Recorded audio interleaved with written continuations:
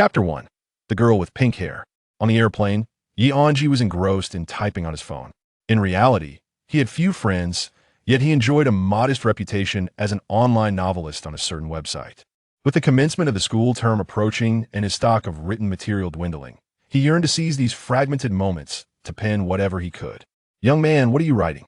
A middle-aged gentleman seated beside Anzhi suddenly struck up a conversation.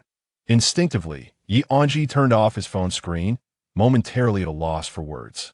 "Oh my." Before Anzhi could respond, the middle-aged man interjected. "You must be writing a novel, right?" Indeed, he was composing a novel, but he was reluctant to divulge this truth to the gentleman. "I've been reading novels for over a decade, and this is the first time I've met an author in person." "Huh?" the man exclaimed, his face alight with enthusiasm. "What's your novel about? They'll look it up and support you." Upon hearing this, Anzhi hastily denied, "No, I'm just writing a diary documenting the start of school today." Anzhi would never allow anyone in his real life to see his novel, as its content was rather irreverent. The gentleman chuckled sheepishly. "Oh dear, look at me getting overly excited and jumping to conclusions." Anzhi managed a smile, exiting the writing interface on his phone. "No worries, W. By the way, which school do you attend?" "Jincheng." "What a coincidence. We are also traveling to Jincheng." "Where are you coming from?" "Guicheng." "Isn't that a coincidence?" "I'm also from Guicheng." "What a coincidence, haha." "Could it be that this is the flight from Guicheng to Jincheng?" Anzhi maintained a smile on the surface, but a flicker of unease coursed through him. He was not adept at socializing. The gentleman, seemingly unfazed by any awkwardness in their exchange, continued, "I've heard that Jincheng is a city rich in cultural heritage. That's precisely why we traveled such a long distance to enjoy a week here." "And you, young man, why did you choose to study in Jincheng?" Anzhi pondered for a moment. There was no particularly compelling reason. He had simply applied based on his scores and was accepted, as many fellow students did. Quickly scanning his mind for suitable vocabulary, he finally crafted a response he believed would satisfy the gentleman. When filling out applications, the most important factor is the city, followed by the university, and finally the major. Jincheng not only boasts a long history, but is also a new first-tier city, which can rapidly enhance our understanding. "I believe pursuing employment here post-graduation is an excellent choice." The gentleman nodded in admiration. Indeed, cultured individuals express themselves differently. Anzhi exhaled in relief, having successfully navigated the conversation. "What is your major?" "Communication engineering." "Why did you choose that major?" The gentleman inquired once more. "Oh no, why is he asking again?" As Anzhi contemplated how to respond this time, a woman seated beside the gentleman, presumably his wife, tugged at his sleeve. "Junzi, I'm going to take a nap. Wake me when we're almost there." The middle-aged man acknowledged and turned to Anzhi, saying, "I apologize, young man, but my wife has fallen asleep. Let's continue our conversation another time." Anzhi nodded, inwardly expressing gratitude towards the man's wife. With no inclination to write further, he chose to close his eyes and await the aircraft's descent. 2 hours later, upon reaching their destination, the man was preoccupied with retrieving his luggage, and he did not engage in further conversation with Anzhi. Anzhi picked up his bag and disembarked from the plane. After locating his suitcase at the baggage claim, Anzhi proceeded to the bus station, following the meticulously planned itinerary to board the 903 bus to the University. Jincheng University of Science and Technology. It was the first day of the semester, and the campus was bustling with a multitude of students, many accompanied by their parents, making Anzhi's solitary presence rather uncommon. That he diligently searched for the communications engineering department, yet the crowd obscured many of the banners, leaving him unable to find his destination even after scanning the area. However, overwhelmed by his social anxiety on this first venture away from home, Anzhi hesitated to inquire with others and instead pushed his suitcase forward, feigning purpose. As he moved ahead, amidst the sea of people, a flash of pink caught his attention. It was a cascade of pink hair, strikingly vivid under the September sun. Unconsciously, Anzhi lingered on the girl for a brief moment, and upon regaining his senses, he noticed the banner beside her emblazoned with the words communications engineering. That he approached and took his place behind the girl in line, inadvertently nudging her backpack with his suitcase as it rolled slightly on the uneven ground. Realizing someone was behind her, the girl turned around, their eyes locking momentarily. the sight of her face. Anzhi's heart skipped a beat. She resembled a character straight out of a comic. He blurted out, "I'm sorry." Then he pulled his suitcase closer to himself. "What's wrong?" The girl inquired with a smile. "The MY suitcase bumped into you," Anzhi replied. "Oh, my apologies." "Huh." Anzhi looked down and discovered a charm from the girl's backpack had somehow become entangled with his suitcase. The girl retrieved the charm from his suitcase, holding it in her hand before turning back around. Anzhi was momentarily stunned. He recognized the charm as the female protagonist from a particular comic, known as Jiang Mengyue. Such merchandise was typically not available for purchase, so the girl must have commissioned it, which suggested she had read and deeply appreciated the comic to go such lengths as somewhat unconventional web novelist. Anzhi often delved into various domains for inspiration, encompassing not only novels but also comics, anime, and films as part of his creative reservoir. Thus, it was not unusual for him to encounter peculiar characters. Yet this girl piqued his curiosity. What could be the reason behind her familiarity with such a character? The class assistant has something to attend to. The students of communication class. One should sign in here. Shortly, I will escort everyone to the department building. Beneath the sunshade, a tall boy raised his hand and called out to the crowd near Anzhi. This voice seemed somewhat familiar to Anzhi. It belonged to his roommate, Deng Linen. During the summer vacation, after the dormitory list was announced, Deng Linen had added Anzhi and 2 other classmates to a group chat. Deng Linen was quite active in the group, having sent numerous voice messages, which left Anzhi with a faint impression of him. As the individuals in front gradually finished signing in and gathered beside Deng Linen, Anzhi deliberately glanced at the last name on the sign-in sheet, which was that of the girl with pink hair, Jiang Mengyue. Chapter 2, Dormitory 107. After completing the enrollment procedures at the department building and receiving his student card and dormitory key, Anzhi made his way to the dormitory. "Classmate." It was Deng Linen's voice. "Which dormitory are you in?" Anzhi slowed his pace, waiting for Deng Linen to catch up to him. "I'm in 107. Deng Linen's expression brightened. "I'm also in 107, Deng Linen." Anzhi nodded. "I am." "Wait," Deng Linen interrupted him. "Let me take a guess." Why Anzhi fell silent, allowing Deng Linen to scrutinize him. After a moment of contemplation, Deng Linen remarked, "I remember Luo Yangyang is from the northeast. He mentioned in the group that the sunlight there is not intense, so people tend to be fairer. You wouldn't be Luo Yangyang, would you?" Anzhi shook his head in denial. Deng Linen continued to ponder. "I recall Zhang Kun stating that during high school, he had admirers lining up from the cafeteria to the school gate, so he must be quite good-looking. Are you Zhang Kun?" Anzhi once again shook his head. Neither Luo Yangyang nor Zhang Kun. There was still one remaining possibility. Deng Linen momentarily struggled to recollect the name of the last person, only recalling that this individual rarely spoke in the group and had not revealed much information. "I am Anzhi," Anzhi stated, not wishing to prolong Deng Linen's speculation, and he felt no surprise at this outcome. "Oh, so you are Anzhi." Deng Linen chuckled awkwardly, attempting to mask his embarrassment. "Nice to meet you, Anzhi." Deng Linen turned his face away, feeling a twinge of regret. Just a second before Anzhi revealed his name, he had failed to arrive at the correct answer, his mind wandering to the name Jian. The two arrived at the dormitory, placed their belongings, and assisted each other in setting up their beds. Deng Linen lay on his bed and sent a voice message in the dormitory group. "Brothers, Anzhi and I have arrived. When will you be here?" "Luo Yangyang. Most likely this afternoon." "The incredibly handsome Zhang Kun." "Me too, this afternoon." "The incredibly handsome Zhang Kun. So what do you think? Are the girls at our school good-looking?" Deng Linen: "I can't speak for other majors, but there's a girl in our class with pink hair who is quite attractive. Her pink locks make her easily noticeable." "The incredibly handsome Zhang Kun. Oh, I'm on my way." Recalling the girl with pink hair, Anzhi found himself more concerned about her inner qualities than her outward appearance. What manner of individual would craft a keychain in the likeness of that comic character?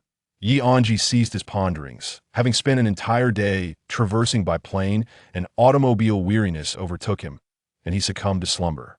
Observing this, Deng Linen refrained from sending voice messages and instead opted to communicate via text in the dormitory group chat.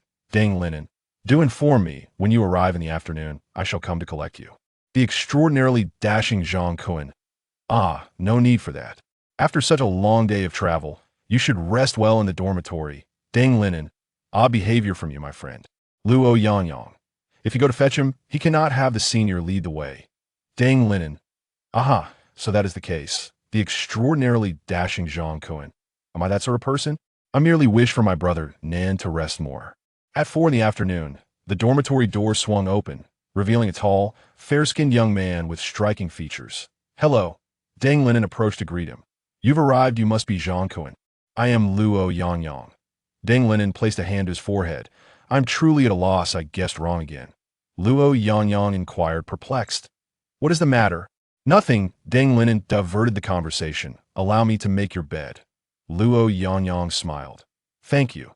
Half an hour later, the dormitory door opened once more, revealing a newcomer clad in a floral shirt, sunglasses perched upon his nose, and a healthy, sun-kissed complexion exuding an aura of vitality. That I have arrived.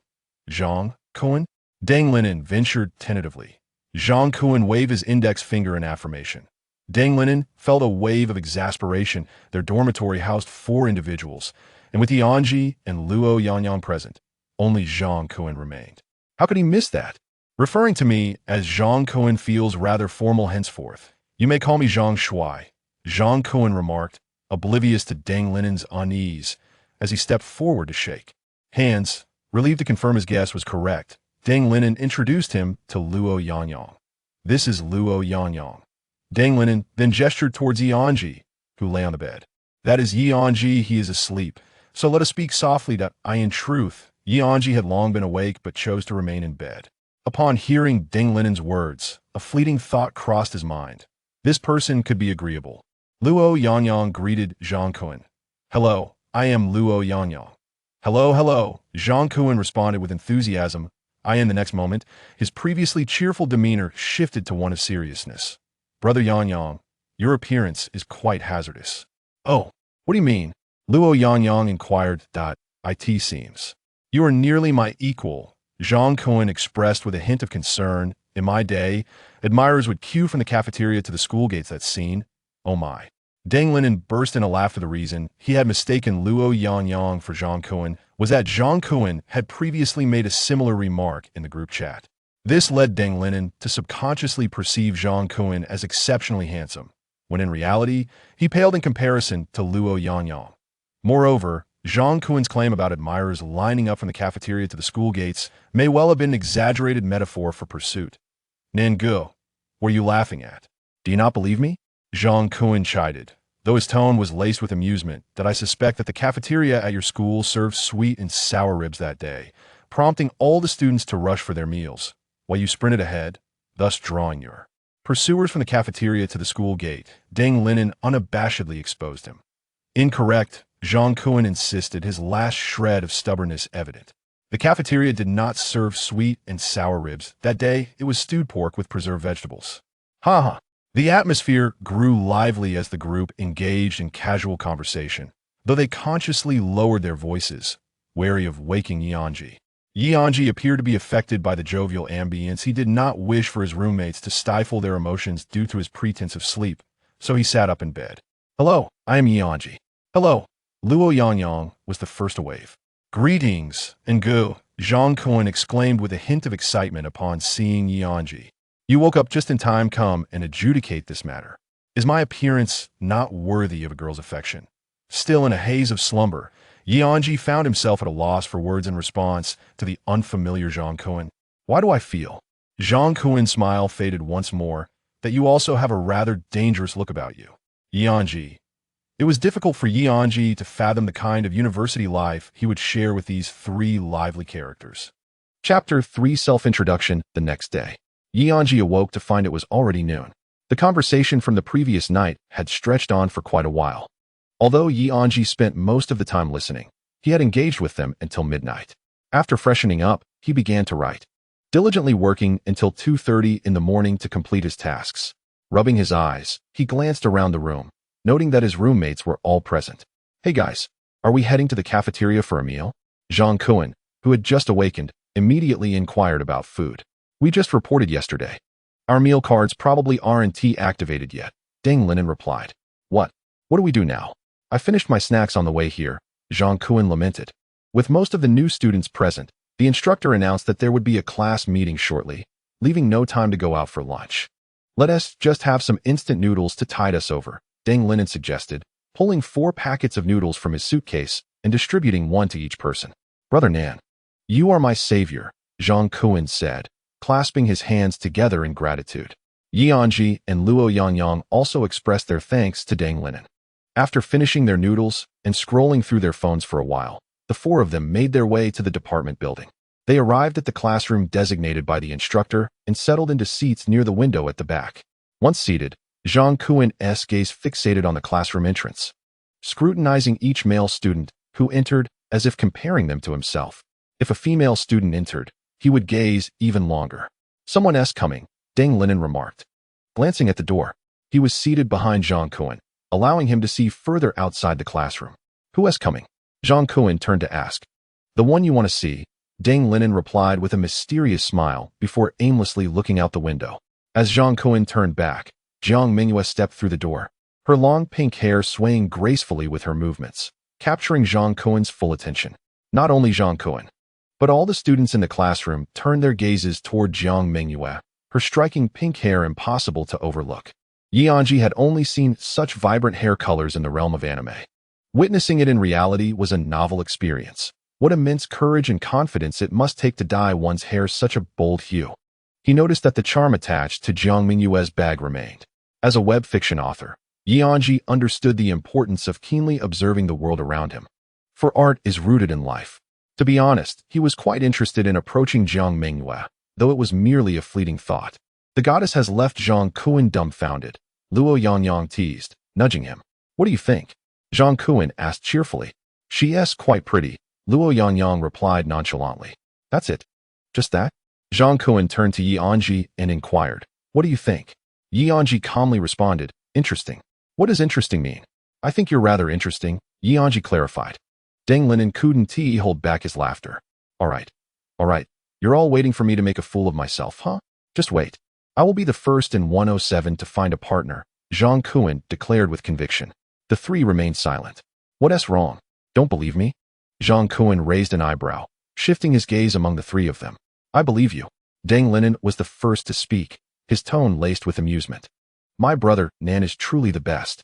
Zhang Kuan solemnly shook hands with Dang Linen and then inquired, what about you two? I, Luo Yangyang, was about to respond when Zhang Kuan interrupted. Never mind, I want to ask you too. Once everyone had gathered, the instructor stepped onto the podium. Hello, students. I am your instructor, surnamed Su, called Su Mei. In truth, I am not much older than you, so feel free to call me Sister Su. I hope we can become good friends over the next 4 years. Su Mei bowed deeply, eliciting a resounding applause from the audience. Sister Su, we adore you. Zhang Kuan's applause was the loudest. Su Mei proceeded to share some campus guidelines before transitioning to the most significant part of the class meeting, self-introductions.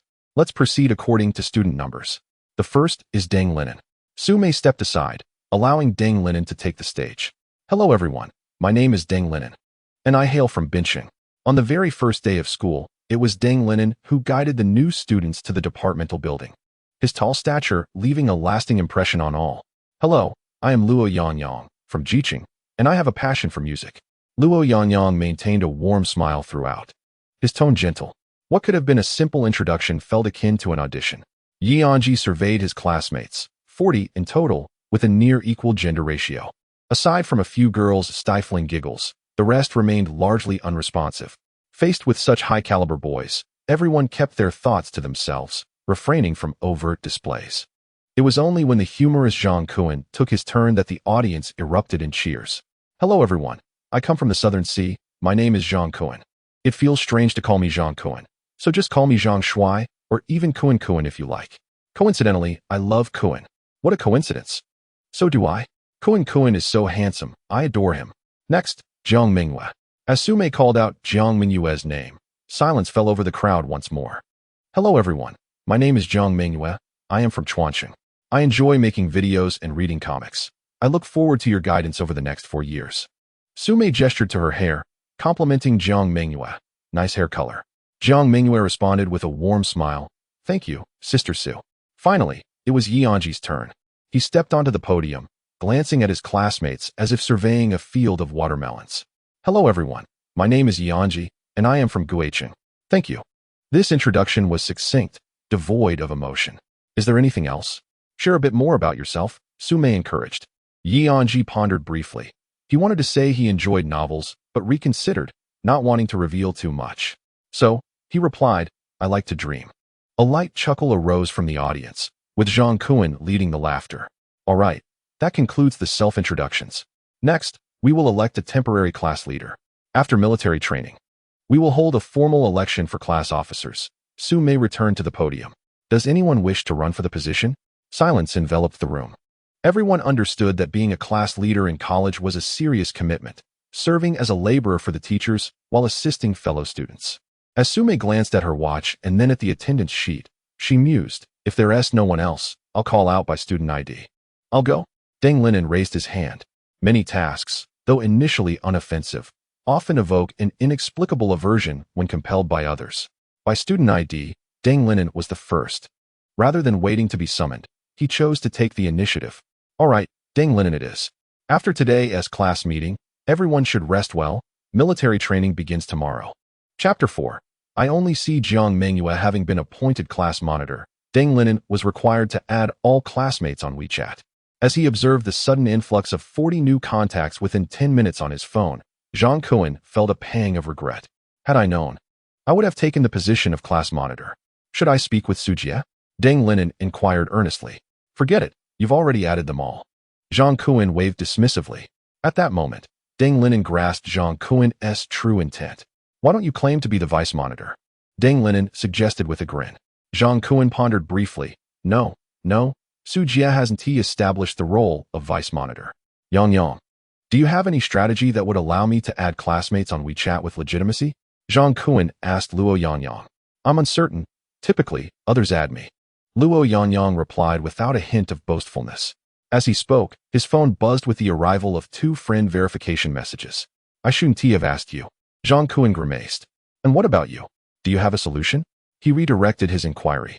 It's simple. Before military training tomorrow, just proactively ask to carry their clothes. And you can inquire about their sizes, Anzhi suggested, clearly motivated by the desire to avoid an early start the next day. You're a genius, and Zhang Kuan exclaimed, a hint of excitement in his voice. It's getting late. You probably didn't have enough to eat at lunch, did you? Let us go out for a meal, Deng Linen proposed. All right, I agree. It's our first gathering as 107. I have no objections. Let us go?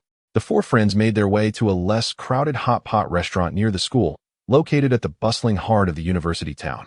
Vibrant with the energy of the new semester. Gentlemen, how many of you are there? The server greeted them warmly. 4, they replied. Very well, here is the menu. Can you handle spicy food? Zhang Kuan inquired. I can't live without spice, Anzhi stated nonchalantly, while Luo Yang and Deng Linen shook their heads in negation. In that case, let us have a yin-yang pot, Zhang Kuan decided. And what about the dishes? He continued, enthusiastically pointing at various items on the menu. What are you ordering? Deng Linen asked, noticing that everything was vegetarian. Aren't you ordering any meat, handsome? The server inquired. No, let us skip those. Just bring one of everything else, Zhang Kuan calmly concluded, closing the menu. Very well, young sir, I'll prepare that for you shortly. The server took the menu, unable to suppress a smile. Can we finish all this? Luo Yang questioned. Don't worry, it's on me, Zhang Kuan whispered 4 words. You've truly outdone yourself. Deng Linen teased. It's settled. I'm becoming a fan of Kuan. May the Kuan Lord be blessed. Naturally, no one could outshine Zhang Kuan, whose self-satisfied grin spread wider than the server's. So handsome, I'm captivated by my own charm. Before long, the waiter wheeled in an array of dishes, filling the entire table. The handsome gentleman began to savor the food, and there was still plenty more to come. As the dishes arrived, several of them wasted no time, indulging heartily and swiftly clearing the tabletop. After the empty plates were removed, the waiter returned with a fresh selection of delicacies, once again adorning the table. At that moment, the door of the hot pot restaurant swung open, and the waiter went to greet the new patrons. How many lovely ladies do we have? 4, came the reply. Deng Linen recognized the voice, glancing up to see their classmate, Jiang Mengyue, accompanied by her roommates. Simultaneously, the 4 young women noticed Deng Linen and his companions, greeting them warmly. What a coincidence, class monitor. Hey, Zhang Shuai. Upon hearing the girls' voices, Zhang Kuan who had been hunched over the table devouring his meal, immediately straightened up, wiped the grease from his mouth with a napkin, and raised his hand slightly, lowering his voice. Hello. Deng Linen and Luo Yangyang also responded with a wave. Only Anzhi was slow to react, still pondering the identity of the newcomers until he spotted the long pink hair. Just as he was about to raise his hand, the four had already taken their seats, seemingly oblivious to his presence. At times, Anzhi wished to voice his grievances about his lack of friends, which was not without reason. He often remained unconsciously indifferent to the enthusiasm of those around him, gradually transforming into his current reticent and composed self. However, he did not perceive this as a flaw. He relished solitude and cherished tranquility, which allowed for a deeper communion with his inner self. Yet, he lamented one thing: a missed opportunity to truly understand what kind of person Jiang Mengyue was. Once Jiang Mengyue confirmed that the four girls would not shift their attention back to them anytime soon, he reverted to his former self, shoveling a piece of meat into his mouth with gusto. The four ravenous young men once again cleared the table, prompting the waiter to promptly bring forth another round of dishes. This time, they moderated their pace, engaging in conversation. What might four spirited young men discuss at the dining table?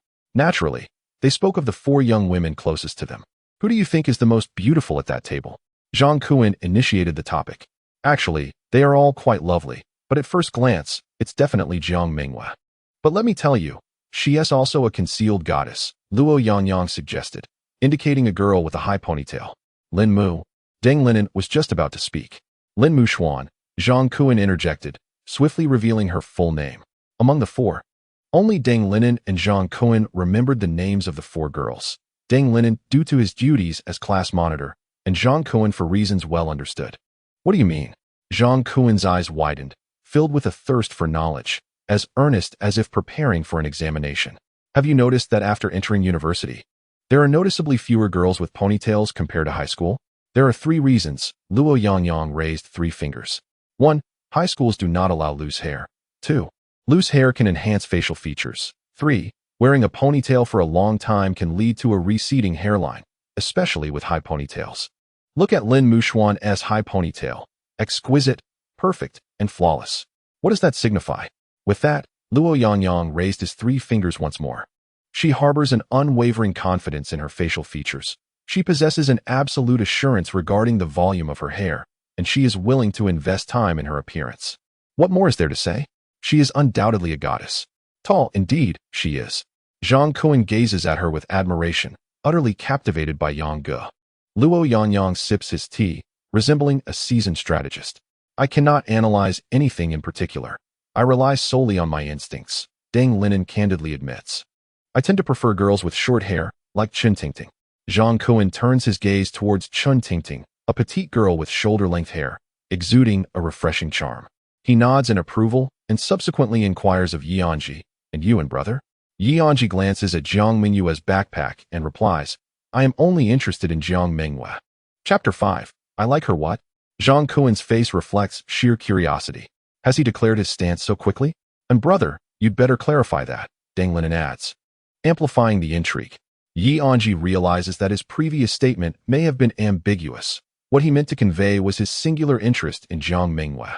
However, he contemplates that such a clarification might only exacerbate the misunderstanding. How could he articulate his true thoughts delicately? He merely wished to study someone like Jiang Mengyue for the benefit of his writing endeavors. Yet, he must conceal the fact that he is a novelist. If acquaintances were to uncover his pen name, it would lead to a mortifying social catastrophe. It would be preferable to meet his demise than face such exposure. Given Jiang Mengyue's nature, if he were to discover that Anzhi is an author, he would undoubtedly pry into his pen name. It is exhausting. Why must social interactions be so draining? After much contemplation, Anzhi could not devise a suitable expression, but time was not on his side, as Jiang Mengyue's inquisitive face drew nearer. Never mind, let it be. I like her. Uft. Not only Jiang Mengyue, but even Deng Linen failed to contain a mouthful of tea. Luo Yangyang looked at Anzhi with a mix of intrigue and disbelief. He had always been perceptive, and after a day spent together, he had assumed Anzhi to be the type of refined and aloof youth. He was taken aback to find that Anzhi was, in fact, an unreserved and somewhat reserved young man. It is worth noting that despite his myriad romantic entanglements and the elevation of his character, he still refrained from so openly expressing his affection for a girl he had known for merely a day. Luo Yangyang would never engage in such boldness without certainty of the girl's feelings. The only possibility that crossed his mind was that Anzhi had experienced more than he had, reaching a level of maturity that eluded his understanding. Anzhi, have you ever been in a relationship? No. Anzhi promptly denied. Luo Yangyang furrowed his brow. A person who has never been in a relationship, on the very first day of college, has fallen for a girl they have known for just a day, more accurately, a girl whose name they learned merely 3 hours ago, and is unabashedly declaring it? You have fallen for Jiang Mengyue at first sight? Luo Yangyang inquires. Once a lie is uttered, it necessitates a multitude of lies to cover it up. Let it be, he thinks, as they will likely forget this matter by tomorrow. Thus, Anzhi lightly nods, yes. The group is left in astonishment. In a bid to deceive herself, Anzhi unconsciously cast a glance towards Jiang Mengyue. The girl bore a delicate, understated makeup, her long and dense eyelashes fluttering gently under the light, revealing a pair of clear, glassy eyes that sparkled with joy. She smiled, radiating warmth and brightness akin to cherry blossoms in spring. A sudden, inexplicable urge surged within Anzhi, a desire to shatter her smile and witness her tears, which startled him with its unsettling nature. Perhaps this was why, unbeknownst to him, a faint blush crept upon his cheeks. While the boys at one table discussed the girls, their counterparts were equally engaged in conversing about the boys. The curly-haired girl, Suyuechi, unexpectedly sneezed and then playfully tossed a question into the air. What do you all think of the boys in our class? You asked, so you go first, replied Lin Muxuan with a high ponytail, batting the question back. I think Luo Yangyang is quite handsome, Suyuechi shot back. I agree, Lin Muxuan beamed, accepting her volley with delight. Tingting, what is your opinion? Suyuechi directed the question towards the short-haired girl, Chen Tingting. I think the class monitor is tall and gives a sense of security, Chen Tingting responded shyly, her face already flushed. Suyuechi and Lin Muxuan exchanged knowing smiles, their expressions reminiscent of playful ants. Chen Tingting, now silent, turned as red as a cooked shrimp. Jiang Mengyue wrapped her arm around Chen Tingting, chiding, don't tease her. All right, it's your turn, Mengyue. What do you think? Suyuechi pivoted to Jiang Mengyue. Pretending to ponder, Jiang Mengyue eventually replied. I also think Luo Yangyang is quite good. Not sincere. Lin Muxuan narrowed her eyes, leaning closer to Jiang Mengyue, piercing through her facade.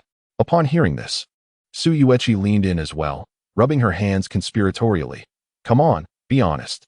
Realizing the precariousness of her situation, Jiang Mengyue decided to unleash her ultimate response. I think they all seem pretty good. I'd take them all into my harem.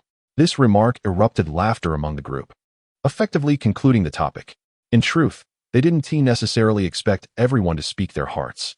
After all, they had only just met, and there was an inherent understanding among them. Their conversation served merely as a catalyst for the ambience, enough to enliven the atmosphere. The four continued to enjoy their hot pot, while Jiang Mengyue discreetly glanced at Anzhi. In reality, she had always been rather indifferent towards the people around her. To her, everyone resembled a watermelon, differing only in their roundness or flatness. She found more allure in the ephemeral beauty of paper characters, or rather, in the unrealistic yet enchanting fantasies they embodied. This fantastical realm was vibrant and multifaceted, where each individual played the lead role in their own narrative, unbothered by the judgments of others. Thus, she crafted a short video account for herself, meticulously constructing her ideal castle within it. She dyed her hair pink because she found the color aesthetically pleasing. She transformed characters from a comic that brought her joy into keychains for her backpack. Yet, the comic itself was rather frivolous, and to this day, no one had recognized the character's origins. However, on the day of registration, her backpack charm inadvertently became entangled with Anzhi's suitcase. When she retrieved her charm, she noticed a distinct change in the other person's expression. It was a look of recognition, of curiosity. Jiang Mengyue was 80% certain that Anzhi had identified the charm's owner. Yet, there was no shock, no disdain, no sarcasm, only pure curiosity. This, inexplicably, filled Jiang Mengyue with a sense of encountering a kindred spirit. Her thoughts meandered aimlessly, and she realized that Anzhi was looking back at her for some unknown reason. Their gazes boldly intersected in the air, while their roommates remained blissfully unaware, making their exchanged glances all the more delicate. This marked their second moment of eye contact. Anzhi was the first to avert her gaze. Why is she looking at me? No, wasn't it I who looked at her first? Yet, she still gazed at me, throwing Anzhi into rare disarray. How strange. Could it be that she truly was deceived by me? Nonchalantly, Anzhi popped a piece of meat into her mouth and resumed bantering with her roommates. Meanwhile, Jiang Mengyue's mind was equally in turmoil. Through their previous shared glance, she felt more convinced that this boy named Anzhi had caught a glimpse of her true self. Jiang Mengyue was no longer composed. Chapter 6. Offering meat. All right, I won't compete with you, but if Zhang Kuan raises a toast with tea instead of wine, and you don't secure the deal, don't blame me for being impolite. Zhang Kuan regretted his hesitation. This was the second time he had regretted today. The first being his failure to be elected class monitor, and the second being not having declared his stance earlier. Why did others always take action while he hesitated? Indeed, hesitation leads to defeat. By the way, Yang, how many relationships have you had? You must have had quite a few admirers, Deng Linen remarked, recovering from his shock and changing the subject.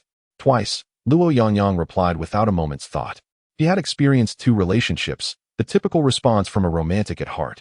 One was a childish fling during his middle school years, and the other a lonely online romance in the depths of night. In truth, Luo Yang had lost count of how many relationships he had had. Some were hard to classify as genuine. Nevertheless, he had resolved to turn over a new leaf. From now on, his heart belonged solely to that person. I don't believe it, Zhang Kuan retorted abruptly. Really? Luo Yang chuckled. I don't believe it. Zhang Kuan shook his head. Do you believe it, and brother? I don't believe it. I do, Anzhi responded decisively, contradicting her inner feelings. Nong brother, do you believe it? Of course, if Yang says so, then it must be true, Deng Linen affirmed straightforwardly. I still don't believe it, Zhang Kuan maintained his stance. Suit yourself. Luo Yang picked up a piece of meat to mask his smile. When the 4 boys cleared the table for the 3rd time, the waiter brought in another table laden with meat, saying, There's more, take your time. Zhang Kuan's eyes widened in disbelief. Are you saying, after finishing this, there's another table? Indeed, the waiter replied with a cheerful smile. Zhang Kuan felt somewhat full, gazing at the table overflowing with meat. The thought of another table arriving afterward filled him with profound despair. This marked his 3rd moment of regret today. The 4 individuals reluctantly finished the dishes on the table, and the waiter presented the last course. Everything is here. Please enjoy. Can you still eat? Zhang Kuan burped. The 3 others shook their heads in unison. What should we do? Zhang Kuan's expression revealed his dilemma. Look at you. You've gone too far with your pretentiousness, Deng Linen remarked as he stood up. I'll ask the waiter if we can return it. If not, we'll pack it up. Wait, Zhang Kuan stopped Deng Linen. I have a splendid idea. How about we send this meat over to their table?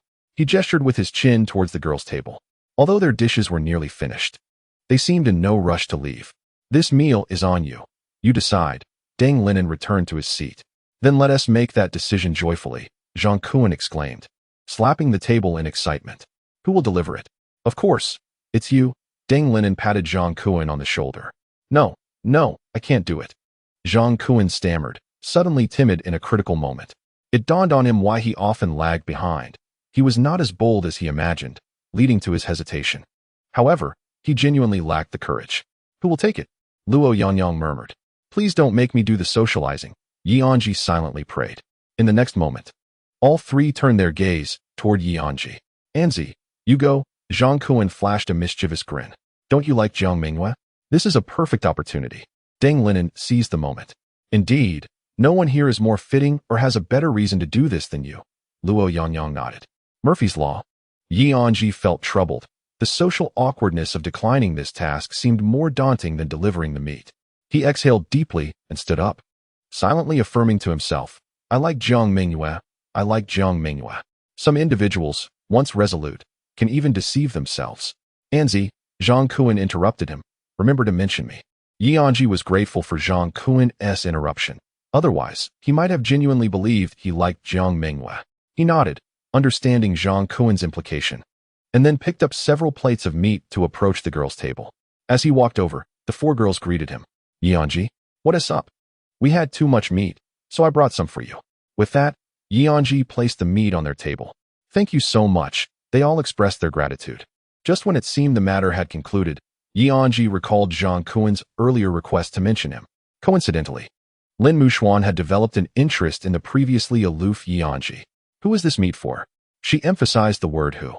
Jiang Mengyue and Anzhi just started to speak. Huh. The atmosphere turned awkward. Laughter erupted. What did Anzhi say to make that table of girls laugh so heartily? Jiang Mengyue gritted his teeth in frustration.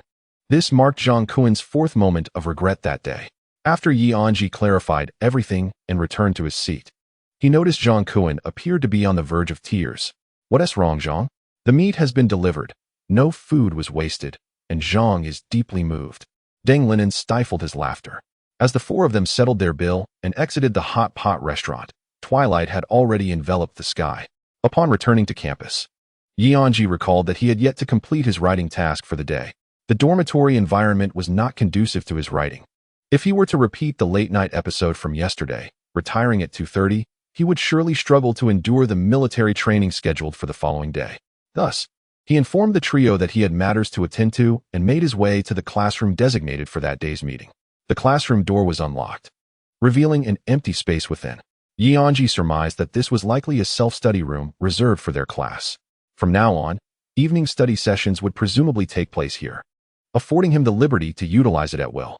He flicked on the light, retrieved his tablet from his bag, and commenced his writing for the day. Once he began typing, he became wholly engrossed in his own world, oblivious to his surroundings unless someone called for him. Even the arrival of Jiang Mengyue went unnoticed. Jiang Mengyue entered through the back door, surprised to discover someone in the classroom. Upon closer inspection, she realized it was Anzhi. He sat upright, his lips slightly parted, eyebrows subtly raised, and his finely articulated fingers danced rapidly across the screen, reminiscent of a pianist, exuding an aura of serene tranquility. What was he working on? Writing a novel, perhaps? She mused that his words must be exquisite. At that moment, Anzhi's screen displayed. The woman roughly pinned him to the ground. Senior, what do you intend to do? Oh, I simply can't hold back anymore. The subsequent 2,000 words are omitted. Regardless, she felt grateful for the meat he had brought them earlier and decided to greet him politely. Anzhi? Jiang Mengyue tentatively called, startled by the voice. Anzhi hastily shut off his tablet, searching for the source of the sound. His eyes landed on Jiang Mengyue, who stood behind him. Panic surged within him. She knew everything. Chapter 7. You wouldn't want this to be known by others, would you? What are you doing here? Anzhi stammered, his composure shattered. What is going on? He appeared quite fearful. Jiang Mengyue's eyes sparkled with mischief. Why shouldn't I be here? You are here too, aren't you? Anzhi desperately wished to ascertain whether Jiang Mengyue had glimpsed the contents of his novel, yet he found himself unable to voice the question. Oh right, you're writing a novel, aren't you? Jiang Mengyue inquired, a sudden realization dawning upon her. No need to ask further, Anzhi thought bleakly. Yes. Observing the gloomy expression on Anzhi's face, Jiang Mengyue speculated that he was not particularly keen on others knowing about his writing endeavors. Suddenly, she felt inclined to tease him, a sly smile spreading across her face. Classmate, you wouldn't want this to be known by anyone else, would you? What do you intend to do? Anzhi asked warily, maintaining a facade of calm while a tempest brewed within him. This narrative seemed to be veering toward an unsettling direction. He recalled a comic he had once read. Madam, you wouldn't want your husband to lose his job, would you? Miss, you wouldn't want Kenneth to be bullied at school, would you? Anzhi found it hard to fathom that as a less than reputable web novelist, he would one day find himself entangled in such an unseemly plot. What was even more alarming was the realization that he was the one being coerced. According to the conventional narrative progression, the days ahead promised no favorable outcomes for Anzhi, who even contemplated that his life might be irrevocably doomed. Without making any overt moves, Jiang Mengyue wore a smile, casting Anzhi a glance laden with meaning before settling into a seat not far from him. In high spirits, Jiang Mengyue reflected on how Anzhi had discovered her secret yet revealed nothing in response. Now, having unearthed a secret of her own regarding Anzhi, albeit without a clear understanding of the content of his novel, they were, in essence, even. She opened a video editing application, preparing to edit the footage from the first day of school and subsequently share it on her short video account. With the recent hustle and bustle of the new semester, she had not posted updates, leading to a slight decline in her follower count, which troubled her greatly. What Jiang Mengyue referred to as not doing anything was, in truth, a genuine lack of intention to trouble Anzhi. After all, Who does not harbor a few secrets within? Yet, Anzhi perceived matters differently. He was convinced that Jiang Mengyue was not an ordinary person. Stealthily, he approached her from behind, noticing her engrossed in video editing. An audacious thought crossed his mind. Could she be intending to announce this matter to the world?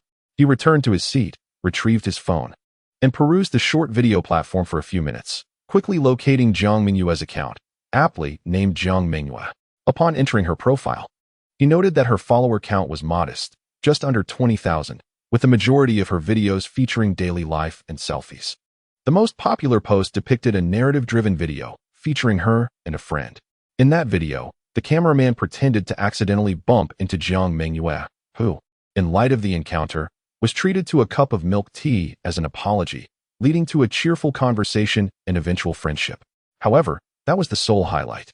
Subsequent videos reverted to routine sharing, causing her views to dwindle.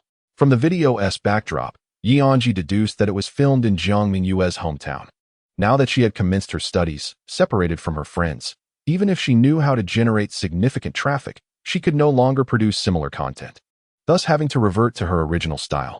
A bold idea took root in Anzhi's mind, his most audacious yet, destined to be his most astute decision. Rather than remain passive, he resolved to take proactive measures. To preserve his reputation in reality, he decided to propose a transaction with Jiang Mengyue. Rising from his seat, he approached Jiang Mengyue. When she lifted her gaze to meet his, it marked their third exchange of looks, though she found his expression inscrutable. "What is the matter?" she inquired. "I believe you are a good person." Anzhi summoned his courage. "I wish to assist you in enhancing your account." "What do you mean?" Jiang Mengyue grasped his words, though disbelief flickered across her features. "I recently stumbled upon your short video account and found a narrative-driven video that captivated me. However, it is regrettable that there is no sequel." Anzhi began to speak earnestly yet absurdly. "If you are willing, I can assist you in filming the video or even crafting the script," he suggested, revealing that he was a novelist, which should not be too challenging. Jiang Mengyue covered her mouth, left speechless by her surprise. Anzhi gazed into her eyes, where something seemed to flicker. He paused, turned his gaze away, and softly murmured, "If you are willing." "Of course, I am willing," she replied eagerly. Who could refuse such a fortuitous opportunity? Jiang Mengyue nodded slowly, her mind clouded with joy, still clinging to a thread of rationality. "How can I repay you?" At last, it is my turn to set conditions. I have awaited this very phrase." Anzhi maintained an outward calm as he stated, "You must heed my every word." The moment the words left his mouth, he regretted them, merely wishing to keep Jiang Mengyue from disclosing his penchant for writing unconventional novels. However, in a moment of impulse, he had spoken too bluntly. That phrase sounded inherently unreasonable. Yet, Jiang Mengyue did not dwell on it. In her eyes, Anzhi was such a good person. How could he harbor ill intentions? She interpreted his words as, "I will teach you how to film, and you shall follow my guidance." Jiang Mengyue bestowed a sweet smile and nodded emphatically, "I agree." Was it truly that simple? A flicker of unease passed through Anzhi. This seemed exceedingly straightforward. "Let us first add each other on WeChat," he suggested. Jiang Mengyue retrieved her phone and displayed her QR code. Anzhi pulled out his device and scanned it. "Thank you," she said, extending her right hand, palm open. "Indeed. May our collaboration be delightful," Anzhi replied as he clasped her hand, cool and soft. Returning to his seat, Anzhi opened his tablet to continue typing. Now that he had been discovered, there was no reason for concealment. Jiang Mengyue remained enveloped in joy, her enthusiasm for editing videos heightened. At 10 o'clock, Anzhi finally completed his task for the day. Stretching, he glanced at Jiang Mengyue, who had yet to depart. "Aren't you leaving?" he inquired. "Soon," she replied. In truth, she had finished editing long ago. She lingered to wait for Anzhi. She found herself quite taken with the sight of his fingers dancing across the screen, so engrossed in the task at hand that it rendered everything else irrelevant, a sight most pleasing. As Anzhi tidied his tablet, Jiang Mengyue rose, and they exited the classroom together. "When shall we commence filming?" she asked. "Tomorrow?" he responded. "So soon?" she exclaimed. "Tomorrow is military training day. It provides excellent material." Chapter 8. Peach Bubble Drunk Wine, Where Have You Been? As soon as he returned to the dormitory, Zhang Kuan approached him. "What do those with crushes do?" "I advise you not to inquire further." Deng Linen pulled Zhang Kuan back to his seat. "Perhaps and is on a date," Luo Yangyang added. Impossible, do not wrong in. He hasn't even added her on WeChat yet. Jiang Mengyue appeared to retort, yet beneath the surface, he was in a state of panic, fearing that Anzhi might indeed go on a date. Right, and brother? Jiang Mengyue shifted his gaze to Anzhi, attempting to bolster his own confidence. Anzhi remained silent. No, and brother, say something. Am I not correct? The previously boisterous Jiang Mengyue suddenly deflated. In truth, Anzhi was holding his phone, the screen displaying a WeChat message from Jiang Mengyue. No, it cannot be. Jiang Mengyue snatched Anzhi's phone, peered at the screen, and was left speechless. He returned the phone to Anzhi and collapsed onto his seat, striking his thigh in frustration. How could you? Damn it. Upon witnessing Jiang Mengyue's reaction, it was evident what had transpired, prompting a knowing smile between Deng Linen and Luo Yangyang. Don't be disheartened, Jiang brother. I still believe you will be the first among us to find love, Deng Linen reassured him. Really, brother Nan? Jiang Mengyue looked up impulsively. Indeed, absolutely. Deng Linen regarded Jiang Mengyue with the warm gaze of a father looking at his child. Well, with your words, brother Nan, I feel reassured. Jiang Mengyue regained his spirits. Anzhi could only smile wryly. He was not off to any date, and the green bubble from Jiang Mengyue was merely a coincidence. After completing his evening routine, Anzhi lay on his bed, reflecting on the events that had just unfolded. On the very first day of school, he had unwittingly taken on a new role. Not only would he be writing daily, but he would also be responsible for filming Jiang Mengyue. The thought alone was overwhelming. However, he reasoned that interacting with someone like Jiang Mengyue should not be difficult, especially since she had readily accepted the proposition he had made. This arrangement was advantageous for Jiang Mengyue, placing him in a position of power as the initiator. With this in mind, Anzhi's earlier gloom began to dissipate. Additionally, while enjoying Hot Pot, he had thought that he might never have the opportunity to understand what kind of person Jiang Mengyue was. Yet now, due to this transaction, he would have the privilege of spending time with her every day, a serendipitous turn of events. No, there was indeed a price to pay.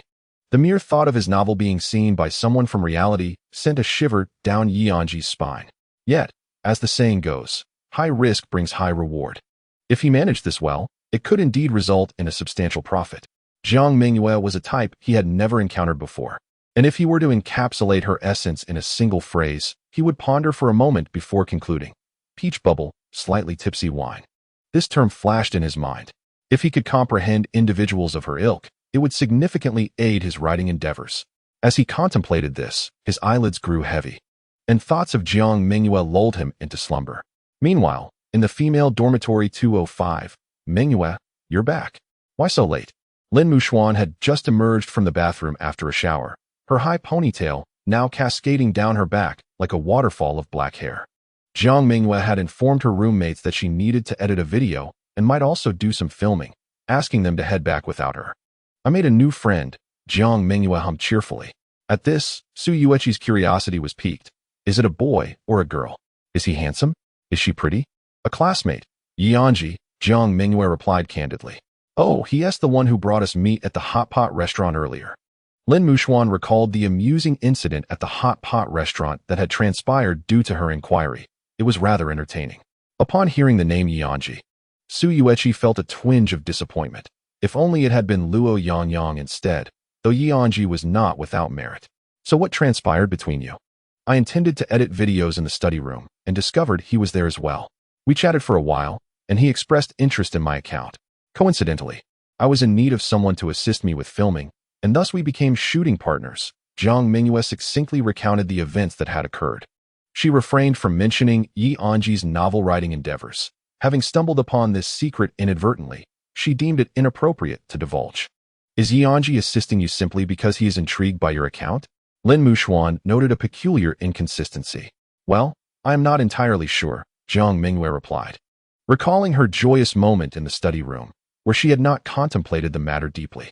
She had inquired about what he expected in return, yet he seemed to have said nothing. How strange, Su Yueqi remarked, resting her chin on her index finger. When someone offers unsolicited kindness, one must question their intentions. I believe Anzhi is a good person, Chun Tingting interjected softly, her words catching the attention of the other three girls, who nodded in agreement. That leaves only one possibility, Su Yueqi suggested, raising her finger. Anzhi likes you. I concur, Lin Muxuan added. How is that possible? Jiang Mengyue had never entertained such a notion. We have only known each other for a day. So what if it's only been a day? Can't one develop feelings in such a short time? Su Yueqi cast a meaningful glance at Chen Tingting, who blushed noticeably. Love at first sight is not out of the question, Lin Muxuan mused, following Su Yueqi's gaze to Chen Tingting.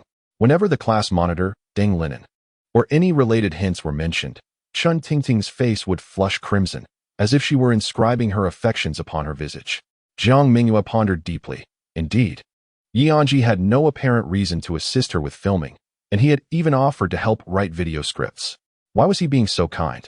Was it merely because he was interested? It seemed as though she had unwittingly accepted his goodwill, and the feeling of benefiting without reciprocity was oddly pleasant. No, I must clarify this, Jiang Mengyue resolved, tapping her head thoughtfully. I should find an opportunity to ask him. Since her middle school days, many had pursued her, yet their intentions were often too overt. They would shower her with compliments after only a few exchanges, or subtly flaunt their worthiness to capture her attention, failing to genuinely understand her desires. This insincerity rendered them laughable in her eyes. What are your thoughts, Mengyue? Su Yueqi squinted her eyes. I believe Anzhi is a decent person, someone worth befriending. Jiang Mengyue offered a deliberately ambiguous response. This statement evaluated Anzhi while also revealing her own stance. Yet it was neither a clear endorsement nor a rejection. Has he added you on WeChat? Lin Muxuan inquired. He has, yet he hasn't uttered a single word. Jiang Mengyue opened the chat window with Anzhi, finding it devoid of any messages apart from verification notes. He was entirely different from the boy she encountered during her middle school years. It appeared that Anzhi possessed quite a remarkable stature. Lin Muxuan couldn't help but smile. Chapter 9. The handsome man's magical house. The following morning, Anzhi awakened and checked his phone, noting the time was 9 o'clock. The class advisor, Su Mei, had messaged the group, instructing Deng Linen to gather a few individuals to retrieve their military training uniforms at the Southern Sports Field. Deng Linen recalled the suggestion Anzhi had made to Zhang Kuan the previous night and decisively assisted Zhang Kuan by rallying the group. He tagged everyone in the chat. Please report your sizes to classmate Zhang Kuan. Before long, Zhang Kuan's phone chimed incessantly, as he instantly added over 20 new friends. His joy evident as he beamed with delight. I'll head to the field to queue up. You tally the sizes and come over, Deng Linen instructed Zhang Kuan. Absolutely. You're the best, Nangu. Zhang Kuan nodded fervently, diligently recording each classmate's size. As Deng Linen stepped out of the dormitory, he felt disinclined to reach out to the girls. His plan was to retrieve the entire class's military training uniforms with Zhang Kuan and bring them back to the dormitory lobby for everyone to collect. Though it seemed a bit taxing for both him and Zhang Kuan, it ultimately served the convenience of the entire class. As the class monitor, he felt it was his duty to endure a little fatigue, while Zhang Kuan was simply thrilled to be involved. Just as Deng Linen contemplated this, he received a message from Lin Muxuan. Do you need more hands? We can come help. No need. You can just come down to pick them up later, he replied. You girls didn't invite anyone, did you? It would feel awkward to have you all carry everything. All right, thank you. As Lin Muxuan's insistence proved hard to dissuade, Deng Linen reluctantly agreed. Let us go. Tingting will assist the class monitor, Lin Muxuan said, showing the chat to Chen Tingting. This idea had actually originated from Chen Tingting, who was too shy to ask, prompting Lin Muxuan to step forward on her behalf. Chen Tingting, glancing at Deng Linen's response, found herself moved by the cute emoticon he had sent. The unexpected charm of such a robust individual using such a delightful emoticon elevated her fondness for him. Lin Muxuan observed Chen Tingting's involuntary smile with a mix of amusement and concern, thinking to herself, oh no, this little girl is smitten. Deng Linen exited the dormitory and approached the girls' dormitory just as Chen Tingting and Lin Muxuan emerged. Class monitor, Lin Muxuan greeted first. Deng Linen waved in response. Let us go? Good morning, Chen Tingting whispered a greeting. Yes, good morning, Deng Linen nodded at her. He had anticipated that Lin Muxuan would be accompanied by Su Yueqi or Jiang Mengyue, never expecting it to be Chen Tingting instead. Recalling his preference for short hair expressed during their hot pot dinner the night before, he noted that Chen Tingting indeed had short hair.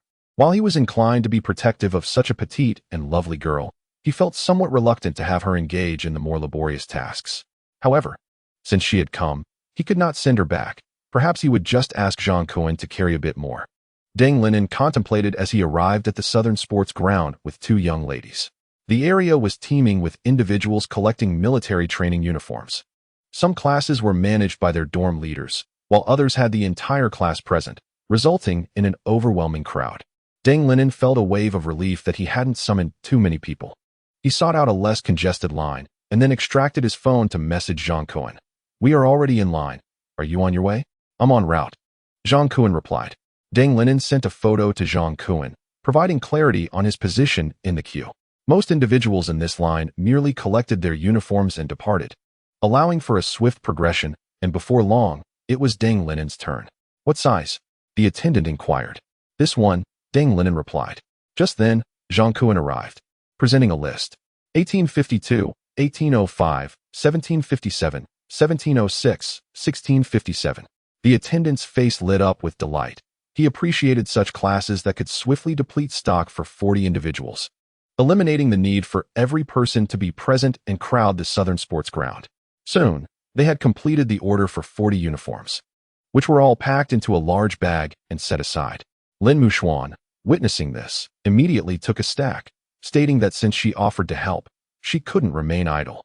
Seeing Lin Muxuan in action, Chun Tingting also wished to grab a handful, but Deng Linen intervened. "You take the belts," he said, placing a bundle of belts into Chun Tingting's arms, significantly lighter than the uniforms. He and Jiang Mengyue each grasped a corner of the bag, lifting the remaining clothing. Deng Linen and Jiang Mengyue led the way, with Chun Tingting following closely behind Deng Linen and Lin Muxuan trailing last, quietly observing the individuals ahead with a bemused expression. After a short distance, Jiang Mengyue suddenly remarked to Deng Linen, "Brother Nan, you must be tired." "Huh, not at all," Deng Linen replied, perplexed by Jiang Mengyue's assertion. Jiang Mengyue made a series of exaggerated facial expressions. "You seem quite fatigued." Deng Linen, however, remained oblivious, not tired at all. Growing impatient, Jiang Mengyue cleared his throat. "You are tired." Finally, Deng Linen realized Jiang Mengyue might have ulterior motives and played along. "I suppose I am a bit weary." Jiang Mengyue's face brightened. "Then take a moment to rest. I will carry the rest of the way." Deng Linen smacked his forehead, realizing the boy's intention. "You are too kind. If you tire, I shall take over." Deng Linen released his grip, and Jiang Mengyue abruptly hoisted the bag, slinging all the uniforms over his shoulder. The weight exceeded Jiang Mengyue's expectations. The bag sagged backward, causing him to stumble precariously. Deng Linen rushed to assist him. "Are you all right, Jiang?" "Apologies. I slipped a moment ago," Jiang Mengyue insisted, forcing a brave face as he quickened his pace. At that moment, his inner thoughts reflected. "I almost embarrassed myself just now. But now, I look incredibly impressive." Observing Jiang Mengyue's clumsy performance, Lin Muxuan could barely contain her laughter and joined in. "Jiang, you are quite remarkable." Hearing this, Jiang Mengyue's vanity soared, and he pressed forward with unwavering determination, never glancing back. Returning to the base of the dormitory, Deng Linen took charge of contacting the boys while Lin Muxuan reached out to the girls, instructing them to come down and collect their military training uniforms. Upon receiving the message, Luo Yangyang called out towards the restroom. "It's time to get the uniforms." "You go ahead," came the voice of Anzhi from inside. "I'm just using the bathroom." "All right, I'll go first then." Inside the restroom, Anzhi was washing his hair, perhaps due to the unfamiliar surroundings. He had not slept well the previous night, tossing and turning to find a comfortable position. Upon waking, he glanced in the mirror and found his hair tousled into a nest. In the comfort of his home, Anzhi could easily go several days without washing his hair. But in public, he could not afford to appear disheveled. One could lose blood but not maintain a chaotic hairstyle.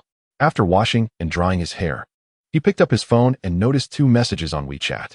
Group chat, "Muscular Men S Paradise, for come downstairs to collect your military training uniforms." Peachy Fizz, "Good morning." Chapter 10, Orange Soda. Anzhi typed "good morning" in the chat box and sent it to the contact named Peachy Fizz. Jiang Mengyue's phone lit up, and upon unlocking it, she saw Anzhi's greeting. "Aren't you coming to get your military training uniform?" she inquired. "I'll be there shortly," Anzhi replied succinctly. In truth, Anzhi had not intended to engage in conversation with Jiang Mengyue online. He believed that matters unrelated to filming should be discussed in person. Such trivial greetings felt unnecessary. Yet out of courtesy, he felt compelled to respond since she had reached out. As he stepped out of the dormitory, he found a gathering in the open space before the building where everyone was distributing the military training uniforms. Jiang Mengyue sat beneath a tree, panting heavily, his hands trembling. "What's wrong, Jiang?" Anzhi inquired as he crouched beside him. "Nothing, just serving the people," Jiang Mengyue murmured, feigning indifference. Suddenly, a bottle of water arced through the air, and Jiang Mengyue, caught off guard, braced himself for the impending impact. Anzhi swiftly reached out, grasping the bottle and twisting off the cap before handing it to Jiang Mengyue. Not far away, Lin Muxuan waved a few bottles of water at Jiang Mengyue, saying, "Thank you for your hard work. It's nothing, just serving the people." Jiang Mengyue lifted the water bottle in a toast. At last, Anzhi understood Jiang Mengyue's earlier antics. And Jiang Mengyue dropped his facade, grinning widely. "I truly am quite dashing." As he gulped down the water, he suddenly paused at the last sip, realizing something, and tightened the cap. "This is water gifted by Goddess Lin. I must treasure it." Anzhi shook his head in exasperation. "You rest here. I'll go help you collect the military training uniform." "Thanks." And Anzhi found himself at the end of the line. Just as Jiang Mengyue returned after collecting her uniform, she approached him, catching a whiff of a faint orange fragrance. It was the scent of Anzhi's shampoo. Fresh and citrusy, reminiscent of summer, Jiang Mengyue mused that if she were to describe Anzhi with a beverage, it would undoubtedly be orange soda. "Anzhi, you're here," she greeted him. "Yes, good morning," he responded casually. "Didn't we just exchange good mornings on WeChat?" Anzhi pondered for a moment and came up with a reason that could not justify his actions. The online world is one realm, and reality another. Jiang Mengyue was momentarily taken aback, surprised to discover that Anzhi was such a person who valued rituals. She slightly inclined her head and greeted, "Good morning. You must have woken up late to arrive at this hour." "Not quite," Anzhi thought to himself. "I woke up at 9, which is a normal routine. I only took a bit longer to wash my hair because I wanted to see you." Yet, he could not articulate this. "It is indeed a little late," he admitted. "After we meet the instructor, military training officially begins tomorrow, so you must not wake up this late again," Jiang Mengyue remarked with a smile. "Of course," he replied. "Make sure to set an alarm." Although waking up at 9 is relatively early for a university student just coming off summer vacation, it is indeed late for military training. However, Anzhi had never developed the habit of setting an alarm. Even during high school, when he was required to rise at 6:30, he was mostly roused by his roommates rather than by his own initiative. By attributing his awakening to others, he could avoid taking responsibility. Setting an alarm would mean he was forcing himself to rise, a form of self-imposed torture he was reluctant to inflict. Anzhi shook his head. "I don't set alarms." Jiang Mengyue frowned. "What if you wake up late? How about you send me a good morning message?" Anzhi sincerely inquired, seeking a way to remedy his situation. "All right, then I shall send you a good morning a bit earlier tomorrow," Jiang Mengyue replied, taken aback that Anzhi considered her his alarm clock. Being needed by someone unexpectedly flattered her, although she was merely sending a simple message. As for the deeper implications of this, she dared not dwell on them. The words of Su Yueqi from the previous night flickered in her mind. "Anzhi likes you." Jiang Mengyue glanced up at Anzhi's face, which remained inscrutable and calm, leaving her perplexed. How could Anzhi possibly like me? Su Yueqi's thoughts are purely fanciful, she mused. "Mengyue, let us go." Su Yueqi called out as she returned from the front after receiving her uniform. Upon realizing her error, she noticed that Anzhi stood beside Jiang Mengyue. Calling out to her now seemed intrusive. Su Yueqi immediately halted, pouting slightly, her gaze flitting about. I'll be off then. Wait for me." Jiang Mengyue dashed over and grasped Su Yueqi's sleeve. "I hope I'm not interrupting your moment," Su Yueqi lamented inwardly. "Don't say that." Jiang Mengyue tugged at her sleeve in protest. Anzhi remained in line, observing Jiang Mengyue's retreating figure, the phrase "I like her" flashing through his mind. Why had he uttered such words yesterday? Yet, he found he had no regrets. Jiang Mengyue discreetly took out her phone and changed the contact name for Anzhi to Orange Soda. After collecting their military training uniforms, the four of them returned to the dormitory to change. Jiang Mengyue, having regained his energy, posed for photographs in front of the mirror behind the dormitory door. Indeed, a handsome person looks good in anything they wear. He turned to glance at the other three individuals, his gaze ultimately settling on Luo Yangyang. And he couldn't help but inwardly curse. What does he eat to look so good? At noon, after finishing lunch, all the freshmen gathered at the athletic field to welcome the instructors. Each class formed two neat lines on the verdant grass, while the instructors marched in rhythm onto the synthetic track. "Attention, at ease," with a commanding voice. The chief instructor ordered the instructors to halt firmly in front of the students. Hello, students. I am the chief instructor for this military training, and today, on behalf of the organizing committee, I declare the commencement of the freshman military training. A wave of enthusiastic applause erupted from the field. After delivering his opening remarks, it was time to introduce the various instructors. Next was our instructor Hu Zhang, who was in charge of the communications engineering squad. The sound of powerful footsteps echoed as instructor Hu ran to the center of classes 1 and 2 of communications engineering. Tall and imposing, with a sun-kissed complexion and piercing eyes, he exuded an aura of a strict and diligent warrior. The students under his command were bound to face some challenges. Attention! Stand straight. Instructor whose voice boomed like thunder, even more commanding than that of the chief instructor. The crowd dared not show any slackness. Standing tall and awaiting the instructor's orders. Follow me. Chapter 11. Military training instructor who led the 2 classes to the designated spot, glancing up at the sky. It was midday, and the sun blazed mercilessly. The sun is quite fierce, isn't it? Instructor who remarked, and no one dared to respond. Do you want to bask in the sun? He inquired. Yes, Jiang Mengyue shouted, based on his experiences from middle and high school military trainings. He knew that instructors often spoke in riddles, and even if the instructor truly intended for them to sunbathe, Jiang Mengyue would not back down. He hailed from the southern seas, where the sun was far more punishing than in Jincheng. Who wants to? Instructor who was surprised that a student had responded. As he walked around the formation, he spotted the sun-kissed Jiang Mengyue in the back row. Is it you? Instructor who approached him, exuding a strong sense of intimidation. Jiang Mengyue immediately wilted, his earlier bravado evaporating in an instant. Is it? A bead of sweat trickled down Jiang Mengyue's forehead. What about the others? Do you want to bask in the sun? Instructor who continued to ask. No one replied. An instructor who remained by Jiang Mengyue's side, who was now drenched in sweat. Someone, please say something to send the instructor away from me. Jiang Mengyue silently fumed. I don't want to. A discordant voice emerged from the crowd. It was Luo Yangyang. He genuinely did not wish to bask in the sun, having never been excessively exposed to it throughout his life, and he took great care in sun protection. His skin as fair as porcelain. Instructor who moved away from Jiang Mengyue, allowing him to breathe a sigh of relief. Anyone else not wanting to bask in the sun? I don't want to. Me neither. A few more voices joined in from the crowd. All right, the minority obeys the majority. Instructor who strode back to Jiang Mengyue's side. What is your name? Jiang Mengyue. Jiang Mengyue. Step forward. Yes. Jiang Mengyue emerged from the line. The rest of you, left face, march. Jiang Mengyue watched helplessly as the formation advanced towards a patch of shade. Halt. Instructor who followed suit, stepping into the cool refuge. Commencing 20 minutes of military posture training. The timer starts now. Jiang Mengyue, in despair, lamented inwardly, am I truly the only one left to bask in the sun? His heart ached with unspoken grievances, for he had never encountered an instructor so candid with students.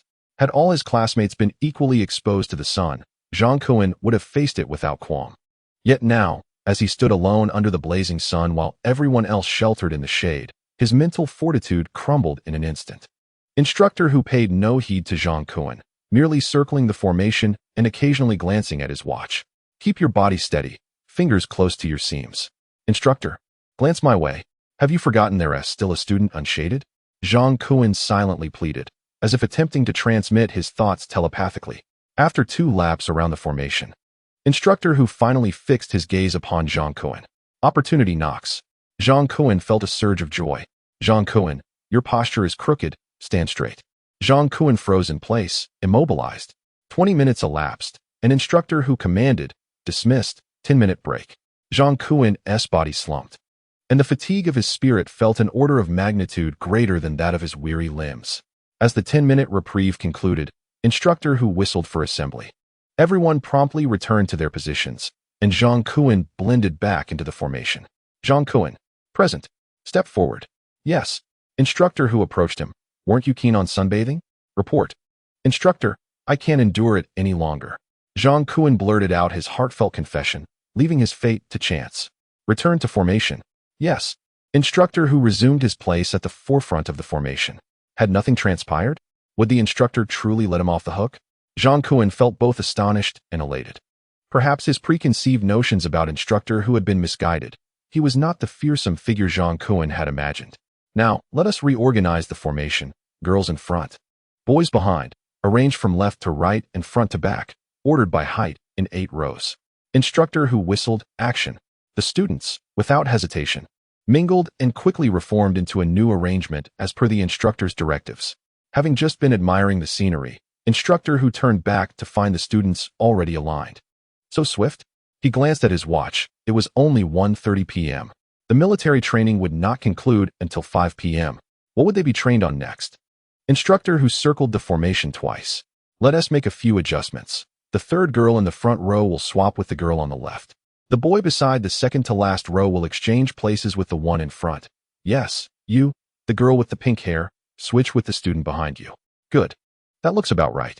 All girls should tie their hair back for tomorrow's training. Instructor who checked his watch again. It was 1:35 p.m. Alas, time drags on. Jiang Mengyue had switched places with the girl behind her, standing next to a gangly young man. To his right stood Anzhi. She must be from class 1. How fortuitous. Damn, old Wang is in for a treat.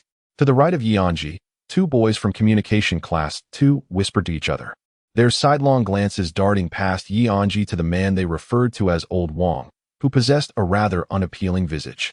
Old Wang grinned lewdly, inching closer until his nose nearly brushed against Jiang Mengyue's hair. Unconsciously, Anzhi tightened his fist and grasped Old Wang's belt, pulling him back a step. What are you doing? Old Wang frowned, demanding to know. Align yourself at the front, Anzhi coldly retorted. As instructor whose gaze shifted from his watch back to the formation, Anzhi seized the moment, straightening his posture and slightly raising his chin. That student, instructor who noted. Recognizing Anzhi, please switch places with the student next to you. Without hesitation, Anzhi shoved Old Wang aside, who reluctantly took up Anzhi's previous position. You scoundrel. Your intentions are impure. I haven't had my fun yet, and you wish to have yours? Damn it, I'm truly at my wit's end. The 3 individuals to Anzhi's right began to murmur once more. Silence. Instructor whose voice boomed, prompting the trio to close their mouths. Next, I shall teach you how to stand at ease. Upon hearing the command, extend your left foot forward in the direction of your toes, approximately 2/3 of your foot's length, while keeping your legs naturally straight. Maintain an upright posture, he instructed. Stand at ease. Stand at attention. Instructor who nodded approvingly. Very well. He surveyed the surroundings, finding no other disturbances. Dismissed. 10-minute break. Zhang Kuan sat down on the spot, excitement evident on his face as he turned to instructor who. I knew it. Instructor who was actually a good person. Jiang Mengyue retrieved 2 bottles of water from her bag. Just as she stood up, Old Wang approached her, attempting to strike up a conversation under the watchful eyes of his classmates. Hey, could I borrow a bottle of water? I thought we wouldn't have military training this afternoon, so I didn't bring any. Not a chance. Jiang Mengyue curtly rejected him. Old Wang, taken aback by her icy demeanor, forced a smile. We're all classmates. Let us help each other out. I'll treat you to milk tea later. No, I won't lend you any. In Chapter 12, this bottle of mineral water is a bit sweet. Jiang Mengyue didn't even spare him a glance as she bypassed him in search of Anzhi. She had overheard all their prior conversations during the switch, and while she sensed Old Wang's intrusion when he nudged her hair, she couldn't be certain until Anzhi intervened. Fortunately, Jiang Mengyue had not turned back, otherwise, she would have unwittingly played into Old Wang's hands. Upon finding Anzhi, she handed him the water. Here you go. Anzhi accepted it. How did you know I didn't bring any water? Jiang Mengyue smiled. A little foresight. Everyone had assumed the day's task was merely to greet the instructor, unaware that formal military training would commence that afternoon. Many had come unprepared, but Jiang Mengyue, possessing foresight, had stashed several bottles in her bag. Thank you, Anzhi said, twisting off the cap and taking a sip. As she watched Anzhi's throat move as he gulped down half the bottle, Jiang Mengyue felt her spirits lift considerably. I should be the one thanking you, she thought to herself. Then, as she prepared to open her own bottle, she noticed something peculiar. Despite having taken a sip earlier, the cap remained tightly sealed. As Jiang Mengyue gazed at Anzhi, he remained utterly oblivious, taking another sip after just finishing one. Oh no, this is a disaster. I accidentally gave him the bottle I had already drunk from. Jiang Mengyue felt an overwhelming urge to vanish on the spot, raking her fingers through her hair to hide her flushed face. What's wrong with you? Anzhi noticed something was amiss with Jiang Mengyue. Your face is so red. I'm fine, really. It must just be the heat, she replied. I have a small fan, Anzhi said, reaching into his bag and pulling out a compact fan. Switching it on and handing it to Jiang Mengyue. Let us have dinner together tonight, Anzhi suggested. Why the sudden invitation? Jiang Mengyue's heart raced again after just calming down. We'll eat first and then shoot some footage. I want to see if the cafeteria can serve as a location. Anzhi explained nonchalantly. So it's about the filming, she thought. Where did my mind wander off to? Jiang Mengyue managed a wry smile. All right. I'll text you later tonight. Jiang Mengyue nodded and was about to return the fan to Anzhi. Keep it for now. I'm not hot. He declined to take it. Jiang Mengyue could only nod again. Gather up. Instructor who shouted. Jiang Mengyue stowed away the fan as Anzhi placed his water bottle beside his bag. Before leaving, he glanced at the label of the water bottle. He had never tried this brand of mineral water before. It had a surprisingly sweet taste. The afternoon passed with no real training. It was merely a repetition of commands: stand at attention, parade rest, and relax, until the time slipped away. Upon returning to the dormitory and washing his face, Zhang Kuan spread his arms wide. Brothers, shall we dine with Zhang Shuai? No thanks. The instructor has something to discuss with me, Deng Linen replied. Brother Yang? I'm skipping it too. I overate at lunch, Luo Yangyang said. What about you, Brotherin? I have some matters to attend to as well, Anzhi responded. Brotherin, what could you possibly have to do? Zhang Kuan asked with a despondent expression. Anzhi had just stepped into the bathroom and turned on the faucet, missing Zhang Kuan's comment. All right, so that's how it is, Zhang Kuan muttered to himself, taking a shower before heading out. Now I see what's going on. After his shower, Anzhi emerged to find Zhang Kuan and Deng Linen had already left, while Luo Yangyang was preoccupied with something on his bed. Anzhi checked his phone. Jiang Mengyue had yet to message him, so he opened his tablet to begin writing. Uncertain of how late he would be with Jiang Mengyue that evening. If it got too late, he might not complete his writing tasks. So he thought it wise to jot down whatever he could. Suddenly, his phone buzzed with a lengthy notification sound. Peach bubble tipsy wine. Let us go for dinner.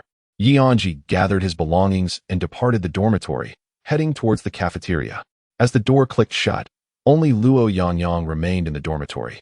Glancing at the entrance and marveling, Anzhi is quite the go-getter. Upon spotting Anzhi, Jiang Mengyue waved from afar. Over here. A few bewildered boys exchanged glances. Is that girl calling you? Are there others around? No. She's just calling me. Anzhi swiftly maneuvered past them and approached Jiang Mengyue. Let us go. Wow. You just started military training and already you're in a relationship? Is there a possibility that it originates from high school? What a pity. It is not calling me. Anzhi and Jiang Mengyue ascended to the third floor of the cafeteria, where the crowd was relatively sparse. Anzhi ordered a bowl of wontons, while Jiang Mengyue opted for a pig trotter rice. Conscious of maintaining a semblance of decorum in front of the girls, Anzhi hesitated to lift the bowl to drink the soup, instead using a spoon to sip it delicately. Meanwhile, Jiang Mengyue, having tied her hair back, leaned over her plate, one hand wielding a spoon and the other a pair of chopsticks, continuously delivering morsels of meat to her mouth. This is utterly delectable. I never imagined the food at our school could be so delightful. Jiang Mengyue's cheeks were puffed up. Oh dear, I've accidentally finished it all. And I'm still not full. I shall procure something else. Before long, Jiang Mengyue returned, each hand grasping a handheld pancake. Having purchased two, she handed one to Anzhi and took a large bite of the one in her own hand. I'm already full. Anzhi was astonished. How does Jiang Mengyue manage to eat so much and remain so slender? Since I've already bought them, I might as well indulge a bit more. Jiang Mengyue, oblivious to the change in Anzhi's expression, savored the handheld pancake with delight. Suddenly, she paused, her cheeks flushed. Anzhi, were you just thinking, this girl can really eat? No, not at all. You were clearly thinking that. Jiang Mengyue set down her pancake, slightly embarrassed. I have no resistance to delicious food. I shall stop eating lest it affects our filming later. No worries. Enjoy your meal. Anzhi encouraged, taking a bite of her pancake. There's no need for any psychological burden. The more genuine the character, the more the audience will appreciate it. Really? Jiang Mengyue asked in surprise, already clutching the remaining half of her pancake. It should be, Anzhi mused. Truly, Anzhi affirmed. That is splendid. Jiang Mengyue let out a sigh of relief. As Anzhi ate, she shared a document with Jiang Mengyue. This outlines the general plot. You don't need to adhere strictly to the dialogue, just convey the essence. Jiang Mengyue opened the document and glanced through it. The plot was straightforward. merely two individuals conversing about the day's military training, resulting in approximately a minute of footage. Anzhi, you haven't written the male lead's name. What should I call you later? Call me whatever you like. This is filmed in the first person, so the male lead won't be on screen. According to the setting, the male and female leads are good friends. How would good friends address each other? Jiang Mengyue pondered for a moment before declaring, I shall call you, and in Chapter 13, Authentic Performance in. Anzhi repeated. What's wrong? Is it not good? No, it's quite lovely. Why? Is it derived from your name, or merely a whimsical nickname? Anzhi contemplated. When shall we commence? Jiang Mengyue inquired. Chewing on her pancake, Anzhi snapped back to reality. We can begin now. Now, I haven't finished eating yet. Jiang Mengyue hastened her pace. It's fine. We can film while you eat. Just treat it as a casual chat with a friend. Anzhi continued munching on her pancake, noting that one is most relaxed while dining. Very well, you've caught me. Let us get started. Jiang Mengyue flashed a playful smile and handed her phone to Anzhi. On the mobile screen, the chat interface between Anzhi and Jiang Mengyue was displayed. Anzhi glanced at the nickname Jiang Mengyue had assigned to him, Orange Soda. This moniker seemed entirely unrelated to him. However, he immediately recalled that he had labeled her as Peach Bubble Tipsy Wine, which appeared even more peculiar. Amused by this thought, Anzhi could not help but smile. Anzhi actually smiled. Jiang Mengyue observed everything keenly. His smile was somewhat charming. Let us begin, Anzhi declared, lifting his phone. All right. Jiang Mengyue took a deep breath, steadying herself. And then, do you know? This afternoon during military training, before I brought you water, a boy approached me. Isn't that wonderful? It indicates your charm. Do you genuinely think so? Half of it is true, half of it is not. Before the camera, Jiang Mengyue delivered her lines with remarkable ease. Her myriad of micro-expressions and subtle gestures executed flawlessly, much to Anzhi's satisfaction. He even considered the possibility of a continuous shot. The filming proceeded. What do you mean? Which part is false, and which part is true? What do you think? All right. And are you teasing me? I am not. I truly believe I possess what? Believe you I shall not disclose. You are teasing me. Forget it. I shall not dwell on this. So, what happened after that boy approached you? He spoke a myriad of nonsensical sentences, one moment inviting me to dinner, the next inquiring about my interest in the latest released film, and he even wished to add me on WeChat, but as Jiang Mengyue recounted this, she glanced at the camera, momentarily feeling somewhat out of character, her cheeks flushing lightly. Yet, Anzhi did not call for a halt. Jiang Mengyue recalled the boy who had approached her earlier, furrowing her brow, and boldly gazed into the camera as if to prove something. I ignored him. Anzhi was taken aback. The impact surpassed his expectations. Jiang Mengyue's acting, in his eyes, was simply impeccable. He pressed the pause button and set the phone down. We are done filming. How did it go? Very well. Let me see. Jiang Mengyue retrieved her phone, donned her headphones, and played the video from earlier. With her captivating looks, she could easily thrive as a beauty influencer, provided she identified her filming style. Yet, the reason scripted videos garnered higher view counts was the immersive experience they offered, allowing viewers to imagine themselves as the male lead sitting across from Jiang Mengyue, instantly enhancing emotional engagement. This script was penned by Anzhi, inspired by the incident involving Lao Wang's harassment of Jiang Mengyue earlier that day. He envisioned the aftermath. Lao Wang attempted to flirt with Jiang Mengyue, only to be ruthlessly rejected, leading her to seek praise from the male lead. Initially, Jiang Mengyue and the male lead were meant to be friends, yet Anzhi deliberately infused ambiguity into their dialogue, knowing that contemporary audiences were drawn to such nuances. Unbeknownst to Anzhi, in reality, Lao Wang had indeed approached Jiang Mengyue. The performance Jiang Mengyue delivered in the video was a true reflection of her character.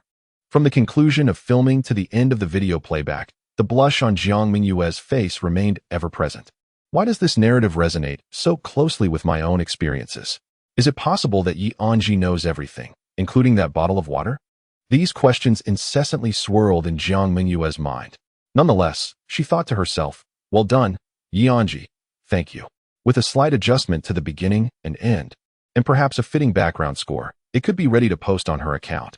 Jiang Mengyue raised her gaze to Anzhi, instinctively diverting her eyes, and whispered in a voice inaudible to others, it's nothing. What's wrong? Anzhi inquired. It's fine. I'll handle the editing. Shall we go to the study room then? I still haven't written my novel for today. All right. Anzhi and Jiang Mengyue made their way to the study room, which was devoid of other occupants. The two settled into seats a short distance apart. Jiang Mengyue focused on video editing, while Anzhi immersed himself in writing. The silence punctuated only by the subtle sound of his typing. Everything felt so serene and tranquil. Jiang Mengyue's workload was light, within a mere 10 minutes. She had produced a substantial edit, whereas Anzhi was tasked with composing 4,000 words daily, typically taking him over 2 hours, with little to occupy her. Jiang Mengyue found herself covertly observing Anzhi, much like she had done the previous night. Anzhi's physique was neither overweight nor underweight. His hair, neither long nor particularly short. While he was quite handsome, he was not strikingly so. Everything about him appeared perfectly balanced, as if he were an embodiment of equilibrium. As she gazed, Jiang Mengyue unexpectedly dozed off, her head resting silently on the table, her face turned towards Anzhi. Outside the window, a tall figure happened to pass by the classroom, Deng Linen, who had just completed a task for their instructor. Through the glass, he observed the scene within the study room clearly. Anzhi, diligently focused on his tablet, and Jiang Mengyue, who seemed less absorbed in her studies. Her attention on Anzhi. Deng Linen nodded knowingly, as if he had pieced everything together. So, they are study partners, he realized. Even before classes had commenced, they were already competing. Anzhi, under the guise of his affection for Jiang Mengyue, had stealthily engaged in his studies. Engrossed in his typing, Anzhi remained oblivious to it all. At 10 o'clock, he finally completed his assignment, stretching his limbs lazily. Just as he was about to call out to Jiang Mengyue, he noticed she was fast asleep. Anzhi crouched down, maintaining a respectful distance of an elbow's length from Jiang Mengyue. Today, she had not applied any makeup. Her complexion still soft and fair, and a glistening droplet lingered at the corner of her mouth. Had she drooled? How endearing! Anzhi found himself captivated, unable to resist the urge to poke her cheek. No. His other hand quickly restrained the one that was reaching out. At that moment, Jiang Mengyue stirred awake, her expression one of bewilderment. Anzhi, what are you doing? Ah, how did I fall asleep? Anzhi quickly stood, retrieving a tissue from his bag and offering it to her. Shall we return to the dormitory? A noticeable blush spread across Jiang Mengyue's face. Thank you. Chapter 14. The place where dreams begin. Jiang Mengyue took the tissue to wipe the corner of her mouth, and Anzhi instinctively turned his head away. How embarrassing. Falling asleep in the study room was one thing, but to drool? Why did she always make mistakes in front of Anzhi? All right, let us go. Anzhi turned around and saw that Jiang Mengyue had finished tidying up. With a gentle hum, the two of them exited the study room together. On the way, Anzhi took out his phone and opened Jiang Mengyue's account homepage, noticing that the video they filmed today had already garnered several hundred likes. The comments section was bustling with activity. One click following. Transitioning to romance dramas. The place where dreams begin. Jiang Mengyue was also reviewing the data backstage, her heart swelling with joy as she saw the message of 99 likes, which reflected on her face as a sweet smile. Anzhi put away his phone, feeling immensely satisfied. Upon reaching the entrance of the girls' dormitory, the two waved goodbye to each other. Upon returning to the dormitory, Zhang Kuan was engrossed in a video game at the desk. Luo Yangyang was lounging on the bed playing with his phone, and Deng Linen was in the midst of his morning routine. Welcome back, brother-in, Deng Linen said, foaming at the mouth. I just finished some errands for the instructor. I saw you and Jiang Mengyue in the study room. Deng Linen patted Anzhi on the shoulder. Keep it up, I believe you can achieve it. Secure that scholarship. Deng Linen silently cheered for the diligent Anzhi. Do Jiang Mengyue, and I believe I can achieve it? Anzhi pondered the meaning behind Deng Linen's words. Was he implying that he and Jiang Mengyue were on a date? It was indeed difficult to avoid misunderstanding with a boy and a girl alone in the study room, especially since he had previously expressed his fondness for Jiang Mengyue. Anzhi let out a helpless sigh. I will. Deng Linen nodded in satisfaction. Although Anzhi seemed somewhat lacking in confidence, he firmly believed that hard work would be rewarded by the heavens, and that diligent children would surely be favored. At 7 in the morning, Anzhi was jolted awake by the buzzing of his phone. Oddly, he had not set an alarm. So annoying, so sleepy. Anzhi unlocked his phone. Peach Bubbles. Good morning, gather at 8, don't be late. Anzhi glanced in the mirror and felt relieved to see that his hair was in order and there were no dark circles under his eyes. It was going to be another vibrant day. He immediately replied, good morning. As Anzhi was washing up, The other three in room 107 gradually awakened. Are we gathering at 8? Luo Yangyang asked, blinking sleepily. Yes, it's now 7:16. Hurry up, we need to have breakfast first. Deng Linen said as he got dressed and walked towards the washroom. Luo Yangyang also got dressed and tidied his hair before getting out of bed. Only Zhang Kuan remained nonchalantly lying on the bed, engrossed in his phone. Aren't you getting up to wash up? Anzhi asked while packing his bag after finishing. So sleepy, just a little longer. No rush, Zhang Kuan replied wearily. Deng Linen and Luo Yangyang finished getting ready and prepared to leave with Anzhi. We'll head out first. Do you want us to bring you breakfast? Thanks, but no need, Zhang Kuan said, clasping his hands together in gratitude. The three of them went to the cafeteria for breakfast and then arrived at the location for military training from yesterday, where students from the 2 classes of communication engineering were also gathering. With a sharp whistle, instructor who called for formation. The 2 classes quickly lined up as they had the day before.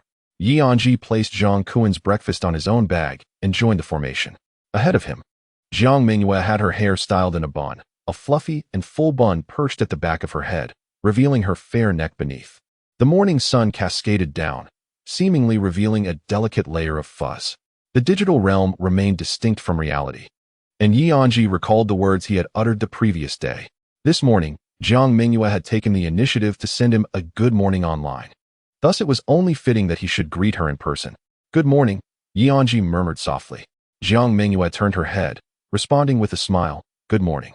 Instructor who glanced at his watch, 7:50.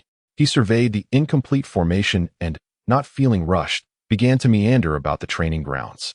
At 7:55, instructor who bellowed. Horizontal row, report. 1, 2, 3, 4. Vertical row, report. 1, 2, 3, 4.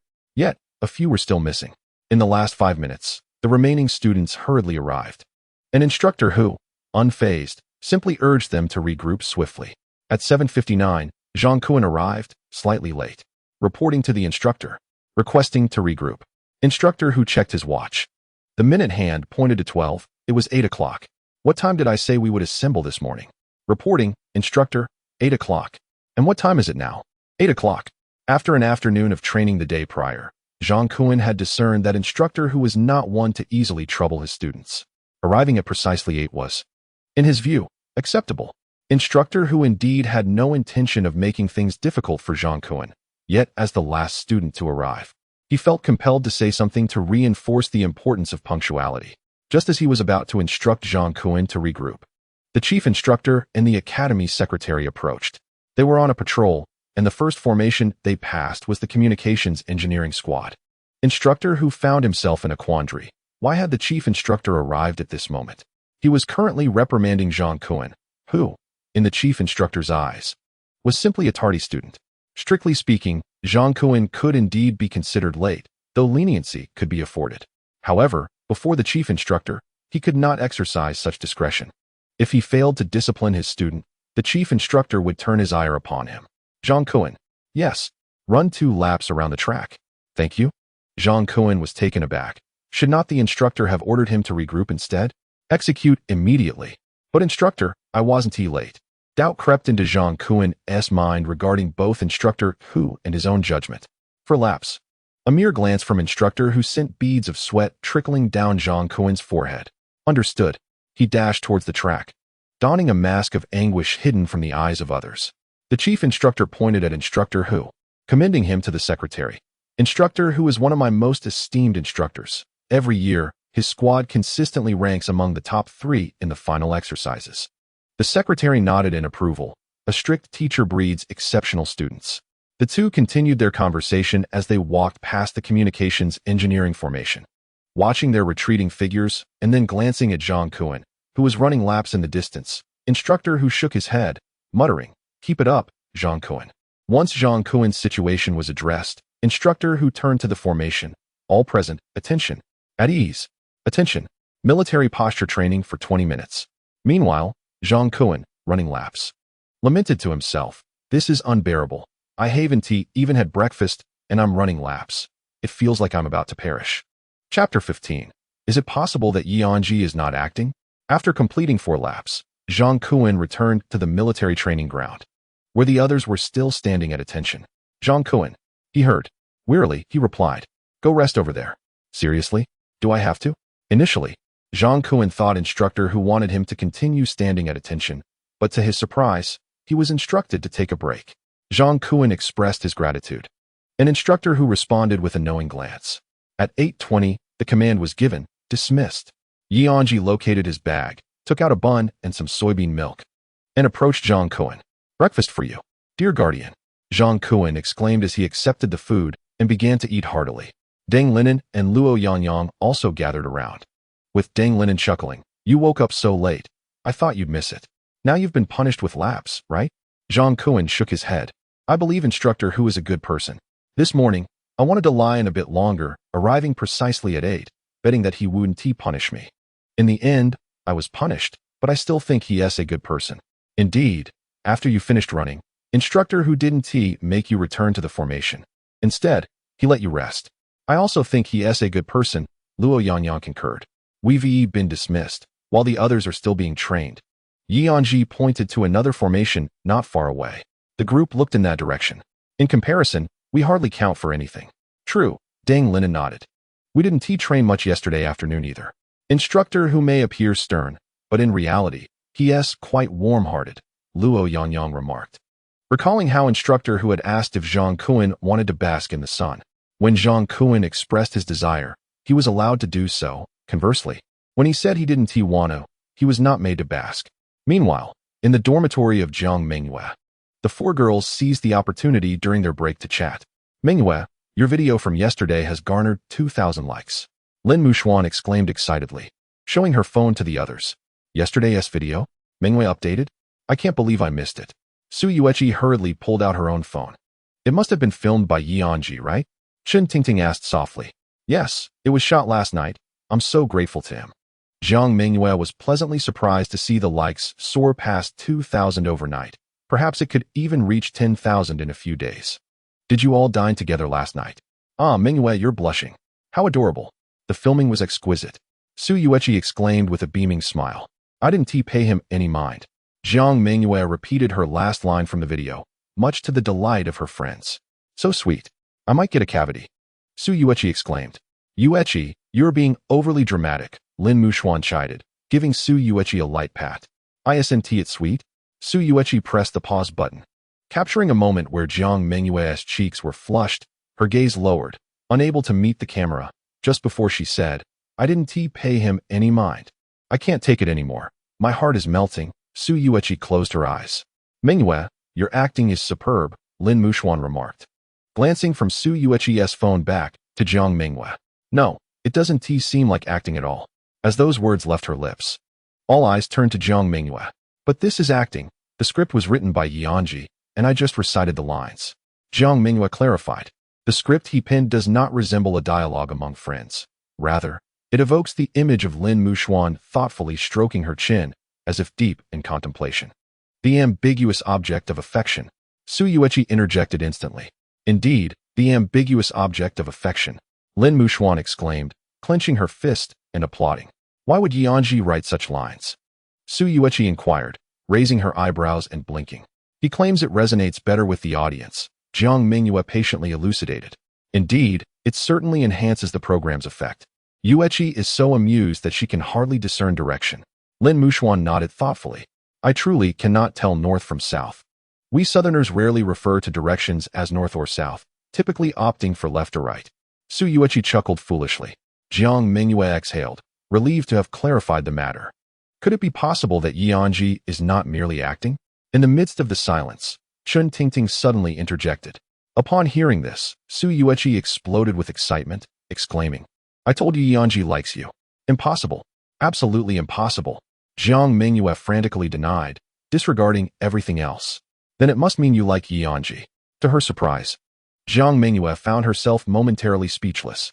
The three girls exchanged glances, then turned their attention back to Jiang Mengyue. "No way. Do you really have feelings for him? Gather around."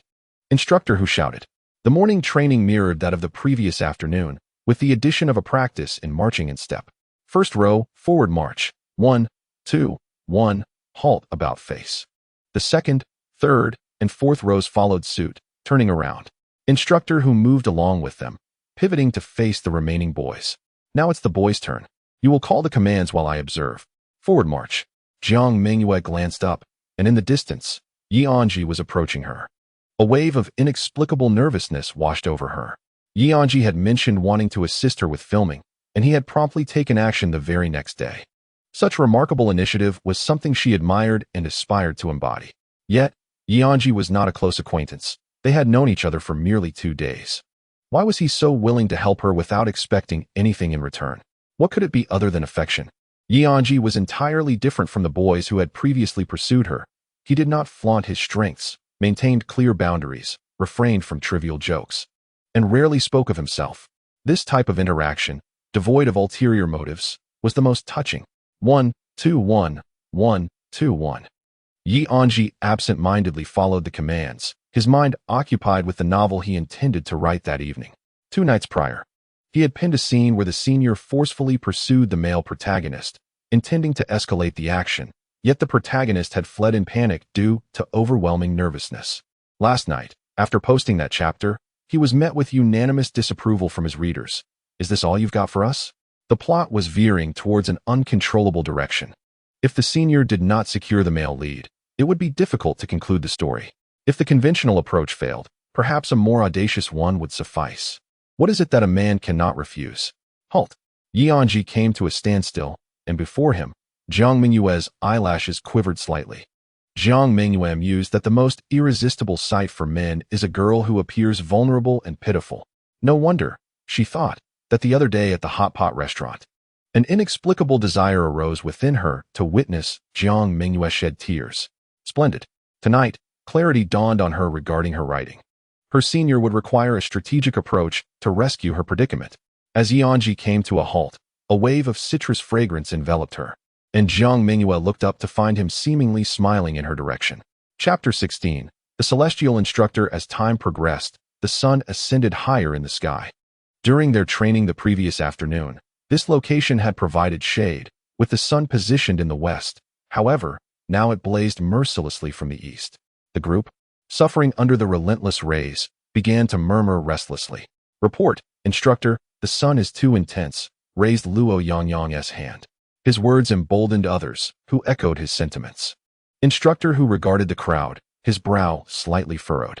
Indeed, the sun was overpowering, and he too felt the discomfort of the heat. Scanning the area, he noted the absence of any shaded spots.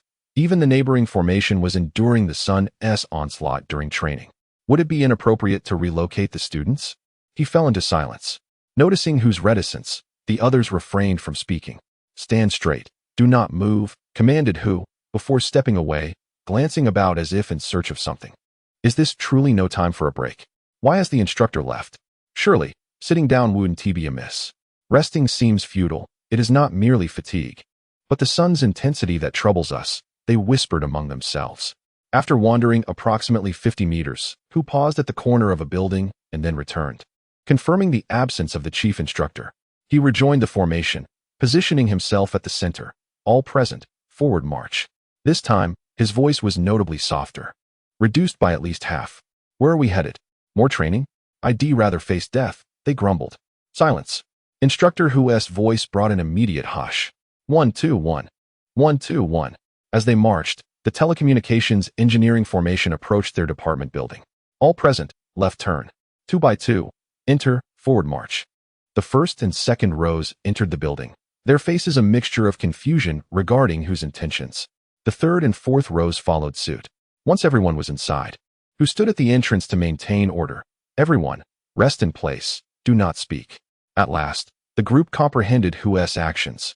Due to the absence of shade in the training area, he had led them to the department building for respite from the heat. The telecommunications engineering building was a rectangular, circular structure surrounded by classrooms, with an open area in the center, the roof sealed with no terrace. The students settled on the cool, clean white stone floor of that space. Oh my, what a divine instructor, who deserves the highest praise. I've wronged him in my judgments. This gesture of Hu's completely transformed his reputation.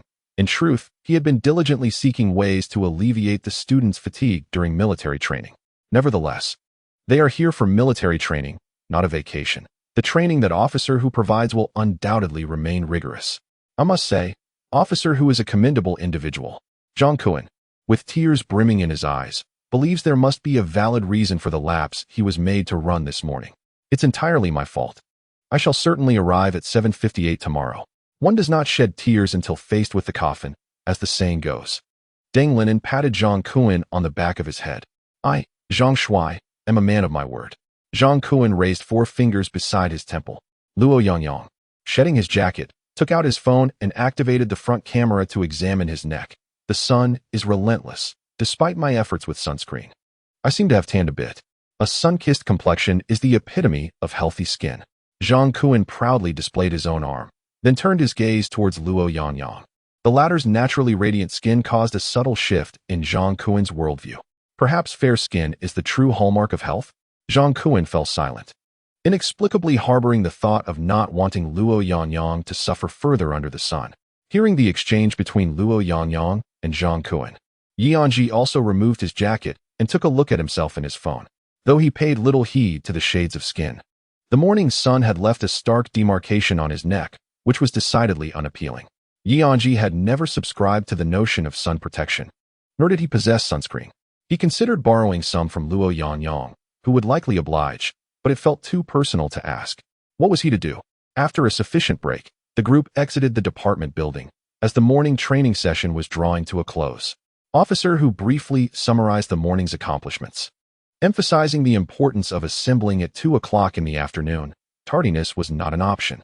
The 4 from room 107 decided to return to their dormitory to rest before heading to the cafeteria together, thus avoiding the peak dining hours. Upon returning to the dorm, Anzhi opened his tablet to begin drafting the script for today's shoot. Before he could start typing, his phone buzzed. Peach Bubble Tipsy, Anzhi. Have you written the script for today? Anzhi, I'm in the process. Peach Bubble Tipsy, hold off for now. I have an idea. Anzhi, what idea? Peach Bubble Tipsy, let us discuss it in person. Anzhi, all right. Peach Bubble Tipsy, then let us head to the cafeteria first. Anzhi tucked his phone away and washed his face in the bathroom. While drying his face with a towel, Deng Linen perceptively noticed something. Are you heading to eat first? I have something to attend to shortly. I'm sorry, I can't join you all. No problem, go ahead. Deng Linen replied with an understanding expression. Luo Yangyang, whose bed was near the bathroom, clearly overheard their conversation. Last night and again this afternoon, Anzhi had claimed to have matters to address. As for what those matters entailed, Luo Yangyang smiled, guessing with certainty. After washing his face, Anzhi emerged from the bathroom, tidying his bag as he spoke. Brothers, I have something to tend to. What? Are you abandoning us 3? Jiang Mengyue lamented dramatically. Every individual possesses the inherent right to pursue improvement. We must not become stumbling blocks for anyone. As Deng Linen wisely articulated, right, Zhang Shuai? Indeed. That was the essence of what Brother Nan conveyed. Jiang Mengyue nodded, visibly moved. A simple phrase, we cannot dine together, was transformed into a scene of heart-wrenching separation by the 2 of them. Well, I shall take my leave now. Go ahead, brethren, I shall withdraw, came the response. With that, Anzhi exited the dormitory and closed the door behind him. Upon arriving at the cafeteria, Jiang Mengyue awaited him at the same spot as the previous evening. Anzhi, over here. Jiang Mengyue waved. Anzhi approached her, inquiring, you mentioned having an idea. What is it? Jiang Mengyue produced a small rectangular box from behind her. What is this? Sunscreen. Is this a prop for our shoot later? Precisely. Today, we shall film a scene titled Jiang Mengyue delivers sunscreen to the male lead. What do you think? Jiang Mengyue expressed her thoughts with pride and anticipation. Anzhi paused briefly. I believe that could work. Chapter 17. I shall personally apply it for you. Let us have our meal first. Anzhi and Jiang Mengyue ascended to the 3rd floor of the cafeteria. Compared to the previous night, the lunchtime crowd was considerably larger. Anzhi ordered a fragrant chicken leg steamed rice, while Jiang Mengyue opted for cumin grilled meat over rice accompanied by a starch sausage. After waiting for over 10 minutes without their meals arriving, Anzhi felt a pang of thirst. I shall fetch some drinks. What would you like? He offered. Sure, I would like orange soda, Jiang Mengyue replied, her face lighting up with delight. Coincidentally, he too wished for orange soda. Upon returning with the beverages, their meals were finally ready. After enjoying their lunch, the duo commenced discussing the filming. I attempted to draft a script. Please take a look. Jiang Mengyue sent a document to Anzhi. The storyline was straightforward, revolving around the act of delivering sunscreen. Anzhi made minor adjustments before sending it back. It's nearly perfect. Let us proceed with this. Jiang Mengyue nodded in agreement. Then let us begin. Anzhi took Jiang Mengyue's phone and activated the camera. Anin, the sun is quite intense today. Indeed. It is rather strong. I feel as though I have tanned. Really? I hadn't noticed. There is a clear demarcation on my neck, though it is currently obscured by my jacket. Fortunately, I applied that brand of sunscreen. Jiang Mengyue playfully grinned. By the way, remember to send the advertising fee. Wow. How splendid to possess sunscreen, Anzhi remarked, his tone seemingly envious yet tinged with disappointment. Unlike me, who has nothing. Who says you have nothing? Huh. I truly have nothing. Hold on. Jiang Mengyue retrieved the sunscreen. Here, this is for you. For me? How generous. It hasn't even been opened. I assure you it is genuinely for you. Do you not believe me? Jiang Mengyue unsealed the package, leaned closer to Anzhi, unfastened the button of his jacket, and squeezed a small amount of sunscreen into her hand. Do you not trust me? I shall apply it for you myself. Jiang Mengyue extended her hand towards Anzhi. The filming could have concluded at this juncture, yet Jiang Mengyue discovered a stark line of tan on Anzhi's neck. Without a moment's hesitation, her hand, now smeared with sunscreen, made contact with his neck. With that single touch, Anzhi was momentarily entranced, forgetting to pause the recording on his phone. Jiang Mengyue delicately spread sunscreen across Anzhi's neck, her movements gentle as she blended it evenly. Her fingertips glided from his chin to the nape of his neck, then back to his collarbone. What is happening? This scene was not scripted, yet the sensation was tantalizing, cool, and utterly irresistible, causing Anzhi to blush. Once finished, Jiang Mengyue withdrew her hand and returned to her seat. Tightening the cap of the sunscreen, she lifted her head, her heart blossoming with elation. Anzhi was actually blushing. Anin, I'm sorry, I took the liberty of doing that. I hope I didn't frighten you, Jiang Mengyue stammered, her words tumbling out in a fluster. She herself could not comprehend why she had suddenly felt compelled to apply the sunscreen to Anzhi, as though an invisible force was guiding her actions. By the time she regained her composure, she had already crossed boundaries. It's fine, Anzhi replied, slightly bowing his head. Observing this subtle gesture, Jiang Mengyue's pupils dilated with realization. Her fluster was not merely due to panic, but rather a surge of excitement. Now that we're done filming, shall we head back? Anzhi returned the phone to Jiang Mengyue. Wait, Jiang Mengyue said, handing the sunscreen back to him. Here, you should accept this. Anzhi was about to refuse, searching for an excuse. It was meant for you. Jiang Mengyue took a deep breath, spilling her thoughts. This is a free gift from the skincare products I purchased. I have no use for it, and I wanted to give it to you as a token of gratitude for helping me with the video. I truly don't know how to thank you, so please, just take it. Having said this, there was no longer any reason for Anzhi to decline. He accepted the sunscreen, saying, Thank you. I'll take care of the video editing today. However, it was now Jiang Mengyue who wished to find a reason to refuse. About that last segment she began, feeling a wave of shame wash over her, unable to meet Anzhi's gaze. It's all right. I'll handle it, he reassured her. Well then, I appreciate it, she replied, feeling a sense of obligation to reciprocate Anzhi's kindness since she had accepted his goodwill, leading him to offer to edit the video. As for the last segment, it was merely Anzhi's way of coaxing Jiang Mengyue into allowing him to take on the editing task. In reality, that segment might not even require any cuts. At 2 in the afternoon, the group arrived at the military training grounds. Compared to the morning, the intensity of the training had considerably decreased, and with the sun shifting, the training area had transformed into a shaded haven. Furthermore, everyone had come to see through instructor who's true nature, and the arduousness of military training had shed its burdensome facade. The afternoon swiftly passed by. That evening, the 4 members of Class 107 finally gathered for dinner at the cafeteria. My dear courtiers, it is indeed a rare occasion to invite you 3 to dine with me, Zhang Kuan declared, arms wide open in an embrace. Why are you so theatrical? Deng Linen retorted, pushing him away. After dinner, Anzhi routinely made his way to the study room. Jiang Mengyue did not join him today, as the filming had concluded at noon, with the editing solely assigned to Anzhi. Anzhi opened the video sent by Jiang Mengyue, and a familiar voice resonated within. Anin, the sun is quite radiant today. After carefully watching it once, Anzhi rewound to the moment when Jiang Mengyue stood up to unbutton his coat. During the filming, he had placed the phone slightly above his left chest, capturing a clear view of Jiang Mengyue's right earlobe, jawline, and half of her lips and nose. Following that was a nearly 30-second clip devoid of dialogue, showcasing Jiang Mengyue applying sunscreen on him. Had they been that close at the time? Anzhi realized, his mind having been utterly blank in that moment. He instinctively touched his neck, the soft sensation lingering as if it were still there.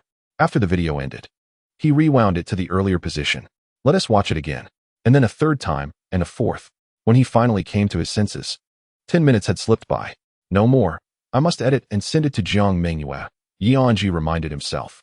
He first trimmed the beginning and end, then cut out a few unnecessary frames in the middle, finally adding background music to the silent segment.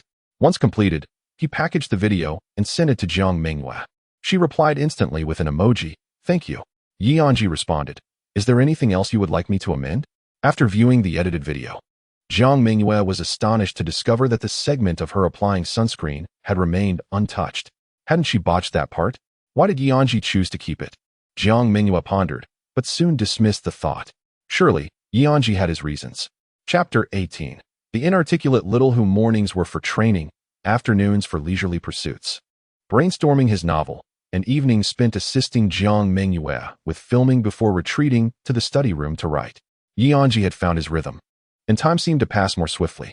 The 2-week military training was drawing to a close. The night before the final drill, all freshmen were summoned to the athletic field. Just as confusion arose regarding whether there would be training at night, the chief instructor spoke. All classes dispersed to the left and right, forming a circle.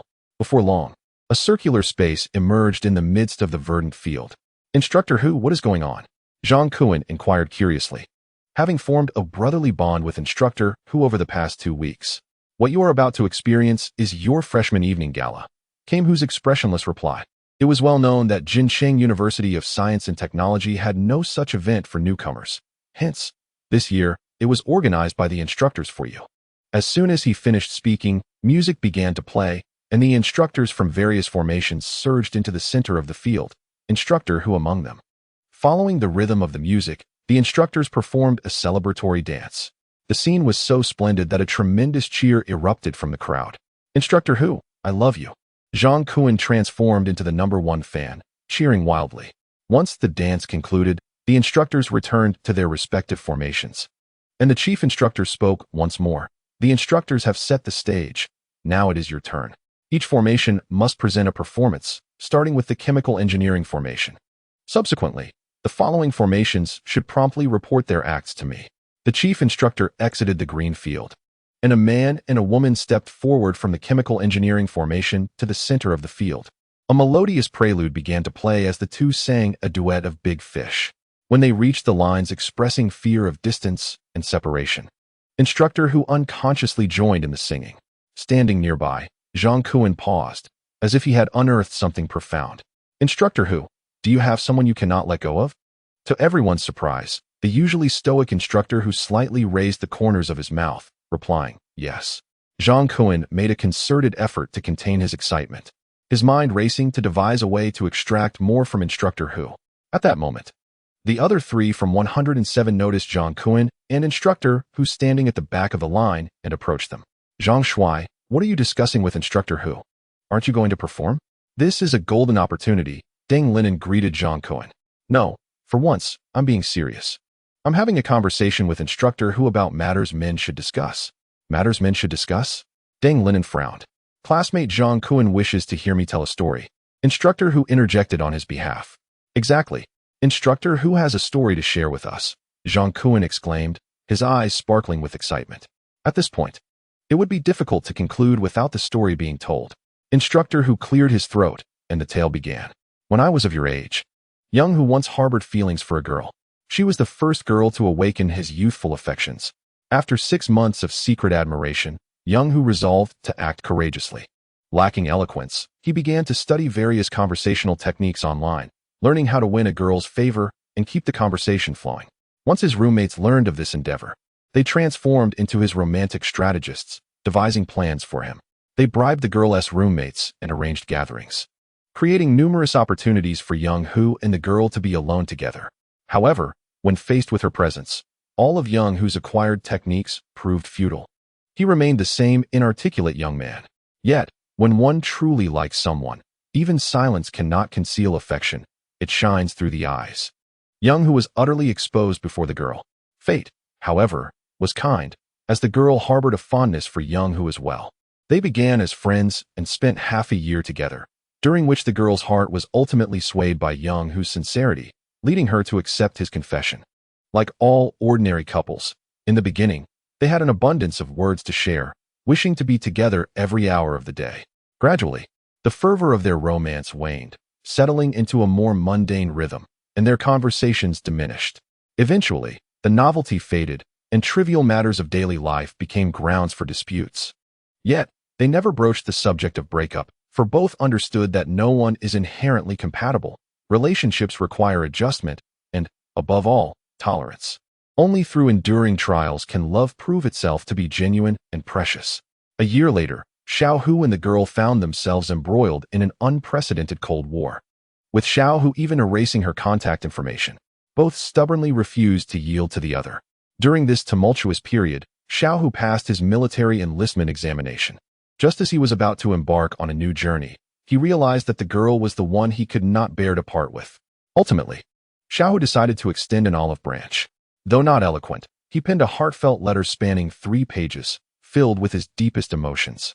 He entrusted a roommate with delivering the letter to the girl, only to have it returned the very next day, untouched. The girl's response was unmistakably clear. From that moment on, Xiaohu hardened his heart and devoted himself entirely to his military service. After 2 years, upon his return, he discovered that time had altered everything. The girl had graduated and moved to another city. Consequently, Xiaohu resolved to remain in the military. Years swiftly passed, and 4 years later, during the Spring Festival, he returned home. While tidying up his room, he stumbled upon the handwritten letter buried at the bottom of a box. On a whim, Xiaohu decided to revisit the tender feelings of his youth. As he read each line, the initial fervor had long since faded. With a self-deprecating smile, he set the letter aside, ready to let go of the past.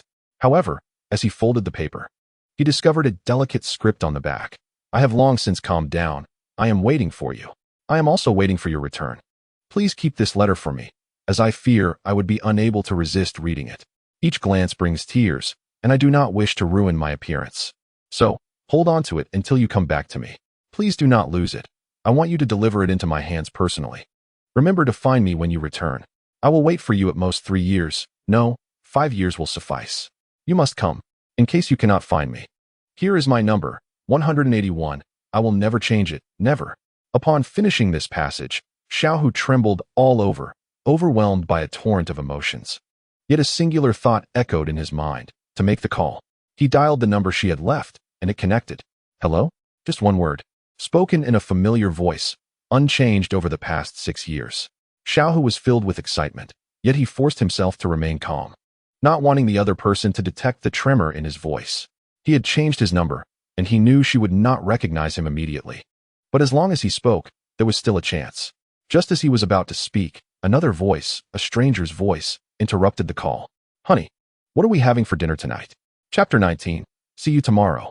At this point in the story, Deng Linen fell silent. Luo Yangyang appeared contemplative, and Zhang Kuan was in tears. What happened next? Anzhi inquired.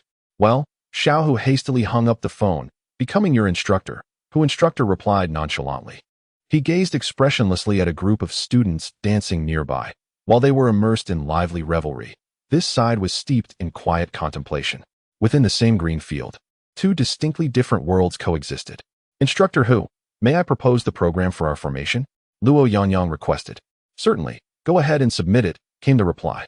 Instructor who did not inquire about the program, readily consenting instead.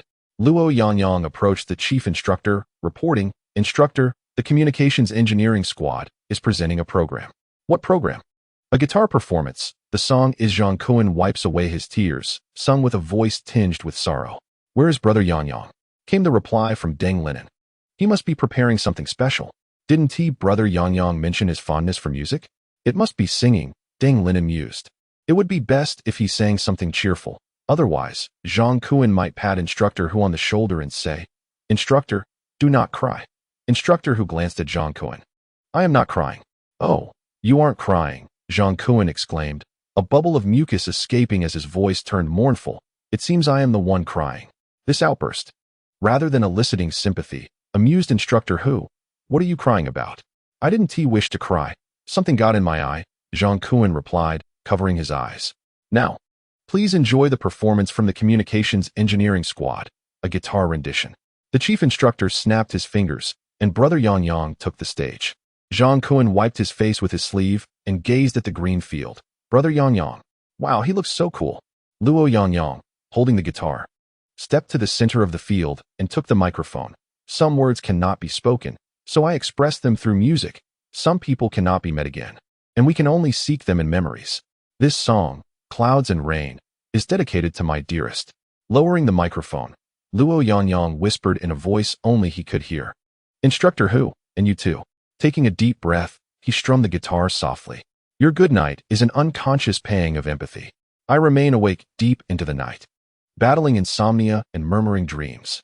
As he began to sing, the audience erupted, his voice resonating like celestial music.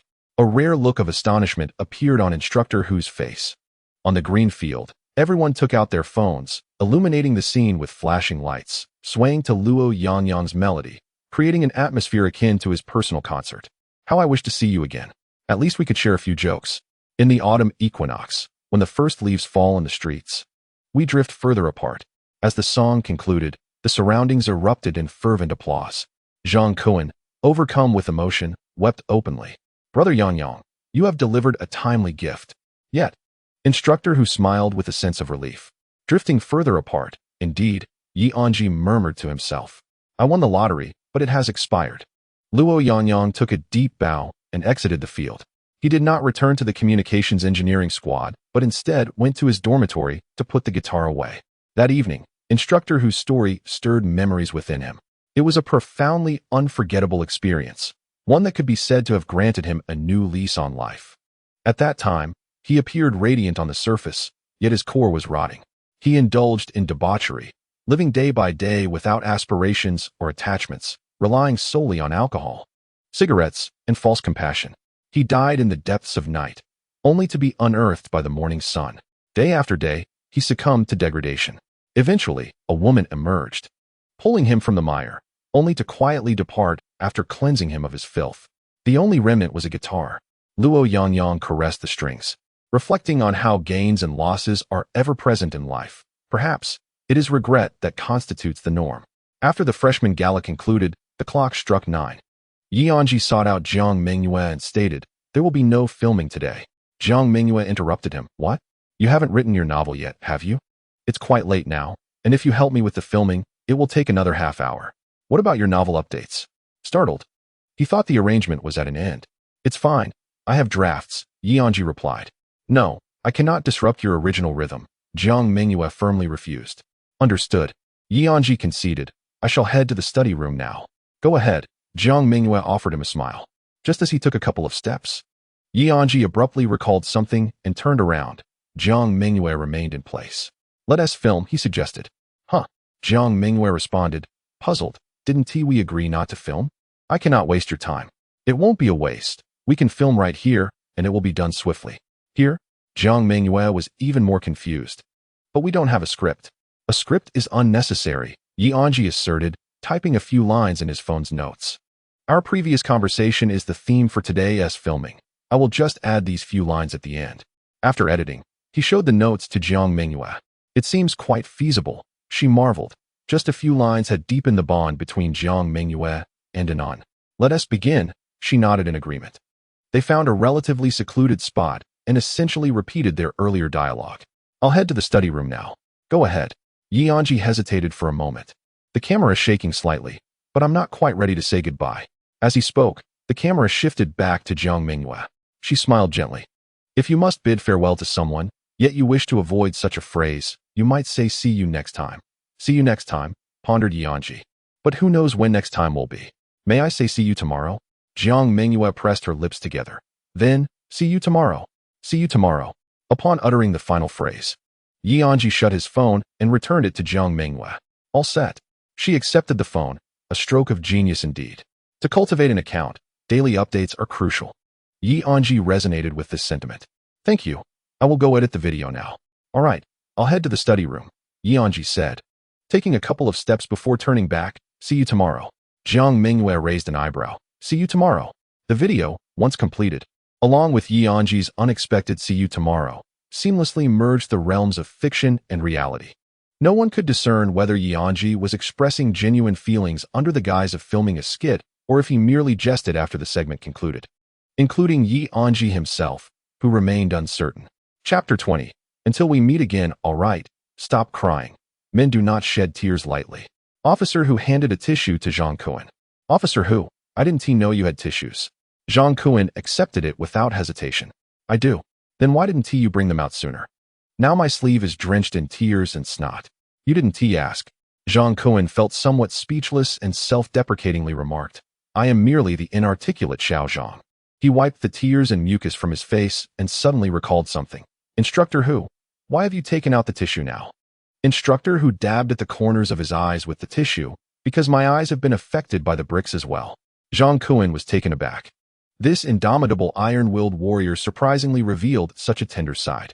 Witnessing this stark contrast in instructor whose demeanor made Jiang Mengyue's nose tingle once more. Jiang Mengyue. Instructor who suddenly called out in a stern voice. Yes. Jiang Mengyue almost reflexively responded. There will be military drills tomorrow at 8 in the morning. Do not be late. Understood. I will be there on time. Jiang Mengyue saluted. All right, you may go now. Instructor who softened his tone. Before leaving, Jiang Mengyue hesitated slightly. What is it? Jiang Mengyue. It's nothing. Instructor who? See you tomorrow. Jiang Mengyue waved his hand and hurried towards the dormitory. In truth, he had intended to ask for a photo with Instructor who, hoping to use the picture as an excuse to request his WeChat. However, he considered the poor lighting at night, which would not capture Instructor whose gallant form well, and thought that there would still be time to take a picture tomorrow morning after the drills. He could then properly bid farewell and perhaps share a hug. Therefore, there was no rush this evening. Upon returning to the dormitory, Deng Linen was engrossed in his phone, Luo Yangyang had already gone to bed, and Anzhi was, as usual, absent. Jiang Mengyue played a game for a bit, and despite it being only a little past 10, he felt unexpectedly tired. I should wash up and sleep. I absolutely cannot be late tomorrow. The following day, Jiang Mengyue awoke at 7. After purchasing breakfast for the entire dorm, he headed to the athletics field to stand by. At exactly 8 o'clock, accompanied by the athletes' march, the military drill commenced smoothly. The communication engineering squad scored 987 points. After the drill concluded, the chief instructor announced the scores of all the squads. The communication engineering squad, with a score of 987, ranked second. Oh wow, incredible. As expected of me. The students from communication engineering erupted in cheers at their outstanding achievement. Representatives from chemical engineering, communication, and journalism, please come forward to receive your awards. Instructor who glanced at his students, and Jiang Mengyue rose on his toes, pointing at himself. Go ahead. Jiang Mengyue dashed out from the formation. Deng Linen. Jiang Mengyue halted. Deng Linen approached from the formation. You are tall, representing our rising progress. Instructor who patted Deng Linen on the back. Jiang Mengyue, why did you come out? Instructor who looked at Jiang Mengyue, who was awkwardly standing by the formation. I came to see off my brother Nan. Jiang Mengyue smiled sheepishly, preparing to retreat back into the formation. Once you are out, do not return. Instructor who waved him over, come here. Jiang Mengyue gingerly approached Instructor who, what is it? Instructor who stepped behind Jiang Mengyue, placing his hands on his shoulders. Let me lean on you for a moment. Instructor who, please don't do this. I'm scared. Scared of what? Am I going to eat you? Let us applaud and congratulate the squad for their outstanding performance during military training, and commend you for embodying the iron will and strict organizational discipline of a soldier. The chief instructor initiated the applause, and the audience responded swiftly. Following this, in recognition of the individuals who excelled during the military training, the school decided to issue a commendation to the exemplary trainees. From Class 1 of Chemical Engineering, Zhang San and Li Si. From Class 2, Wang Wu and Qian Lu. From the News Class and Communication Class, Jiang Mengyue, Jiang Mengyue, and Han Jingyu. Instructor who? I believe I just heard my name. Jiang Mengyue exclaimed in disbelief, turning around. Really? I wasn't paying attention, replied Instructor who, feigning ignorance. I truly heard it. Jiang Mengyue insisted. Then go up to receive your award, who urged. Am I really going? Jiang Mengyue hesitated. Yes, go ahead. Jiang Mengyue took a couple of steps forward, but then returned, asking, Instructor who? Did you evaluate the exemplary trainees? No, came the reply. Then who did? Jiang Mengyue inquired. Come closer, I'll tell you secretly. Jiang Mengyue leaned in, an instructor who whispered, during the training, the chief instructor possesses a magical scroll. After the training ends, when submerged in water, it reveals the names of the exemplary trainees. Instructor who? Are you trying to deceive a 3-year-old? Jiang Mengyue laughed uncontrollably. So, you know I'm not being truthful? It seems you are quite clever, Hu said, patting Jiang Mengyue on the shoulder and giving him a gentle push forward. Go on. Exemplary trainee Jiang Mengyue. Wow, I knew it was me. I love you, Instructor Hu. Jiang Mengyue blew a kiss and joyfully dashed toward the podium. His happiness stemmed from 2 sources. Firstly, his achievement as an exemplary trainee, and secondly, the realization that the typically taciturn instructor who could indeed joke. As the exemplary trainees took to the stage to receive their awards, amidst the collective joy of all students celebrating the end of military training, all the instructors discreetly retreated to the rear of their respective formations. Instructor who glanced at the beaming Jiang Mengyue on the podium and then at a fair-skinned youth within the ranks, recalling that the boy's name was Luo Yangyang, who had performed Clouds and Rain at the freshman evening party. He also remembered Anzhi and Deng Linen. Thank you for listening to my story. Until we meet again. By chance. After receiving his award, Jiang Mengyue was the first to leap down from the podium. Instructor Hu, look at my certificate, he shouted.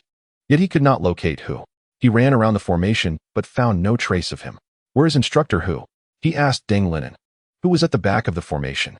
Deng Linen turned around, furrowing his brow. I don't know, he was just here. I hereby declare that this military training has concluded successfully. On the stage, the chief instructor had vanished, leaving the principal to deliver the final remarks. As his words echoed, all the students erupted in cheers. Following the applause, they dispersed to their homes, returning to their mothers. Thus, the military training came to an end. As the crowd dissipated, Jiang Mengyue stood there in a daze. The 3 from class 107 gathered around him, asking, What's wrong, Jiang Mengyue? Instructor Hu has left. Well, of course. The training has ended, so he must go, they replied. Indeed, he must go, Jiang Mengyue murmured to himself, gazing despondently at the exemplary trainee certificate in his hand. Apart from this certificate, he had nothing. No WeChat contact for Instructor Hu, no group photos, not even an opportunity to bid farewell. Let us head back, Deng Linen said, placing an arm around Jiang Mengyue's shoulder. Fate will bring us together again. Chapter 21. A casual romance with military training concluded, the students were granted a 2-day respite. Despite it being the weekend, the atmosphere in Dormitory 205 was anything but tranquil. Mengyue, the video from the other day has garnered 20,000 likes. Su Yueqi exclaimed. Her outburst prompted the other 3 roommates to immediately check their phones. The video in question was the one titled See You Tomorrow, filmed after the freshman gala.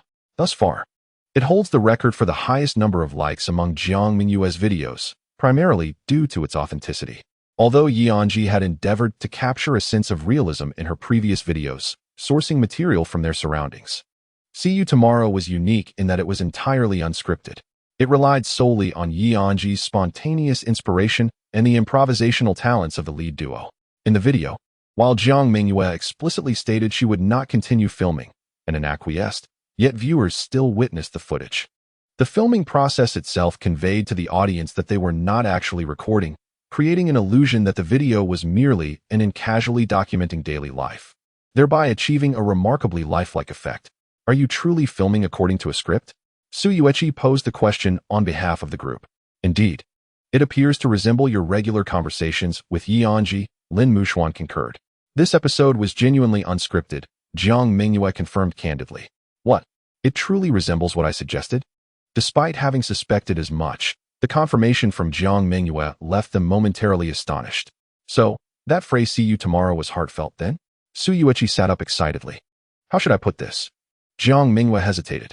The See You Tomorrow in the video was indeed orchestrated by Anzhi, yet after filming concluded, Anzhi sincerely had said See You Tomorrow to her. That evening, she felt a flicker of excitement. Isn't it? Isn't it? Su Yueqi was even more animated than the person involved. Yes, it is. Jiang Mengyue hesitated briefly before providing an affirmative response. Although she was uncertain of Anzhi's thoughts, her own See You Tomorrow was undoubtedly genuine. Finally admitting it. I knew they were truly together. Su Yueqi declared triumphantly, leaning toward Lin Mushuan. Lin Mushuan nodded slowly and thoughtfully. Jiang Mengyue, huh? What did I just say? You can't hide anything from me, Xiaoya, Su Yueqi teased, wiggling her index finger. Jiang Mengyue opted not to engage further in the debate. The more she spoke, the guiltier she would appear, since they all harbored such thoughts. She decided to embrace the notion and transform it into reality, thereby alleviating their wild speculations. Satisfied with her cleverness, Jiang Mengyue silently commended herself. Wait, why does it feel like something is amiss? In Dormitory 107, apart from Luo Yangyang, the other three remained asleep. He lay in bed, scrolling through his phone, perusing the alumni circle. Checking the alumni circle had become a morning ritual, an essential practice for contemporary college students eager to stay abreast of the latest happenings. Following military training, most posts revolved around that experience. Some lamented the overcrowding in the cafeteria, others professed their admiration for the instructors, and a few even attempted to sell authentic military training uniforms. However, the majority were still focused on reconnecting with acquaintances from the freshman gala. One of the posts seeking to rescue someone even ascended to trending status, with a fiery character appearing beside the search bar. Upon clicking the video, Luo Yangyang's first instinct was to delve into the comments section. Which class is this from? So handsome, with guitar in hand, a true idol. He must surely have a girlfriend, being this dashing. This piqued Luo Yangyang's curiosity. He was eager to discover just how striking this individual was. In the video, some sentiments remained unspoken, leading him to think, isn't that just him? The irony was palpable as he found himself unexpectedly entwined in the drama. Closing his phone, he felt an ominous premonition. By noon, Anzhi and Deng Linen gradually awoke. I'm awake. I've brought lunch for you all. Luo Yangyang entered the dormitory, placing 3 boxes of rice on the table before returning to his own seat, removing his mask and sunglasses. Thanks, brother Yangyang, Deng Linen said as he got out of bed and noticed Luo Yangyang adjusting his mask. Have you caught a cold? Not at all. Luo Yangyang replied with a sheepish smile. It's just quite sunny outside, and I feared getting tanned, hence the mask. Of course, this was merely one reason. The other, he kept to himself, for he was uncertain. After washing up, Anzhi sat down at the table and expressed his gratitude to Luo Yangyang. He opened his lunchbox and simultaneously accessed his phone to scroll through short videos, embodying the modern-day college student's mastery of time management. With a few swipes, he stumbled upon a video featuring Jiang Mengyue. With 210,000 likes and 1,000 comments, the engagement was commendable. Having watched the video no less than 10 times prior to its release, he headed straight for the comments section. A user named Ye Naogong commented, "Just filming is fine. Don't actually start dating." Immediately following, another user, Curly Dog, chimed in, "Don't just focus on filming. Have some fun with dating." Jiang Mengyue liked Curly Dog's comment. The replies exploded, exceeding 100, with users expressing their thoughts fervently. So, are they really getting together? Crying, "Can I film an episode before they officially date?" Crying, "For $5, let me star in an episode." Dog emoji, "If I could date someone like Jiang Mengyue, I'd gladly drive a luxury car and live in a villa. Upstairs, are you really unwilling to endure any hardships? Anzhi couldn't help but chuckle, realizing that Jiang Mengyue understood the dynamics of showmanship. Without replying, a mere like from her stirred the imaginations of netizens, inadvertently driving substantial traffic to the video. Unbeknownst to Anzhi, 2 hours prior, a psychological game unfolded in Dorm 205. "Ladies, please comment on my video to enhance its appeal," Jiang Mengyue urged. "After I comment, you must like it," Su Yueqi replied. "Of course," Jiang Mengyue affirmed. Su Yueqi thought to herself, "In that case, I shall not hold back." She logged into her account as Curly Dog and commented, "Don't just focus on filming. Have some fun with dating." Jiang Mengyue responded with a hint of panic. "What nonsensical comment is this?" Su Yueqi placed her hands on her hips. "You promised. Hurry and like my comment." With no other choice, Jiang Mengyue sighed and quietly liked it. Jiang Mengyue's inner thoughts. "I had anticipated you would resort to this tactic. Otherwise, I would have been troubled about how to create some engaging spectacle." Lin Mushuan's inner thoughts. "Su Yueqi is being intentional, and so is Jiang Mengyue." Lin Mushuan responded beneath the comment of the curly-haired puppy, reminding the vast number of netizens, "The author has liked it." Chun Tingting, observing the chaos unfolding, left a remark in the inconspicuous corner of the comment section. Those two must have been intimate in private. Chapter 22. Drink him pour. After lunch, several individuals lingered. It was past 1 o'clock, and Zhang Kuan still lay in bed. At this hour, Why hasn't Jiang Shui risen? Luo Yangyang glanced at Zhang Kuen's bed. The food is about to turn cold, frowned Deng Linen. A flicker of unease crossed Yi Anji's mind. Zhang Kuen wouldn't have collapsed, would he? I shall go call him.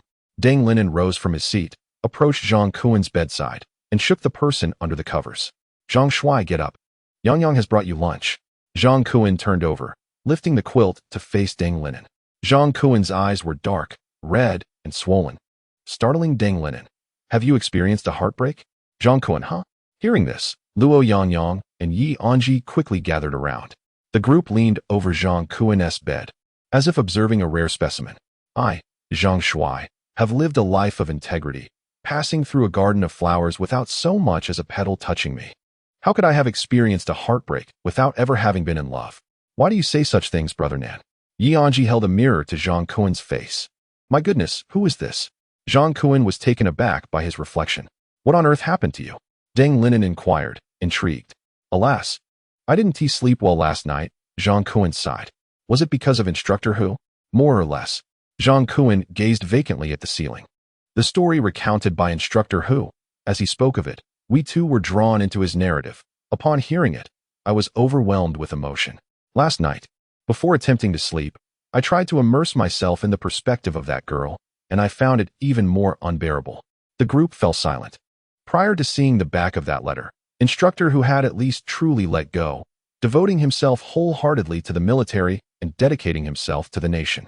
Yet that girl waited patiently for 5 years, ultimately never receiving a call from Instructor Hu. She proclaimed she would never change her phone number, and indeed, she never did. Life is unpredictable. Yi Anji deeply empathized with Zhang Kuen's feelings. As a web fiction author, one need not be overly sentimental. The ability to empathize is an essential quality for creativity.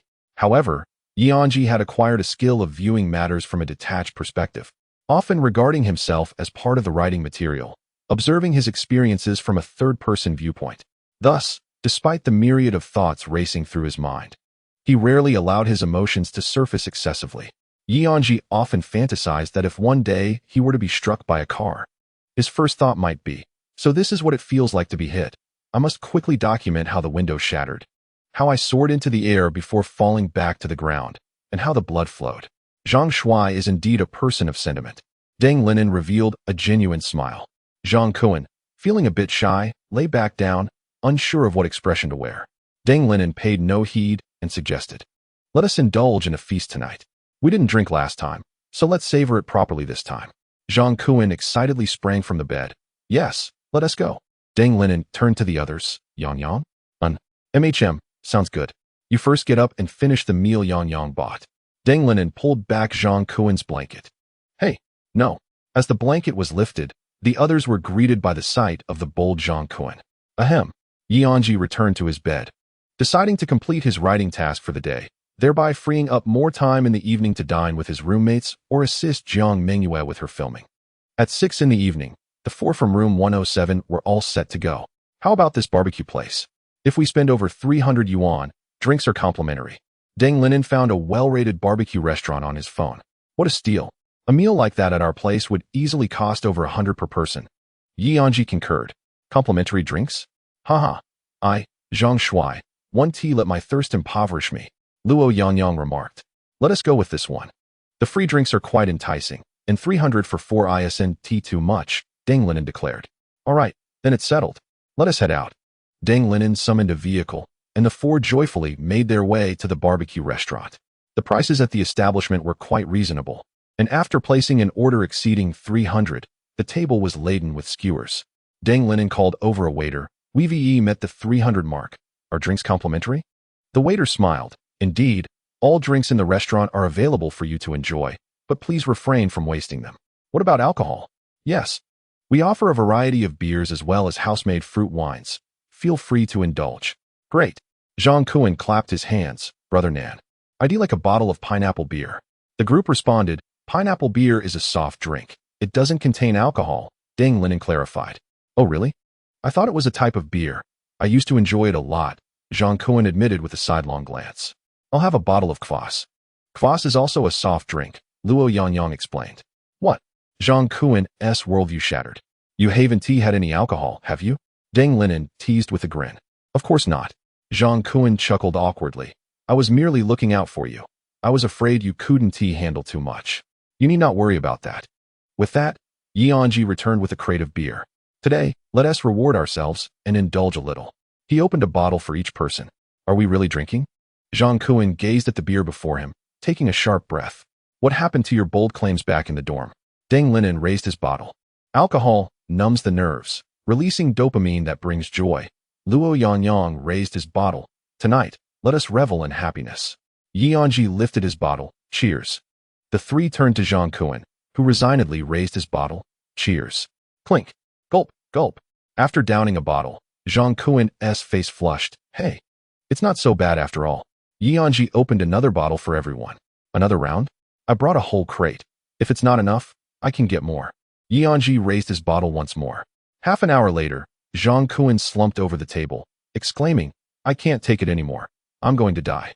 The third bottle still lay untouched. Once again, they indulged in those small bottles of beer, each merely priced at 150. Surrounding the three of them lay a dozen empty bottles. It was the second time post-examinations that they relished such a delightful drink. Deng Linen exhaled. How about you two? Not bad, Anzhi replied, tapping his head, slightly tipsy. Luo Yangyang remarked nonchalantly. This little alcohol pales in comparison to those dark, sunless days. The trio turned their gaze towards Jiang Mengyue, who lay slumped on the table, barely conscious. So, Jiang, have those negative emotions dissipated? Indeed, the negativity has faded. Yet so has the positivity. All I desire now is to escape this life, Jiang Mengyue replied, his expression one of worldly detachment. At that moment, Anzhi's phone chimed. It was a message from Taozi Paopao. Anzhi, are you free? Location information. Chapter 23. The Fluffy Kitten. Anzhi glanced at the three, appearing somewhat troubled. Brothers, I have a little matter to attend to, Deng Linen interjected, articulating the latter part of his sentence. Anzhi managed a wry smile, openly admitting, yes. My schedule after 8 is practically booked. Deng Linen and Luo Yangyang exchanged knowing glances, seemingly understanding one another's thoughts as well as Anzhi's, and they nodded in unison. It's fine. Go ahead. We won't hold it against you. What a disciplined and diligent child. How could I bear to hinder his thirst for knowledge? Deng Linen mused. Such remarkable drive is truly admirable, thought Luo Yangyang. Enjoy your meal at your own pace. This one's on me. Anzhi stood, settled the bill at the front desk, and exited the barbecue establishment.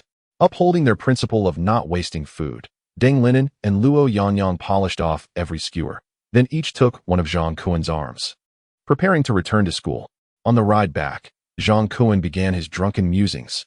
Master, do you know what love is? The driver glanced at Jiang Mengyue in the back seat. I know nothing of love. I only know the fare is 500. Isn't it 200? Deng Linen, seated beside Jiang Mengyue, questioned. Love has inflated in price. The driver replied calmly, eyes fixed on the road ahead. Master, could you please pull over? Luo Yangyang turned to Jiang Mengyue, sensing something was amiss. What's wrong? Just stop, Jiang Mengyue weakly insisted. The driver complied, bringing the vehicle to a halt by the roadside. Without uttering another word, Jiang Mengyue opened the door. Ugh, goodness. Anzhi arrived at the location sent by Jiang Mengyue, discovering it to be a barbecue restaurant. He rubbed his stomach, frowning slightly. He had anticipated it would be a barbecue place, but had clung to a sliver of hope. Perhaps they would merely wander around this vicinity? Anzhi opened his phone, messaging Jiang Mengyue. I've arrived. Taozi Paopao replied, come inside. As Anzhi stepped into the bustling barbecue restaurant, the myriad of meat aromas enveloped him. Yet his heart remained unmoved. He even felt a twinge of the urge to flee. Nevertheless, he understood he could not abandon this encounter. Jiang Mengyue had invited him. Their relationship currently existed in a delicate balance. Whatever Jiang Mengyue requested, Anzhi acquiesced, just as he found himself unable to refuse her wishes. In a secluded corner, Anzhi discovered Jiang Mengyue, who had already laid out an array of meats upon the table, yet had yet to commence grilling. Jiang Mengyue also noticed Anzhi. Rising to beckon him, Anzhi, you've arrived. Please, take a seat. Anzhi approached her, inquiring, haven't you had dinner yet? To which Jiang Mengyue explained, I was out this afternoon capturing footage and unintentionally found myself still at it this late. Besides updating her sketches with Anzhi, she often shared snippets of her university life on her secondary account, seizing the opportunity to wander out alone over the weekend. It feels a bit foolish to occupy an entire table by myself and order so much, she remarked, poking her fingers together. I was hoping to ask if you could join, but I truly did not expect you to come. I happened to be nearby, Anzhi replied. He then posed a question to himself. If he were in the dormitory, would he still have come? What would you like to eat? I can grab something else. Jiang Mengyue offered. There's no need. I've actually already eaten, Anzhi confessed honestly. If you've eaten, why come over? Jiang Mengyue pondered, having overlooked the subtle scent of alcohol that lingered on Anzhi.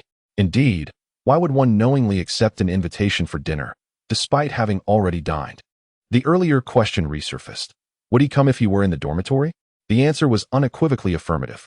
Because you invited me, Anzhi thought, unable to conjure a better response. Thank you for being willing to keep me company, Jiang Mengyue said, rising from her seat. Wishing to conceal her flushed face from Anzhi. Let me fetch some fruit. As she departed to retrieve the fruit, Anzhi resolved to grill the meat for her. He brushed the oil onto the parchment, placing the slices of meat upon it, mentally counting down the seconds before flipping them over. When Jiang Mengyue returned with several plates of fruit, the meat was nearly ready. She placed the fruit before Anzhi, observing as he lifted a piece of meat, preparing to dip it into the sauce. Suddenly, she had a revelation, tapping her forehead. Jiang Mengyue, you foolish girl. You invited him over for dinner, yet forgot to prepare a plate. Hastily, she departed once more to fetch a plate for Anzhi. However, upon rising, she was taken aback to see Anzhi placing the grilled meat onto her plate. 1 piece, 2 pieces, 3 pieces. What's wrong? Do you need anything else? Anzhi noticed her movement. I thought this was for you, Jiang Mengyue said slowly as she sat back down. I mentioned I've already eaten, Anzhi replied. Oh, Jiang Mengyue said, avoiding his gaze as she picked up a piece of meat and brought it to her lips, internally berating herself. Fool, fool, fool. Yet, soon her heart was enveloped by a wave of happiness. The meat grilled by Anzhi was simply exquisite. The degree of doneness, warmth, and spiciness was all impeccably balanced. The rich aroma assaulted her palate with every bite, juices oozing from the meat, accompanied by a delightful sizzle. After savoring 1 piece, she craved more. Grateful that her plate was still filled, she picked up another piece to relish. So delicious, I'll have another piece. Jiang Mengyue's face radiated with a blissful smile, completely oblivious to the events that had just transpired. As Anzhi observed her unbridled joy and satisfaction, a peculiar sensation blossomed within him. It was akin to feeding a delicate pink-furred kitten. Indeed, do such kittens exist in this world? Perhaps not, yet there was one before him in this very moment. Noticing that Jiang Mengyue's plate was nearly empty, Anzhi hastened to initiate a second round of barbecuing. Once cooked, he meticulously placed each piece, well seasoned, onto her plate. Jiang Mengyue welcomed every morsel, indulging in whatever was offered, savoring the delightful flavors without reservation. As they reached the third round, watching Jiang Mengyue relish each bite, Anzhi couldn't help but question the extraordinary taste of the food. Is it truly that delectable? He inquired directly. Delicious, Jiang Mengyue affirmed with enthusiastic nods. May I have a taste? Anzhi tentatively asked, primarily concerned that the little kitten might guard her meal. Of course, Jiang Mengyue replied, offering a piece of meat to him, only to awkwardly realize that there was no plate in front of him. With the situation having escalated, she decided to proceed without hesitation. Anzhi, weren't you going to try it? Hurry, open your mouth. Jiang Mengyue's face flushed crimson, and she resolved to abandon her embarrassment. Anzhi, too, found himself in an awkward predicament. Moments ago, he was feeding the kitten, yet now the roles had reversed. Moreover, this act of feeding bore a greater resemblance to its true nature. Jiang Mengyue's demeanor left no room for refusal. With a conflicted heart, Anzhi slightly parted his lips, allowing Jiang Mengyue to place the meat, along with the chopsticks, into his mouth. How is it? He swallowed the piece whole, failing to discern any flavor, compounded by his already full stomach, leaving him with the mere sensation of swallowing a lump of grease. You didn't taste it? Jiang Mengyue exclaimed, incredulous that he could claim not to have savored such a delightful dish. Should I feed you another piece? After all, you grilled this meat. It would only be fair for you to enjoy it first. Jiang Mengyue pondered this dilemma, adjusting her chopsticks, before lifting another piece of meat to Anzhi's lips, urging, open wide. Alas, she regretted her words. At the moment when she was savoring her favorite dish, she interrupted herself by saying she hadn't tasted it. Anzhi silently reflected on his misstep. Trembling slightly, he opened his mouth, allowing her to feed him again. Is it good? Yes, it's good. Would you like more? No. That's enough. Why not, if it's so delicious? I'm already full. I merely wish to sample it.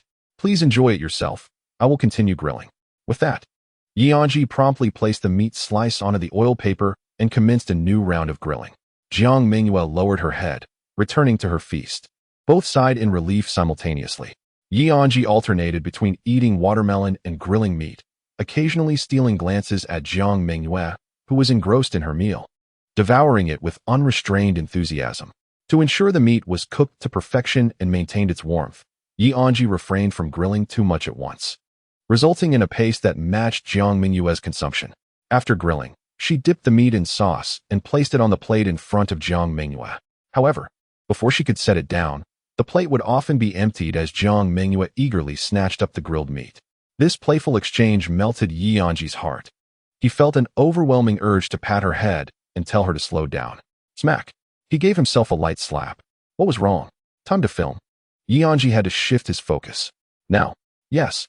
Reluctantly, Jiang Mengyue set down her chopsticks, asking, how should we shoot? You eat, I'll film. Jiang Mengyue's eyes lit up. Is it really that simple? Indeed it is. What about the script? No script needed. Jiang Mengyue frowned. But I don't know what to say. Just say whatever comes to mind. Be casual about it.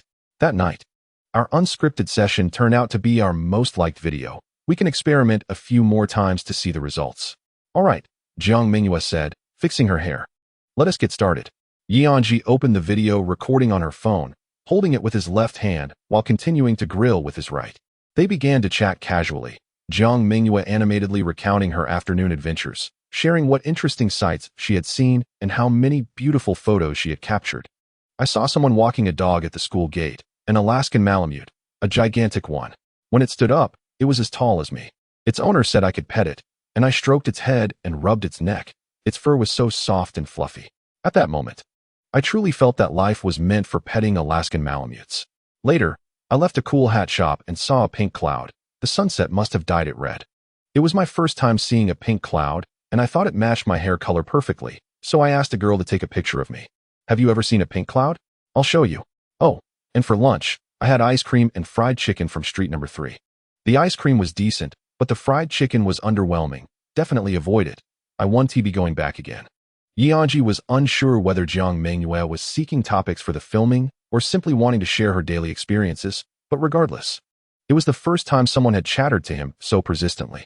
These seemingly mundane moments, the ebb and flow of joy and sorrow, painted a vivid and complete picture of Jiang Mengyue, constructing a bridge of connection between them. For the first time, Anzhi felt as if he was gradually stepping into someone else's life. This sensation was extraordinary, as if he was destined to be the listener of these musings. He recorded 10 videos, each lasting around 2 minutes, and uploaded them all to his WeChat, planning to edit this episode himself. I'm full, Jiang Mengyue declared as she set down her chopsticks. So satisfied, hiccup. She let out a burp and slumped back in her seat.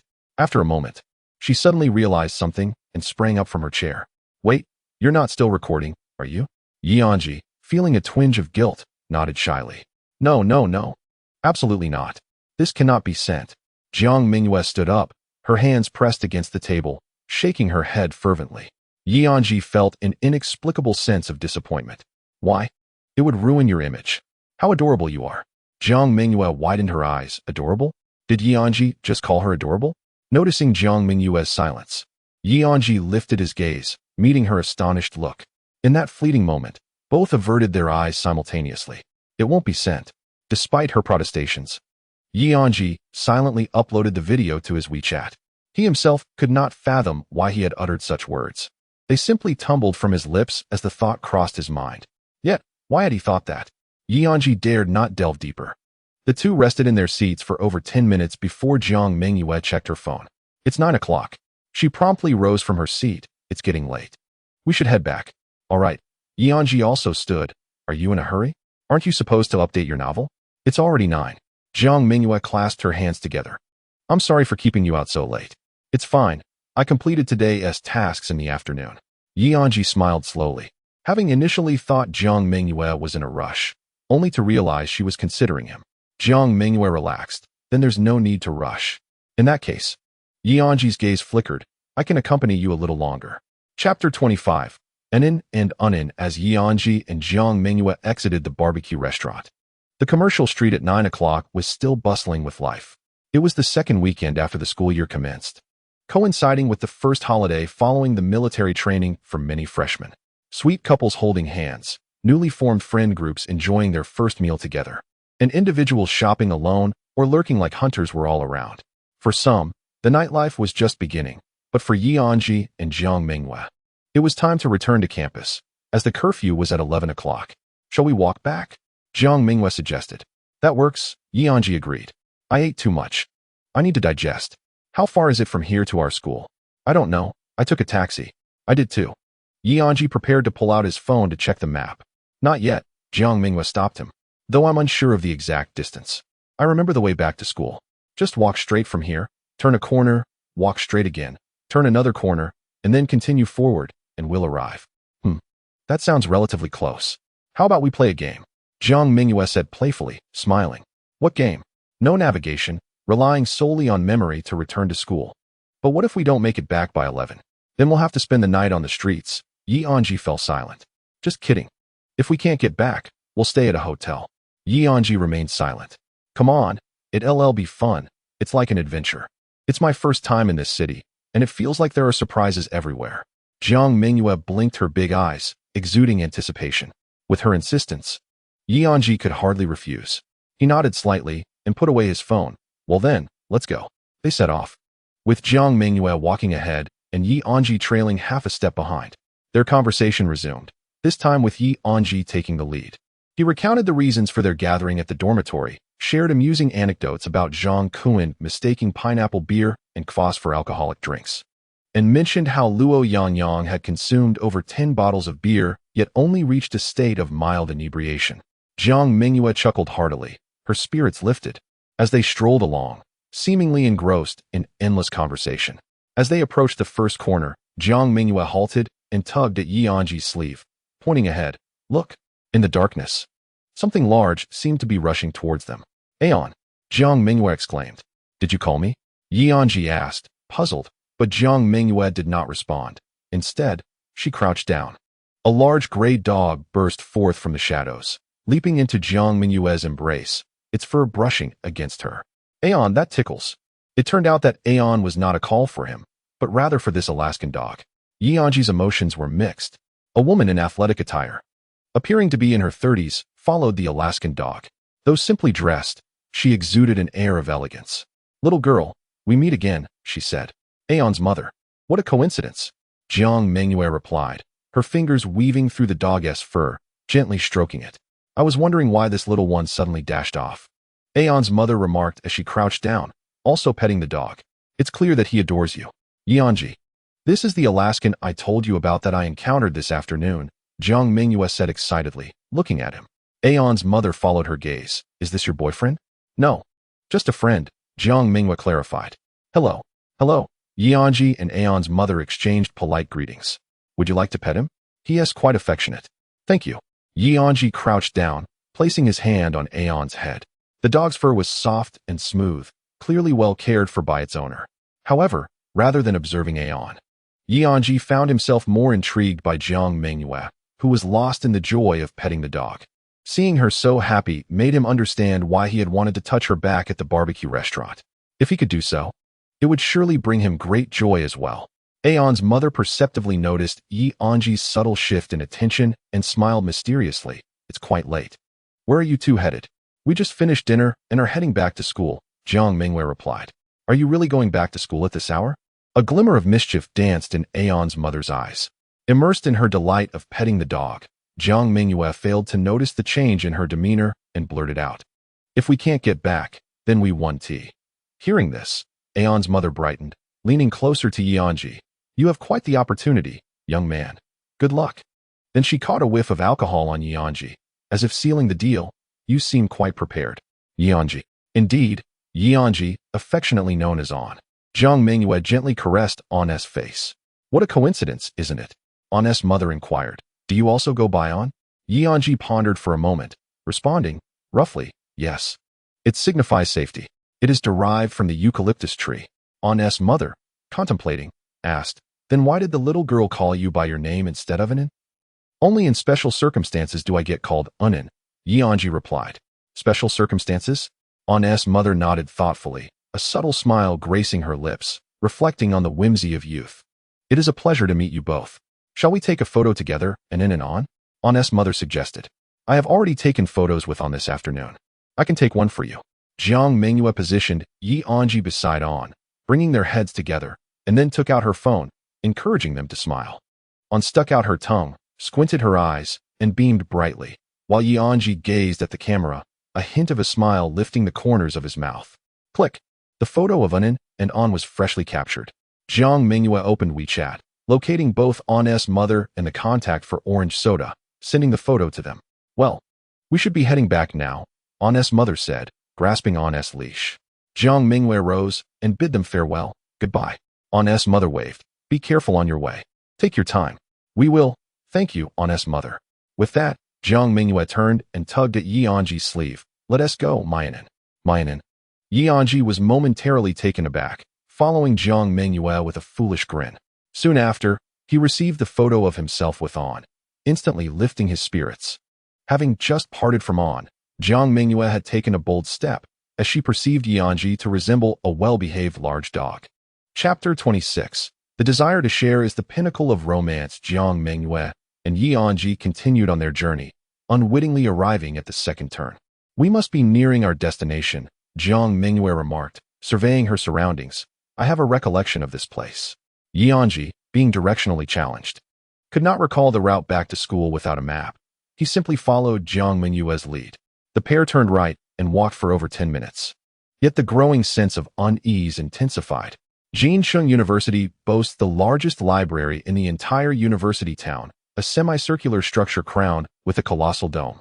Majestic even in the night. Nestled against the mountains, its elevated position makes it easily noticeable from kilometers away. However, they not only failed to spot this striking library, but there was also no sign of any university buildings. Instead, their surroundings were dominated by residential blocks. Not only Jiang Mengyue, who claimed to remember the way, but even Anzhi, typically lost, found his steps becoming increasingly unsteady. Have we taken a wrong turn? He questioned Jiang Mengyue, whom he had always trusted. She paused, calmly responding, it's quite likely we have.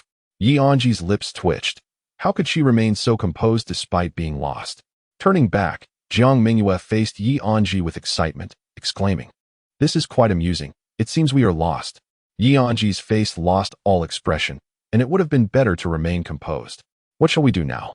Anzhi inquired. According to standard procedure, we should retrace our steps, came the reply. Standard procedure? But is Jiang Mengyue a typical person?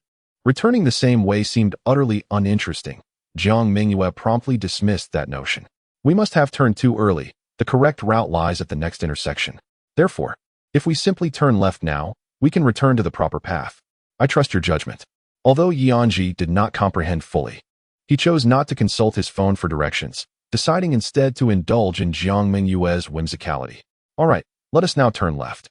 Jiang Mengyue executed a precise left turn and pointed ahead, proclaiming, onward. The two ventured down the narrow path, flanked by darkened buildings. A few scattered streetlights emitted a faint glow, and the surroundings were eerily silent, starkly contrasting the bustling commercial street they had departed just an hour prior. Anzhi, Jiang Mengyue called softly. What is it? Could you walk a bit faster?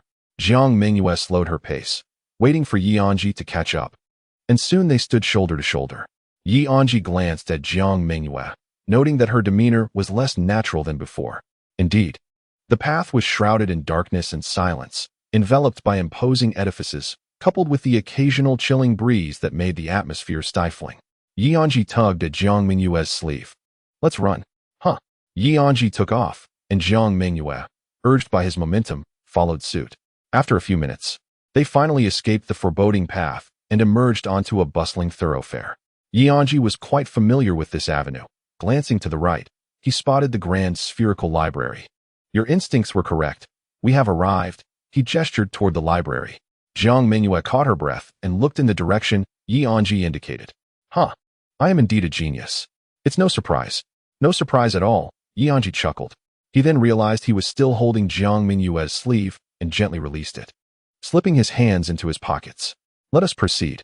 Upon arriving at the school gate, Jiang Mengyue checked her phone. It was 10:30. She pouted. I thought we might have to spend the night outdoors. It turned out to be quite simple. Anzhi sensed a hint of disappointment in her tone, though he wondered if it was merely his imagination. On the way back to the dormitory, Anzhi proposed that he edit the video from today. I'll handle the video editing since it was my idea to film it this way. Ah, does that mean I did nothing at all? Jiang Mengyue exclaimed. But you treated me to a meal, Anzhi reminded her. Jiang Mengyue recalled her indulgent feast and sheepishly replied, does that really count? Of course it does. It's settled then, he declared cheerfully. All right, I suppose I'll have to trouble you then. Jiang Mengyue, recognizing that she could not resist Anzhi's insistence, reluctantly acquiesced. Sigh, another day of free writing. Arriving at the base of the dormitory, the two exchanged farewells for the next day, and Anzhi returned to his room.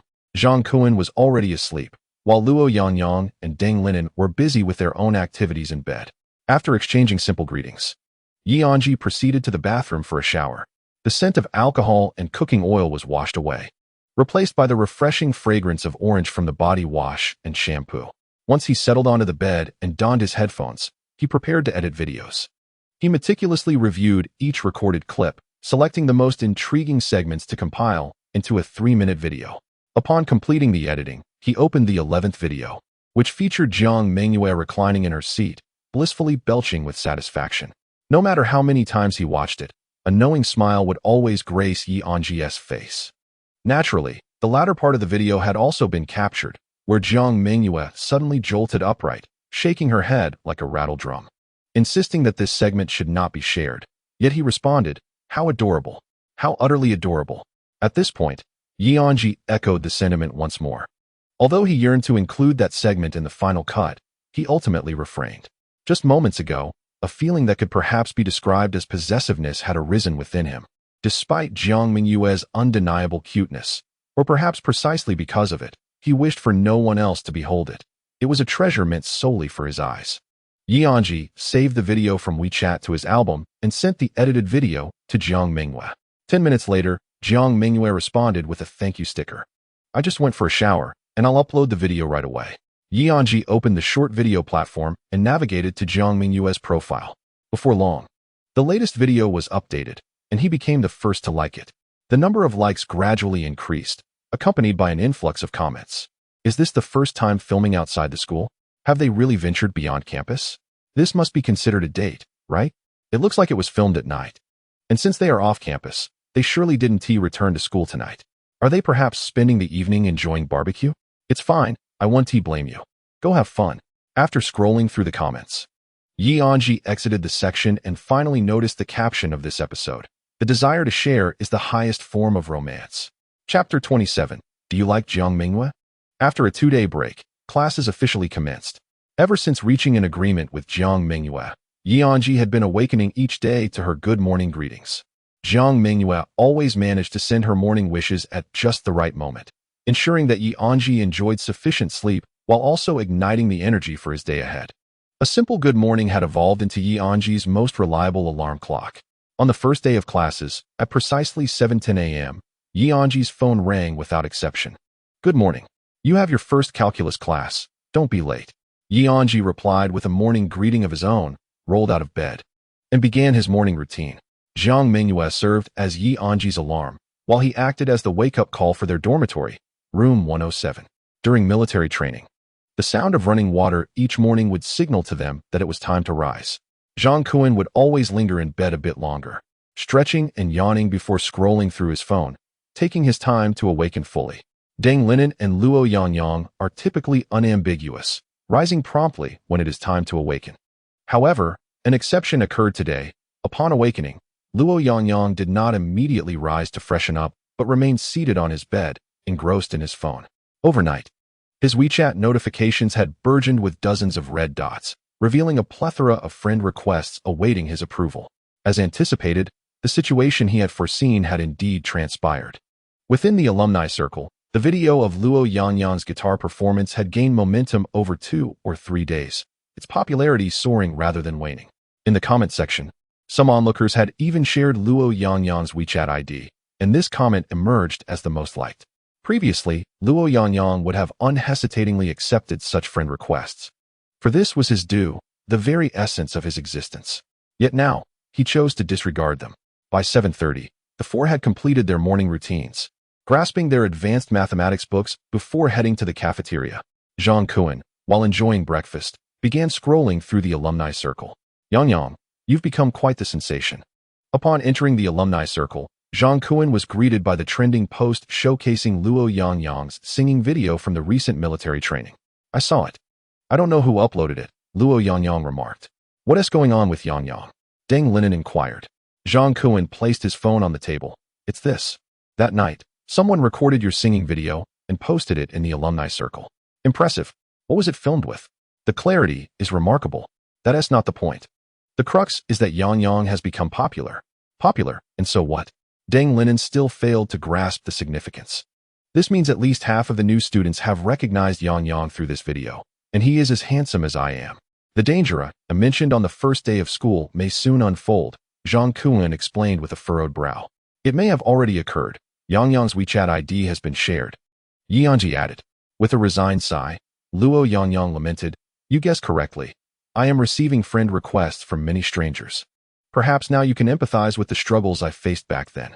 Despite his words, Zhang Kuan gazed at Luo Yangyang with a mixture of envy and admiration. Even though I haven't accepted any, the verification requests keep pouring in, Luo Yangyang confessed. What? You haven't accepted any? Zhang Kuan exclaimed in disbelief. Why should I accept requests from people I don't even know? But, Zhang Kuan faltered, yet everyone sensed what he wished to convey. If Yangyang doesn't wish to add them, then these are merely disturbances, Anzhi remarked.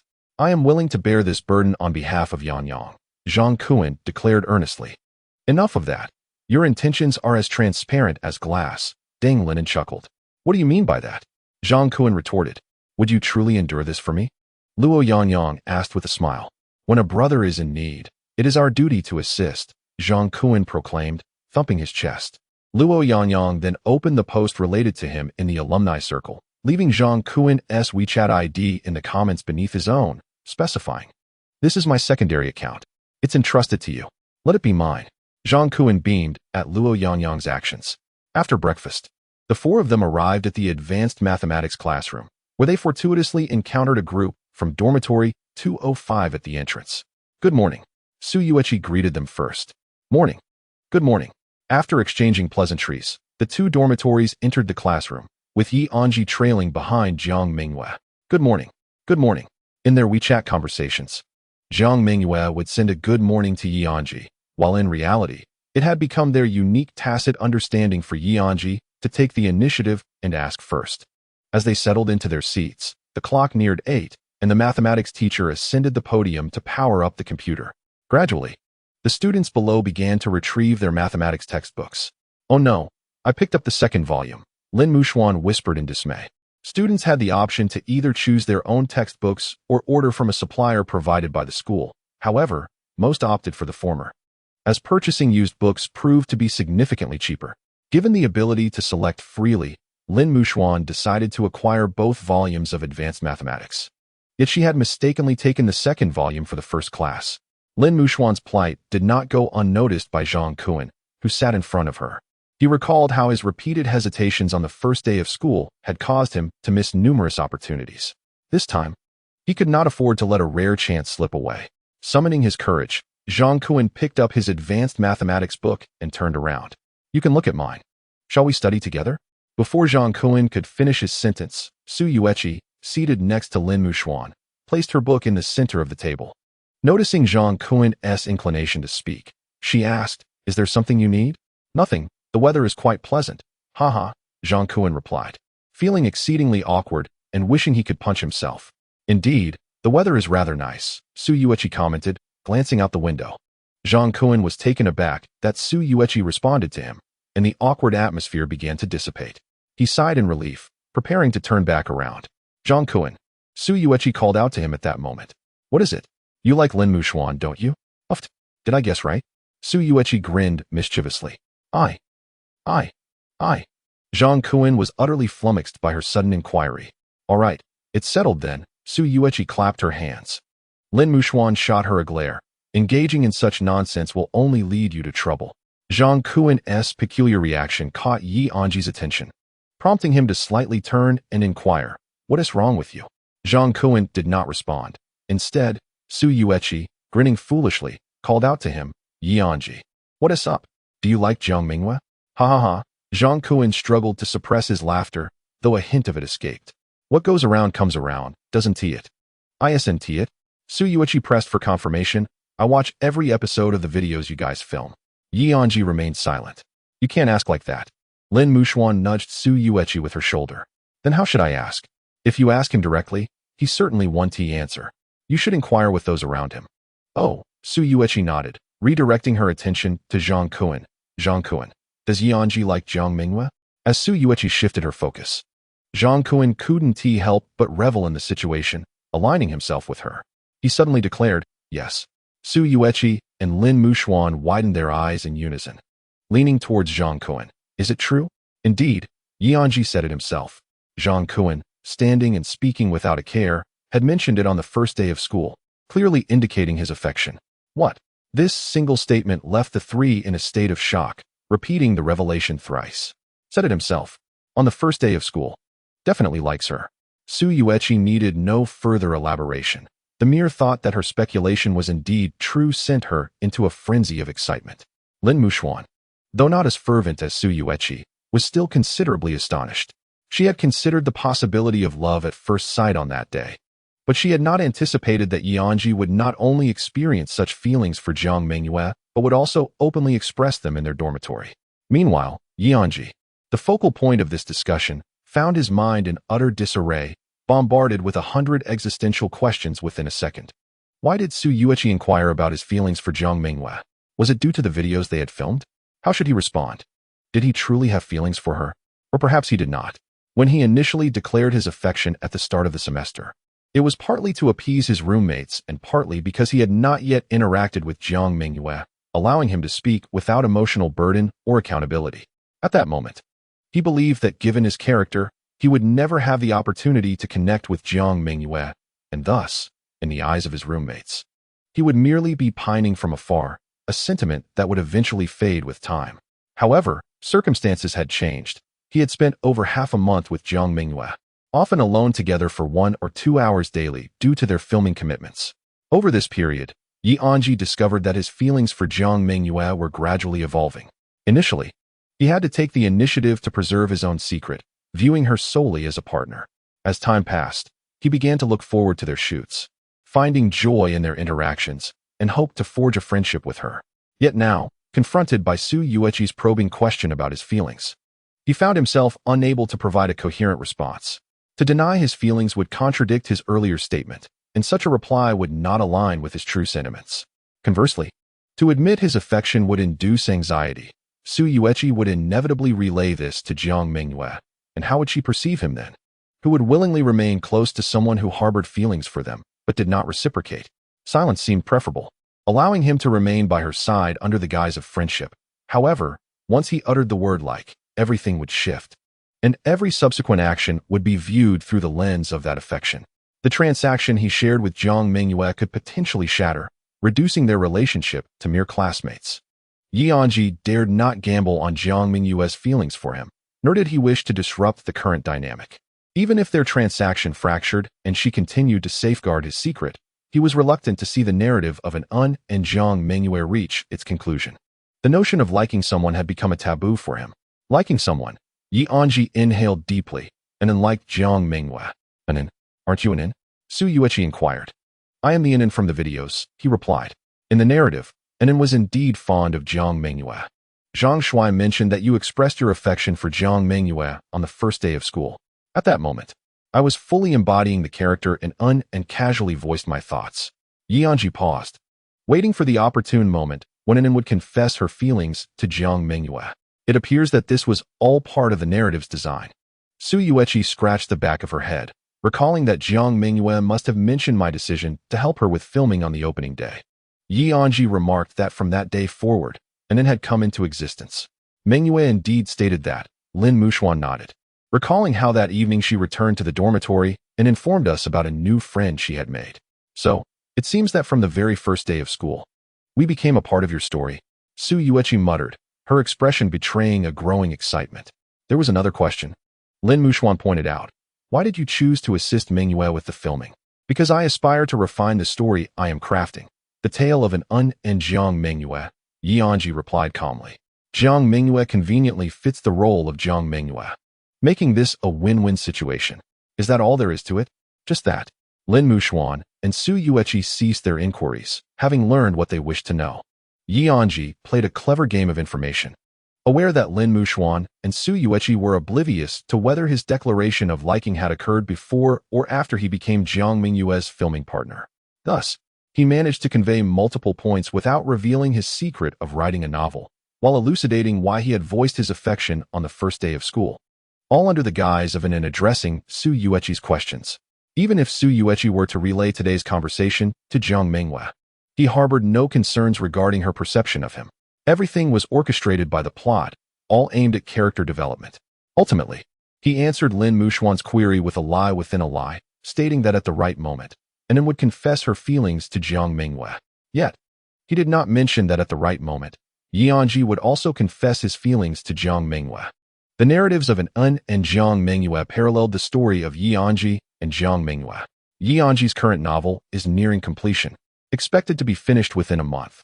Upon its completion, he resolved to change his course and embark on a genuine literary endeavor. From the very first glance at Jiang Mengyue, he felt an overwhelming curiosity towards her, believing that understanding what kind of person she was would significantly benefit his writing career.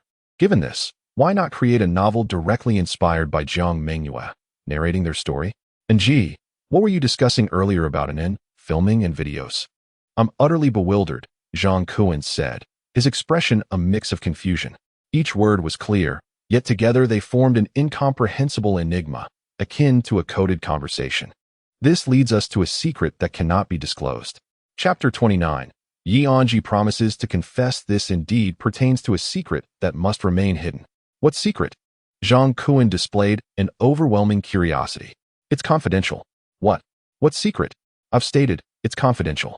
Zhang Kuan interjected. Everyone, please be quiet. Class is about to commence. On the podium, the advanced mathematics teacher clapped his hands, introducing himself as Mr. Liang. On Mondays, he had a full schedule, teaching mathematics and English in the morning, followed by a 3-hour specialized course in the afternoon. After the day's classes concluded, the 4 students from room 205 gathered in the cafeteria for a meal. During their dining, casual conversation ensued, with Su Yueqi naturally taking the lead as the conversational instigator. Mengyue, today in math class, Anzhi sat in front of me. We discussed some things you might not be aware of yet. Jiang Mengyue remained focused on her food, seemingly indifferent. What things? Su Yueqi exchanged a glance with Lin Muxuan. I want to tell you. Jiang Mengyue paused in her eating, looking at Su Yueqi. Are you trying to tease me? Su Yueqi pointed to Jiang Mengyue's plate. Haven't you already eaten quite a bit? Jiang Mengyue feigned anger. Is this even enough? I'll eat less at dinner, otherwise, I might gain weight.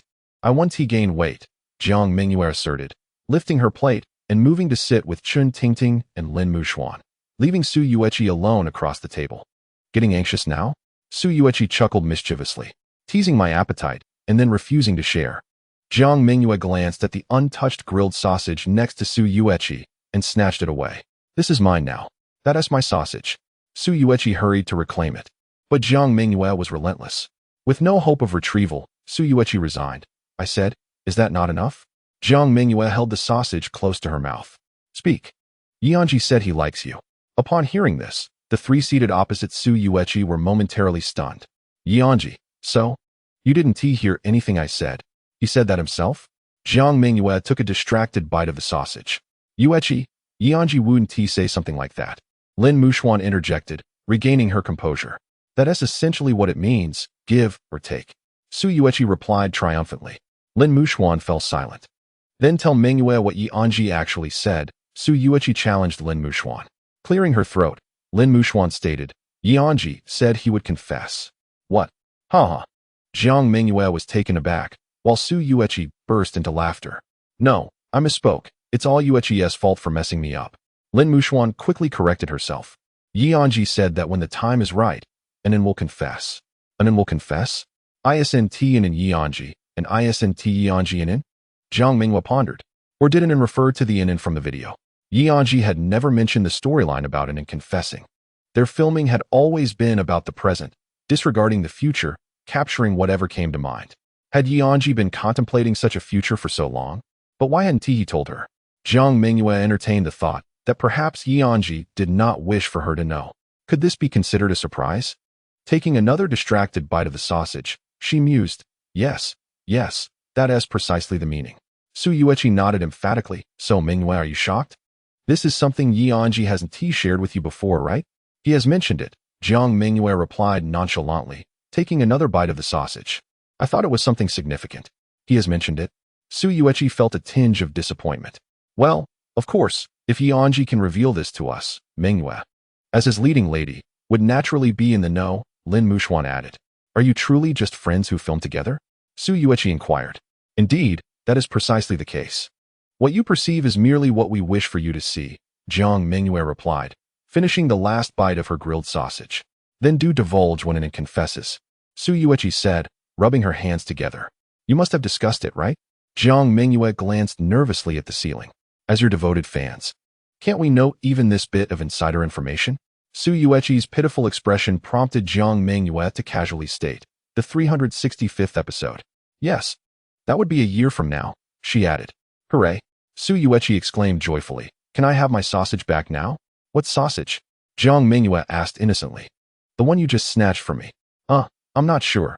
It was right here a moment ago. Jiang Mengyue held a bamboo skewer, a hint of chili at the corner of her mouth.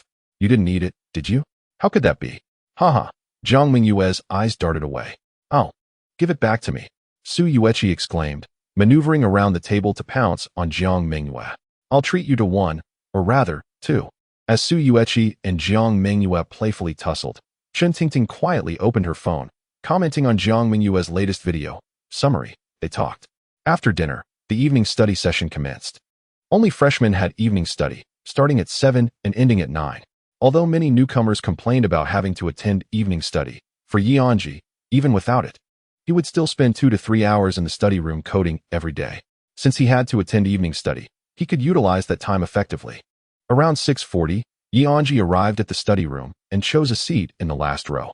He could not allow anyone to sit behind him. Shortly after he settled in, a classmate entered the study room. The newcomer was a slender boy wearing a mask and sunglasses, carrying a large backpack that seemed to hold many items. Anzhi recognized him as Han Jingyu, who had received the Military Training Excellence Award alongside Jiang Mengyue and Zhang Kuan. Upon entering the classroom, Han Jingyu was momentarily taken aback to see someone there so early, especially sitting in the last row. The desks in the study room were arranged for two, and only 2 desks were placed in the last row. With Anzhi occupying one, Han Jingyu had to take the other. Both Anzhi and Han Jingyu preferred not to have anyone near them. As the clock approached 7, more students trickled into the study room, and Zhang Kuan's booming voice reached Anzhi from the entrance. Brethren, coming in so early? Is he trying to study secretly? I should check later. Anzhi felt a sense of foreboding and quickly messaged Jiang Mengyue. Sit next to me. Upon receiving the message, Jiang Mengyue stood up and, under the excited gazes of the other 3 in room 205, moved to sit beside Anzhi. What's wrong? Jiang Mengyue asked. Anzhi replied earnestly. Only you sitting next to me gives me a sense of security. Jiang Mengyue was momentarily taken aback. At that moment, Zhang Kuan and his companions entered the study room, searching for Anzhi's figure, and upon seeing Jiang Mengyue sitting beside him, he felt a wave of dismay wash over him. I'm truly doomed. Chapter 30. The distaste of mocking others during the evening study session. The atmosphere in the study room was eerily quiet. Some were engrossed in their phones, while others succumbed to slumber, with no one daring to utter a word. Jiang Mengyue, fatigued from her phone, stealthily glanced at Anzhi. As always, once immersed in his writing, Anzhi became oblivious to the world around him. What could he possibly be writing? An unexpected curiosity surged within Jiang Mengyue. Although she was aware of Anzhi's novel-writing endeavors since the beginning of the term, she had yet to glimpse its contents. Should she indulge in a fleeting peek? The thought flickered in her mind. She reclined slightly, her gaze slanting towards Anzhi's screen. In an instant, she comprehended the material displayed on his tablet.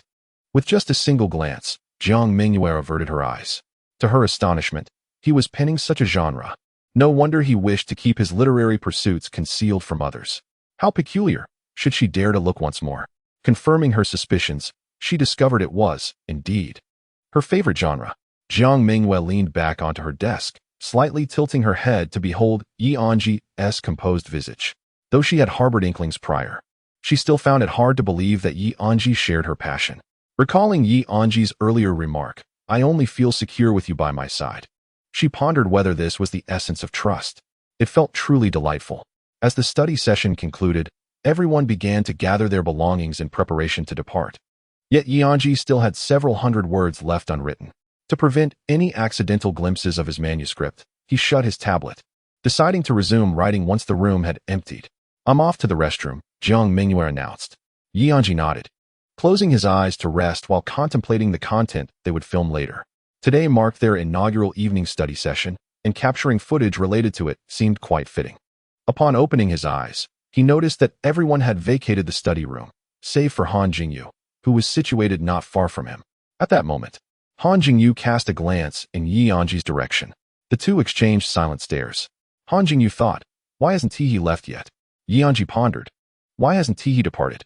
Despite Han Jingyu sporting sunglasses, Anzhi could still sense the piercing gaze that lurked behind them. Anzhi had long been curious as to why this individual donned sunglasses at such a late hour. Just then, Jiang Mengyue re-entered, exclaiming, "I'm back. Why are you still here?" Han Jingyu inquired. "We're just enjoying our romance. Let us be," Jiang Mengyue began, only to be interrupted by Han Jingyu. "It's not what you think," Jiang Mengyue asserted. Anzhi rose from his seat, stating, "Is it a crime for us to linger a bit longer in the study room?" He recalled the night of the term's commencement when Jiang Mengyue had unexpectedly appeared in the study room. His initial reaction had mirrored hers. "What are you doing here?" However, the study room belonged to everyone, and each individual possessed the right to be present or stay longer. Anzhi addressed Han Jingyu, "Do as you wish. We shall not intrude upon your endeavors." Han Jingyu hesitated, the earlier intensity of his demeanor softening. This classroom was essential to him, as he could find no better alternative. Since the other party claimed they would not disturb him, perhaps it was time for him to take a step back? Han Jingyu lowered his head slightly, apologizing. "I'm sorry for interrupting you. I need to go live. I appreciate the rocket sent by my brother." Anzhi recalled the catchphrases of various streamers and frowned. Indeed, it did affect his novel writing. However, Jiang Mengyue became immensely intrigued by Han Jingyu's streaming endeavor. "Where are you streaming from? What content do you share? May I take a look? I might also want to start streaming in the future. I prefer not to let people from my real life see my streams." Han Jingyu stammered. Upon hearing this, Anzhi expressed his understanding. He too wished to keep his novel writing hidden from the prying eyes of reality. Everyone harbors their own secrets. "Being mocked is disgusting," Han Jingyu said solemnly. "Only those who mock others are truly disgusting," Jiang Mengyue stated firmly. At her words, both Anzhi and Han Jingyu fell silent. "Pursuing what you love is not for others to critique," Jiang Mengyue continued. "Do those people live by the sea? Their interference is unwarranted." Han Jingyu chuckled. "You are a very brave person. Just be yourself. It's almost time. I hope I won't frighten you." Han Jingyu removed his sunglasses and mask, revealing himself as a cross-dressing streamer. Anzhi and Jiang Mengyue stared in astonishment at the beautiful youth before them, the atmosphere momentarily thick with surprise. Han Jingyu's face was adorned with exquisite makeup, false lashes, under-eye bags, eyeliner, eyeshadow, nose contour, blush, and vibrant lips. Were it not for his physique and hairstyle, Anzhi would have never recognized him as Han Jingyu. No wonder he had worn a mask and sunglasses since entering the classroom. Jiang Mengyue was equally stunned, rendered speechless by his delicate appearance. "Isn't it strange?" Han Jingyu dared not look directly at them. "How is this possible?" Anzhi was the first to speak. "I have studied makeup techniques for a long time. I have loved makeup since childhood." "That's impressive," Jiang Mengyue exclaimed. "Do you just go live like this?" "No. I also wear a wig and change into appropriate clothing while streaming," Han Jingyu explained, retrieving the necessary wig and outfit from his backpack. "I began streaming after graduating high school, teaching makeup in my stream and offering guidance to friends who share my passion for cross-dressing. In 3 months, I accumulated a small fan base, but after school started, I struggled to find a suitable place to stream. And I was hesitant to dress like this in front of my roommates. After half a month without streaming, I lost some followers, but today, When Sister Sue mentioned coming to study in the evening, I thought of streaming from the study room. Having finished, Han Jingyu donned the wig. As he transformed, Anzhi felt an odd sense of familiarity. Are you Yuzi? Jiang Mengyue asked. How did you know? I stumbled upon your stream once. You were teaching makeup. I watched for half an hour and even followed you. Jiang Mengyue opened her short video account, and indeed, she found a streamer named Yuzi among her followed accounts. It truly is you. Thank you for your support, Han Jingyu said, operating his phone to open the streaming room. The person online and the person in reality are completely different. Just thinking about the boy behind the camera still makes me a bit self-conscious. Not at all. He replied confidently. Jiang Mengyue cast a glance at Anzhi, and one might say that such a stark contrast was indeed astonishing. Anzhi, feeling a bit embarrassed, turned away. He realized that he had initially misunderstood Jiang Mengyue. That night, when Jiang Mengyue caught him off guard, he thought he was doomed, which prompted him to offer his assistance in filming her. However, in hindsight, that day turned out to be the most fortunate one, and assisting Jiang Mengyue in her filming was undoubtedly the wisest decision he made. Chapter 31. From now on, we shall be good sisters. As Han Jingyu's livestream commenced, an influx of viewers began to arrive. Han Jingyu greeted them courteously, saying, "Long time no see, my darlings." The sound of her voice once again astonished Anzhi and Jiang Mengyue. This voice was unmistakably that of a girl. Han Jingyu explained to both of them and the newly arrived audience, "This is a falsetto." "How impressive!" Jiang Mengyue exclaimed, her eyes sparkling. "Anzhi, you should give it a try." "Me?" he replied, bewildered. "Just kidding." Yet, Anzhi, indeed curious, posed the same question as the audience. "How do you achieve this?" Han Jingyu reverted to her original voice and elaborated. "First and foremost, posture is crucial. Keep your shoulders relaxed, knees naturally together, abdomen tucked in, chest out, and back straight. Don't rush the practice. Protecting your vocal cords is of utmost importance. Step 1. Extend your tongue and produce this sound, like this." Following Han Jingyu's instructions, Anzhi attempted the technique, and after 10 minutes, astonishingly, he managed to produce a sound that bore a slight resemblance to a female voice. However, the result was so unappealing that even Anzhi found it unbearable. "You did it, Anzhi," Jiang Mengyue exclaimed, more thrilled than Anzhi himself. "It's as if something is stuck in your throat." Anzhi smiled wryly. "Shall we film you learning falsetto tonight?" Jiang Mengyue suggested, an idea sparking in her mind. "Sure, why not? It sounds amusing. But Jiang Mengyue should be the star, and Un is secondary, and the focus on it and might not attract viewers." "I'm willing," Jiang Mengyue replied cheerfully. "And Un is also the male lead. Let him speak a bit more." "All right then, let's proceed with this." Anzhi acquiesced. Han Jingyu moved her face out of the camera's frame and inquired, "Are you two also content creators?" "Yes, we create videos. We haven't gone live yet, but we may in the future," Jiang Mengyue answered. "May I take a look?" "Sure." Jiang Mengyue presented her account homepage to Han Jingyu. "Are you using your real name?" "Yes, because I think my name sounds quite lovely," Jiang Mengyue smiled. "I'll follow you." "Thank you." Han Jingyu returned to her live stream, only to find that the comments had transformed entirely. "Who was that girl just now? Is she another cross-dresser? She must be a girl, right? Userin, come back and explain." Han Jingyu stepped away from the camera again, saying, "Jiang Mengyue, you accidentally appeared on screen just now. I hope I didn't cause any negative impact on your live stream." "The live stream has become livelier." Han Jingyu pondered for a moment. "Let me help you gain exposure." Han Jingyu returned to her phone and tagged Jiang Mengyue in the barrage. "This is a friend. Thank you for your attention." A minute later, Jiang Mengyue's followers grew at a visibly rapid pace. "Your fans are incredible," Jiang Mengyue exclaimed with delight. "Now, I am also your fan," Han Jingyu replied with a smile. Urging, "Strike while the iron is hot, and update quickly." "All right," Jiang Mengyue said, pulling on Anzhi's sleeve. "Let us go." Anzhi followed Jiang Mengyue to the front of the classroom, where she opened her phone to record and handed it to him. "Anin, I heard you learned falsetto today?" "Not really. Why aren't you following the script?" "Well, I learned a bit after evening study. I practiced with a big streamer for a while and can barely produce a sound." "Show me." Anzhi cleared his throat, recalling Han Jingyu's earlier lesson. Following the steps one by one, yet no attempts yielded success. Meanwhile, the video had already recorded for 4 minutes. Jiang Mengyue giggled. "Anin, what is happening?" "I don't know. I was able to do it just now." "You're not trying to create a show effect, are you?" "I'm really not." Anzhi scratched his head and turned off the recording. After a moment, He took a few deep breaths and restarted the video.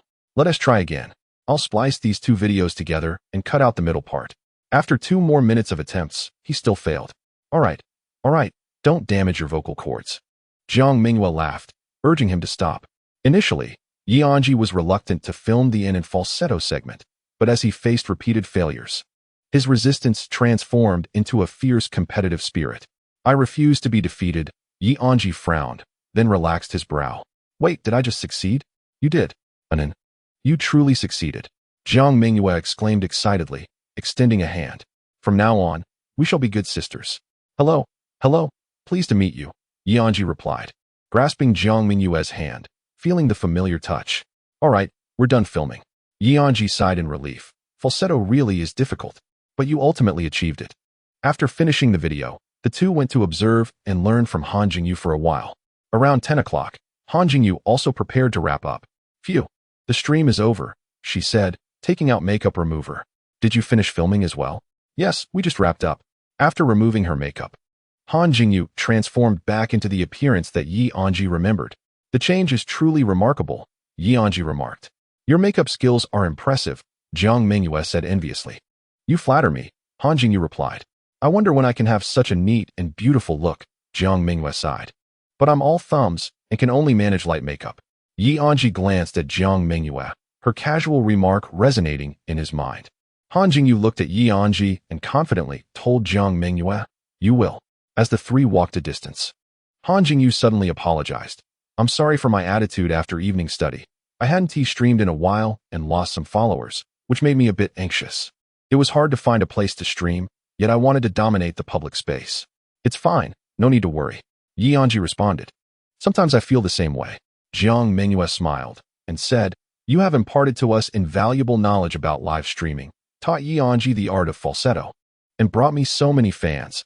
I am incredibly grateful to you. Han Jingyue's eyes sparkled with delight. It is a pleasure to meet you all. As they approached the girls' dormitory, the two boys bid farewell to Jiang Mengyue and continued towards the boys' dormitory. At that moment, Anzhi suddenly remembered that she had yet to complete a few hundred words of her writing task for the day, having completely forgotten amidst the filming with Jiang Mengyue. Anzhi, Han Jingyue's voice pulled her back to reality. What is the matter? Tomorrow is the club recruitment day. Our school has many interesting clubs. Chapter 32. Club recruitment. The annual club recruitment event had arrived as scheduled, with various clubs showcasing their talents in a vibrant competition at the small square in front of the cafeteria. The cafeteria, being the most bustling area, naturally became the prime location for the recruitment. After finishing their lunch, the four of them from room 107 made their way to the square. The array of performances, ranging from singing to dancing, dazzled the senses, with loudspeakers blaring everywhere as each club attracted new members in its unique fashion. Indeed, it is 100 clubs.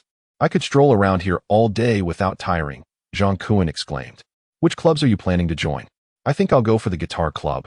I'm not interested in anything else, Luo Yangyang replied. I'm not sure yet. I'll just wander around for a bit and see what piques my interest. Deng Linen said. I'm undecided as well, Anzhi echoed. Although she was uncertain, Anzhi was inclined to check out the literature club, as she could barely consider herself an online writer and had a keen interest in words. However, she recalled Han Jingyue's mention of the club recruitment the previous evening. Why had he specifically brought it up? If she were to join a club, she only wished to commit to one, not wanting to squander too much time on this matter, so it was best to choose wisely. Let us first accompany Yang Yang to the guitar club, Zhang Kuan suggested. All right. The others agreed. After a brief exploration, they effortlessly found the guitar club. Naturally, there was a guitar performance. A senior student was playing a solo, drawing a crowd of admirers. Luo Yangyang discovered that the full name of the guitar club was Guitar and Her and It Club. Once the performance concluded, the senior took the microphone. Welcome everyone to our Guitar and Her and It Club. Following her announcement, many stepped forward to line up for registration, and Luo Yangyang joined the throng. As she wrote down her name, class, and contact information, she inquired, why is the club named Guitar and Her and It Club? Because we don't just focus on guitars. Anyone interested in musical instruments can join us. We learn from each other and progress together, emphasizing enjoyment, came the reply. At that moment, another performer took the stage, this time wielding a swona. The sound of the swona resonated, electrifying the entire gathering.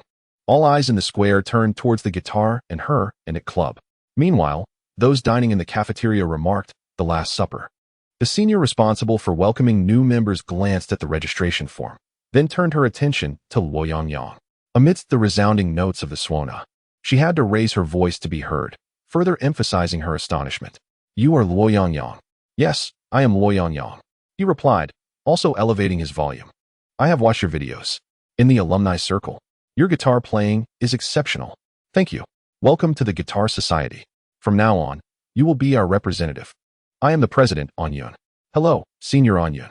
After the senior playing the suona finished a piece, he was not yet satisfied and wished to perform another.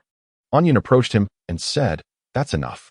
President, I attracted so many people with just one performance. Let me play a couple more." Although few newcomers had registered, many had come to enjoy the entertainment. "You should take a break. Let the new members showcase their talent," Anyun urged, sending the suona player away and leading Luo Yangyang to the performance area. "President, I didn't bring my guitar," Luo Yangyang admitted sheepishly. "No worries, use mine."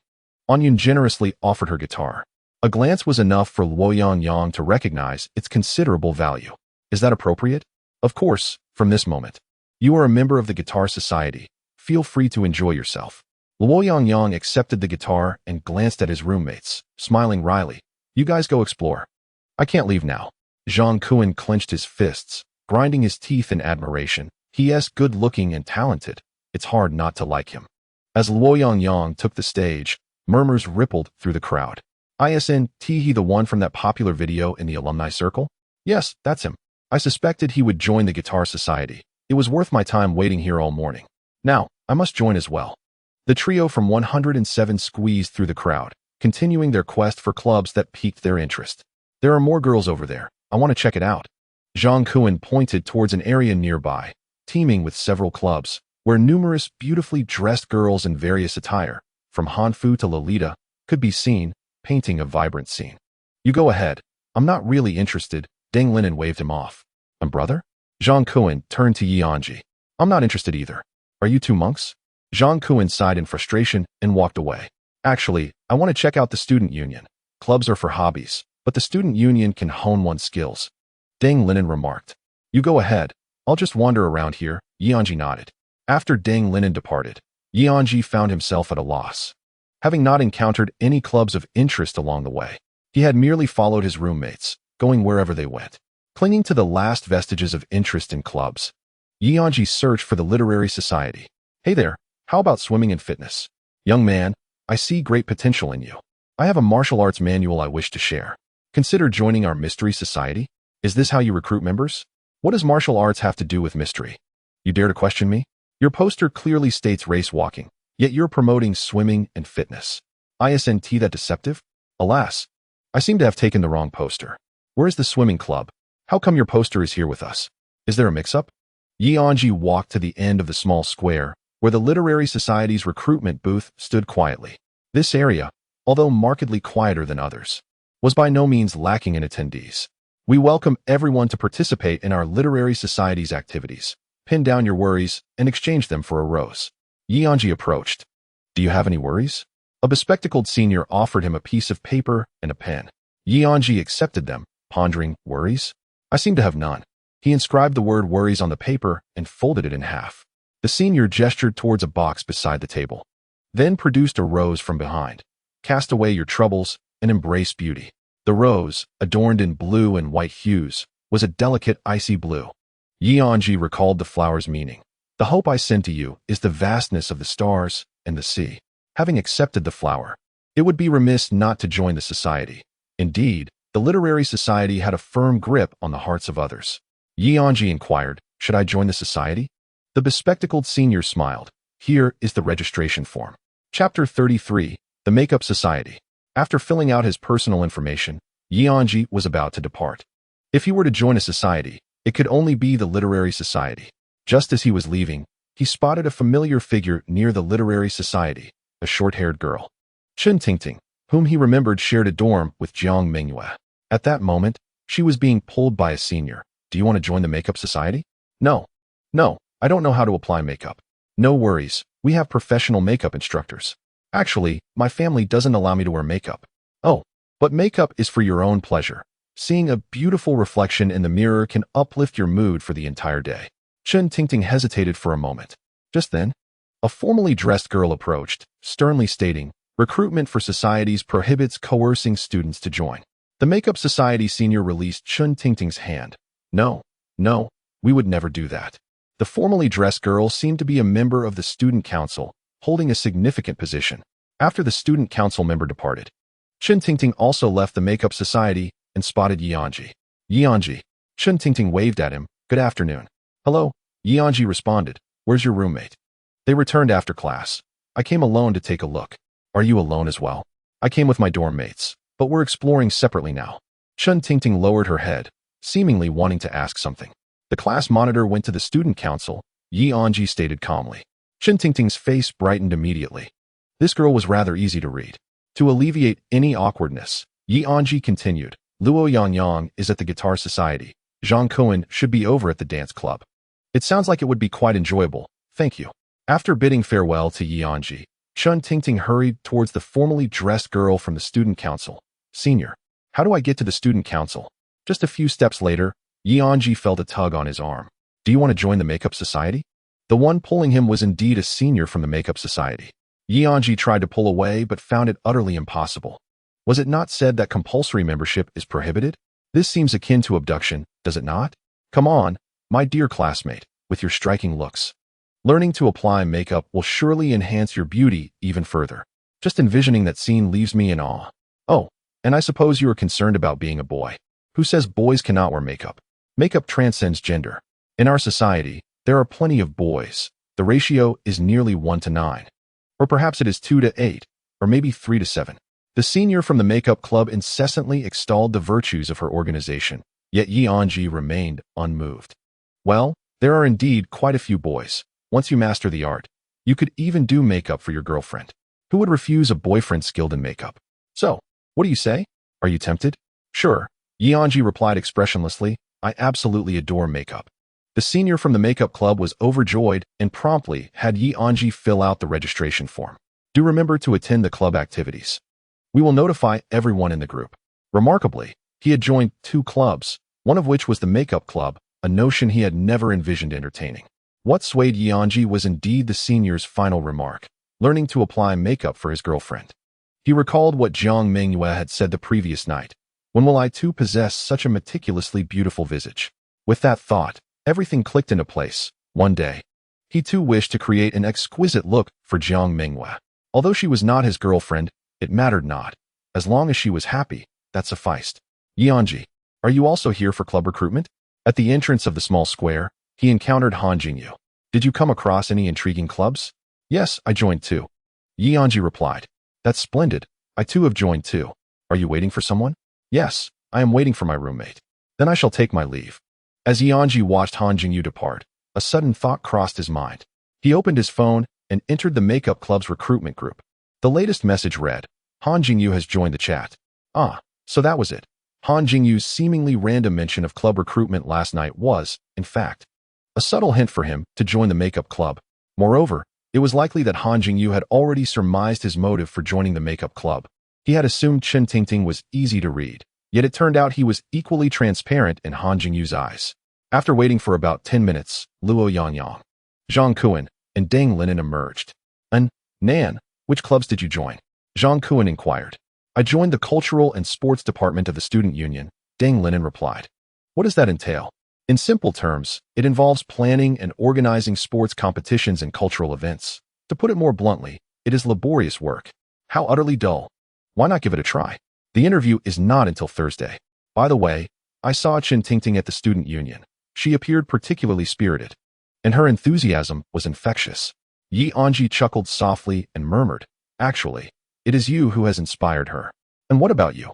Which club did you join? I joined the Literature Society. Anzhi chose not to mention the makeup club. You have a fondness for literature? Not particularly. I merely took a flower from them. And it felt wrong not to join. Anzhi produced the delicate icy blue flower. May I inquire what you have joined? Asked Deng Linen. Wait, let me guess. He continued, pondering. Is it the anime club or the dance club? Neither. Zhang Kuan shook his head. The Hanfu Society? No. It cannot possibly be the Lolita Club, can it? Certainly not. along with brother-in, observed your direction. Although I watched them perform 5 dances, I ultimately lacked the courage to sign up. Jiang Mengyue chuckled sheepishly. Desiring but lacking the courage, Deng Linen remarked, patting Jiang Mengyue on the back. I, Jiang Mengyue, am upright and honorable. So, what did you actually join? The drama club, Jiang Mengyue proudly declared. Interesting, quite unexpected, they responded. They mentioned a play that has long been written. Yet they have struggled to find a suitable actor for one of the supporting roles. Upon seeing me for the first time, they were convinced that this role was tailored for me, that I am indeed the chosen one for this character. Did they mention what this character is? Jiang Mengyue contemplated, replying, I believe it was called Wu Ji. They said the play revolves around chivalrous tales of the Jianghu. It sounded intriguing, so I joined without hesitation. Wu Ji, is that not Wu Dalong? Anzhi interjected. This remark rendered the atmosphere momentarily awkward. 2 seconds later, Deng Linen burst into laughter. Jiang Mengyue, this role is indeed crafted for you. Jiang Mengyue, his face darkened, seethed with indignation. Chapter 34. Sausages for Roses. Wu Ji was a historical figure, whereas Wu Dalong is a fictional character. It is said that Wu Dalong was inspired by Wu Ji. However, in truth, Wu Ji was exceptionally wise and known for his integrity in office. The play from the drama club may genuinely be about Wu Ji, bearing little relation to Wu Dalong. Anzhi added. After hearing Anzhi's explanation, Jiang Mengyue's smile returned. Ah, to portray such an astute and honorable character as Wu Ji is indeed a stroke of luck. They have an eye for talent, haha. The 4 friends strolled towards their dormitory when Luo Yangyang suddenly tapped Anzhi, whispering, brother-in, I feel this flower does not quite suit you. This was given to me by a senior during the Literary Society's recruitment, Anzhi replied. Luo Yangyang squinted slightly. Perhaps you should give it to someone more fitting. Following Luo Yangyang's gaze, Anzhi instantly understood, I believe you are right. Not far away, Jiang Mengyue had just finished purchasing sausages. Under Luo Yangyang's cover, Anzhi stealthily approached her. Unbeknownst to Jiang Mengyue, he trailed behind her, extending his finger to poke her left shoulder before positioning himself to her right. Jiang Mengyue turned to her right. Anzhi, due to their proximity, her unexpected movement nearly caused their faces to collide. Anzhi quickly sidestepped a couple of steps. Shouldn't you be looking to your left? In Anzhi's envisioned scenario, he poked Jiang Mengyue's left shoulder, stood to her right, and when she looked left to find no one, she would then glance to the right, at which point he would reveal the crushed ice blue. Yet, while imagination is splendid, reality can be quite the contrary. He had not yet adjusted his position when Jiang Mengyue turned her head to the right. Ha ha ha, since Su Yuichi often enjoys this. I have learned to be clever. When I look one way, I glance the other. I initially thought it was Su Yuichi again, but unexpectedly, it turned out to be you. Anzhi felt a bit embarrassed, as engaging in such trivial antics did not quite align with his established persona. Yet, he was uncertain why he felt compelled to act this way. Ultimately, it became evident that deviating from one's character could lead to unfortunate outcomes. Here is a grilled sausage for you. Jiang Mengyue paid no heed to why Anzhi had suddenly appeared. She retrieved a grilled sausage from her bag and handed it to him. I initially intended to buy 2, but the lady accidentally gave me 3, and I felt too awkward to ask her to return one, so I ended up purchasing all 3. However, I doubt I can eat that much, ha ha ha. This one is for you. Anzhi produced a delicate blue flower, feeling a surge of joy within him. Thanks to this sausage, he could now legitimately present the flower. What a beautiful flower. Jiang Mengyue received the blue flower and admired it for a moment before turning her gaze back to Anzhi. What merit do I possess to exchange a mere sausage for such a lovely flower? It was meant for you all along. Anzhi longed to express this sentiment, but refrained from doing so. It was given to me by the senior during the club recruitment. I have no space in my dormitory, so you can appreciate it on my behalf. Thank you, I shall accept it. Jiang Mengyue cradled the flower in her hands, humming a cheerful tune. By the way, which clubs did you join? I joined the literary club. Oh, given that you write novels. Actually, the main reason is that I felt embarrassed not to join after receiving a flower from the senior. I see, Jiang Mengyue chuckled. Did you join any other clubs? No, none at all. Anzhi lied. He swiftly shifted the topic. Did you not attend the club recruitment today? There were too many people. I plan to go tomorrow instead. The recruitment lasts for 2 days, so there's no rush. Jiang Mengyue paused for a moment and asked, does our school have a makeup club? Upon hearing the term makeup club, Anzhi felt a sense of unease. I'm not certain. There should be one, considering there are so many tents in the square. It's touted as a 100 clubs competition. Anzhi felt a twinge of panic. If Jiang Mengyue also intended to join the makeup club, she would see him in the recruitment group and discover that he had just lied. His enrollment in the makeup club was entirely due to Jiang Mengyue. He wished to fulfill the dream she had mentioned the previous night. However, before mastering the art of makeup, he did not want Jiang Mengyue to learn of his involvement. Contemplating this, Anzhi resolved to take the initiative. Let me ask Han Jingyu. He enjoys makeup and would surely inquire about the club first. Do you wish to join? No. I'm merely curious, as I can never seem to learn makeup, which makes me particularly envious of those who can. If I were to join, it would probably be the comic club instead. Anzhi sighed in relief, but to be cautious. He foolishly sent a message to Han Jingyu. Is there a makeup club at our school? Han Jingyu replied. Didn't you just join? He retracted a message. Han Jingyu continued. Yes, there is. Do you want to join? Anzhi showed his phone to Jiang Mengyue. He said there is one. Quite good, Jiang Mengyue remarked with a smile. He must have been added.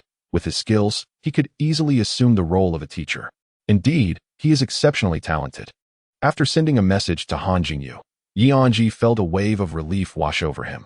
Even if Jiang Mengyue happened to see him in the makeup club in the future, he could always explain that he was brought in by Han Jingyu. Arrived at the dorm, goodbye. After bidding farewell to Jiang Mengyue, Anzhi sent a fist bump emoji to Han Jingyu, who responded with a got it meme. At that moment, a conversation was unfolding in the makeup club's recruitment group. Friday evening at 7:30 in the Bosu building. Welcome meeting and the first club activity. Don't forget, everyone. Exciting times ahead. By the way, President, have we recruited any boys? We have. Just at noon, we brought in 2 boys. Last year, we only managed to recruit 3 in 2 days. Are there really that few boys? After all, many still harbor biases regarding boys in makeup. In our makeup club, there is no such bias. Engaging in what one loves requires no justification. Long live the president. Hurry up, Friday can't come soon enough. Anzhi glanced at the group. There were 30 members, excluding the president and vice president. That left 28, 2 boys and 26 girls. Last year, they had only recruited 3 boys, and the number of girls would exceed 26. What happened to the promised 3-to-7 male-to-female ratio? Never mind, it is what it is. The Literature Club's recruitment group also released an announcement. Friday evening at 7:30 in Bosu building, room 108. Let's not miss each other. What a coincidence. The welcome meetings of both clubs coincided. Anzhi promptly decided to hide the Literature Club's recruitment group. I didn't see it. I know nothing. What is the Literature Club? Are they well known? Upon returning to the dormitory, Luo Yangyang noticed that Anzhi's original icy blue had transformed into an empty skewer, and he smiled with satisfaction. Chapter 35. A certain complex transactional relationship. Friday. The school was relatively accommodating. Even though evening study sessions for freshmen were scheduled, they only occurred from Monday to Thursday. This evening was perfectly available to attend the club's welcome meeting. Zhang Kuen's drama club welcome meeting was also held that night. Is it Wu Ji or Wu Dalong? Tonight, we'll reveal all. What if it is Wu Ji? Deng Linen inquired. If it is Wu Ji, it signifies that the drama club president has a discerning eye. And if it is Wu Dalong? If it is Wu Dalong, then I, Zhang Kuen, in the spirit of righteousness, am willing to humble myself and take on this role. Zhang Kuen patted his chest. The drama club is fortunate to have you. Deng Linen chuckled. Alas, there are few as wonderful as I in this world. Why is it no girl takes a liking to me? Zhang Kuen sighed. After a moment's contemplation, he muttered to himself, I understand. Typically, when faced with affection, people become quite shy. Perhaps it is because I am too good, causing girls to hesitate to approach me. Alas, true strength often comes with solitude. Zhang Kuen was undoubtedly born to be an actor. Deng Linen chuckled softly, choosing to ignore him and feigning busyness with his own matters. You are indeed correct, Zhang Kuen remarked, noticing that no one was engaging with him. He seized the opportunity to approach Anzhi, who was preparing to leave with his bag in hand. Brethren, am I right? What did you say? Anzhi inquired, somewhat bewildered. Well, typically, when one is in the presence of someone they admire, they tend to become bashful. Anzhi pondered this for a moment and replied, I suppose you are right. Haha, brethren, you truly understand me. Zhang Kuen chuckled before continuing. But wait, you already have someone you fancy. Do share your genuine feelings. As Anzhi slung his bag over his shoulder and exited the dormitory, Zhang Kuen followed closely. When it comes to someone they like, Anzhi recalled moments spent with Jiang Mengyue over the past few days, feeling apprehensive about revealing his less favorable traits and behaving cautiously, yet still occasionally stumbling. Zhang Kuan interrupted his thoughts. With that splendid outfit, you aren't off to a date, are you? Not at all. Tonight is the club's welcome meeting. Zhang Kuan felt relieved and muttered, thank goodness, as long as it's not a date. However, his curiosity compelled him to probe further. So, how far along are you two? Nothing much, just ordinary daily exchanges. I never mentioned who it was, Anzhi added. Zhang Kuan wore a mischievous grin. Who did you think of? Caught off guard, Anzhi realized he had fallen into a trap. Indeed, even without face-to-face interaction, merely conjuring the thought of the other person could easily reveal one's vulnerabilities. Noticing Anzhi's slight discomfort, Zhang Kuan felt a sense of satisfaction but decided not to relent just yet. All right, no more teasing. Seriously, what is your relationship with them? I've seen you two sitting together during evening study sessions. Having learned from earlier, Anzhi approached this question with much more caution. He contemplated from various angles before delivering a perplexing response. A somewhat complex transactional relationship. Oh, Zhang Kuan halted in his tracks, bewildered. What? A complex transaction? He gazed at Anzhi ahead of him, shivering as a phrase flashed in his mind. A wolf in sheep's clothing. Noticing Zhang Kuan had vanished from his side, Anzhi turned back. What's wrong? Zhang Kuan quickly crouched down, fiddling with his shoelaces. Nothing, just my shoelace came undone. As he tied and untied his shoelaces, he mentally reassured himself. I shouldn't pry into his affairs. Brother is not that kind of person. Surely, I am overthinking this and misunderstanding. Once he had secured his shoelaces, Zhang Kuan stood up and approached Anzhi, shifting the topic. By the way, where's your club's welcome meeting? In the academic building. What a coincidence. I'll be there too. It's on my way, haha. Indeed. Anzhi sensed something odd about Zhang Kuan, but couldn't quite pinpoint it. Upon arriving at the academic building, Anzhi pulled out his phone, and in the makeup club's recruitment group, the president had posted the specific classroom for the welcome meeting, room 109. It was conveniently located next to the literature club's welcome meeting classroom. The drama club's welcome meeting was in another area. As they parted ways in the hall, Anzhi headed toward the designated area, passing by the literature club's classroom. He glanced inside. The room was filled to capacity, and even if he attended, he might not find a seat. Anzhi then gave himself yet another reason to head to the makeup club. Upon entering the makeup society's classroom, one could observe that the number of individuals present was slightly fewer than in the literature society. The president was diligently preparing for the orientation at the computer on the podium. It was on the day of recruitment that she had invited Anzhi to join the makeup society. Upon noticing Anzhi's arrival, her face brightened with delight. You're here. Please sign in first. Hello, President.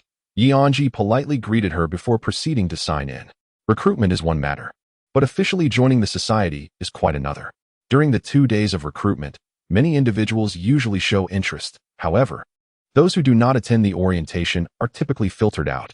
The remaining individuals are then added to the society's main group chat, marking the official conclusion of the recruitment process for the new academic year. Once the orientation concludes, it is likely that Anzhi will be removed from the literature society, thus officially becoming a member of the makeup society. After signing in, Anzhi scanned the room for an available seat and spotted Han Jingyu by the window, who was simultaneously waving at him. Anzhi walked over and sat beside him. Today, Han Jingyu had not applied any makeup, yet his natural appearance still bore a delicate charm. There are hardly any boys. With the two of us, there are only 5, Han Jingyu remarked. Anzhi took a glance around. Realizing he had been misled, the president had informed him of a male-to-female ratio of 3 to 7. Really? She told me it was 4 to 6, Anzhi replied. All right, it's about time. The Makeup Society's orientation for the new academic year begins now. The president, holding a small B-shaped microphone, exuded enthusiasm. The atmosphere in the classroom instantly transformed as the audience erupted into applause. Let us start with introductions. I am Songran, the president of the Makeup Society, and I am thrilled to meet all you lovely individuals here. She continued, in the Makeup Society, regardless of gender, age, height, or body type, whether one is interested in makeup or not, we are all friends. We are family. The Makeup Society has a rich history and an excellent ethos, having been recognized as an outstanding society almost every year. It's a guaranteed investment with no losses. A bold girl raised her hand and inquired, President. How many years has the Makeup Society been established? Song Ran held up one hand and replied, 5 years. Is that what you call a long history? It has only been established for 5 years. Another member interjected. The president claimed that the society had nearly always been recognized as outstanding, which implied that there had been 1 or 2 years when it had not received such accolades. Anzhi glanced at Han Jingyu, who shared an awkward smile. The two felt as though they had been recruited into some sort of pyramid scheme. In Chapter 36, titled Jealousy, Song Ran subsequently outlined the society's upcoming activities, which included makeup tutorials, collaborative events with other societies, and themed makeup days. The makeup tutorials are the main focus of our activities. As the name suggests, we will teach everyone the art of makeup, inviting professional makeup artists to conduct classes, guaranteeing that everyone will learn. There is no need for concern. The classes are free. We have already made arrangements, and the artist has stated that as long as more people can derive joy from makeup, that will be her greatest reward. The collaborative events involve joining forces with other societies, such as the Comic Society, Kawaii Society, and Lolita Society. Our task will be to provide makeup for them, and then we will participate together in comic conventions or photo shoots. Themed makeup days refer to specific days when we create particular looks, allowing everyone to celebrate together, such as during Halloween and Christmas. Listening to Song Ran's introduction, Anzhi felt a sense of anticipation rising within him. 2 days prior, Jiang Mengyue had informed him of her joining the Comic Society. Furthermore, Song Ran mentioned a future collaboration between the Makeup Society and the Comic Society, which indicated that Anzhi might have the opportunity to do Jiang Mengyue's makeup. The pressing question now was whether he could master the art of makeup before that time. Hearing the president speak, it seemed that the club activities would indeed be rather engaging. Han Jingyu chuckled, expressing hope that these aspirations would come to fruition. They must be realized, Anzhi asserted. You seem quite interested, someone remarked. Primarily because I find the president quite dependable. The change in mood was palpable. Not wishing to waste anyone's time, Song Ran decided against individual introductions, opting instead to randomly select a few members. She picked up the attendance sheet. Han Jingyu. Here. Han Jingyu stood up. Hello everyone. My name is Han Jingyu, from Class 1 of Communication Engineering. I am a small streamer and often do makeup during my broadcasts. Typically female makeup. I hope to engage in more exchanges with all of you. Han Jingyu, surprised by his own boldness, had gained this newfound confidence after hearing Jiang Mengyue's words that night. It struck him that being mocked was not his fault. It reflected poorly on the character of those who laughed. Streamer, what is your platform? Someone inquired, visibly intrigued. Private chat, Han Jingyu replied. A female makeup streamer? That sounds quite fascinating, another commented. You must be able to find local viewers easily. Forget about local viewers, just add me on WeChat. Once he becomes famous, who would believe I've been friends with such a prominent streamer for years? Many began to whisper among themselves. It seems our makeup society harbors hidden talents. Song Ran remarked, her eyes gleaming with excitement. Your makeup skills must be extraordinary. I wouldn't say so. Everyone's perspective varies. Han Jingyu humbly responded. I'll message you later. Song Ran tossed a playful remark. All right, the next student, Anzhi. Upon hearing his name, Anzhi rose from his seat. Hey, what luck? I've been called on by my deskmate. Song Ran smiled mischievously. Anzhi, please introduce yourself. Hello everyone. My name is Anzhi, from Class 1 of Communication Engineering. I'm thrilled to join the Makeup Society. Anzhi concluded his introduction. Share with us why you chose to join the Makeup Society. To be honest, I know nothing about makeup, he confessed, prompting a flurry of chatter among the crowd. How coincidental. Neither do I. Someone laughed. We all start from scratch, right? Man, I'm just being honest here. Once you learn makeup, you'll be stunning. In truth, I'm not learning makeup for myself, Anzhi revealed candidly. At his words, the crowd collectively gasped. Song Ran suddenly recalled that when she had recruited Anzhi, he had maintained a rather aloof expression until she uttered a particular phrase that made him instantly decide to join the club. So that was the phrase. I look forward to your progress, Song Ran encouraged, gesturing for Anzhi to take his seat. She then called upon several more students to introduce themselves. As the clock approached 9, the orientation was nearing its conclusion. Anzhi sent a message to Jiang Mengyue. Where are you? Peach Bubble Drunken Wine. In Block 208 of the Bushua building, our orientation is still ongoing. Anzhi replied, I'll wait for you. Han Jingyu tidied up her belongings and noticed that Anzhi remained still. She inquired, Are you heading to the study room? I'm not going anymore. Today we're filming outside, he replied. Is Jiang Mengyue's club also hosting a welcoming event? Yes, I'll wait for her, Han Jingyu smiled. All right, then I'll head to the study room. Okay. As most people dispersed, Anzhi picked up his bag and made his way to the second floor of the district. With no classes scheduled for the afternoon and his writing tasks completed, he could spend quality time with Jiang Mengyue. Of course, their time together was solely for filming. Upon arriving at the entrance of classroom 208, he immediately spotted Jiang Mengyue seated in the front row. Her pink hair was styled into a slender braid cascading gracefully over her chest, and she wore a loose white shirt paired with wide-leg trousers. An effortlessly chic ensemble that exuded natural elegance. Anzhi took out his phone and captured this beautiful moment. In the next instant, an unfamiliar boy entered the frame. Taking a seat beside Jiang Mengyue, they exchanged words, and he subsequently scanned Jiang Mengyue's phone with his own before nodding in thanks and leaving his seat. A flicker of displeasure stirred within Anzhi, subtle yet sufficient to disturb the tranquility of the spring waters. The welcoming event concluded, with hopes of reuniting soon. Jiang Mengyue clapped her hands and turned her head, noticing Anzhi standing at the doorway. She rose from her seat and bounced over with a smile. Hi. Did you wait long? Not at all. I just arrived, he replied. Let us head down. The two descended to the first floor and exited the Bushua building. With Anzhi's video recording still running. I saw a boy sitting next to you earlier, he remarked. He's a member of our group. The president assigned us a group project, so we exchanged contact information, she explained. Oh, I see. Jiang Mengyue glanced at Anzhi, her brows arching in a gentle smile. Is something bothering you? No, he replied. Was there some unpleasantness in the club? The club is quite nice, Jiang Mengyue said. Stepping in front of Anzhi and swaying slightly, you don't seem very happy. Anzhi remained silent, aimlessly glancing at the ground and then at Jiang Mengyue in the frame. As Jiang Mengyue walked backward, facing him, she pondered the reason behind his discontent. Suddenly, she recalled how he had inquired about the boy right after exiting the Bushua building. Could it be that this was the source of his unhappiness? What was there to be upset about, unless Anzhi was feeling jealous? The absurdity of this possibility made Jiang Mengyue chuckle to herself.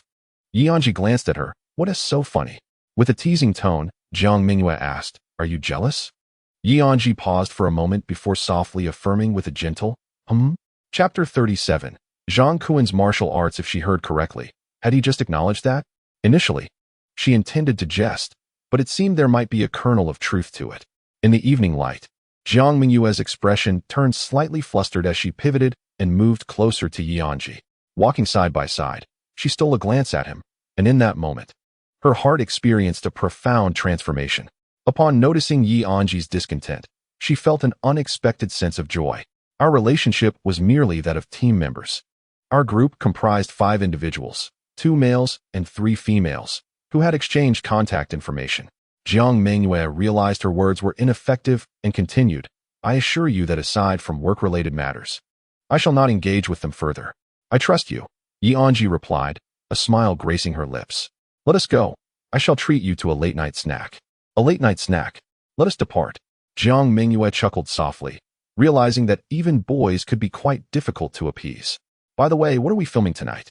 We've already completed the shoot, Anzhi responded. Completed? When? Just a moment ago. Jiang Mengyue was taken aback. No wonder Anzhi had been holding his phone earlier. She had assumed he was merely trying to distract himself from his unhappiness. In truth, he had been filming. Everything was scripted, including the jealousy bit, which had been prearranged without her consultation. It was all just her own overthinking, Jiang Mengyue thought with a self-deprecating smile. Her heart sinking profoundly. Through these past few days of experimentation, I discovered that videos devoid of a script yielded superior results. Audiences preferred genuine reactions. Anzhi looked up to the sky, finding it devoid of stars. Only a sliver of the moon remained. He lowered his gaze, truly feeling a pang of jealousy. Jiang Mengyue's beautiful eyes widened, her earlier despondency lifting momentarily. The emotional oscillation was more exhilarating than a roller coaster. She did not look at Anzhi but extended her pinky finger toward him. Let us make a pact, lest you doubt my earlier words. This left Anzhi momentarily speechless. I already said I trust you. Trust also requires a pinky swear, Jiang Mengyue insisted. Reluctantly, Anzhi extended his pinky finger, gently locking it with hers. Under the watchful eye of the crescent moon, it felt as though they had made a solemn vow. After finishing their late-night snack, Anzhi returned to the dormitory at 10:40. As soon as he stepped inside, Jiang Mengyue approached him. And, you finally returned. If you had delayed any longer, I might have had to call the authorities. Anzhi raised an eyebrow. What? All right, now that everyone is present, direct your attention here. I have an extraordinary announcement to make, Jiang Mengyue declared excitedly. What grand news could possibly warrant waiting for everyone? Deng Linen inquired. Jiang Mengyue stood up, addressing the trio. I will portray Wu Ji, a fusion of Wu Dalong and Wu Song. What? The others exclaimed in surprise. Allow me to elaborate. Jiang Mengyue gestured for silence. The tale revolves around a man named Wu Ji, who, in his middle age, succeeded in the imperial examination.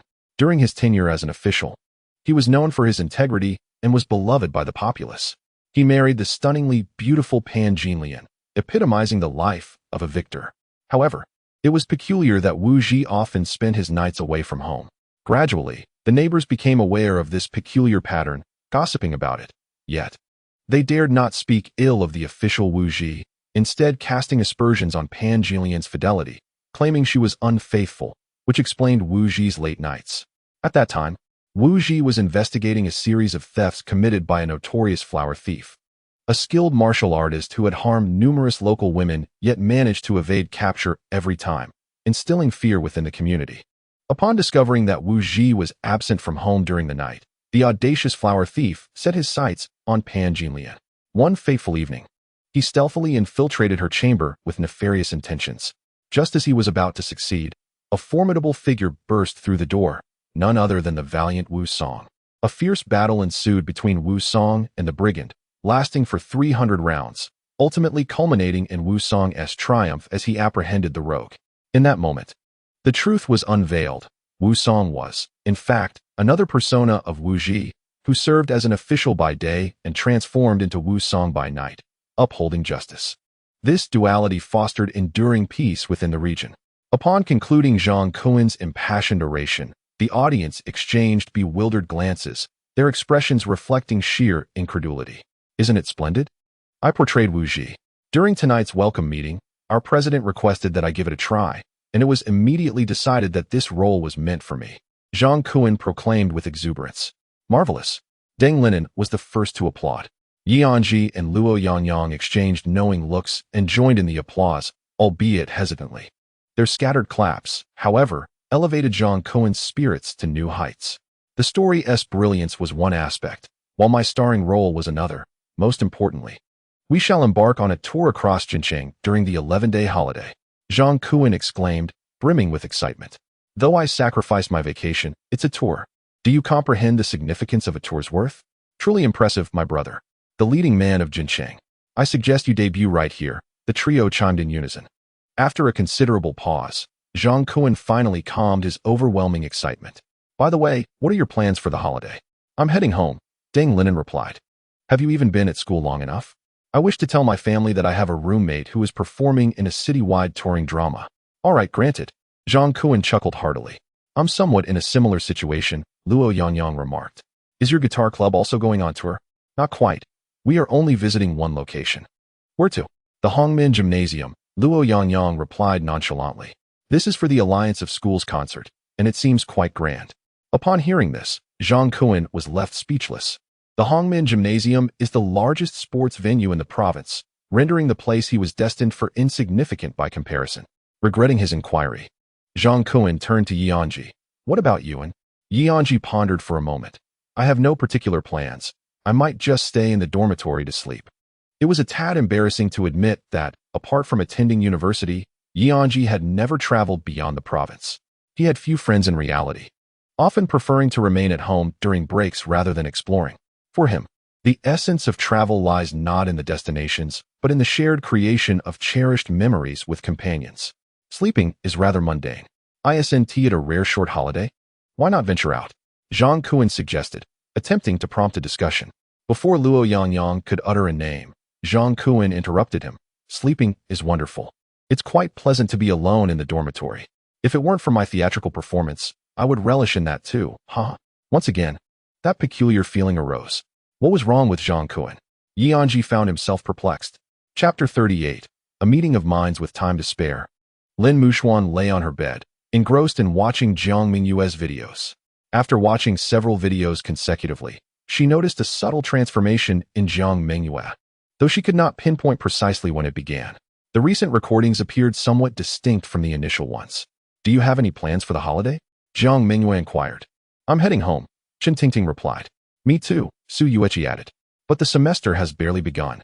I have no choice, my family insists on it." "I wish to travel with you," Jiang Mengyue implored, casting a pitiful glance at her roommates. Su Yueqi shrugged helplessly. Jiang Mengyue turned to Lin Muxuan. "Muxuan, are you free?" Upon hearing her name, Lin Muxuan set down her phone and faced Jiang Mengyue, their gazes locking. "What is the matter?" "I'd like to visit the capital during the short holiday. Do you have time?" Jiang Mengyue asked. Lin Muxuan gazed into Jiang Mengyue's eyes and suddenly understood the transformation she had sensed. It was the fact that, in the videos, Jiang Mengyue no longer met the audience's gaze. She had ceased looking at the camera. If filmed with a phone, Anzhi would have held it at chest or chin level, perfectly aligned with Jiang Mengyue's height. When she looked into the lens, it felt as though she was connecting with the viewers. However, now she diverted her gaze upwards or to the left, focusing solely on Anzhi. An exceptional actor can convey affection, yet this performer barely acknowledged the camera, rendering her unqualified for the role. She was not acting at all. Her emotions were entirely genuine. Lin Muxuan discerned this subtle transformation. Perhaps even Jiang Mengyue herself had not recognized it. "Going to the capital?" Lin Muxuan feigned contemplation. "I seem to be unavailable." "Oh, what will you be doing during the holiday?" Jiang Mengyue's expression fell. "There's an event in my club." Lin Muxuan casually fabricated an excuse. "All right then," Jiang Mengyue murmured. "Am I really going alone?" Lin Muxuan reclined back on her bed, swiftly messaging Anzhi. "Jiang Mengyue is planning to go to the capital during the holiday." Anzhi replied, "Understood." Lin Muxuan couldn't help but chuckle, feeling like a benevolent Samaritan. Jiang Mengyue picked up her phone and hesitated over whether to message Anzhi. When it came to traveling, he was her first thought, but given the rare holiday, he likely had his own plans. Although if she were to ask, he would probably agree. Even if he declined, she could always use filming as a reason to persuade him to join. Yet, she felt a twinge of guilt for monopolizing his time. Just as she pondered this, Anzhi's profile picture flickered to life. "I want to go to the capital during the short holiday." Jiang Mengyue was taken aback. Was this what they meant by "thoughts that linger will surely echo"? She wished to visit the capital, and it turned out Anzhi did too. "Do you have any plans?" he asked. Jiang Mengyue quickly replied, "None." "Then shall we go together?" Anzhi proposed. "Sure," Jiang Mengyue exclaimed, setting her phone down, her heart brimming with joy. Finally, she had someone to accompany her to the capital, and it was Anzhi who extended the invitation. Truly a harmonious connection. On the other side, Anzhi lay in bed, feeling quite pleased. He had been troubled earlier about how to spend the upcoming short holiday, realizing that merely sleeping in the dormitory was rather dull. However, he now had a plan. He opened Lin Muxuan's profile and sent a message. "Thank you." Lin Muxuan replied, "With me around, there are no surprises." As the new week commenced, classes continued, yet the anticipation of the short holiday lightened the atmosphere, making lessons feel less tedious. During evening study hours, Anzhi completed his writing tasks and began discussing travel plans with Jiang Mengyue. The classroom was quiet, and they dared not speak aloud, opting instead to converse via their phones. Anzhi asked, "Where do you want to go?" Jiang Mengyue responded, "The Great Wall, the Forbidden City, the Summer Palace." The old Summer Palace, museums, the zoo, Jingshan Park, Beihai Park, Shikahai, the Temple of Heaven, Tonglo Guxiang, Yonghe Temple. Anzhi replied, "You've mentioned all the places I'd like to visit." Jiang Mengyue, with a playful animated smile, encouraged, "You take charge of the arrangements. I'll follow your lead." Anzhi proceeded to research train tickets, hotels, transportation, and entrance fees for various attractions, calculating an estimated budget. Upon reviewing his balance, he felt a sense of relief. This was his first travel experience, and he was determined to avoid any mishaps, especially since he would be venturing with Jiang Mengyue. Before crafting their travel itinerary, Anzhi delved into extensive research, studying detailed guides from both seasoned travelers and locals. To his surprise, he discovered the complexities involved in planning a trip. However, since Jiang Mengyue had entrusted him with the arrangements, he dismissed any notions of inconvenience. After their evening study session, Anzhi and Jiang Mengyue wrapped up their filming for the day, returning to the dorm where Yi Anzhi diligently continued to refine their travel plans. After a busy night, he felt a sense of clarity and finally drifted off to sleep. At 5:30 in the morning, Yi Anzhi awoke to the sound of his alarm, a first in his life. The reason for setting it was that tickets for a particular attraction would be available at 6 o'clock that morning. He logged onto the purchasing platform half an hour early, filling in both their details and quietly awaiting the moment. Since the start of the semester, Yi Anzhi had never risen this early. Lying in bed, he soon began to feel drowsy again. He sat up, rubbed his eyes, pinched his thigh, and focused intently on the time. At 6 o'clock sharp, Yi Anzhi transformed into a relentless clicking machine, furiously tapping his phone screen. Suddenly, a notification appeared, "System busy." A wave of anxiety washed over him. Although he had anticipated this outcome, the reality was still disheartening. He set his phone down, watching as a loading circle spun, and then the page refreshed, "Ticket purchase successful." His spirits soared from the depths of despair to heights of joy, and he couldn't help but capture a screenshot to send to Jiang Mengyue. "I got them." A weight lifted from his heart, and he placed his phone by the bedside, dozing off once more. At 7:10, his phone chimed again, Jiang Mengyue's customary good morning wake-up service. This time, however, she sent 3 messages. "Hooray! You worked hard. Good morning." Yi Anzhi gazed at the 3 messages adorned with exclamation marks, a satisfied smile gracing his lips. After replying with a good morning, Jiang Mengyue sent another message. "I brought you breakfast." Yi Anzhi set his phone aside and closed his eyes once more. At 7:30, Deng Linen, having completed his morning routine, noticed that Yi Anzhi had yet to rise, a rarity as he usually awoke the earliest. He inquired, "I'm heading to the classroom. Shall I bring you breakfast?" Luo Yangyang prepared to leave with Deng Linen, while Zhang Kuan, lying in bed, raised his hand. "Yes, thank you, Brother Nan." Yi Anzhi, still with his eyes shut, replied with a gentle smile, "No need, I've already eaten." Chapter 39. Departure from the capital after several days of diligent effort. Yi Anzhi finally crafted a comprehensive travel itinerary, and under the watchful eyes of a dozen alarms, he secured the necessary tickets. Jiang Mengyue also transferred her share of the expenses to Yi Anzhi, who accepted it gratefully, now awaiting the arrival of the upcoming short holiday with bated breath. In recent days, Zhang Kuan attended rehearsals for the club daily, maintaining an unwavering enthusiasm for his role as Wu Ji, even requesting leave from evening study sessions from their instructor, Sister Su. Luo Yangyang also spent his days in the club, inseparable from his guitar, to the point where he nearly cradled it to sleep. After all, performing on such a grand stage inevitably brought about a wave of nerves. Deng Linen, having joined the sports and arts department, found himself inundated with tasks, especially with the upcoming sports meet scheduled after the short holiday, which required all student council departments to fulfill various duties. As a freshman, he became one of the most active workers, easily swayed by those in higher positions. Previously, Yi Anzhi often returned to the dormitory the latest due to his writing and filming commitments. Now, however, he found himself returning the earliest.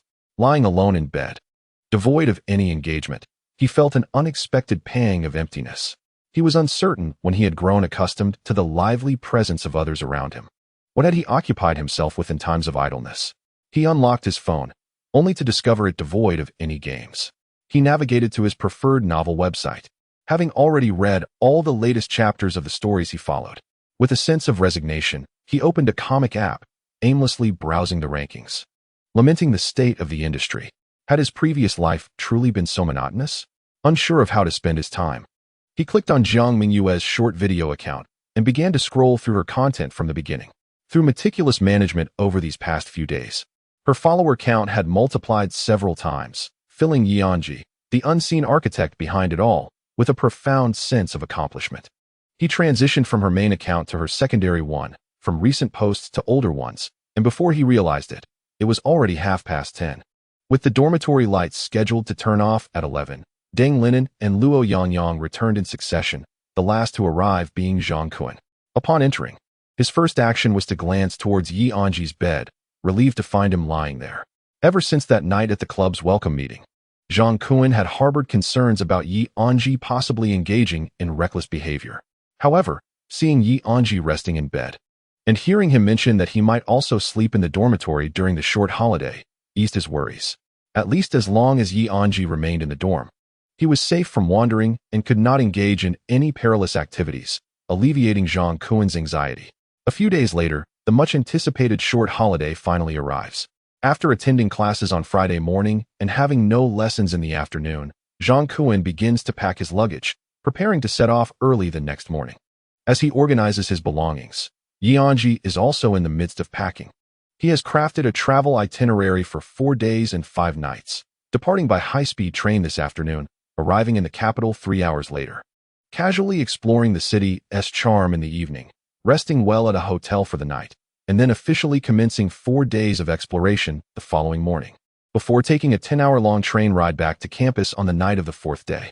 Noticing Anzhi packing, Jiang Mengyue feels a sense of unease. "What are you doing?" he asks. "Packing my luggage," Anzhi replies. "Where are you going?" "To the capital." "Didn't you say you were going to sleep in the dormitory during the break?" Plans change.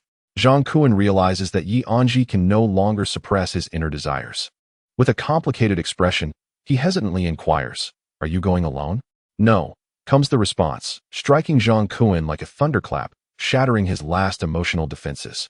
Although Anzhi had previously claimed to have matters to attend to before leaving alone, he always returned to the dormitory at night. Now, he is packing and stating that he is not going to the capital alone.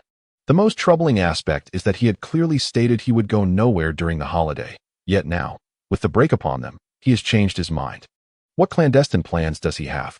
Just as Anzhi is about to speak, Luo Yangyang interjects, "Jiang, it's best not to pry into Anzhi's personal affairs. He must be going with his own friends." Jiang Mengyue glances at Luo Yangyang, desperately trying to catch his attention, but Luo Yangyang remains unperturbed. Deng Linen also chimes in.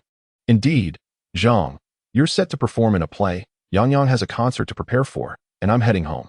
None of us can accompany Anzhi on his travels. He can only go with his friends." Hearing Deng Linen's words, Jiang Mengyue refrains from saying more and wisely keeps silent. "Yes, I'm going with friends," Anzhi confirms, finishing his packing and bidding farewell to his roommates. "Safe travels. Enjoy yourselves." Deng Linen and Luo Yangyang wish him well. At this point, the situation has reached an irreversible point. Jiang Mengyue, with a serious expression, advises, "Be cautious." Anzhi responds with a puzzled look. On the way to the girls' dormitory, Anzhi messages Jiang Mengyue, "I'm heading out. I'll be there soon," replies Tao Dao Pao Pao. Upon arriving in front of the girls' dormitory, Jiang Mengyue eagerly rushes out, exclaiming, "To the capital, let us go." The two walk side by side, each carrying only a travel backpack containing clothes and toiletries for the next few days. "I've wanted to visit the capital for a long time, but my home is too far away, and I've never had the chance. Now that I'm studying in the north and the school is not far from the capital, I can finally realize this dream," Jiang Mengyue expresses with joy. "Yes, me too. After all, it's the capital, a city I've heard about since childhood," Anzhi replies. He lies, in truth. He never imagined he would one day travel to the capital, especially not with a girl. Upon reaching the school gate, the prearranged vehicle arrives, and the two take their seats in the back, heading towards the train station. When Anzhi arrived at the school, he traveled by airplane, marking his inaugural visit to the train station, in stark contrast to the cumbersome procedures associated with air travel. Taking the train merely required a swipe of his ID before entering the waiting hall, a process remarkably convenient. However, the hall was teeming with people, aptly described as a throng of humanity, with many individuals who had waited too long resorting to sitting on the floor to rest. Fortunately, Anzhi and his companions arrived just in time, waiting no more than 10 minutes before it was their turn to have their tickets checked. Once aboard the high-speed train, their journey to the capital officially commenced. As he gazed out at the rapidly retreating skyscrapers, wilderness, and mountains, and glanced at Jiang Mengyue, who had already succumbed to slumber by the window, Anzhi felt as if he were in a dream. Jiang Mengyue clutched her travel backpack, her head tilted slightly to one side, with a strand of long hair cascading down to brush against her delicate face. Despite her ungraceful sleeping posture, Anzhi found himself unable to avert his gaze. He gently tucked the wayward strand behind her ear, the sensation undeniably real, confirming that he was indeed awake. Chapter 40. Arrival in the capital. We've arrived. Anzhi prodded Jiang Mengyue's shoulder as the train came to a halt. "Where are we?" Jiang Mengyue stirred from her drowsiness. "We're in the capital. That was quick," she exclaimed, awakening fully, adjusting her hair, and checking her face, relieved that she hadn't tea-drooled this time. "Let us disembark." Anzhi shouldered his bag and picked up Jiang Mengyue's backpack, moving to the aisle to facilitate her exit from the innermost seat. Once off the train, Jiang Mengyue reclaimed her bag, and the two proceeded to the subway, heading directly to their reserved accommodation. Anzhi had booked 2 single rooms. Though a double room would have been more economical, he recognized the propriety of their situation, as their relationship had yet to reach that level of intimacy. The 2 rooms were on the same floor, closely situated, ensuring that should any situation arise, the other could respond without delay. "Let us take a moment to rest before heading out for dinner," suggested Jiang Mengyue. "Sounds good." Anzhi swiped the room card and entered the modestly sized room, which was nonetheless well equipped. He stowed his belongings, plugged in his phone to charge, and took a quick shower. After drying his hair, he noticed his phone was nearly charged. At that moment, a message from Jiang Mengyue arrived. "I'm ready." Anzhi grabbed his phone and stepped out of his room, just as Jiang Mengyue emerged from hers. Having also showered and changed into a brown knitted sweater paired with a plaid skirt, her long hair cascading over her shoulders. Her simple attire gave her the appearance of a charming neighbor girl, and her words matched this persona. "Let us go for a walk." The two strolled through the streets of the capital, now enveloped in darkness, with vehicles bustling by and neon-lit advertisements shimmering all around. The towering buildings in the distance sparkled brilliantly against the night sky, each light seemingly narrating the vibrancy and prosperity of the city. It was this dazzling metropolis that attracted countless visitors from afar and dreamers yearning to make their mark. As they wandered through the urban landscape, Anzhi felt both the insignificance of an individual and the extraordinary essence of life. Arriving in a new place, Jiang Mengyue's excitement was palpable, her curiosity ignited by every sight within her view. As you gaze upon the lamp's glow, it resembles a blossoming garden. Behold that rabbit, a grand creature indeed. And look at that plush toy, with eyes shaped like playful crosses, utterly adorable. Would you kindly capture a photograph for me? Jiang Mengyue positioned herself beside the plush toy, while Anzhi retrieved his phone, meticulously seeking the perfect angle before clicking the shutter repeatedly, capturing a series of over a dozen images. Jiang Mengyue hurried over, inquiring, "How did they turn out?" Anzhi examined the photos on his phone, replying, "No matter how they are taken, they all look splendid." His intent was not to suggest his own photography skills, but rather to affirm Jiang Mengyue's innate beauty. "Don't forget to send them to me later." Upon hearing this, she did not even glance at the photos, continuing forward, her stomach growling, prompting the thought of indulging in some delightful fare. The pair opted against dining indoors and instead discovered a bustling street of snacks. "This looks absolutely delicious," Jiang Mengyue exclaimed, fixating on a stall selling chicken leg rice wraps. Within the oven, plump, glistening chicken legs rolled enticingly, evoking a mouth-watering anticipation. "Boss, I'll take 2. Without hesitation, Jiang Mengyue purchased 2, handing one to Anzhi as she munched and scoured for other stalls. At this moment, Anzhi remained blissfully unaware of the gravity of the situation. "Boss, 1 large grilled banana, 2 skewers of grilled squid, 10 yuan for 3 candied hawthorns. I'll take 10 yuan worth. 1 serving of guobao roe. And could I have a couple more bamboo skewers, please? Cotton candy." Half an hour later, Anzhi's hands were brimming with an assortment of snacks. "With so much, can we possibly finish it all?" he queried. "There are 2 of us, so we will surely manage," Jiang Mengyue replied confidently. "Besides, we haven't had dinner yet." After saying this, she noticed Anzhi's hands were too full, prompting her to suggest, "Let us find a place to sit." They found an empty seat behind a small stall and began to relish their culinary delights. Jiang Mengyue held grilled skewers in her left hand and a candied hawthorn in her right, her mouth too busy to keep up, presenting a most charming sight. Anzhi took out his phone and activated the video recording. "Are you filming?" Jiang Mengyue asked. Anzhi nodded. Had this been before, Jiang Mengyue might have felt a hint of embarrassment. However, after numerous episodes of video validation, it became clear that viewers preferred an unburdened persona. Authenticity offered a greater sense of immersion. Now, Jiang Mengyue felt liberated, enjoying her snacks and engaging in conversation with Anzhi.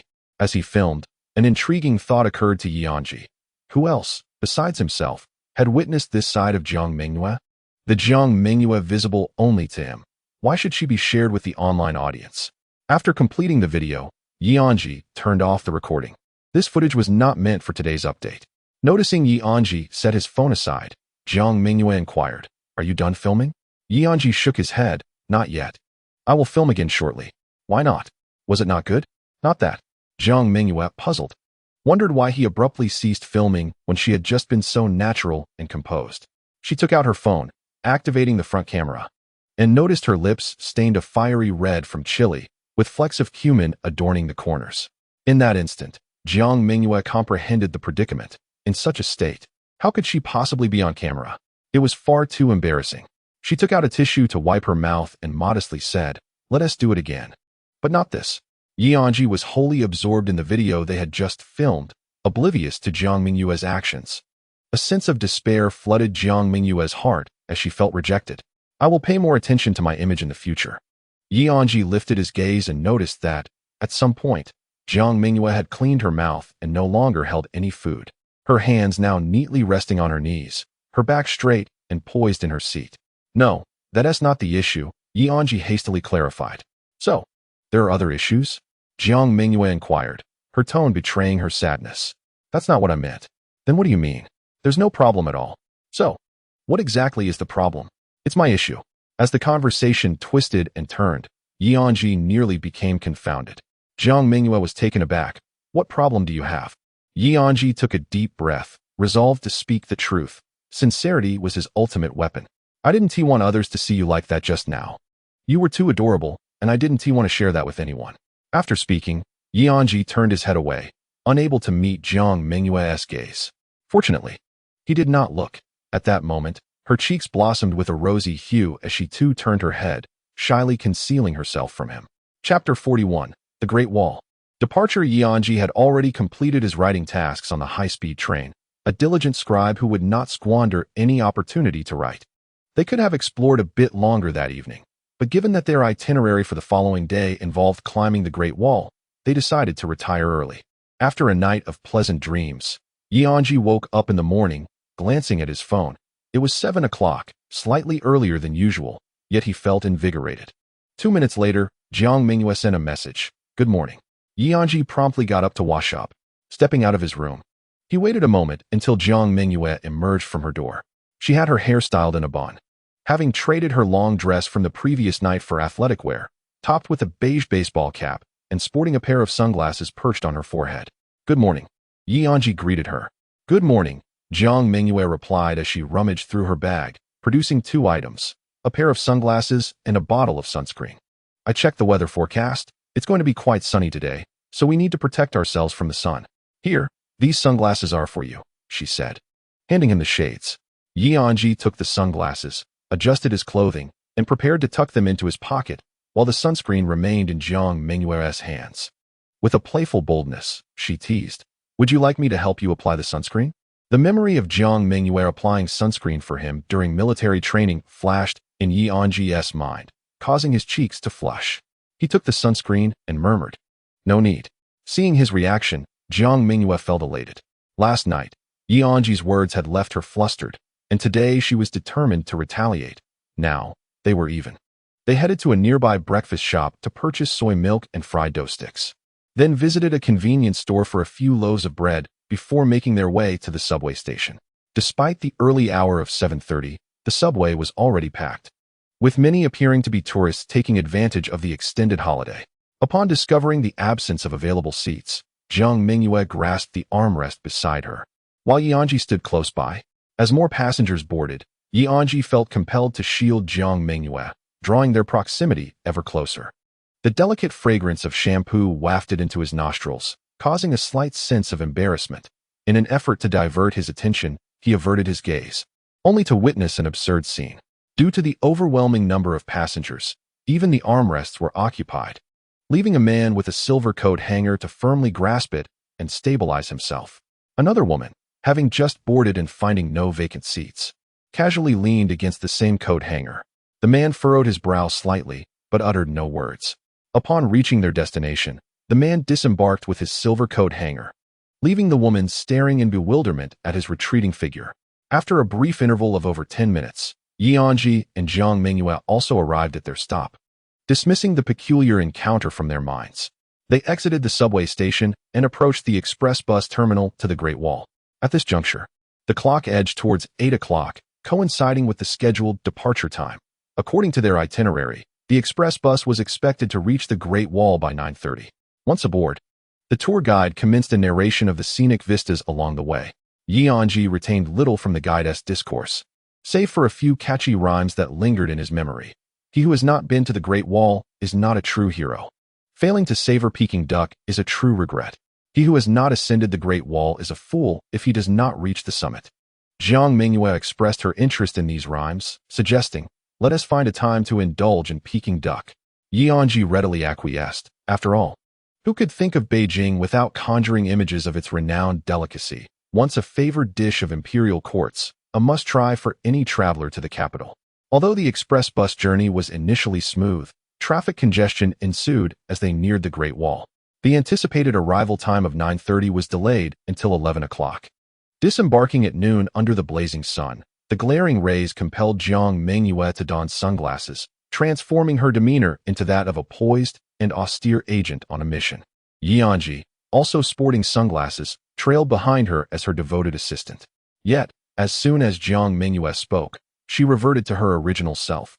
"Great Wall, let us embark."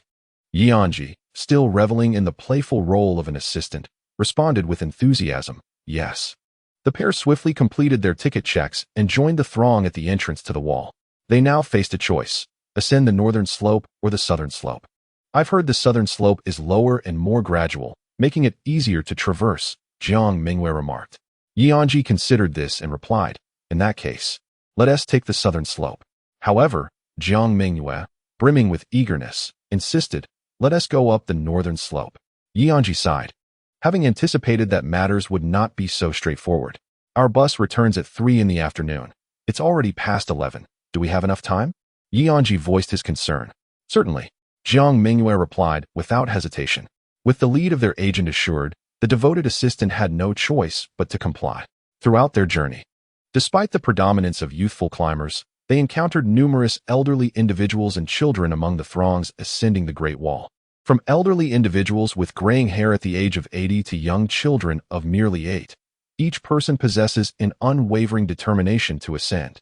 Jiang Mengyue, seemingly impervious to fatigue, continues her relentless pace, while Anzhi, who typically gasps for breath after climbing 5 flights of stairs to attend class, now feels invigorated. The journey proves challenging. Some steep sections incline at over 60 degrees, necessitating the use of both hands and feet to scale them. Yet, it also feels effortless, as they find themselves having traversed more than half of the path, gazing back at the sight of a majestic dragon gracefully surmounting mountains, gliding into the distance. An endless journey ahead. The scenery along the way is breathtaking, resulting in dozens of new photos for their album. The two find a relatively open space to rest, pulling out the bread they had prepared that morning to replenish their energy. While Anzhi munches on the bread, he instinctively observes those around him. A man with a camera approaches a young woman, beaming as he asks, "Miss, would you like a photo? It's free." The girl, her face alight with joy, responds, "Really? Just a moment." She beckons a boy over. "Let's take a group photo." The boy follows her to the photographer, who remains silent, diligently fulfilling his role by adjusting angles and settings, ultimately producing a stunning image that captivates the girl. The boy expresses his gratitude and inquires if they could receive the photo. The photographer coldly replies, 20 yuan. The boy, taken aback, exclaims, "Didn't you say it was free?" The photographer retorts, "I said it was free for this young lady, but I never mentioned it was free for you." The boy protests, "But we're together." The photographer remains unfazed, asserting, "I am a man of my word. What I said is absolutely free. Anything not mentioned is not free." The boy, at a loss for words, ultimately pays the 20 yuan for the beautiful photo. After finishing with the couple, the photographer embarks on a new round of hunting, this time setting his sights on Jiang Mengyue. He approaches her with a bright smile. "Miss, would you like a photo? It's free." Anzhi, standing nearby, feigns interest in the scenery, remaining silent. Upon hearing the photographer's words, Jiang Mengyue displays a similarly delighted expression. "Just a moment." She seeks out Anzhi and asks, "Shall we take a photo? There's someone offering it for free." Anzhi shakes his head. "I won't be taking one." "You go ahead." "All right then." The photographer, seeing Jiang Mengyue return alone, brightens again. "Let us begin. Please stand over there." "Yes, perfect." After the photo is taken, he shows it to her. "What do you think?" Not bad. Let us exchange contact information so I can send you the photo. This is the photographer's routine, offering free photos to attractive girls, then using the excuse of sending the photos to obtain their contact details, thereby creating opportunities for future conversation. He casts a wide net to catch many fish, selecting the best among them. At that moment, Anzhi suddenly interjects, "Please send the photo to me. We are together." The photographer glances at Jiang Mengyue, who nods. "Yes, we are friends. Send it to him."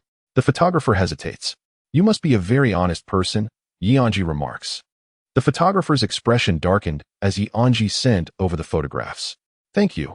Anzhi politely expressed his gratitude. The photographer awkwardly departed. After a morning of shooting, he had only managed to include 2 girls in his work, yet he earned 100 yuan, which offset the cost of the ticket, rendering the day not entirely a loss. Anzhi examined the photographs and had to admit they were quite impressive. He forwarded them to Jiang Mengyue and set one as their chat background. After finishing their bread, they resumed their ascent. Only one slope remained before reaching the summit, and Anzhi felt a slight ache in his legs. Indeed, they could not afford to pause. As the saying goes, with one strong effort, the initial vigor may wane, and subsequent attempts may falter. Jiang Mengyue was also drenched in sweat, her perspiration even dampening the edge of her cap. In a bid to return before 3 in the afternoon, the two nearly sprinted along the path, which was bound to be exhausting. "Come on, we're almost there," Jiang Mengyue urged. Anzhi glanced at the peak and, grasping Jiang Mengyue's arm, exclaimed, "Let us be fools together." "All right." One cannot be a true hero without having been to the Great Wall. Reaching the summit is indeed foolishness. With renewed determination, they climbed vigorously and ultimately surmounted the final slope, arriving at the highest point of the Great Wall. Anzhi leaned against the wall, panting heavily, while Jiang Mengyue supported him, gasping and laughing. "We made it." "You fool, Anzhi. You're a fool too. You're the bigger fool." After exchanging playful banter for a moment, Anzhi looked down and was momentarily rendered speechless by the breathtaking view. It was an awe-inspiring sight, so magnificent and grand that no master of language could ever fully encapsulate the beauty of the Great Wall. There is a saying that rings true: when you are still a child, the great shadow of the Great Wall is already imprinted in your mind, even before visiting. The image of the Great Wall had taken root in his consciousness for decades, gradually forming a splendid fantasy. Standing atop the Great Wall, that fantasy materialized, transcending time and space, connecting the present with the past, elevating the very notion of beauty. Jiang Mengyue, noticing Anzhi's dazed expression, took out her phone and captured a photograph of his profile. Although his expression was somewhat blank, there was a light in his eyes. Anzhi's profile also left Jiang Mengyue entranced. When he turned his head and met her gaze, they shared a moment of silent connection. "So beautiful," Anzhi murmured. "Oh, yes," Jiang Mengyue replied, averting her gaze to the majestic mountains beneath them. "It's stunning." Standing atop the Great Wall, it was impossible not to take photographs. Anzhi shared the captured images in their dormitory group chat. "Deng Linen, the Great Wall. Luo Yangyang. I must go there at least once in my lifetime. Super cool handsome Jean Cohen. Are you traveling to the capital?" "Anzhi, what else?" "Super cool handsome Jean Cohen. Where will you stay tonight?" "Deng Linen. Isn't that a given?" "Anzhi, I'll be staying under a bridge." Luo Yangyang, animated laughter. "Super cool handsome Jean Cohen. All right, all right." After resting sufficiently and capturing enough photographs, Anzhi and Jiang Mengyue prepared to descend. The journey down was slightly shorter than the ascent, but that did not imply it would be any easier. On those steep slopes, one can ascend using both hands and feet. Yet descending requires a cautious grip on the handrail, taking each step with care. When the two reached the ground, unexpectedly, it was only a little past 2, leaving them some time to explore further. They arrived at a place called Bear Paradise. Initially, they thought it was merely an empty name, but to their surprise, there were indeed bears inside. A few adorable black bears basked in the sun. One was pondering the meaning of bear life while lying on the railing. Another sprawled out on the ground in slumber, and a third swayed contentedly, clutching its front limbs with its hind legs. Jiang Mengyue pointed at the contemplative bear and remarked, "Anzhi, how did you get inside?" Anzhi gestured towards the sleeping bear. "Look at you." Jiang Mengyue scoffed, "That's not me." Anzhi called out to the slumbering bear, but it ignored him, remaining asleep. Noticing this, Jiang Mengyue also called out, "Anzhi." The pensive bear not only glanced at Jiang Mengyue, but also stood up. It knows I'm calling it. Jiang Mengyue waved at the bear and called out again. Anzhi. The bear waved back at her. Such a good bear. It even knows how to greet me, Jiang Mengyue laughed. Witnessing this absurd scene, Anzhi was at a loss for expression. Jiang Mengyue seemed to possess a certain charm that attracted animals. She had not only befriended the Alaskan dog, Anin, but had also elicited a wave from the aloof black bear, Anzhi. Please help me take a group photo with Anzhi. Jiang Mengyue handed her phone to Anzhi, flashing a peace sign. Anzhi, though reluctant, found a suitable angle to capture her image. Do you want to take a photo with Anzhi? No. Anzhi waved his hand. After the photo session, Jiang Mengyue's attention was drawn to an elderly artist nearby, engrossed in sketching. I'll go take a look over there. Go ahead, I'll rest here for a bit. The artist was a master of portrait sketches, and the pencil in his hand moved as if it were alive, with just a few strokes. A vivid likeness emerged on his canvas. Jiang Mengyue took out her phone and opened the profile picture of Anzhi. Uncle, could you please draw this? Chapter 43. Hutongs of the capital at 3 in the afternoon, they boarded the return bus. The weariness of the day began to dissipate. Approaching 5 o'clock, they arrived at their destination and transferred to the subway back to the hotel. This particular bus had the rare fortune of several vacant seats, and Jiang Mengyue settled into one, her face reflecting contentment. What great luck. Anzhi, seated beside her, rubbed his calves. My legs are a bit sore. Same here. I can't wait to return and take a hot shower, Jiang Mengyue replied. Anzhi, he called. Thank you. Jiang Mengyue paused, surprised. Why the sudden gratitude? Anzhi reflected on the day's events. It's truly wonderful to be in the capital. Thank you for accompanying me. Jiang Mengyue smiled gently. Actually, before you invited me, I had intended to invite you, but I hesitated, fearing you might have other plans for your holiday. In the end, I wanted to visit the capital, and coincidentally, you did as well. Does that count as a meeting of minds? Anzhi murmured, let's call it a day. Lin Muxuan replied, not quite. This was my first excursion. Before entering university, I had never ventured beyond my province. I had always been immersed in my own world, but standing atop the Great Wall today, I realized how vibrant the outside world truly is. Anzhi eagerly expressed a myriad of thoughts. We must explore more enchanting places, Jiang Mengyue remarked with longing. Indeed, we shall. Upon reaching their accommodation, Jiang Mengyue presented a sketch of Anzhi's profile. This is for you. Is this truly me? Of course. When did you draw this? A secret. As Anzhi accepted the artwork, he noticed that the depiction bore a striking resemblance to him. Yet it felt as though something additional resided within the drawing. It was the expression. Yes, Anzhi had never witnessed himself in such a light. In the illustration, he bore a subtle smile, and his eyes seemed to shimmer with light. Was it possible for him to exhibit such a demeanor? Or was this merely a product of the artist's imagination? Unbeknownst to Anzhi, Jiang Mengyue possessed a photograph on her phone that mirrored the sketch, capturing his expression even more vividly. On the second day of their journey in the capital, they visited Jingshan Park and Beihai Park. Having just scaled the Great Wall, they opted for a more leisurely itinerary. At 8 in the morning, Anzhi woke to Jiang Mengyue's cheerful greeting. After preparing for the day, they decided to ride shared bicycles around the city, navigating by instinct rather than relying on maps or navigation systems. As they pedaled, the towering buildings gradually faded from view, replaced by the scattered sounds of people, radios, and the gentle clatter of chess pieces. They found themselves in a narrow alley. Mere miles away stood skyscrapers, yet here, the gray tiles and blue bricks transported them through time.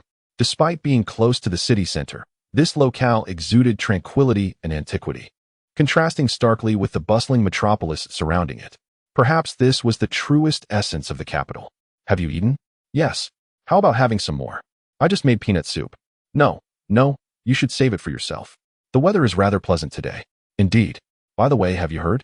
Yesterday, Uncle Wang's nephew's second aunt's cousin was chatting with 2 gentlemen in front of their house. They started discussing how they spent an extra 50 cents on groceries, then suddenly shifted to who got married and divorced, their conversation meandering wildly, yet maintaining an odd charm. Suddenly, Jiang Mengyue's stomach growled. She glanced at Anzhi and stuck out her tongue. I'm hungry. You didn't have breakfast, did you? Come to our home for some warm peanut soup. It's only 2 yuan a bowl, the elderly gentleman warmly invited. Anzhi raised 2 fingers. We'll take 2 bowls. All right then. The gentleman returned with 2 large porcelain bowls, filled with thick, fragrant peanut soup. After taking a sip, Jiang Mengyue's eyes lit up. This is delicious. The gentleman chuckled. Haha. This is the result of 30 years of honing my craft. After savoring the peanut soup, the two paid and engaged in light-hearted conversation with the elderly man. You have come to the capital for a visit, haven't you? Indeed, we are here to enjoy the brief holiday. It is a rare opportunity to take a break, and everyone wishes to unwind. Yesterday, I entertained 10 couples like you. Youth is indeed a blessing. Anzhi did not counter, instead inquiring, how long have you resided here? I have lived here my entire life, over 60 years now. I am but an old soul, with no desire to go elsewhere. Suddenly recalling something, the elder asked, where are you headed next? Jingshan Park. Ah, Jingshan Park is splendid. From there, one can behold the entire cityscape, truly a scene of prosperity. The elder sighed, surveying the surroundings. I have spent a lifetime in this capital, and despite my son's decades of hard work, we still cannot afford a home here. We cling to this 30-square-meter-old dwelling, and in the blink of an eye, a lifetime has passed. He gazed toward the distant skyscrapers and mused. Prosperity is merely a reality for some. The elder was quite loquacious, effortlessly continuing the conversation even if Anzhi remained taciturn. Before parting, he offered them several fried dough sticks. Take these, no charge. Anzhi hesitated. The elder continued, we only sell peanut paste. The fried dough sticks are made on the side to share with the neighbors. It would be wasteful not to eat them. Anzhi accepted the dough sticks, saying, thank you. You must not have had enough to eat. The elder chuckled. To be able to eat is a blessing. Jiang Mengyue smiled, and also expressed her gratitude. Departing the alley, the two rode a shared bicycle toward Jingshan Park. Renowned for its location along the central axis of the capital, Jingshan Park features a hill formed from earth, serving as both the highest and central point of the city. Following the crowd, after roughly an hour's stroll, Anzhi and Jiang Mengyue arrived at Wanshan Pavilion. Before the pavilion, a golden disc boldly proclaimed, center of the capital. Standing there, one could behold the entirety of the city. To the south, it faced the Shenzhou Gate of the Forbidden City across the street. To the west, one could see the White Pagoda and the entirety of Beihai Park. To the east lay the business district of the capital. The modern urban landscape and the unique charm of an ancient capital coalesce into a breathtaking tableau. Yet, beneath the clusters of buildings and the resplendent palaces, lie countless humble alleys hidden from the naked eye. These are the veins of the capital, yet they remain forgotten amidst the splendor. Anzhi recalled the elder's words. Prosperity is merely a reality for some. Chapter 44. An unexpected encounter at Jingshan. Jiang Mengyue was unaware of how many photographs she had taken. Such beauty could never be captured enough. After taking scenic shots, it was time for portraits. Anzhi, please take my photo, she said, preparing to hand her phone to him. Use mine, Anzhi replied, producing his own phone. Just stand there. Oh, all right. Jiang Mengyue put away her phone and struck a poised pose, with the entire Forbidden City as her backdrop. At that moment, the sun shone brightly at noon, casting a golden hue upon the bricks and tiles of the Forbidden City, creating a sight of remarkable beauty. However, Anzhi's attention was not focused on the Forbidden City, but rather on the exquisite figure captured through the lens. He was oblivious to the number of times he pressed the shutter. Such beauty was simply irresistible. As Anzhi continued to shoot, Jiang Mengyue shifted her poses, neither daring to pause. Is it not ready yet? Jiang Mengyue inquired. Anzhi glanced at the album, filled with images of Jiang Mengyue, and hesitated momentarily. No. Let us take two more. After completing the shoot, Anzhi selected a few photographs he deemed worthy and sent them to Jiang Mengyue, with the chat background being the image captured by a photographer of her at the Great Wall. In comparison, Anzhi's efforts seemed rather inadequate. The distinction between amateur and professional was indeed apparent. You captured it beautifully, Jiang Mengyue remarked as she viewed the photos he had sent. It is your beauty that shines through, Anzhi replied candidly. Upon hearing this, Jiang Mengyue's cheeks flushed slightly, while a peculiar sense of competitive spirit ignited within her. She felt compelled to utter something that would make Anzhi blush. You photograph me daily. Only you know how to make me look my best. Anzhi was momentarily taken aback. Sensing his words lacked impact, Jiang Mengyue added, no one else can, not even I can. Anzhi fell silent and moved to stand beside Jiang Mengyue, and together they gazed toward the distant Forbidden City. Why does it feel as though I've been flirted with? Anzhi's heart raced slightly. This round, Jiang Mengyue had the upper hand. Our itinerary for tomorrow is the Forbidden City, correct? Yes, the Forbidden City is vast. We could explore it for an entire day. In the afternoon, we can visit the National Museum. The anticipation began to swell within her. Just viewing the Forbidden City from afar was breathtaking enough, and she could hardly fathom the joy she would experience while wandering through its halls. A look of eagerness illuminated Jiang Mengyue's face. Every moment brings me joy, Anzhi murmured. What? What did you say? I said nothing at all. Oh. After admiring the view for another 10 minutes or so, they descended the mountain and found a shaded spot to rest. Not far from them, beside a restroom, a burly man with yellow hair had been eyeing Jiang Mengyue since early morning, sporting a broad grin that revealed an unsettling number of teeth. By now, it was past 1 in the afternoon, and predictably, Jiang Mengyue felt the pangs of hunger. I'll go buy some biscuits to tide me over, Anzhi said. Stay put here. All right, Jiang Mengyue replied with a smile, nodding. Barely had Anzhi entered the convenience store when the yellow-haired man approached Jiang Mengyue. He positioned himself directly in front of her, his imposing figure nearly obscuring her completely, looking down at her with an unsettling gaze. Beautiful lady, are you Jiang Mengyue? Meanwhile, on the other side, Anzhi picked up 2 boxes of chocolate biscuits. Excuse me, how much for these? 20 for both. The biscuits, usually priced at 7 yuan per box in supermarkets, had inflated to 10 yuan here at the tourist site, causing Anzhi to hesitate momentarily. Let me take 2 more. Anzhi exited the convenience store holding 4 boxes of biscuits, and immediately spotted the yellow-haired man standing before Jiang Mengyue, who was obscured by his bulk. The man appeared to be gesturing with his phone, leaving Anzhi unable to discern their expressions.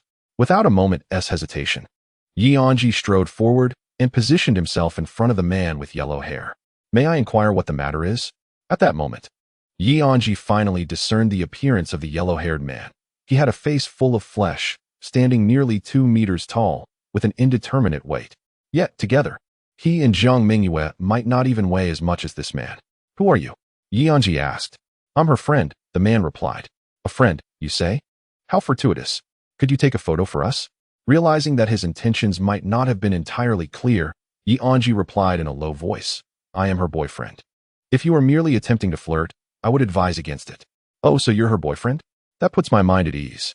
Please, take a photo for us. Is that so? Anzhi clenched his fist tightly around the bag he was holding. As a staunch adversary of brazen behavior, he would not tolerate such insolence directed at him. At that moment, Jiang Mengyue tugged at Anzhi's sleeve, and he turned to see her stifling a laugh. Anzhi, you may have misunderstood. This gentleman harbors no ill intentions. His girlfriend is my admirer. Anzhi was taken aback. De Zhuang, what are you doing here? I've been looking for you. A petite girl approached the yellow-haired man. Hee, Jingjing, I inquired on your behalf. She is Jiang Mengyue. The yellow-haired man indicated toward Jiang Mengyue. The girl named Jingjing gasped, covering her mouth in surprise. I thought I said not to disturb her. I didn't dare to ask. I came to inquire for you, hoping to surprise you. The yellow-haired man replied earnestly. As he spoke, he produced his phone and handed it to Anzhi. I'm not adept at taking photos. Could you help me capture a picture of my girlfriend and yours? Noticing Anzhi still seemed bewildered, Jiang Mengyue explained. This gentleman said his girlfriend is a fan of mine. Ever since we climbed Jing Mountain. She noticed me, but was uncertain and shy to approach. So, while she went to the restroom, he came to find me. He showed me his girlfriend's phone, and she has liked every one of my videos. She is quite an adorable fan. Anzhi accepted the phone, while the yellow-haired man nudged his girlfriend. Didn't you say you wanted a photo? Go ahead. Jiang Mengyue has agreed. Jingjing shyly approached Jiang Mengyue. May I take a photo with you? Of course. Jiang Mengyue smiled. Anzhi, if you would be so kind. Anzhi stepped back, squatting down to find the right angle, and pressed the shutter. The yellow-haired man watched eagerly, patting Anzhi's shoulder. Could you take another? Anzhi obliged and clicked again. Let us take another one. As the photos continued, Jiang Mengyue was inadvertently moved out of the frame. Why are there so many photos of Jiang Mengyue on others' phones? Yet, rather than halting the session, the yellow-haired man grew increasingly animated. Yes, just like that.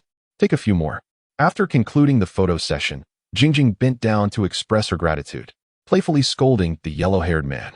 As his girlfriend successfully pursued her admiration, the yellow-haired man bore the reprimand with a foolish grin, thanking Anzhi.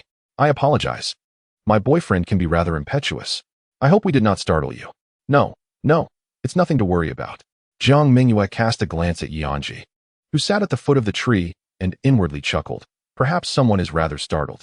Anzhi observed the harmonious couple before him, then glanced at the delighted Jiang Mengyue, his expression resembling that of a fish out of water. The jester, it seems, is none other than myself. We shall take our leave, wishing my sister a swift descent to 100,000 fans. Sister? Jiang Mengyue instinctively directed her gaze at the burly blonde man.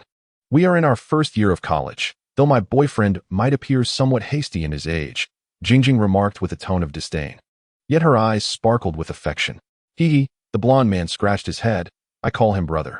We are also freshmen. You may simply call me Jiang Mengyue. Jiang Mengyue. Thank you, and I appreciate your fondness. I shall continue to follow your journey. Jingjing, accompanied by the blonde man, prepared to depart. As they approached Anzhi, she whispered, You are the one who assists Jiang Mengyue with her filming, aren't you? Anzhi nodded. May I inquire? Jingjing blushed slightly. When did you two become a couple? Or were you already in a romantic relationship, and the video was staged for entertainment purposes? Anzhi pondered how best to respond. This young man is Jiang Mengyue's boyfriend. The blonde man remarked to Jingjing. He told me himself. Jingjing's eyes brightened. Oh, now it makes sense. Wishing you both a bountiful family soon. Anzhi's mouth twitched slightly. May you be blessed with grandchildren. After the couple departed, Jiang Mengyue settled beside Anzhi, a faint smile gracing her lips, laced with mischief. What were you just thinking about? What was I thinking about? You know, just now. Anzhi tore open a matcha cookie package, extracted a piece, and placed it in Jiang Mengyue's mouth. Eat the cookie. Jiang Mengyue chewed on the cookie, mumbling. You just said. Anzhi opened another packet, withdrew 2 pieces, and offered them to her. I also bought one with a birthday cake flavor. Do not change the subject. Jiang Mengyue consumed the cookie, instantly forgetting what she had intended to say. This is delicious. I want another piece. Anzhi produced 2 more packets. I also acquired ones with cilantro and garlic flavors. Jiang Mengyue frowned. What did you say? Isn't it impressive? I never expected them to sell such cookies. It must be unpalatable. Would you care to try? Absolutely not. Just taste a piece. No way. I specifically bought these for you. Then just half a piece. Having left Jingshan Park, their next destination was Beihai Park, once an imperial garden belonging to the ancient royalty. As the name suggests, Beihai Park is renowned for the vast expanse of water it encompasses. Although referred to as a sea, it is, in fact, a large lake. In the lake, boats of various sizes glided lazily, while green-headed ducks frolicked in the water. Those aboard the boats enjoyed the scenic views, providing a unique charm. Anzhi and Jiang Mengyue chose to stroll along the shores of Beihai instead of boarding a boat. Crossing the Yong'an Bridge, they arrived at Xianghua Island, situated in the heart of Beihai Park. The island was adorned with lush trees, elegant pavilions, and tranquil structures, with the white pagoda standing majestically atop the hill, a symbol of Beihai Park. Not only within the tranquil confines of Beihai Park, but also in numerous locales throughout the capital, one can behold the resplendent silhouette of the white pagoda. Standing at the base of the pagoda and gazing upward, one finds it difficult to fully comprehend the pinnacle of its structure, only catching a fleeting glimpse of the 2 tiers of gilded copper umbrellas, illuminated by the sun's rays from behind, akin to the protective aura of Buddha. Beside the pagoda, a convenience store offers creatively designed ice creams. Anzhi, would you care for some ice cream? Inquired Jiang Mengyue. Despite the sun's intensity, the October temperature in the capital is rather mild, not necessitating a frozen treat for relief. Moreover, the creative ice creams sold in the scenic area primarily entice with their aesthetic appeal rather than their flavor, and their prices are rather steep. Anzhi shook his head. However, I sense your desire, Jiang Mengyue continued. Anzhi replied, with the sun blazing. How delightful it would be to indulge in an ice cream. All right then, I would like some. If you wish for it, I shall treat you, Jiang Mengyue declared, her eyes sparkling as she made her way to the convenience store. While Jiang Mengyue stood in line to purchase the ice cream, a familiar voice emerged behind Anzhi. Anzhi? He turned to see Song Ran, the president of the makeup club. Hello, president. What a coincidence. You two are visiting the capital, Song Ran exclaimed in surprise. Yes, my roommates each have their own plans. It's rather dull to remain in the dormitory alone, so I decided to venture out. You could have called me. Who wouldn't wish to travel alongside a handsome companion? Anzhi glanced toward the convenience store. In fact, I am not alone. Song Ran's eyes widened in realization. Which one? The one with pink hair? Song Ran quickly spotted Jiang Mengyue. How beautiful.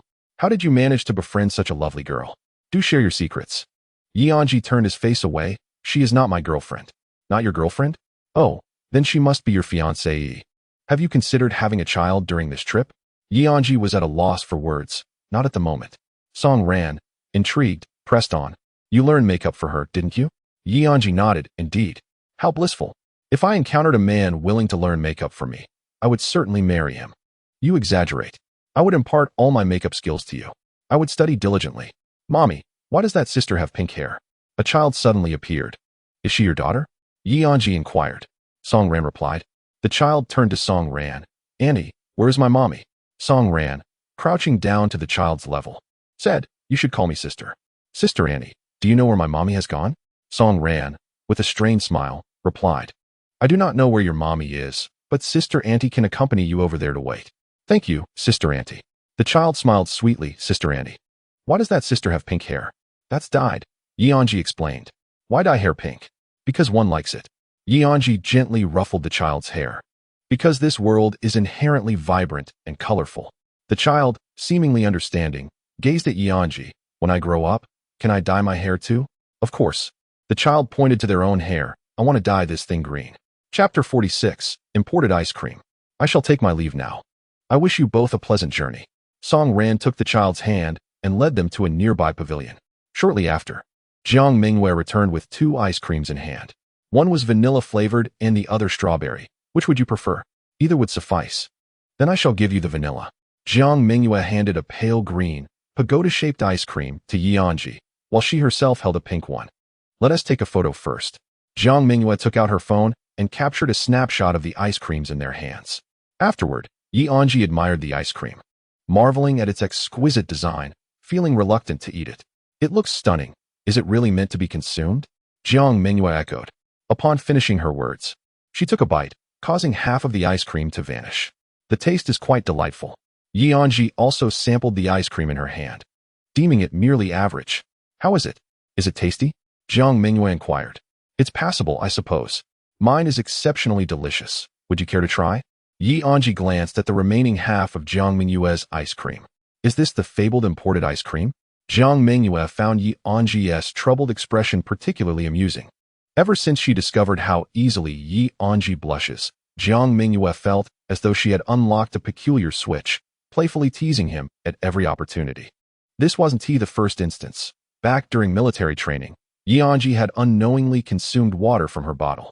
However, even now, Jiang Mengyue remained uncertain whether Anzhi was aware that the bottle had previously belonged to her. Do you want it? Jiang Mengyue asked once more. Yes.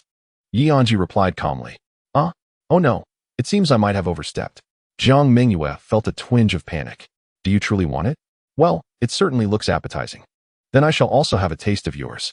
Jiang Mengyue was determined not to back down. Here you go. Anzhi calmly extended his ice cream towards Jiang Mengyue. This time, Jiang Mengyue felt even more flustered. Your Majesty, come and catch me. A little girl giggled as she ran over, inadvertently bumping into Jiang Mengyue. Jiang Mengyue lost her balance and stumbled to the side, causing her ice cream to fall to the ground. Beautiful one, I am coming. A little boy came running towards them. Anzhi steadied Jiang Mengyue. Are you all right? I'm fine. Jiang Mengyue stood up, realizing her ice cream had fallen. Anzhi retrieved a tissue from his bag, crouching down to clean up the fallen ice cream. Alas, what a pity. What is so regrettable? It's unfortunate that I didn't get to enjoy the imported ice cream. Naturally, it's a shame when something unfinished falls to the ground, Anzhi replied. Oh. After tidying up, Anzhi still offered his ice cream to Jiang Mengyue. You should have mine. But what will you eat? This was your treat. I have already taken a bite, and didn't you say you wanted to try mine? Anzhi stated with unwavering composure. Jiang Mengyue's emotions were complex. A promising advantage had suddenly turned into a precarious situation due to an unexpected incident. She had not anticipated Anzhi's boldness. Meanwhile, Anzhi appeared calm. Yet he was inwardly quite nervous. From the moment Jiang Mengyue had asked him if he wanted to taste the ice cream, he had found himself at a disadvantage. Rather than resist, he chose to acquiesce. Jiang Mengyue took the ice cream from Anzhi and, under the latter's watchful gaze, took a bite that directly overlapped the one Anzhi had previously taken. Observing Jiang Mengyue devour the ice cream bite by bite, A subtle smile crept upon Anzhi's lips, feeling a sense of minor victory. As she savored the ice cream, Jiang Mengyue comforted herself, reflecting on how Anzhi had once consumed the water she had drunk. Now, having indulged in the same ice cream, they were even. Yes, they were even. Emerging from Chonghua Island, they continued their exploration, passing by Jingxin Studio, the Nine Dragon Wall, Wulong Pavilion, and Xiaxishan, nearly finishing their tour of Beihai Park. The day had been filled with leisurely strolls, and at this moment, neither felt particularly fatigued. Jiang Mengyue glanced at her phone. It was just past 5. And they had ample time. "Let us go have roast duck tonight," she suggested. "Sounds good," Anzhi replied. Jiang Mengyue searched online and found a restaurant named Mingfu Roast Duck that piqued her interest. This ancient establishment had survived the test of time, boasting over 100 branches. During the short holiday, every location was bustling with patrons. The least crowded branch still had a queue of over 70 people, and it was 15 kilometers from their current location. "That's the one," Jiang Mengyue decisively declared. "Then let's go. Roast duck, here we come." They arrived at the nearest subway station, took the train, and after transferring twice and standing for over an hour, they finally reached their destination. Despite not feeling tired from their day of exploration, standing on the subway for such a duration had left their legs numb. Upon arriving at the roast duck restaurant, the place was packed, not just inside but even at the entrance, filled with eager diners. "Number 55, is that here?" The server called out at the entrance. "Here." A family of 3 was led inside by the server, just as another family exited. Jiang Mengyue glanced at her number, 86. It appeared they had quite a wait ahead of them. 20 minutes passed. "Number 56, is that here?" No response. 57, still no one.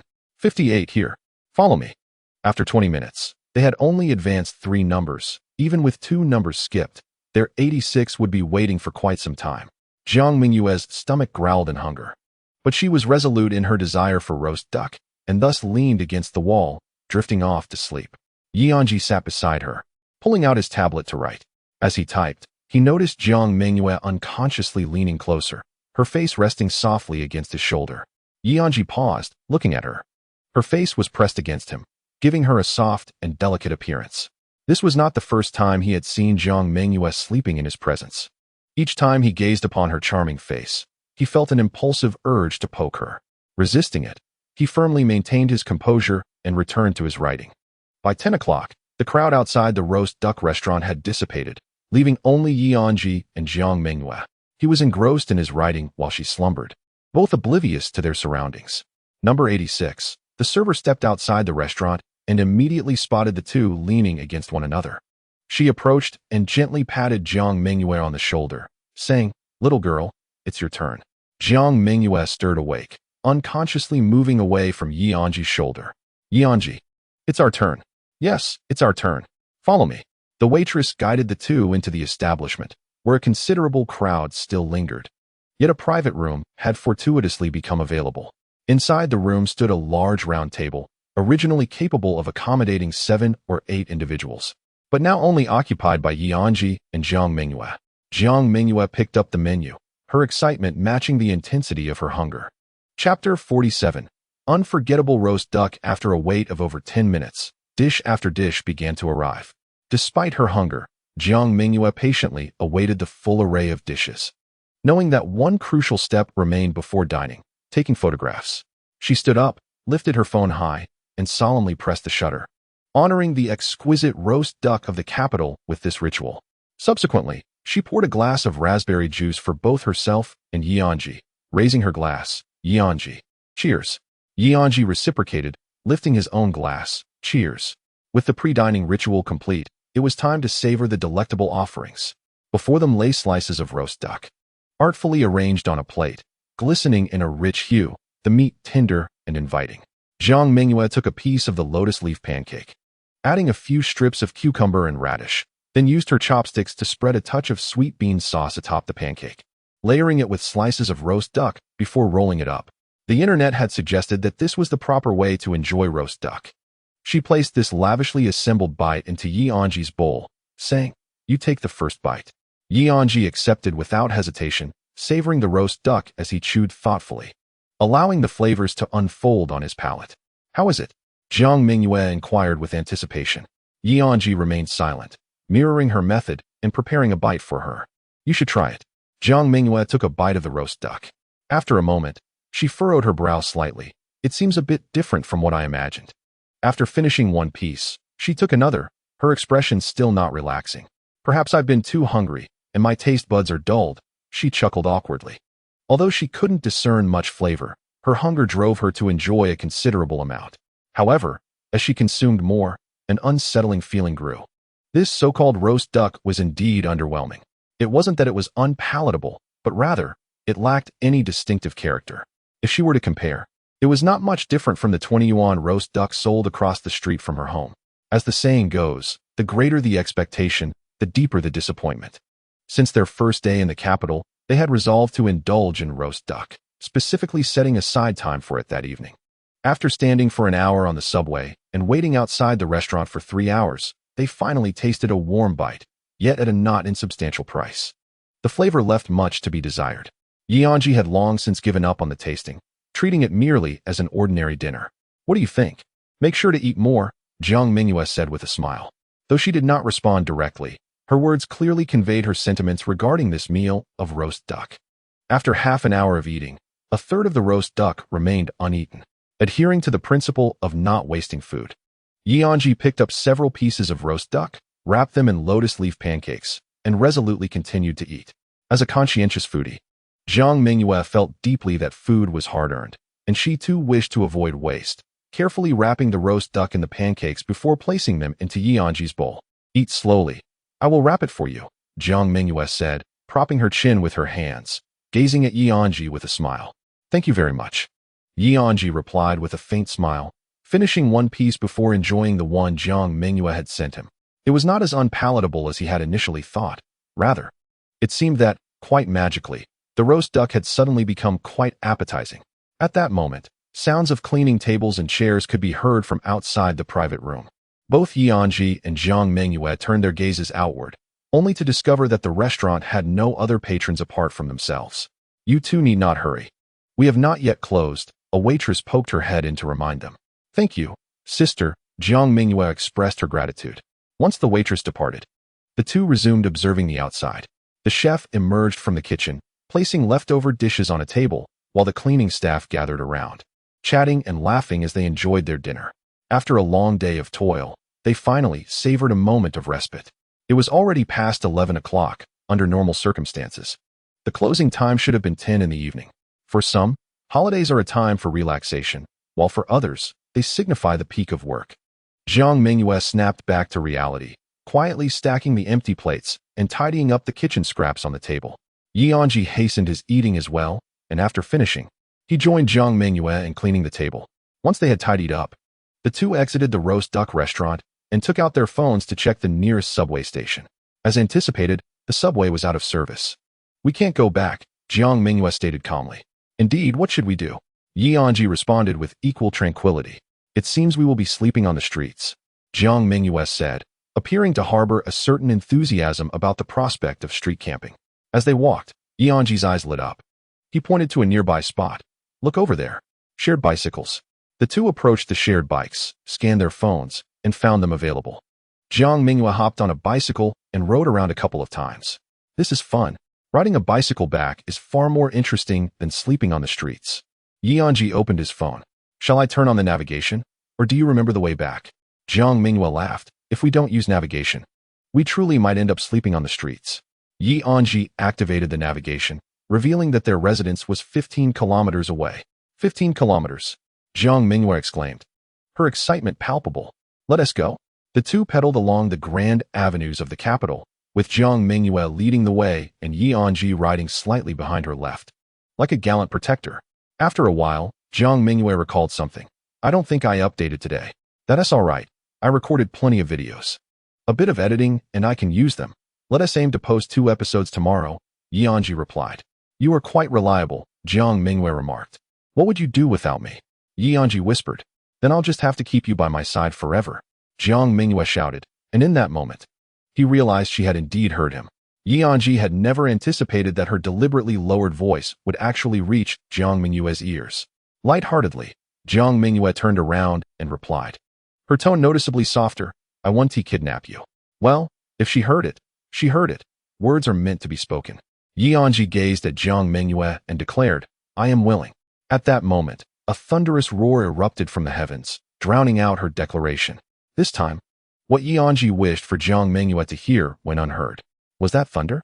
Jiang Mengyue inquired. It seems so, Anzhi responded, glancing at the sky. Another thunderclap resonated, and a flash of purple lightning illuminated the horizon. It looks like it's about to rain. We are still 10 kilometers away. What should we do? Accelerate. There is no time, Jiang Mengyue exclaimed, and with that, a torrential downpour commenced. Seizing the moment before they were completely drenched, Anzhi asked, Shall we find some shelter from the rain? Simultaneously, Jiang Mengyue chimed in, This is too amusing. Chapter 48. Night Ride in the Capital in the Depths of the Night. With the subway services halted, bicycles became the mode of transport amidst the deluge. The elements were all present, even on such a stormy night. The streets were bustling with vehicles and individuals like Anzhi and Jiang Mengyue, who rode shared bicycles back to their residences.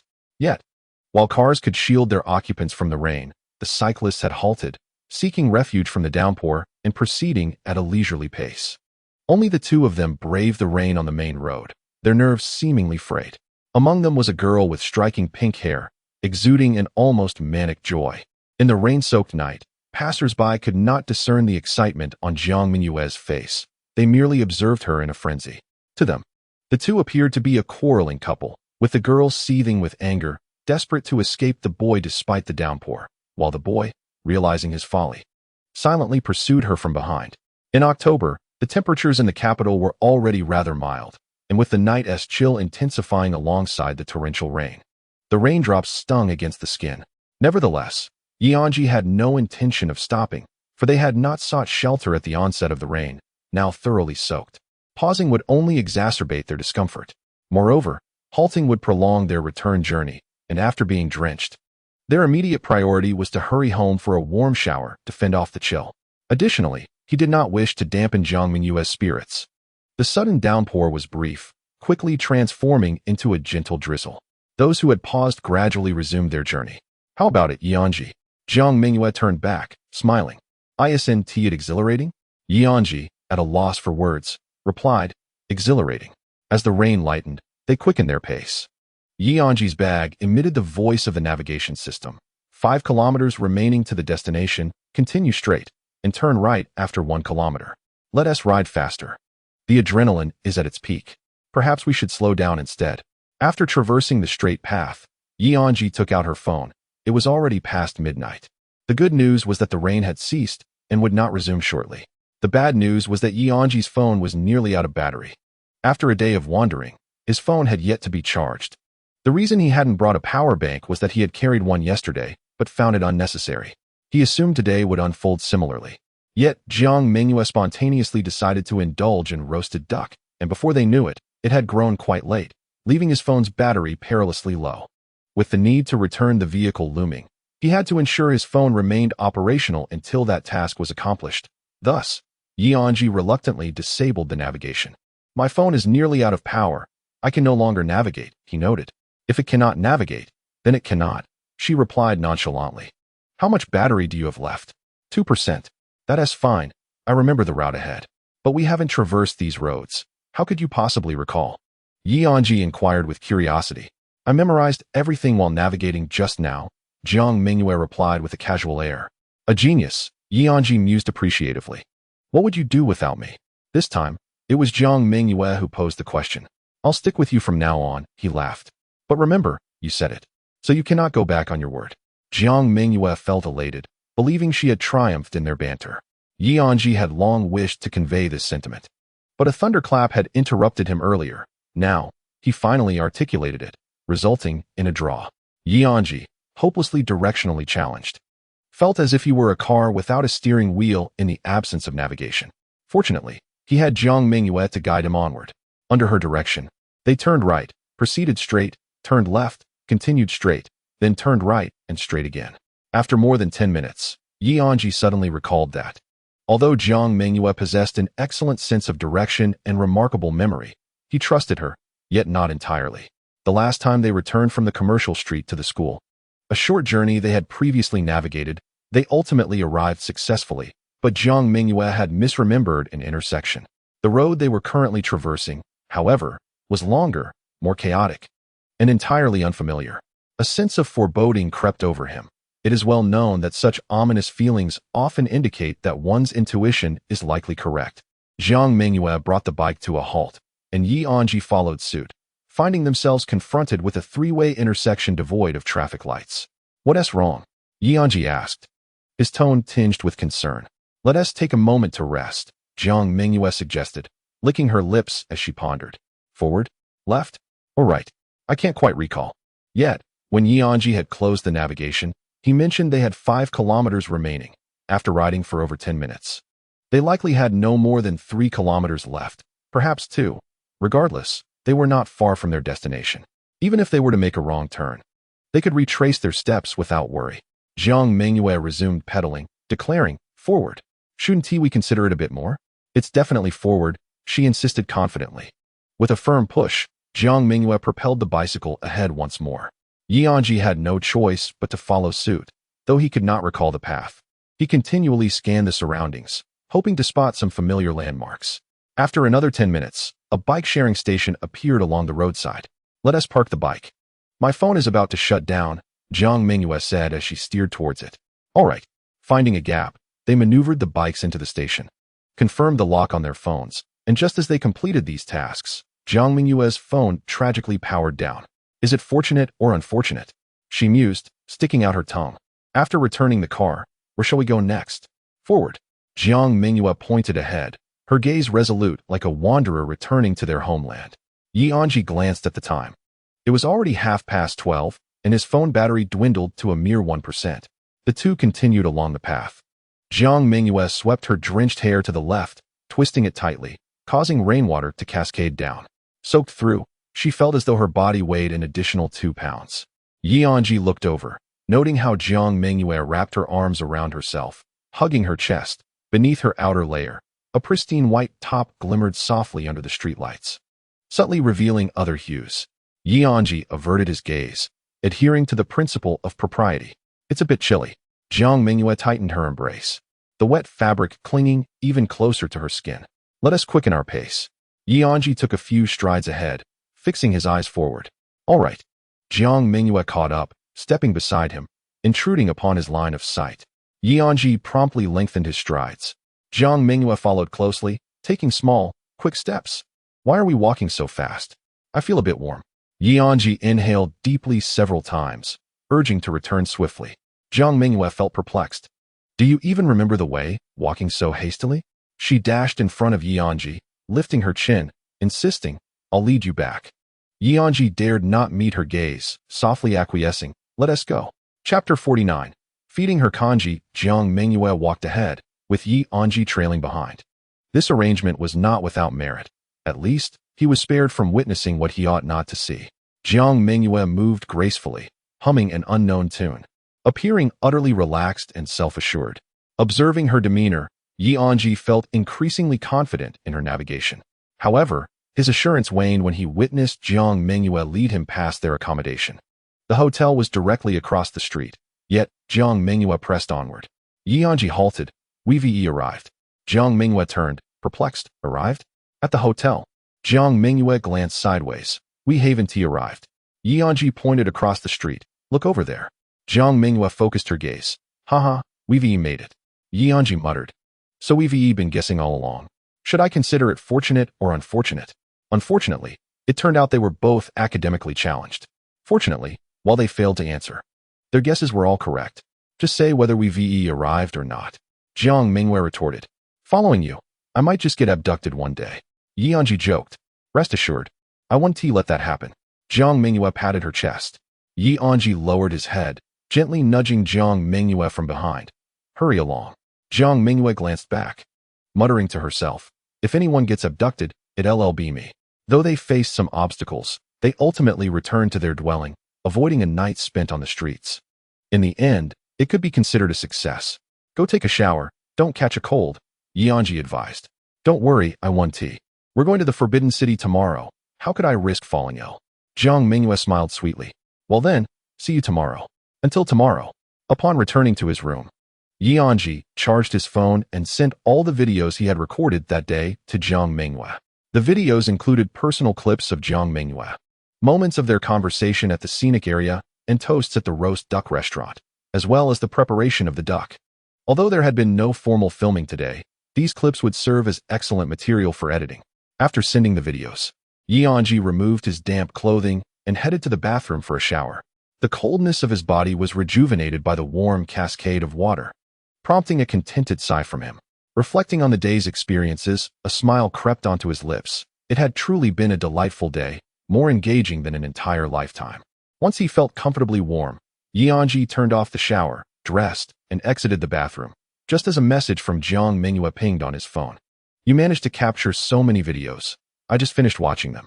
Anzhi quickly replied, "Aren't you going to take a shower? You should hurry. I should have sent you these videos tomorrow. Now that I've watched them, I can brainstorm editing ideas while I shower. Go wash up quickly, don't catch a chill. We can edit tomorrow." All right. After drying his hair, Anzhi collapsed onto his bed, his weary body succumbing to fatigue, and he fell asleep without a dream. Upon waking, the sun had already risen, and the brilliance of its rays penetrated the curtains. Anzhi stretched lazily, feeling utterly comfortable, only to realize something was amiss. He had awakened naturally, not to a morning greeting. He clicked on Jiang Mengyue's profile, noting that their conversation had halted the night before. This was, to his recollection, the first time Jiang Mengyue had overslept, leaving him somewhat unsettled. He sent her a morning message and proceeded to wash up. After completing his morning routine, the clock showed it was already past 9, yet Jiang Mengyue remained silent. Today's itinerary was a visit to the Forbidden City, an event she had expressed great anticipation for. This situation felt peculiar. A sense of unease crept over Anzhi as he approached Jiang Mengyue's door, gently knocking. No response came. He knocked harder, calling her name, Jiang Mengyue, Jiang Mengyue. With a click, the door swung open. Thankfully, she was still there. Anzhi sighed in relief. "You." Jiang Mengyue leaned weakly against the doorframe, her eyes vacant, her cheeks flushed, barely holding herself up with her hands on the doorknob. Upon seeing Anzhi, she managed to lift her head slightly, but suddenly her vision darkened, and she collapsed forward. Anzhi hurriedly stepped forward, cradling her in his arms. Her skin felt feverishly hot. He reached to check her forehead, estimating her temperature to be around 40 degrees Celsius. Jiang Mengyue, nestled against him, began to weep uncontrollably. "I think I'm about to die." Anzhi firmly reassured her. "What nonsense are you talking? You only have a fever." "But I feel so awful. My head is spinning, and I see little people dancing before me. I'm really going to die. What will you do if I'm gone?" She sobbed. The fever had clearly taken a toll on her mind. Anzhi lifted her back to bed, tucking her in securely. "Wait for me. I'm going to buy some medicine." Jiang Mengyue mumbled. "You won't abandon me, will you?" "How could I ever abandon you? You must come back," he assured her. "Yes. I will return very soon." Anzhi took the room card, secured the door, and hurried downstairs to the nearest pharmacy. He explained Jiang Mengyue's condition to the pharmacist, who promptly prepared 2 boxes of medication and added a thermometer. After settling the bill, Anzhi proceeded to a nearby breakfast shop to purchase 2 bowls of lean meat porridge. He then rushed back to Jiang Mengyue's room. "I'm back. You finally returned. I waited for you all day, fearing you had been abducted," she exclaimed. Anzhi sat at the bedside, adjusting the pillow to elevate her slightly. "You should eat something first."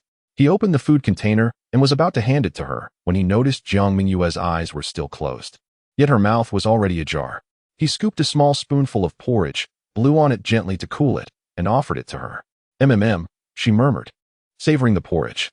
"Delicious, I want more." This scene felt familiar. It mirrored the time Jiang Mengyue had fed him at the barbecue restaurant. Anzhi continued to spoon-feed her, repeating the gesture until she finished the entire bowl, despite her fever. Her appetite remained unabated. "I'm full," she said with a satisfied burp. "I feel as if I've come back to life." "Now you can take your medicine," Anzhi said, filling a paper cup with warm water and retrieving the prescribed medication. "The medicine tastes terrible. I won't take it." "You must take the medicine to feel better." "No." In her drowsy state, Jiang Mengyue pouted defiantly. "Once you recover, I'll treat you to delicious candied hawthorn. Humph. And taro bubble milk tea. I want that. Barbecue, hot pot, spicy soup, grilled fish." "Ah." At last, Jiang Mengyue relented and opened her mouth again. After administering the medication, Anzhi removed a layer of the pillow, allowing her to lie back down. An apple do you good. She nodded obediently. Anzhi disposed of the empty food container and began to eat his own bowl of porridge. Though the porridge had cooled somewhat, it was still perfect for him. Before long, the sound of Jiang Mengyue's even breathing filled the room.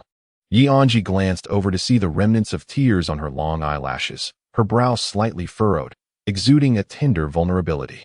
He recalled the first time he saw her radiant smile at the hot pot restaurant, wishing to cherish that joy, yet now, seeing her so fragile made his heart ache.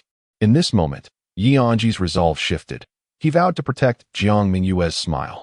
After finishing his porridge, he fetched a small stool and settled beside her, keeping a quiet vigil by her side. Watching her serene sleeping face, he too began to feel drowsy and succumbed to slumber. As noon approached, Jiang Mengyue stirred from her dreams, calling out softly, Anzhi.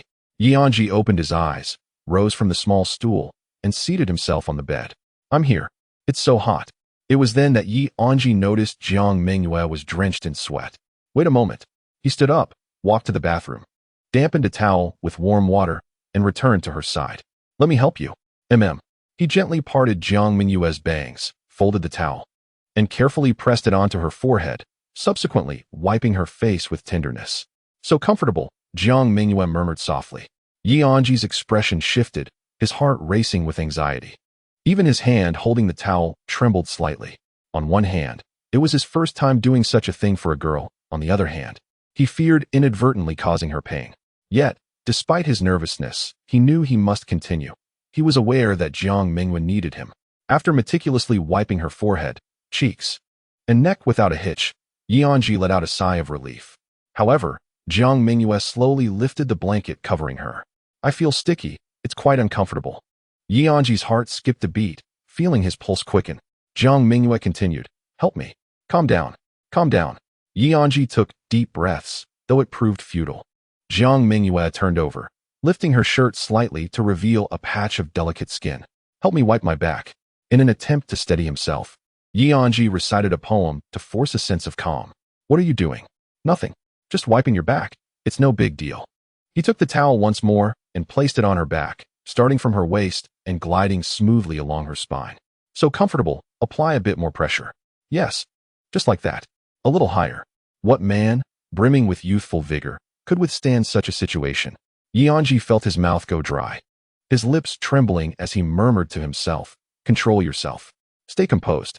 Moments later, Jiang Mengyue's sweat had been wiped away, while Anzhi found himself soaked in perspiration. Are you feeling better? Much improved. He withdrew the towel, wiping the sweat from his own forehead, and in the process, the towel inadvertently brushed against his nose. What am I doing? He cursed inwardly, quickly pulling his hand away. At that moment, Anzhi felt as though he too might be falling ill, his mind in disarray, his body out of control. On the bed, Jiang Mengyue resumed a supine position, and Anzhi set down the towel, flipping the blanket over to cover her once more. This time leaving it less snug, just covering her collarbone. Having completed these tasks, he finally breathed a sigh of relief. He made his way to the bathroom, turned on the faucet, and leaned in, allowing the cold water to cascade over his flushed cheeks.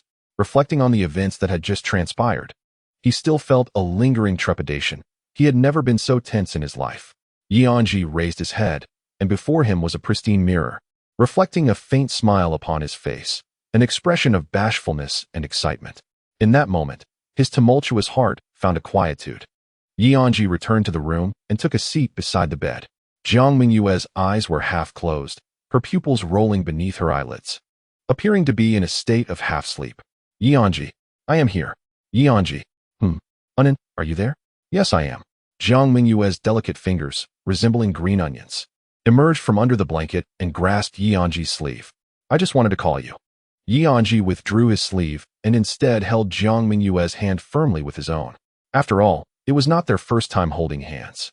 I will always be by your side. Their hands remained clasped, one unconsciously and the other subconsciously. Moments later, Jiang Mengyue moved her lips as if to say something, but only emitted a series of soft, indistinct sounds. Anzhi leaned in slightly. What do you want to say?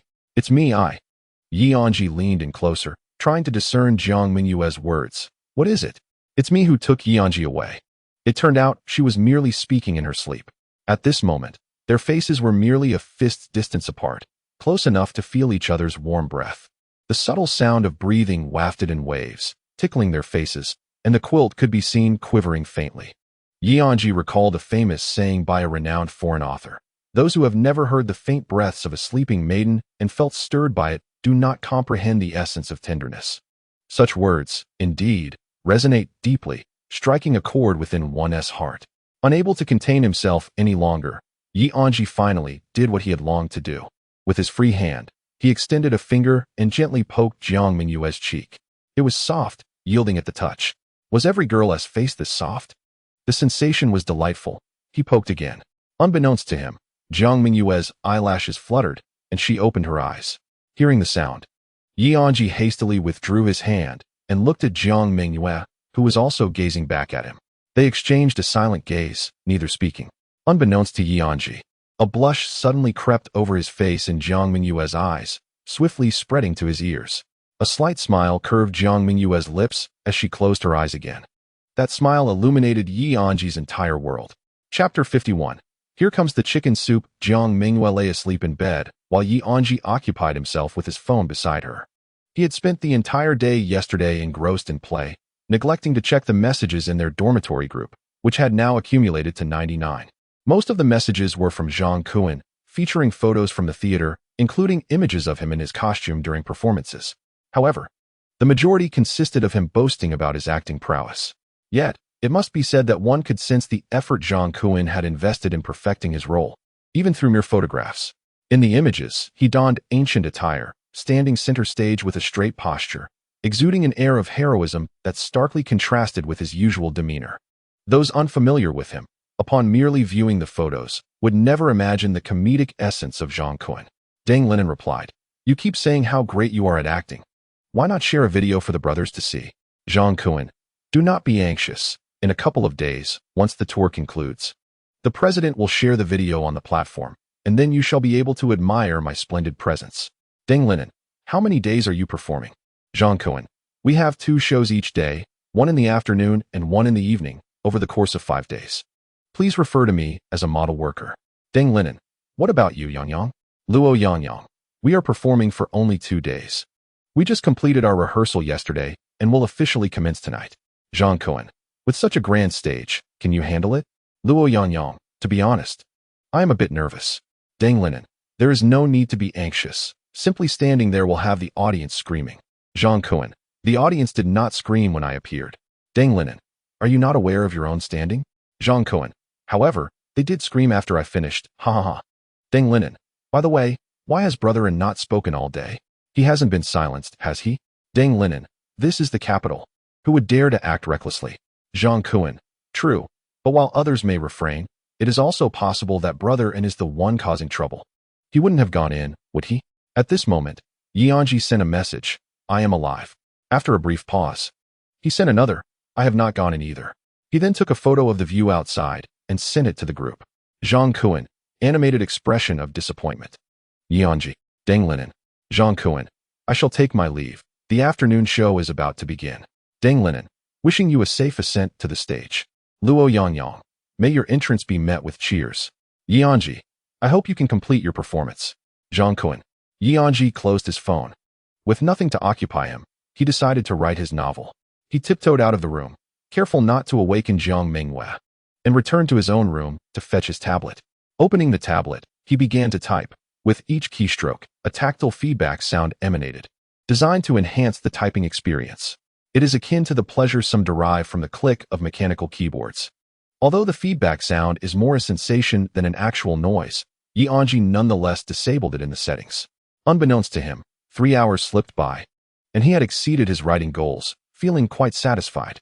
He stowed away the tablet, noting that Jiang Mengyue had yet to awaken. Upon checking his phone, the dormitory group chat was bustling once more.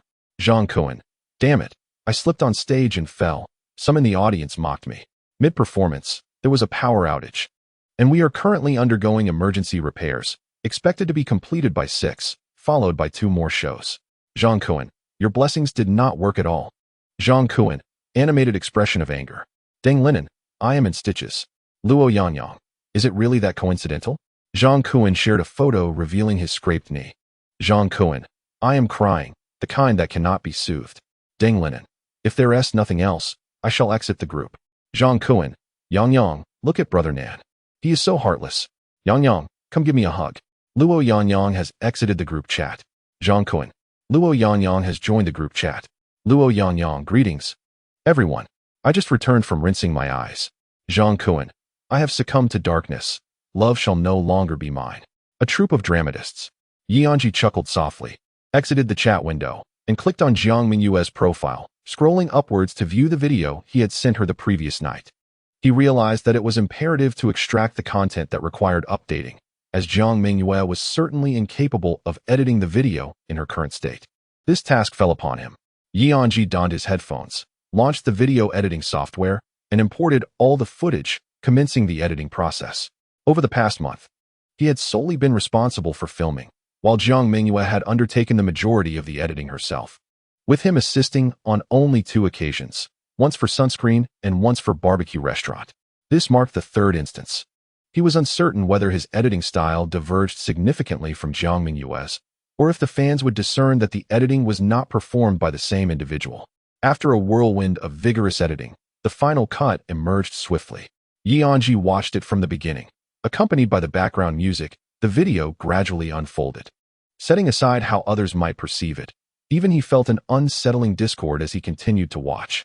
In the midst of editing, he had either overlooked certain details or, despite being aware, could not resist, resulting in some awkward pauses in the footage. This did not resemble a narrative-driven video. It felt more akin to a travelogue. Nevertheless, he mused that occasionally diversifying the content for the fans might not be such a bad idea. Pleased with his cleverness, Anzhi glanced at the clock. It was 5 o'clock. Jiang Mengyue had only consumed a bowl of porridge that morning before succumbing to slumber, and upon awakening, she would undoubtedly be famished. He resolved to seek sustenance for her. Descending the stairs, he strolled about, and not far away, a small loudspeaker blared. Chicken soup is here. Chicken soup is here. An elderly man on a tricycle was pedaling towards him. Anzhi paused as the man approached. Young fellow, would you care for a bowl of chicken soup? How does it taste? The flavor is absolutely delightful. I have been simmering this pot for 40 years without interruption. This is a family secret passed down from my grandfather's grandfather, refined through the test of time. If it's not good, you needn't pay. 40 years? Never interrupted? Can it truly be consumed? Anzhi fell silent. Young man, I can see skepticism etched upon your face. Fear not. Allow me to serve you a bowl.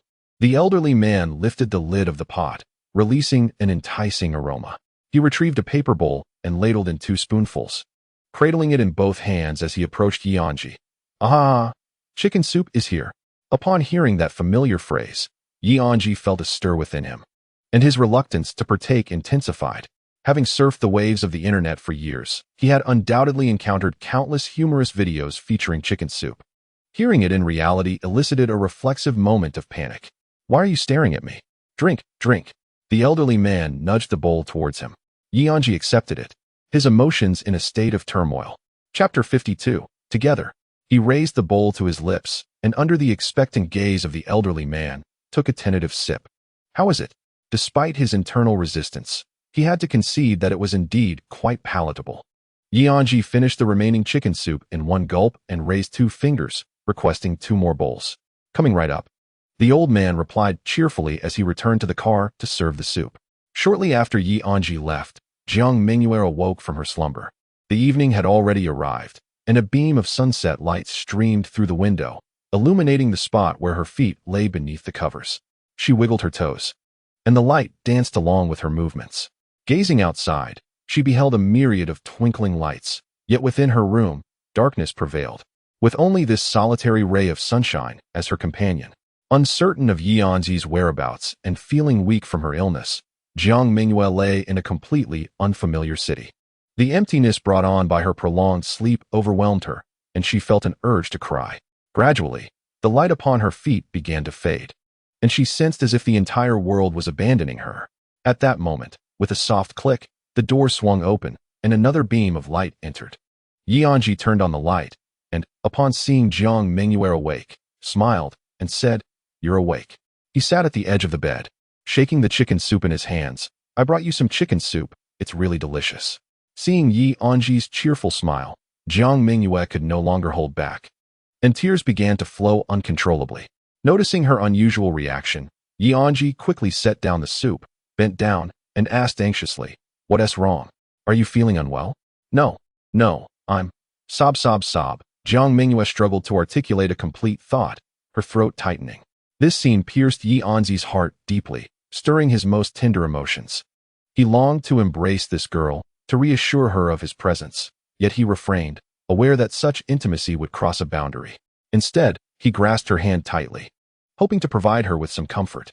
Jiang Mengyue's tears flowed freely as she cried out Anzhi's name repeatedly. He responded to her calls, offering her solace. Time slipped away, and eventually, Jiang Mengyue calmed down. She extended her hand to prop herself up, and Anzhi quickly assisted her in sitting up. "Where's the soup?" "I'm hungry," she asked through her sniffles. "Right here," Anzhi replied, retrieving the soup from the table. Just as he was about to open the lid, he paused, realizing it had grown somewhat cold.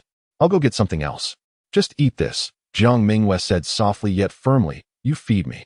Anzhi was taken aback for a moment, but then opened the soup container, his voice resolute. "All right." As he fed Jiang Mengyue the chicken soup, she wiped her tears and nose. Although the soup had cooled, warmth enveloped her heart. Sitting cross-legged on the bed, her lower body covered by the blanket, she supported her feet with one hand. With each spoonful of soup, her knees bounced up and down, presenting an adorable sight. When the soup was finished, half a box of tissues lay used, and some large chunks of chicken remained in the bowl. Jiang Mengyue took the bowl, saying, "I'll handle the rest. You eat your portion." Anzhi nodded, opening another bowl of soup and gulping down half of it in one go. Jiang Mengyue nibbled on the chicken, and the two shared a serene silence, content in their solitary meals yet enveloped in a tranquil atmosphere. After finishing the chicken soup, Jiang Mengyue's spirits visibly improved, and a hint of color returned to her face. She set down the bowl and softly expressed her gratitude. "Anzhi, thank you." Anzhi replied with a gentle smile. "Are you feeling better?" "Much better," she responded. Anzhi retrieved a thermometer, gave it a shake, and handed it to Jiang Mengyue, suggesting, "Let's measure your temperature." "All right," she acquiesced, placing the thermometer under her arm. "I'm sorry for making you take care of me all day. Of course, one needs care when ill." Jiang Mengyue reflected on the previous night, recalling how he had reminded her multiple times, yet she still fell ill. "I feel guilty. We didn't edit the video, and we couldn't visit the Forbidden City. It's all my fault for being so willful, ruining this trip. It's all your fault," Anzhi gently remarked as he tidied up the meal containers. Jiang Mengyue glanced at him, then lowered her head, a wave of bitterness washing over her, her expression visibly darkening, as if tears were imminent. "What can I do to make up for my mistakes? We didn't enjoy ourselves this time. Let us make up for it next time," Anzhi replied. "We should explore many more wonderful places together." 2 days ago, after returning from the Great Wall, Jiang Mengyue had expressed a desire to visit more exciting locations, and now Anzhi echoed her sentiment, adding, "Together." Upon hearing this, Jiang Mengyue looked up at him again, her eyes warm with emotion. "All right, let us go to more and more exciting places together." Anzhi dared not meet her gaze, as uttering that phrase had consumed all his courage. However, he felt a sense of relief knowing she agreed. Yet, he still averted his eyes, fearing that another glance would cause his heart to melt. 5 minutes later, Jiang Mengyue removed the thermometer, and Anzhi checked it, noting a temperature of 37.2 degrees Celsius. Her fever had subsided significantly. He exhaled in relief. "Finally, the fever has broken." He then cautioned, "But you still need to take your cold medicine." Jiang Mengyue obediently nodded. Okay. While Jiang Mengyue took her medication, Anzhi glanced at the dormitory group chat. He remembered Luo Yangyang mentioning that their concert would officially commence tonight. Such a grand stage might even have a live broadcast. "Luo Yangyang, it's about to start." "Deng Linen, go for it." "Zhang Kuan, I'm about to start too." "Deng Linen, you better hurry up." "Zhang Kuan, what do you mean by that?" "Nengu, you only encouraged Yangyang with 2 words, but replied to me with 5. Look at what you just said." "Deng Linen." Anzhi typed a response. "Nengu only replied with 2 words to Yangyang, but 5 to you." Zhang Kuan, animated expression of realization. Zhang Kuan, animated expression of love. Zhang Kuan, I'm going on stage now. Gan Na, in a bubbly tone. Deng Linen, I really can't deal with him, removes glasses. Anzhi, Yangyang, will you have a live broadcast? Luo Yangyang, yes, just a moment. A few minutes later, Luo Yangyang sent a QR code. It starts at 6:30 sharp. I need to go for my final rehearsal. Deng Linen, good luck. Don't feel any pressure. Anzhi, I will watch the entire performance. Anzhi scanned the QR code, and a panoramic view of the Red Gate Gymnasium appeared on the screen. The scene then shifted to the official poster of the Bai Xiao Alliance concert. Yan instantly spotted Luo Yangyang in the upper left corner of the poster. He turned on the television in the room and cast his phone screen onto it. Let us watch the concert together, he suggested. Jiang Mengyue glanced at the TV and inquired, whose concert is it? Luo Yangyang's. He is a star, Yan replied. He is my roommate. Chapter 53. A Zhuge Liang and 3 cobblers band. The concert unfolded in an orderly manner, with various universities and clubs shining brightly on stage, showcasing their talents. As the event was entirely organized by university students, it resembled not merely a concert, but rather a musical revelry. The atmosphere was exuberant. There was no concern for disapproval. Performances ranged from ensembles featuring pipa, violin, and suona, to singers who handed the microphone to the audience after a single line, indulging in leisure. There were drummers so enthralled that they flung their sticks into the air. Cheers, screams, and applause reverberated, creating a harmonious blend of sound, both on stage and off. Luo Yangyang finished the final rehearsal with his teammates backstage and was about to take the stage. Friends, we rehearsed for so long. It's time to showcase what we got. President Yu encouraged, strumming the strings of her guitar. Careful there, don't damage the guitar, it's expensive. Bassist Li Minglang cautioned. It's just a guitar, I have 10 more in my dorm. Let us break one for good luck today. And Yu declared, lifting her guitar and mimicking a dive. Li Minglang rushed to stop her. Save the destruction for after the performance. You brought only one guitar today. How can you go into battle without a weapon? What battle? Last year, I broke a string in the middle of a performance and still sang. When have I ever backed down? And you retorted, besides, we have such an amazing guitarist. Why should I worry? She then threw her arm around Luo Yangyang's shoulder. Yangyang is performing on stage for the first time. Don't pressure him too much, Li Minglang added, pulling Luo Yangyang closer to him. Who do you look down upon? Yangyang will not be intimidated. Do you think he is as timid as you? Who are you calling timid? Who are you calling timid? You. After their quarrel, Li Minglang paused, realizing something was amiss, while Yu erupted in laughter beside them. The drummer, Zhang Zhua, observed quietly and then patted Li Minglang on the head, saying, with that brain of yours, you think you can argue with Yu? He then turned to Yu, enough already. I think Yangyang is more likely to be frightened by your antics than by taking the stage. Finally, he pulled Luo Yangyang close, saying, stay away from these two fools. In unison, Li Minglang and Yu retorted, you leave. All right. Initially feeling a bit anxious, Luo Yangyang found himself forcibly relaxed amidst the trio's banter. Now he could not muster the tension even if he wished to. Throughout the many days of rehearsal, there had not been a single day without their squabbles. Yet with each argument, their coordination improved, leading to even better performances. In such a harmonious team, it would be difficult to drift apart. Being part of this group, one inevitably succumbed to the shared exuberance. They are a quintessential rock band, comprised of lead vocalist and rhythm guitarist and lead guitarist Luo Yangyang, bassist Li Minglang, and drummer Zhang Zhua. Last year, before Luo Yangyang joined, the trio, alongside the former president of their guitar club, formed a band.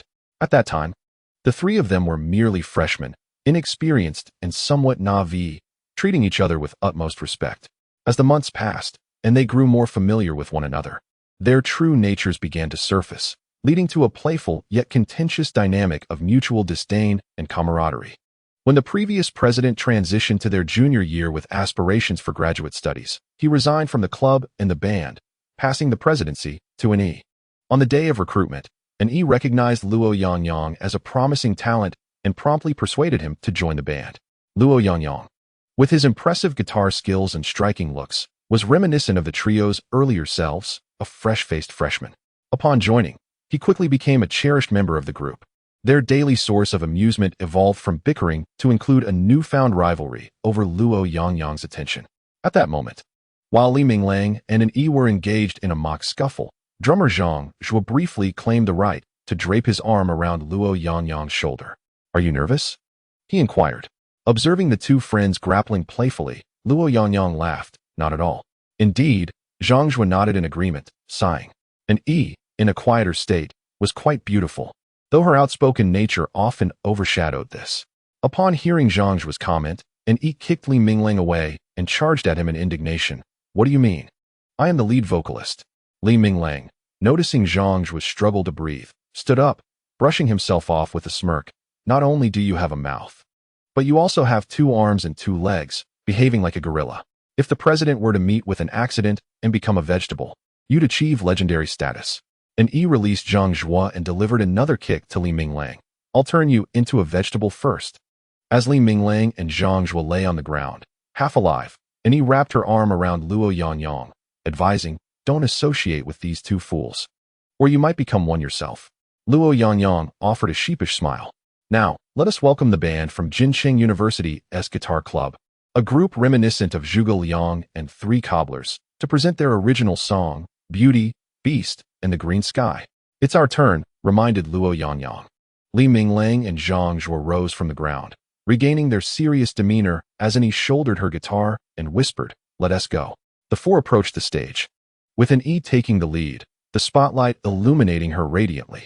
Grasping the microphone, she executed a dramatic turn, head held high, and proclaimed, the beauty makes her entrance. The audience responded enthusiastically, chanting, beauty, beauty, beauty. Next was Li Minglang, as the spotlight shifted to him.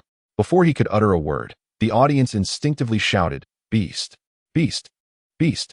Li Minglang furrowed his brow. Who taught you to engage like this? Jiang Mengyue, stifling laughter, was the 3rd to take the stage, believing he was to represent the green sky. To his surprise, the audience only chanted, green, green, green. Aki cast a sly glance at the 2 individuals, revealing a cunning smile. It was at that moment that Jiang Mengyue suddenly realized that everything unfolded according to Aki's elaborate scheme. Their order of appearance corresponded precisely to the titles of the songs. Initially, he had failed to perceive this connection. Luo Yangyang, the final performer, was undoubtedly represented by the moniker Sky. Taking a deep breath, Luo Yangyang approached Aki, the spotlight shifting from Jiang Mengyue to him. Sky, sky. The audience chanted. Yet amidst the fervor, a discordant note emerged. Words like beauty, beast, and green sky were merely the result of haphazard shouts. At this moment, the true protagonist had only just made his entrance. Beauty. Now this is truly a beauty. Chapter 54. The Courage to Express in the Room. Anzhi and Jiang Mengyue were engrossed in the live broadcast of the concert. It was only when Luo Yangyang appeared that Jiang Mengyue recalled who he was. On the day of their return to school, at the Hot Pot restaurant, Su Yueqi had expressed her admiration for Luo Yangyang during their conversation. However, since that day, they had no further contact with him. Jiang Mengyue shared the livestream link in their dormitory group, tagging Su Yueqi. Come and watch the concert. Su Yueqi replied, whose? Jiang Mengyue responded, Anzhi's roommate. A few seconds later, Su Yueqi exclaimed, oh my. Luo Yangyang. Su Yueqi continued, wait. Why did you say Anzhi's roommate instead of just saying Luo Yangyang? Jiang Mengyue replied, it was just a reflex. Su Yueqi sent a smirking emoji and then asked, by the way, I forgot to ask when I got home. Didn't you say you were going to the capital? Did you go? Jiang Mengyue confirmed, I did. Su Yueqi pressed, who did you go with? It can't be.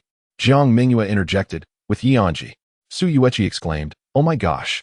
You 2 went on a trip together. Su Yueqi added, I wouldn't believe for a second that you are just filming partners. Her numerous exclamations indicated that discovering Jiang Mengyue's trip to the capital with Anzhi excited her even more than witnessing Luo Yangyang's performance. In the past, Jiang Mengyue might have engaged in a debate, wishing to prevent her roommate or fans from speculating about her relationship with Anzhi. Yet now, she felt indifferent.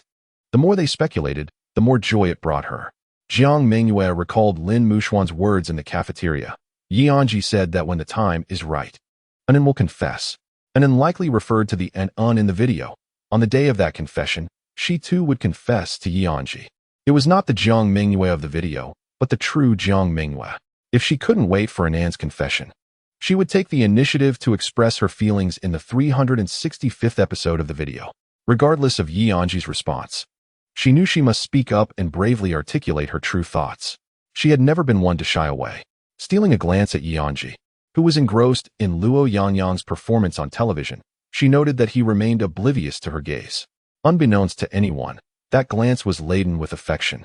Meanwhile, at the Hongmen Sports Center, The air is filled with the melodious and passionate singing of Anzhi. Listen closely. Can you hear it? It is the fervent rhythm of my heart, transformed into burning notes bestowed upon you. Beside Anzhi, Luoyang, with closed eyes, immerses himself in the realm of music, diligently synchronizing with his ensemble. Each strum of his guitar is executed with resolute precision. As the interlude features a guitar solo, Anzhi steps back momentarily after her singing, and Luoyang advances, prompting an eruption of fervent cheers from the audience below. He opens his eyes and gazes into the sea of faces, a torrent of emotions surging within him. Previously, he had only performed in intimate bars. This grand stage is a first for him. It was amidst the clamor of a bar, on a particularly harrowing night, that he encountered the person who saved him. Taking a deep breath, Luoyang yearns to convey to that individual, "Do you see? I have emerged anew." His long, fair fingers dance across the guitar strings, the pulsating notes merging with the audience's applause, creating the most enchanting sound of the evening. As the segment concludes, Luoyang glances once more at the crowd, and suddenly, a familiar figure catches his eye, causing his pupils to dilate in surprise. Just as he attempts to discern if he is mistaken, the excited throng obscures that figure from view. The performance is yet to conclude. Luoyang retreats, resuming his guitar playing. In that moment, a bold thought ignites within him. He aspires to grace an even grander stage, to have his name and image resonate far and wide. Regardless of whether that figure was indeed her, he believes that if he perseveres, she will eventually witness his rebirth. He is determined to prove to her that he has not let her down. After the performance, the four return backstage. Anzhi stands on a chair, passionately playing for 10 seconds while emitting sounds of exhilaration. "I am absolutely stunning. Truly, I am magnificent." Li Minglang gestures dismissively at Anzhi and turns to Luoyang and Zhang Zhuo, saying, "The president has regressed." Upon hearing this, Anzhi halts her actions and glares coldly at Li Minglang, as if the air itself has thickened. In the next instant, Anzhi raises her guitar neck, poised to strike Li Minglang. Observing this, Luoyang and Zhang Zhuo swiftly intervene, each embracing one half of her body. "Please, President, calm down," Luoyang implores. "Anzhi, it's not worth it," Zhang Zhuo adds. Sensing the precariousness of the situation, Li Minglang promptly makes his escape. Anzhi glances at the two beside her, kicking Zhang Zhuo away. "Stay away from me." Then, she leans into Luoyang's embrace, murmuring, "You have truly infuriated me." Zhang Zhuo's lips twitch, thinking to himself, "What an extraordinary performer. President, perhaps you should set down the guitar." Luoyang chuckles wryly. "Oh, I truly apologize." Anzhi rises from Luoyang's embrace, places her guitar down, retrieves a tissue to wipe the chair, and sits with poise, resembling a refined lady. At this moment, her inner thoughts were, being embraced by a handsome man is worth dying for. Luoyang took out his phone and posted in the dormitory group, "It's over." Anzhi replied, "Impressive." Deng Linen commented, "Like listening to celestial music, my ears are enlightened." After chatting for a few minutes, Zhang Kuan arrived fashionably late. Zhang Kuan said, "I just finished my performance too. Damn, I missed seeing Brother Yang playing the guitar. Let me die?" It was the first time he felt a sense of aversion towards performing in a play. Anzhi replied, "There must be a recording. Just like last time at the freshman gala, it will be posted online, and Brother Yang will be famous again." Zhang Kuan added, "Brother Yang doesn't want to be famous. Didn't he say last time that it's a disturbance for him? Let me bear that for him. Just remember to put my WeChat ID." Deng Linen quipped, "You only know how to add people on WeChat. You should develop something with them. I've been rooting for you to be the first to find a partner in our dorm." Zhang Kuan responded, "That puts me in a bit of a predicament." Deng Linen teased, "You just love to talk." Zhang Kuan remarked, "Well." Luoyang interjected, "Fame doesn't matter. Let more people see him. But still, you can put your WeChat ID, haha." Zhang Kuan concluded, "Forget it. I won't at so many people anymore. Your words have awakened me. Just adding people without any further development is pointless. I've decided. I'm going to seriously pursue a girl." Deng Linen exclaimed, finally enlightened. Anzhi asked, "Who are you pursuing?" Zhang Kuan declared, "Pan Jinlian." The other three simultaneously expressed their confusion with a question mark. Zhang Kuan continued, "It's hard to explain right now. I'll tell you more when I get back." Deng Linen exclaimed, "Shocking. The invincible handsome guy Zhang Kuan, who has been single for years, is officially making a move." Luoyang added, "Shocking. What kind of woman can capture the flawless Zhang Kuan's attention?" Anzhi chimed in, "Shocking. The top actor in Jean City, Jiang Mengyue, is determined to become Shiman Qing. Jiang Mengyue responded with confusion. As the topic concluded, Anzhi put away his phone and continued watching the live concert. Jiang Mengyue sat quietly on the bed, enjoying the performance, occasionally swaying gently to the rhythm. Anzhi usually preferred listening to serene folk music, as it helped him enter a focused state while typing. However, the songs being performed on television were vibrant and explosive, yet Anzhi did not find them displeasing.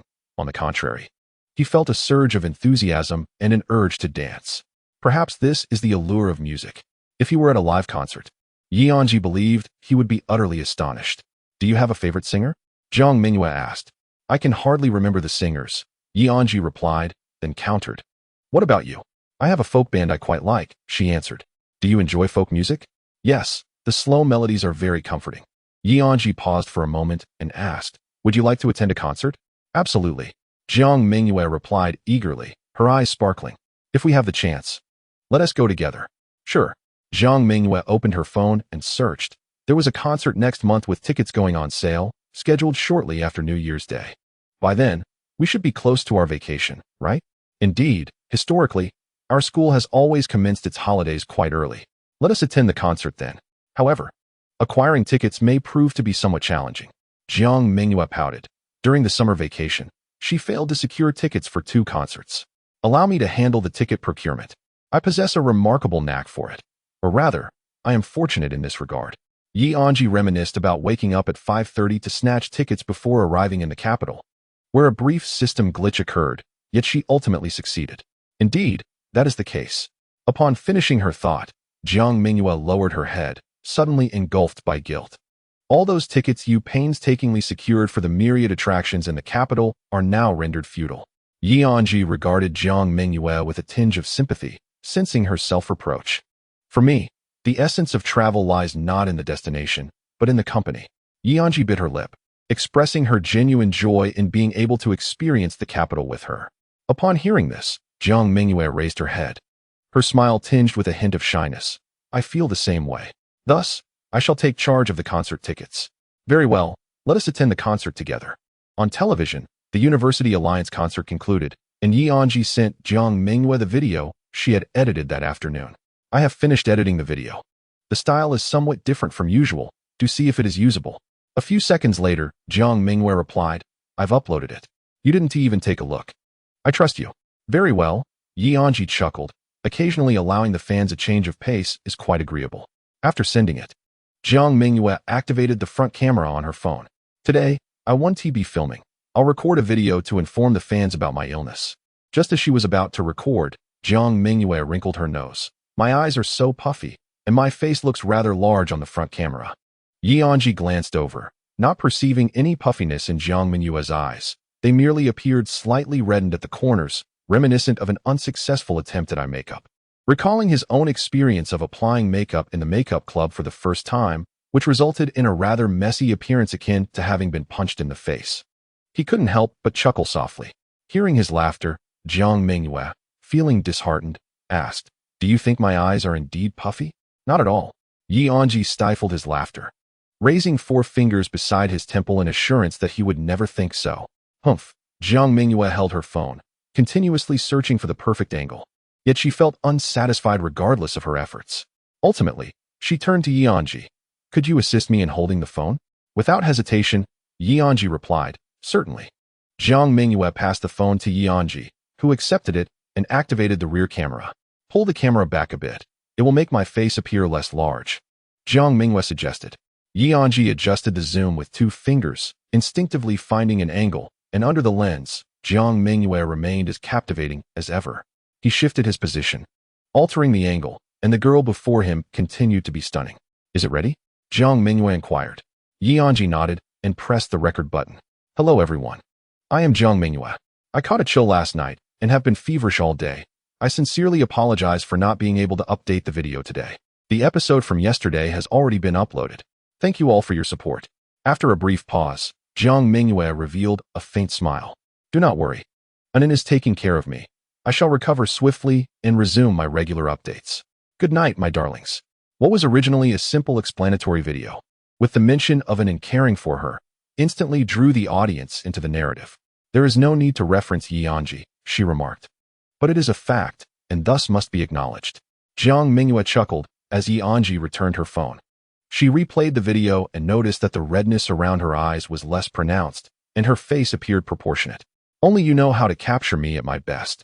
Others fail, even I cannot.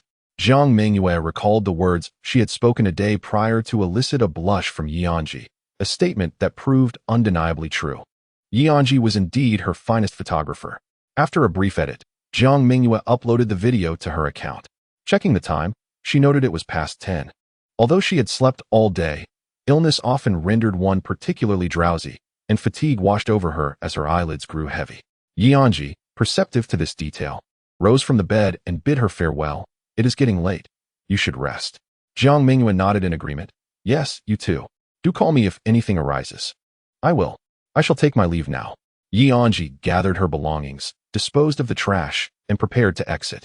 Anzhi, Jiang Mengyue called out once more. Anzhi turned back. What is it? Good night. Good night.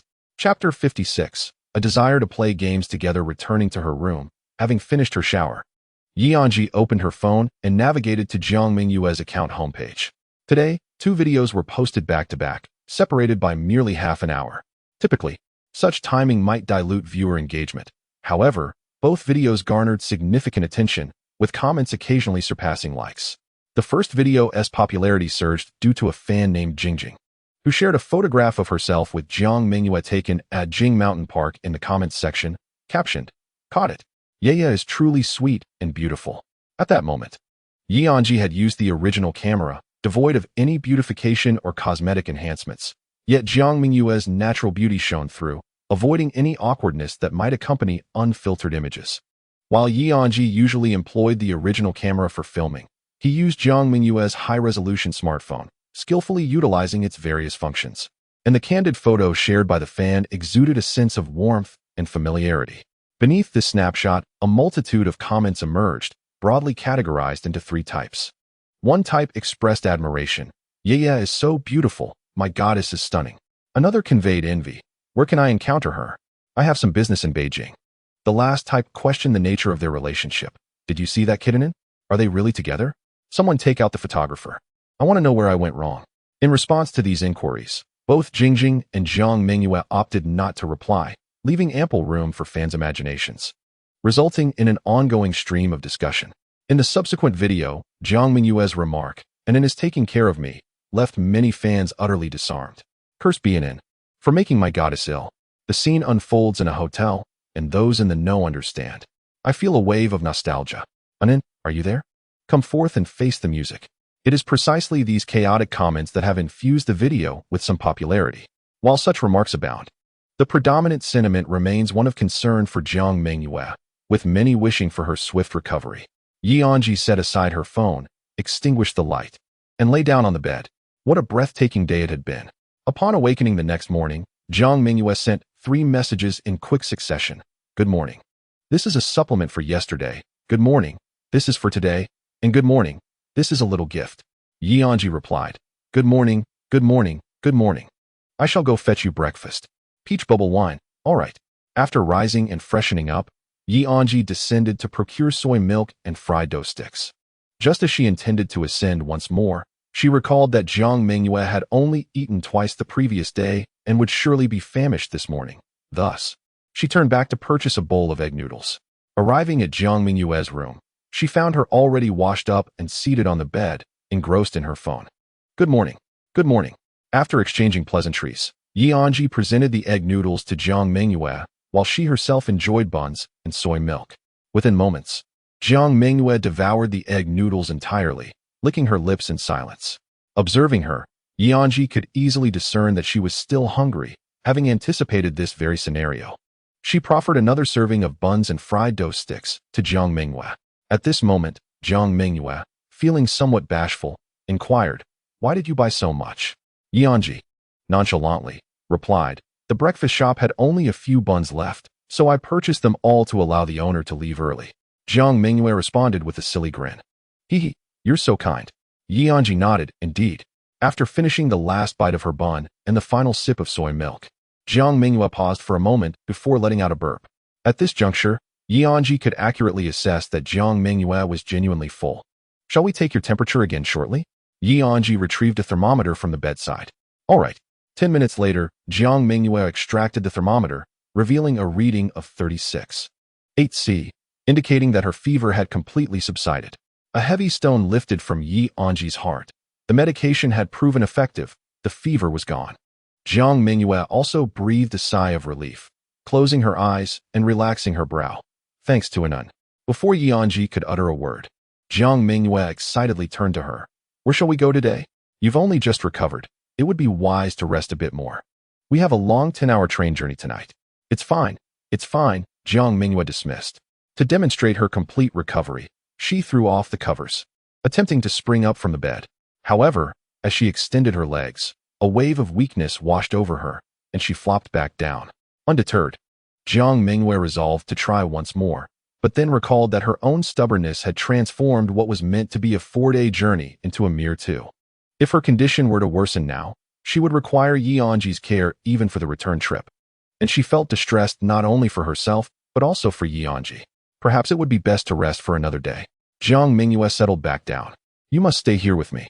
Anzhi gently inquired. Of course. Jiang Mengyue opened her phone and asked, Anzhi, do you play games? I currently have none on my phone. During high school, Anzhi occasionally indulged in gaming, but after graduating and deciding to pursue writing novels, he deleted all his games. I wish to play games with you. What shall I download? Jiang Mengyue browsed through a dozen games on her phone, searching for one suitable for 2 players to combat external foes together. A penguin wielding a golden shovel shook its implement, almost as if it were announcing its presence. This game has a 2-player mode.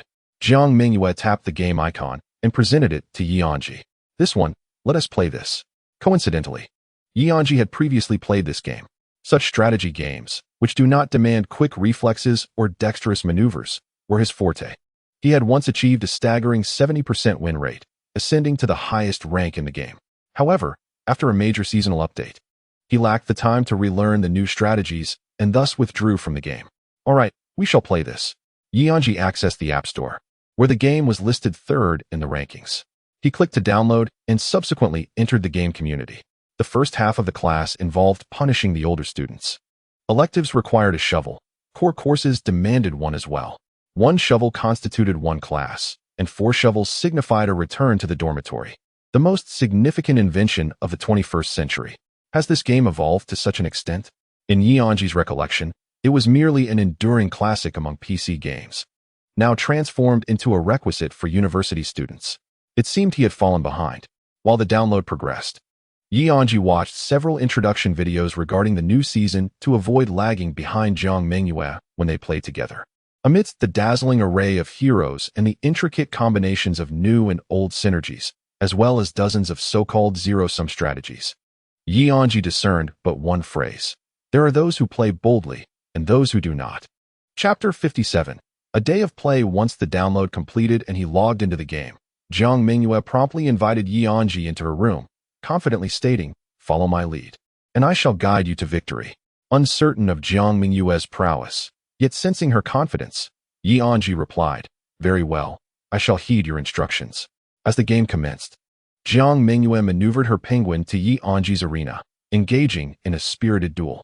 Anzhi's penguin wielded a wooden sword, while Jiang Mengyue's penguin brandished an iron sword, adorned with a crown and a cape, looking quite regal. In no time, Anzhi's penguin was sent fleeing in defeat. Naturally, all of this was orchestrated by Anzhi himself, as the game did not revolve around penguins battling.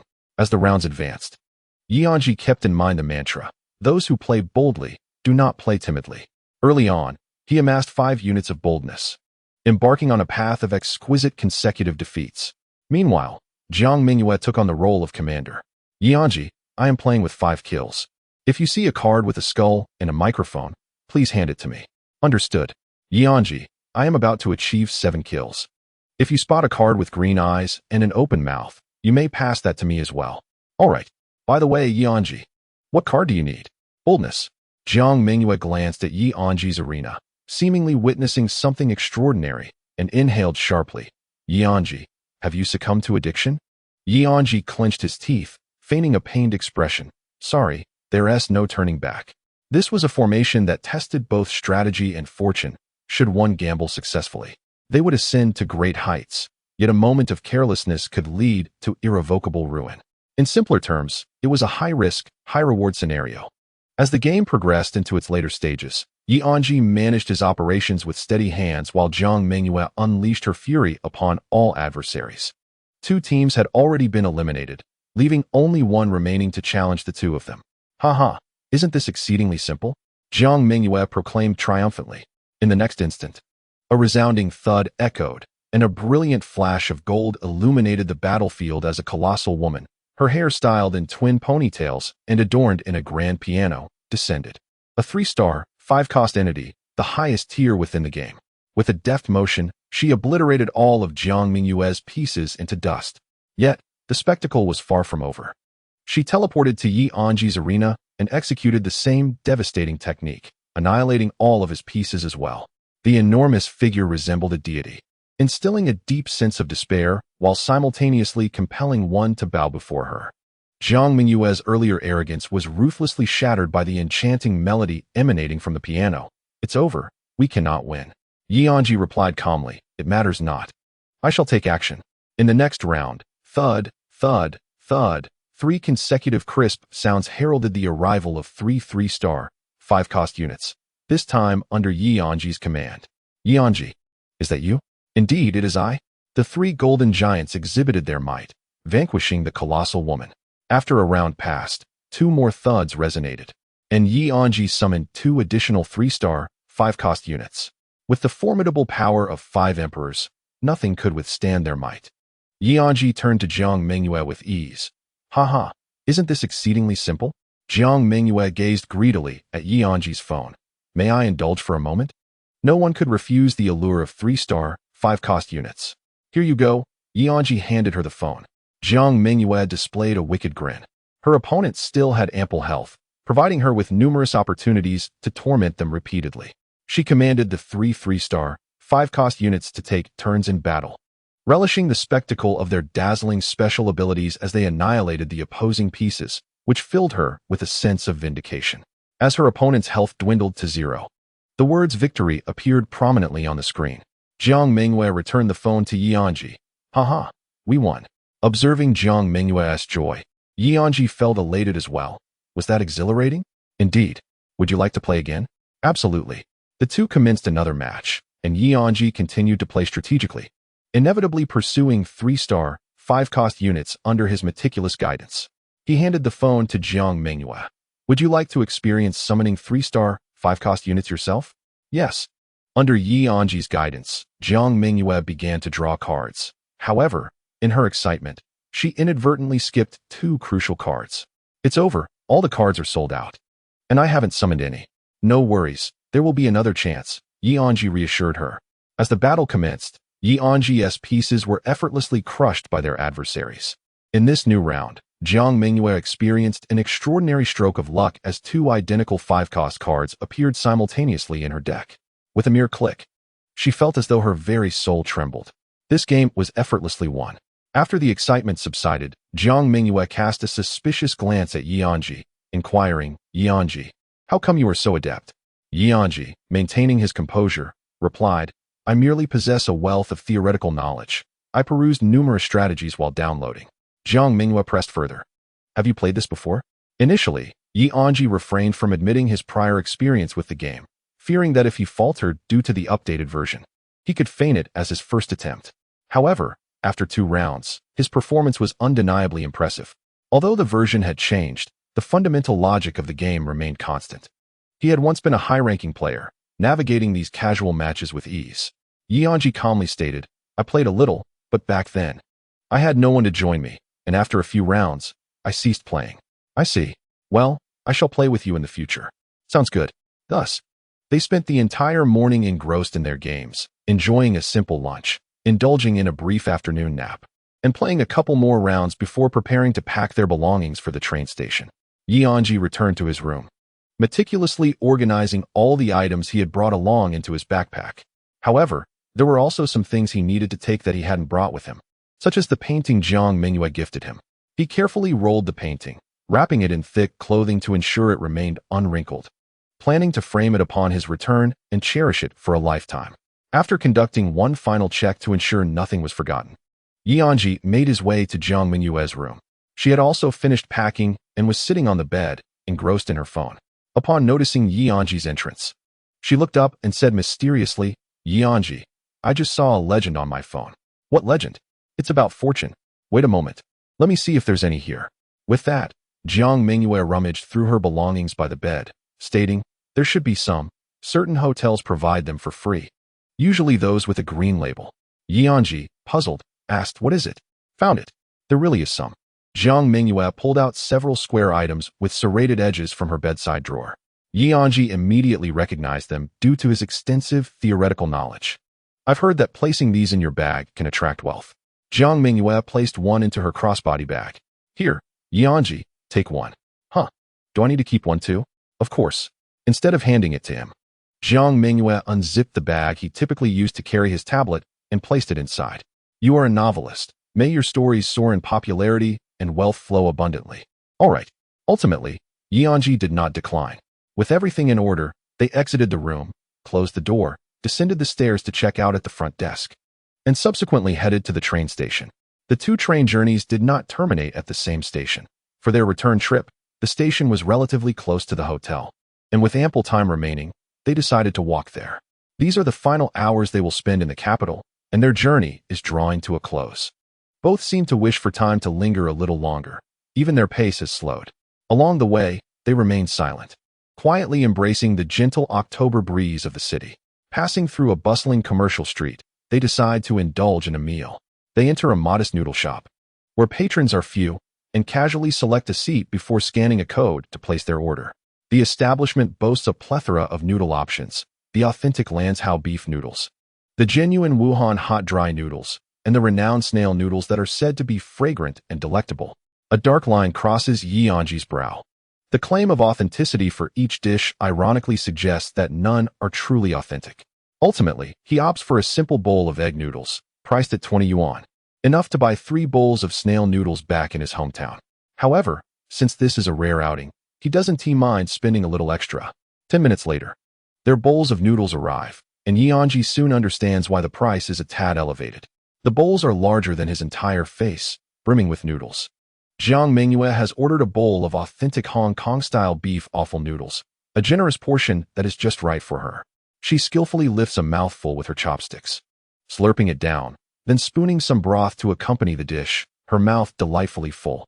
After swallowing a bite, she pops a piece of beef into her mouth. The experience is utterly divine, filling her with joy.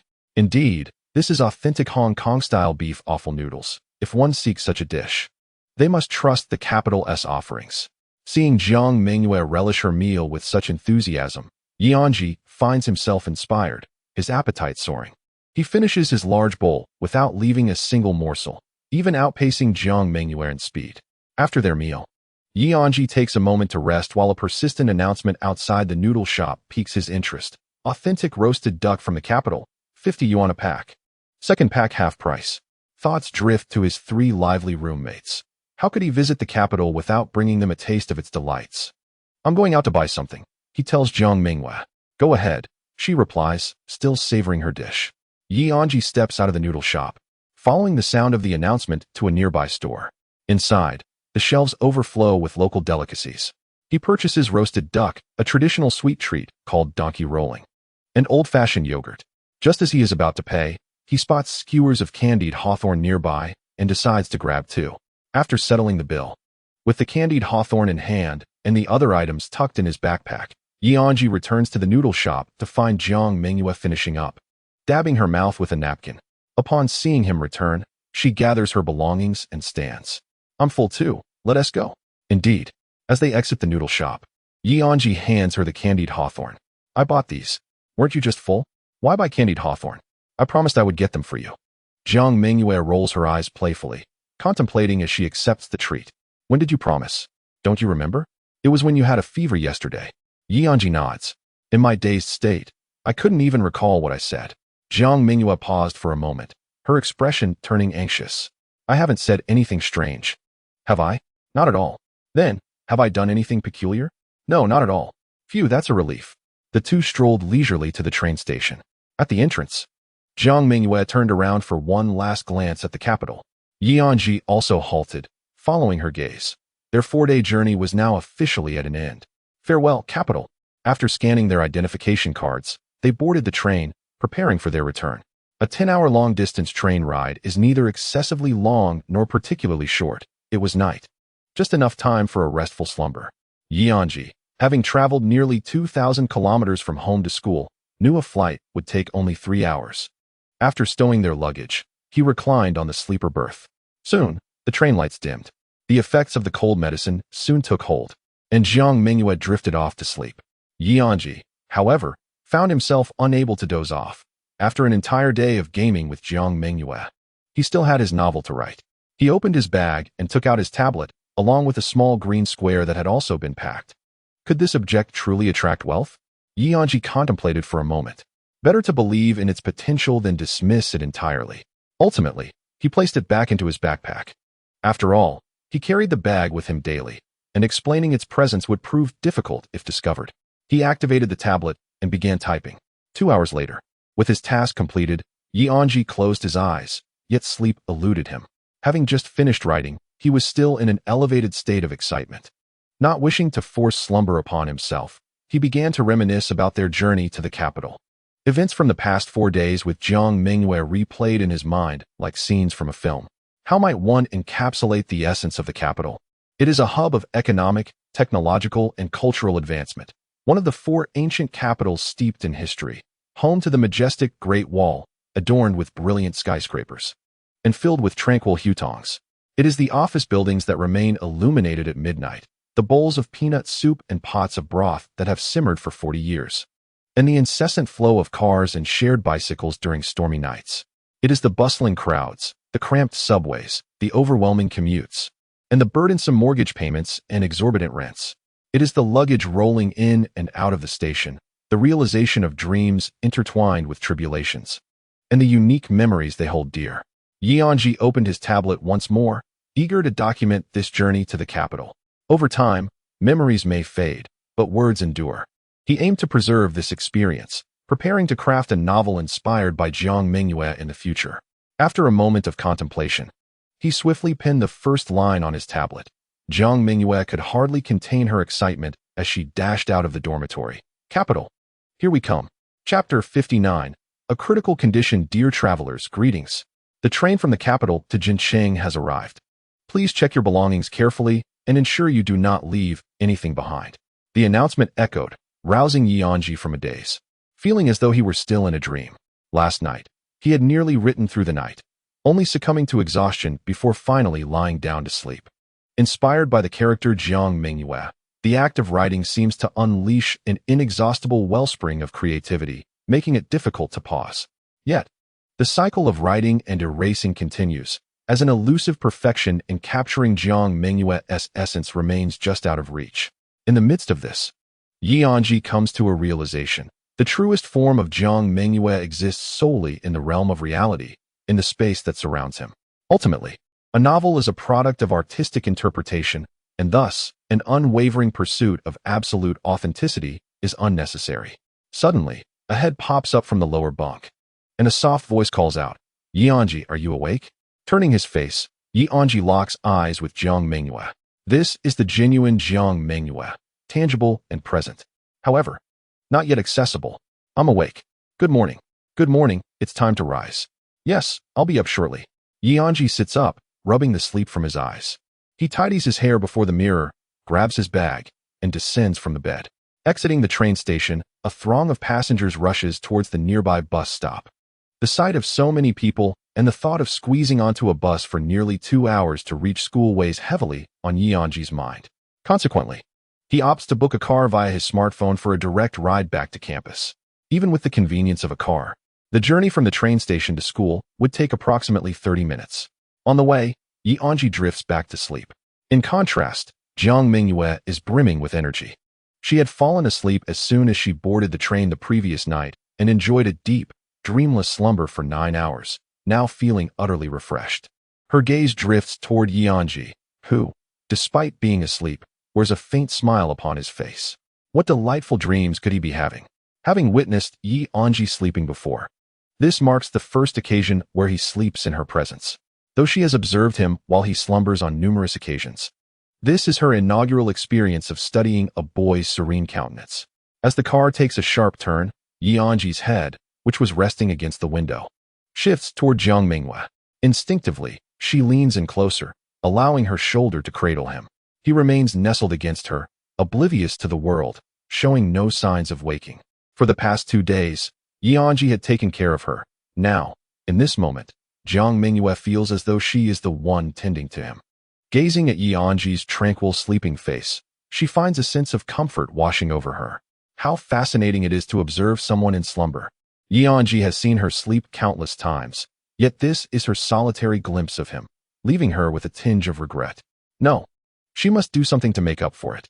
Jiang Mengyue extends 2 fingers and playfully pinches Anzhi's fair cheek.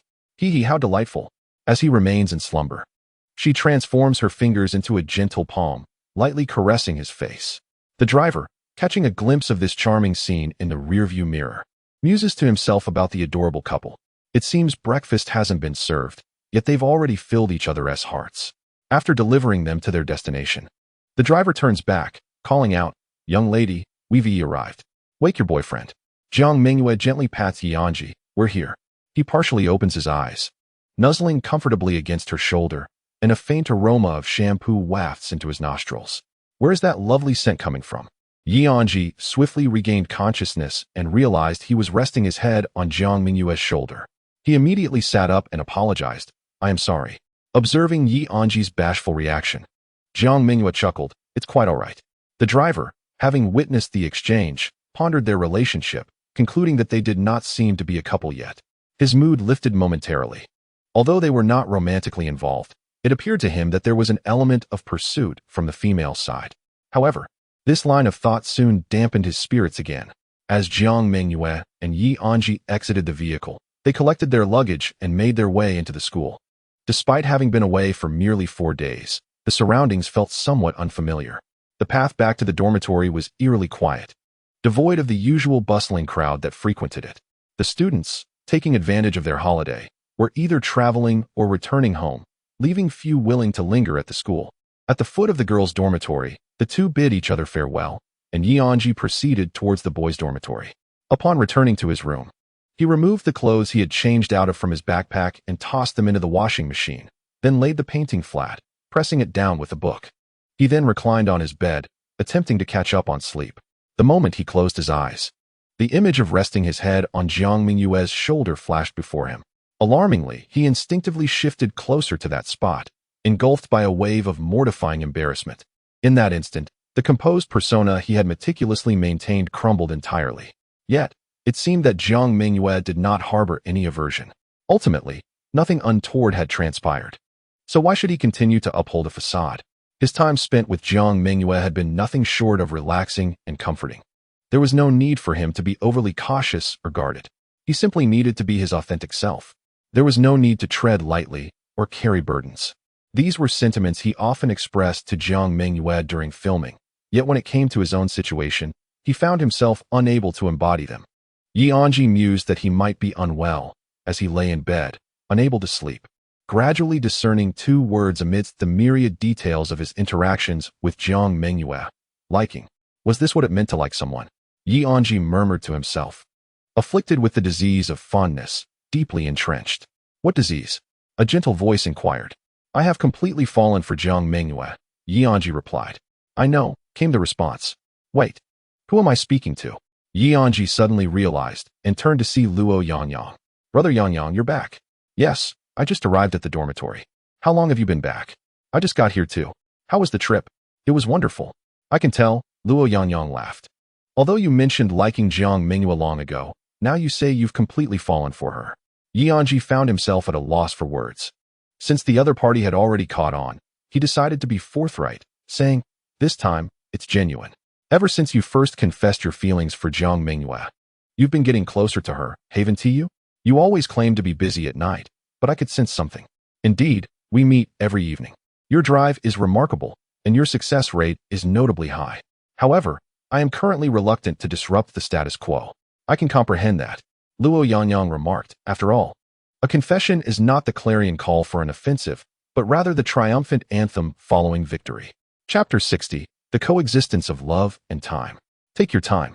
Luo Yangyang set aside his guitar and began to organize his belongings. Anzhi reclined on the bed, savoring Luo Yangyang's words. A confession is not a call to arms, but the song of triumph that follows a victory.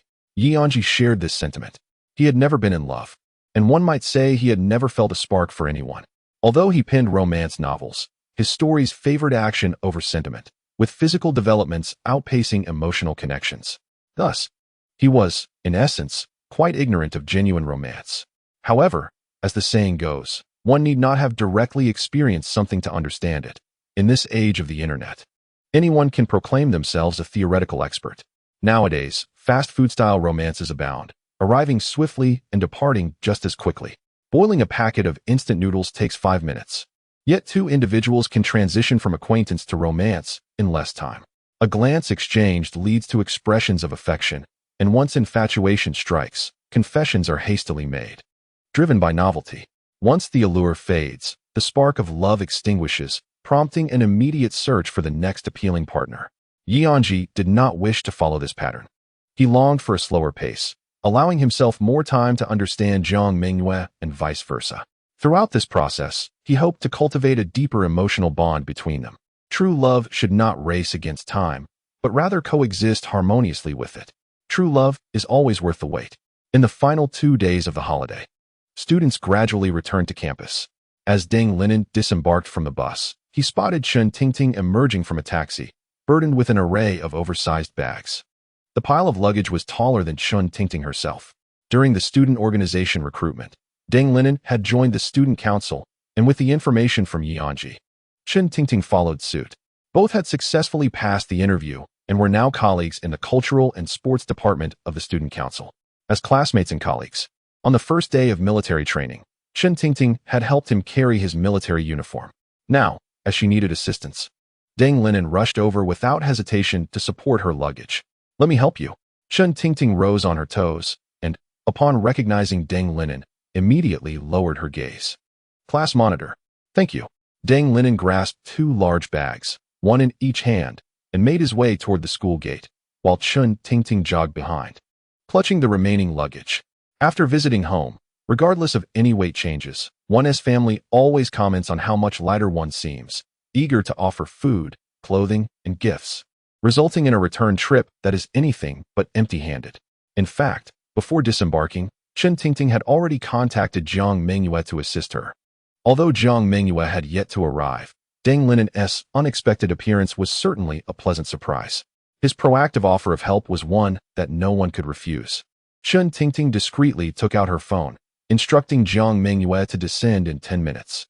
As they walked along the path, silence enveloped them both. This rare opportunity for solitude left Chen Tingting longing for a topic to discuss. However, as nervousness gripped her, her mind went blank. Deng Linen, on the other hand, was blissfully unconcerned. With Chen Tingting silent, he too refrained from speaking, fitting the stereotype of the quintessential stoic man. Although no words were exchanged, simply gazing at Deng Linen's tall silhouette and the strength of his hands, burdened with 2 hefty bags, filled Chen Tingting's heart with a sweet warmth. As they passed the academic building, Zhang Kuan fortuitously emerged from within. "Nonggu, what a coincidence!" he exclaimed. "Zhang Shuai, when did you return?" "I arrived at school this morning, just finished a summary meeting for our club's recent tour. I won the Oreo Best Actor Award." Zhang Kuan proudly displayed a certificate and a small golden trophy to Deng Linen. "Impressive, Zhang Shuai," Deng Linen remarked with a smile. "I wonder if this little trophy is genuine," Zhang Kuan mused, scrutinizing the trophy closely. "Whether it's real or not is inconsequential. What matters is the honor it represents," he replied.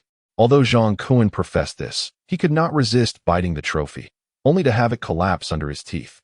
Furrowing his brow, he peeled back the golden exterior, revealing a dark substance within. Another bite revealed its sweetness. It was chocolate. Quite delicious, but why is there so little? This is rather stingy. After savoring the chocolate, Zhang Kuan finally noticed someone behind Deng Linen. It was Chen Tingting. His brow furrowed even deeper. "You just got off the car and ran into Chen Tingting at the school gate. She had too much luggage, so I offered to help," Deng Linen explained. "I see," Zhang Kuan said, taking one of the bags from Deng Linen. Let me help with one too. With the bag in hand, Jiang Mengyue casually positioned himself between Deng Linen and Chen Tingting. Thank you, Chen Tingting whispered in gratitude. With Jiang Mengyue, the loquacious chatterbox, joining the group, the atmosphere lightened, and they began to engage in casual conversation. Completely oblivious to the subtle tension between Deng Linen and Chen Tingting, Jiang Mengyue animatedly recounted stories from his tour. The sun bathed the scene in warmth, yet his head gleamed with the brilliance of a spotlight.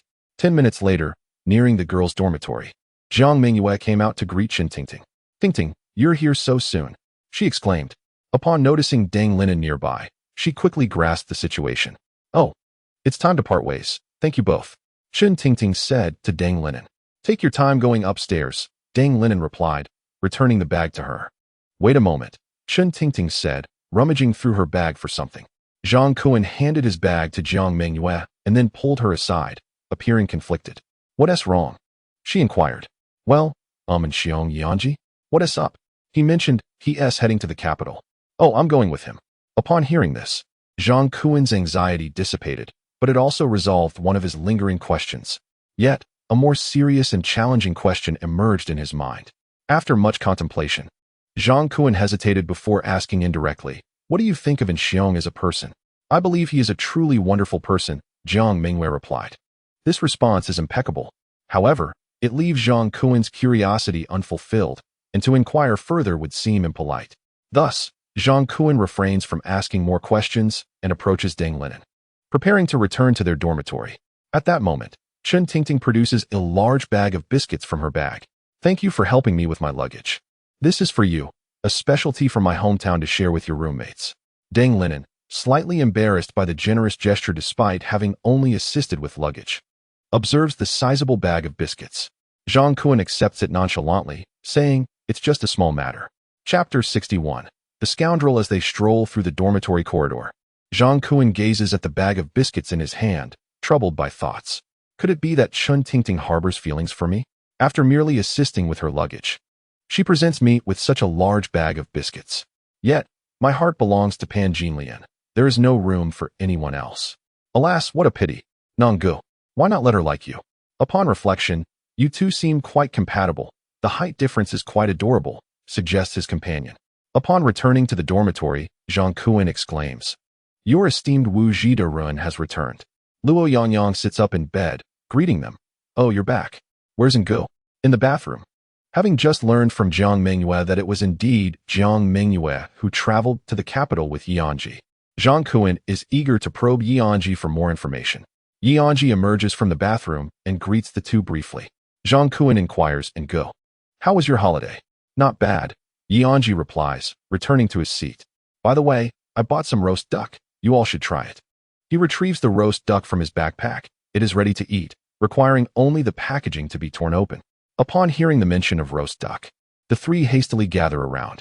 They have long heard of the famed Peking duck, yet aside from Anzhi, who has just returned from the capital, the others have never tasted it. As they tear open the packaging, they find the duck already sliced, accompanied by a stack of lotus leaf pancakes and various sauces. Aiming to replicate the authentic Peking duck experience, Anzhi wraps a piece of roast duck using the method taught by Jiang Mengyue, and the others follow suit. All right, it's ready to eat, Anzhi announces. Then I shall not hold back, Jiang Mengyue declares as he takes the first bite. It looks quite good, Deng Linen adds as he too savors the roast duck. Luo Yangyang, drawing from his extensive life experience, recognizes that highly acclaimed foods often fall short of expectations. His curiosity outweighs his anticipation of flavor. The four of them quietly relish the instant roast duck. It closely resembles what Anzhi had enjoyed at the roast duck restaurant. However, the restaurant's offering is freshly prepared, boasting a superior texture and avoiding excessive greasiness. Not bad, Deng Linen remarks. I can't quite discern the flavor, Jiang Mengyue admits. Feeling a sense of déjà vu from his first experience with roast duck alongside Anzhi, Luo Yangyang remains composed, withholding any judgment. Jiang Mengyue samples another piece, saying, this lacks flavor. Not at all. I find it quite delicious. The seasoning is just right, Deng Linen counters, savoring each bite. This may be due to the differences in regional tastes. We Southerners prefer bolder, salter flavors, Anzhi explains. However, I have heard that the tofu pudding there is sweet. interjected Luo Yangyang. Indeed, responded Deng Linen. I can't even imagine tofu pudding being sweet. Is it not universally acknowledged? What? Isn't tofu pudding sweet? Zhang Kuan exclaimed in astonishment. We have it savory, both Deng Linen and Luo Yangyang replied in unison. At that moment, Anzhi's phone buzzed. It was a message from Jiang Mengyue inquiring about how to edit the new video he had filmed. You all go ahead and eat. I have some in my bag. Anzhi said as he climbed onto the bed and began discussing with Jiang Mengyue. Deng Linen and Luo Yangyang continued to savor the roasted duck, while Zhang Kuan rummaged through Anzhi's backpack. Let me see what other delightful items you have. He completely forgot about his earlier intention to probe Anzhi upon returning to the dormitory. Yogurt, and this? Oh, it's called donkey rolling. How intriguing. Zhang Kuan exclaimed playfully, pulling out these local specialties of the capital until he stumbled upon a small square object. What is this? Gum. He muttered to himself, squeezing the item in his hand. Suddenly, his expression shifted. Could it be? Despite his reluctance to accept this reality, the object in his hand was undeniably real. He had to confront the truth. His suspicions were indeed confirmed. Nothing could validate his hypothesis more than this peculiar item. For an innocent young man just stepping into the world, the impact of this discovery was significant. Deng Linen and Luo Yangyang were engrossed in their tasting of the capital's delicacies and failed to notice Zhang Kuan's peculiar demeanor. Donkey rolling is quite good, Deng Linen remarked. Not bad, Zhang Kuan replied absent-mindedly. Aren't you going to try some, Zhang? What's wrong with Zhang? Upon regaining his senses, Zhang Kuan stated, it's nothing. I'll try a piece of donkey rolling. It's soft and sticky, rather delightful, Deng Linen commented. Zhang Kuan devoured a piece. How is it? Delicious. He replied, yet Deng Linen found Zhang Kuan's unnatural expression amusing. However, he assumed Zhang Kuan's pallor was merely due to the donkey rolling not suiting his taste. Meanwhile, on the bed, Anzhi and Jiang Mengyue concluded their discussion about video editing, after which Jiang Mengyue recounted an incident that had transpired downstairs in the dormitory. Peach bubble wine. Just now, Zhang Kuan and Deng Linen helped Chun Tingting with her luggage, and Zhang Kuan asked me what kind of person I thought you were. Orange soda. And how did you respond? Peach bubble wine. I said I thought you were a bad person. Anzhi paused for a moment before continuing. Orange soda. How am I bad? Peach bubble wine. You know well where your shortcomings lie. Upon reflection, Anzhi honestly did not perceive himself as a good person either. Yet he struggled to pinpoint his flaws. That is far too many to count. In this age group, very few can be deemed truly virtuous. Bah, good person. Orange soda. I am not bad to everyone. Peach bubble wine. Who else would you like to treat poorly? Anzhi suddenly found himself at a loss for words, feeling entirely ensnared. Yet, it was true. From the moment they first crossed paths in the study room, Anzhi felt that Jiang Mengyue had already captured him, which inevitably led to the unfolding of subsequent events. Upon reflecting on this, Anzhi chuckled softly and slowly typed 2 characters, fool. This faint laughter, though barely perceptible, was captured by the keenly observant Zhang Kuan. At that moment, he resembled a detective with an acute sense of awareness, leaving no trace unnoticed. Zhang Kuan bent slightly, raising his gaze towards Anzhi's bed. Having just discussed Zhang Kuan with Jiang Mengyue, Anzhi instinctively turned to seek his figure. Their eyes met in the air, and he hurriedly averted his gaze, returning to the desk to absent-mindedly consume a piece of rolled donkey pastry, internally chiding himself. Why concern myself with others' affairs? They can play however they wish. It matters not to me. I just hope they don't overindulge and end up with an allergic reaction. A large bump forming on their stomach. Chapter 62. United in purpose. Joyful moments are fleeting, and soon, the short holiday concluded, with all students once again seated in the classroom. The professional course, a grueling 3 hours. Zhang Kuan propped his chin on his hand, his eyes devoid of life. How dull. Deng Linen scrolled through his phone. Their essay sports meet at the end of the month. A sports meet. How interesting. Zhang Kuan's spirits lifted, leaning closer to Deng Linen. Are you participating? Deng Linen inquired. No, I don't wish to partake. Then why are you so excited? There are plenty who will participate even if I don't. The athletics field is never short of a spectacle, Zhang Kuan replied with a silly grin. Deng Linen covered his ears. Halfway through the class, a 20-minute break commenced. However, it is well known that in college, there is little distinction between attending and leaving class. One still engages in their usual activities. At this juncture, the instructor, Su Mei, entered the classroom, nodding in acknowledgement to the professional course teacher before stepping onto the podium. Students, let me share something with you. At the end of the month, the school will hold a sports meet, with further details posted in the class group. So I want to elaborate on that. However, the school has just decided to organize a fun sports event prior to the sports meet. Upon hearing about the fun sports event, many students perked up, lifting their heads to look at Sister Sue. Since this was the inaugural event, each class was required to have participants for a team competition. Upon hearing that participation was mandatory, the students lowered their heads again. For our freshman competition, it is called United in Purpose. Each class must field 8 participants, 4 boys and 4 girls, forming 2 teams for a relay. You will understand the specifics when you watch the video. After speaking, Sume shared a video in the class group. In the video, the so-called boat consisted of 4 rolling logs and a sturdy wooden plank. The logs were placed horizontally on the ground, with the plank positioned atop them, allowing 4 individuals to stand on the plank. The second team member would pass a rolling log to the first, who would place it beneath the plank, while the third team member, wielding a stick, would push forcefully from the rear of the boat, causing the plank to move forward. As the plank advanced, the rolling logs remained stationary, and the second team member would retrieve the last rolling log to continue the relay, enabling the team to propel the plank further with each maneuver. Additionally, there was another member of Team 4, wielding a wooden stick and standing in the center of the boat. His role was quite similar to that of the third team member, while making the board move. He also had to use the stick to steer its direction, ensuring it did not veer off course. The activity was not particularly challenging, yet it demanded a high level of teamwork. Each of the 4 participants played a crucial role on the boat, making each individual indispensable.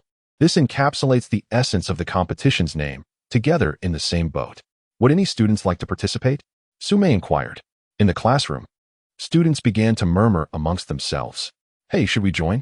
It sounds quite fun, Jiang Mengyue remarked, glancing at the trio from 107. Oh, no need to ask. We definitely have to participate, Deng Linen replied with a wry smile. In such collective class activities, if no one else stepped forward, the class leader would undoubtedly take the initiative. Initially appointed as a temporary class leader before military training, Deng Linen had been managing various class affairs for over a month. Instructor Su Mei held him in high regard, so although he was referred to as a temporary leader, he had effectively become the official leader. Below the podium, discussions persisted, yet no one seemed inclined to sign up. Su Mei turned directly to Deng Linen. Class leader, could you set a good example? See, I told you so. Deng Linen muttered. He stood up to face Su Mei. I'll sign up. Great, we still need 7 more. With the class leader participating, it was inevitable that his roommates would join as well. Deng Linen took Jiang Mengyue and Anzhi by the arms, pulling them up, while Jiang Mengyue inadvertently dragged Luo Yangyang along. We're all from the same dorm. Excellent, excellent, Su Mei beamed. We have enough boys, we still need 4 girls. At that moment, discussions resumed, and several girls covertly cast glances toward Luo Yangyang. He had previously represented the class at the freshman gala, where a simple guitar performance catapulted him to fame among alumni overnight. Subsequently, he represented the school at a concert organized by various clubs, shining brightly at the Hongmen Gymnasium. Countless individuals sought to approach Luo Yangyang, half drawn by his talent and the other half by his striking looks. However, the frustration among them grew as no one had successfully acquired his contact information. He seemed as elusive as a primitive man disconnected from social networks. Online communication was futile, and he seldom appeared in person, leaving no opportunities or reasons to approach him. Now, he was participating in the fun sports event with his roommates, a rare chance indeed. With 8 individuals practicing together, it was nearly inevitable that they would exchange at least a few words, making the acquisition of contact information almost certain. This opportunity must not be wasted. The moment the 4 from 107 stood together, Lin Muxuan keenly sensed a subtle shift in the classroom atmosphere. Their excitement had escalated compared to before, and it was evident that most were motivated by the prospect of Luo Yangyang. However, there were exceptions, such as Chun Tingting, who kept glancing at Deng Linen, her eagerness palpable, yet each time she wished to raise her hand, she faltered, lacking the courage to do so. Chun Tingting looked at Lin Muxuan with a conflicted expression, softly calling out her name, Muxuan. Without a moment's hesitation, Lin Muxuan took Chun Tingting's hand and stood up. We shall participate. Almost simultaneously, the other 2 girls also rose to their feet. We will too. Before they could finish, Jiang Mengyue and Su Yueqi tugged at each other, standing together. We are joining. We are with Lin Muxuan. Indeed, we are from the same dormitory, Su Yueqi added. Su Mei, satisfied, waved her hand to signal them to sit down. Very well, then it shall be the four of you. Being from the same dormitory will facilitate better cooperation. She then turned to the other two girls. No worries, there are many other events in the fun sports meet. And you may also sign up for the school sports meet. There is no limit on the number of participants for those. The two girls sat down, somewhat abashed. Who genuinely wishes to participate in the sports meet? Their intentions lie beyond mere competition. All right, the team is decided. Class can now resume. Su Mei announced as she descended from the podium. Deng Linen. Here. I will send you the location of the equipment room shortly, after class. Please take everyone to collect the equipment so you can commence practice today. Understood. As Su Mei exited the classroom, Chun Tingting whispered her gratitude to Lin Muxuan. Thank you. For what? It is mainly because I genuinely wish to participate, Lin Muxuan replied cheerfully. Meanwhile, Su Yueqi and Jiang Mengyue were engaged in hushed conversation beside them. Mengyue, now you can row together with your Anzhi, Su Yueqi teased. Yueqi, don't think I'm unaware that you are here for Luo Yangyang, Mengyue retorted. Chapter 63. A gathering of handsome boys and beautiful girls after class. Deng Linen created a group and added all participants of the Row Together competition, naming it the Row Together team. He addressed the group. Everyone, please do not leave just yet. We will be collecting the props shortly. Once the classroom emptied, the 8 gathered and proceeded to the equipment room. On the first day of school, the 2 dormitories had exchanged pleasantries at a hot pot restaurant, and since then, some had continued to interact privately, so their reunion was free of awkwardness. Moreover, with Su Yueqi and Zhang Kuan as the lively spirits of the group, it was hard not to blend in. Let us give our team a name, Su Yueqi suggested. You all can decide. I'm not good at naming, Deng Linen replied. Luo Yangyang recalled their band name, 1 Zhuge Liang and 3 craftsmen. This name had existed before his joining, and to this day, he remained unaware of who was Zhuge Liang and who were the craftsmen, as all 4 members believed themselves to be Zhuge Liang. How about we call ourselves the team of 8 Zhuge Liangs? Luo Yangyang proposed. That's rather dull, Zhang Kuan countered. It would be better to name ourselves the 7 Dwarfs and Snow White team. Thank you for making me Snow White, Su Yueqi feigned shyness. Zhang Kuan was momentarily taken aback. It was astonishing that someone could be more shameless than he was. Although he loved to boast, he mostly just spoke without taking himself seriously. Lin Muxuan, with a look of disdain, remarked, then why not call it the 7 Calabash Brothers Rescue Grandpa team? With you as the old man who constantly gets kidnapped by monsters? I think Lin Goddess. Lin Muxuan. This name has a nice ring to it, Zhang Kuan agreed. Lin what? Everyone turned to look at Zhang Kuan. In a moment of excitement, Zhang Kuan inadvertently let something slip, causing a cold sweat to break out on his forehead. He hastily changed the subject, saying, I need to use the restroom. As Zhang Kuan departed, the others continued to fervently debate the team's name. I say we just pick any name, what do you think? What caliber do you think qualifies you to be on my team? Saying that only proves you are not on my team. Regardless of what I say, I am on my team. Ah, yes, indeed, you are on my team. And what do you think? Deng Linen inquired. Anzhi pondered briefly. Naming a team was indeed a challenging endeavor. In his novels, he sometimes neglected to name characters, opting for generic names like Zhang San and Li Si.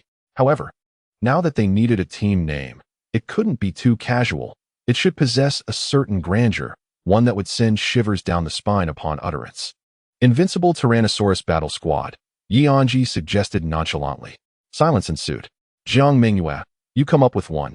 Lin Muxuan directed her gaze toward Jiang Mengyue. After a moment of contemplation, Jiang Mengyue looked around at the others. For men and 4 women happy gaming team. The group fell into an even deeper silence. While the name was fitting, it had an odd ring to it. Let's revise that. Chun Tingting broke the silence, proposing handsome men and beautiful women in troops. Just then, Zhang Kuan emerged from the restroom, seemingly out of nowhere, exclaiming, I think that one sounds good. Did you not just prefer Lin's suggestion? Su Yueqi said with a mischievous grin. Ahem, ahem, ahem, we have arrived at the equipment room. Zhang Kuan pointed ahead. Deng Linen, walking in front, peered inside. That should be our boat. At the entrance of the equipment room, several students were seen hauling a large wooden plank. A cushion had been added atop the plank to enhance its load-bearing capacity. Upon entering, the person in charge was busy counting classes. Which class are you from? First year Communication Engineering, Class 1. The person pointed to 2 areas. The wooden planks are over here, and the rolling logs and sticks are over there. He then reminded them. Take 2 planks, 4 sticks, and 8 rolling logs. During practice, the 2 groups can train separately, but remember that during the competition, only 1 plank can be used. Once one group reaches their turn, they must pass the plank to the second group for a relay to prevent the second group from sneaking away early. Understood. Deng Linen nodded. Luo Yangyang and Zhang Kuan each lifted a plank, while Anzhi and Deng Linen headed to collect the rolling logs, with the girls responsible for the sticks. The rolling logs varied in length. The longer ones reached chest height, while the shorter ones only reached the waist. But they were all of similar thickness, roughly equivalent to an adult's wrist. Should we take the long ones or the short ones? Deng Linen asked. Let's take half of each, Anzhi proposed. Agreed. After gathering their equipment, they made their way to the playground to begin practice. The matter of the team name was temporarily set aside, and for now, they decided to adopt Chun Tingting's suggestion of handsome men and beautiful women in troops. We are the beautiful women S group, and you are the handsome men S group, Su Yueqi declared, pulling her close friends along. Zhang Kuan pointed at Su Yueqi and turned back to the group with a smile. How bold. Sister Su only mentioned forming 2 teams of 8, 4 men and 4 women. She did not specify that the men and women must be separated into different teams, Anzhi remarked. To confirm the rules once more, Deng Linen checked his phone. It indeed does not specify. In order to achieve balanced physical fitness, it is preferable to have 2 boys and 2 girls in each group, as suggested by Luo Yangyang. Oh, then I shall be in your group, Su Yueqi candidly remarked. Anzhi and Jiang Mengyue also subtly moved closer to each other. Lin Mushuan, seeing through their intentions, circled her finger and said, All right, you 4 shall form one group, while Tingting, the class monitor, and Zhang Shuai will be in another. Everyone accepted this arrangement with satisfaction, and spirits were high. Once the teams were organized, the 2 groups separated to practice. Anzhi and Deng Linen each took 2 short and 2 long rolling logs back to their team. Anzhi laid the 4 logs horizontally on the ground, upon which Luo Yangyang placed the wooden board. Yangyang, you are at the back of the boat, and I am at the front. You will be responsible for passing the logs, he instructed. All right, I shall also be at the back, Su Yueqi replied, stepping onto the board and propping her wooden stick against the ground. I will control the direction. Jiang Mengyue positioned herself in the middle of the board. With their roles assigned, the 4 began their practice. Anzhi and Luo Yangyang crouched down, while Su Yueqi and Jiang Mengyue pushed the board forward with their sticks. Soon, the first rolling log rolled off the end of the boat, and Luo Yangyang swiftly retrieved it to pass to Anzhi. Upon receiving it, Anzhi placed it at the front of the boat, and Su Yueqi and Jiang Mengyue pushed again, causing the board to move steadily forward. The 4 coordinated seamlessly, and their boat glided smoothly for several meters. However, Anzhi felt something was amiss. Each time he set down a log, the board would jolt slightly as it slid forward. Crouching at the front of the boat, this sensation became more pronounced. After pausing, he pulled out 2 logs, one long and one short, from beneath the board, holding them in his hands. The longer log fit comfortably, while the shorter one left a few millimeters of space between his middle finger and thumb. Additionally, he expressed gratitude to his companions for their continued support and gifts, announcing an extra chapter for today. Chapter 64. Hidden Rules to Validate His Suspicion. Anzhi extracted 2 more logs, one long and one short, and indeed, the shorter log did not fit fully in his grasp. Aligning the cross-sections of the 2 logs, he ran his palm across them and confirmed they were not uniform. Friends, the thickness of the logs varies, he informed the 3 resting members. Hearing this, they gathered around, and he showcased his grip on the logs. Let me try, Luo Yangyang said, taking the log from Anzhi's hands. As expected, there was a subtle difference in thickness. Jiang Mengyue and Su Yueqi also tried gripping the logs and experienced the same sensation. In fact, the difference was discernible to the naked eye. Su Yueqi mused, typically, the longer ones are thinner, while the shorter ones are sturdier. Strange how certain ordinary observations take on a different flavor when articulated by certain individuals, she added. But does this slight difference truly matter? Su Yueqi inquired further. This may be the key to victory, Jiang Mengyue replied. At present, we do not know the length of the course. The longer the course, the more pronounced the advantage of the shorter logs will be, Anzhi concluded. Indeed, if we utilize only the short logs, Each roll will advance the board by several millimeters, and over time, this will accumulate into a significant distance. Luo Yangyang remarked. At our current frequency, transmitting once per second means we can travel several decimeters further in a minute compared to the long logs. Anzhi crouched down and rolled a short log forward. If that is the case, why not use only short logs? Wouldn't that make the team's log transmission speed superior? Su Yueqi inquired, puzzled. Short logs are indeed faster, but their usage may entail greater risks. Anzhi positioned the short log horizontally in front of the board, aligning it perfectly with its width. How so? You will know once you try. They aligned the logs and placed the board on top. Su Yueqi squatted in front of the boat, and Luo Yangyang handed her a short log. As she received it and prepared to place it down, she realized she was at a loss.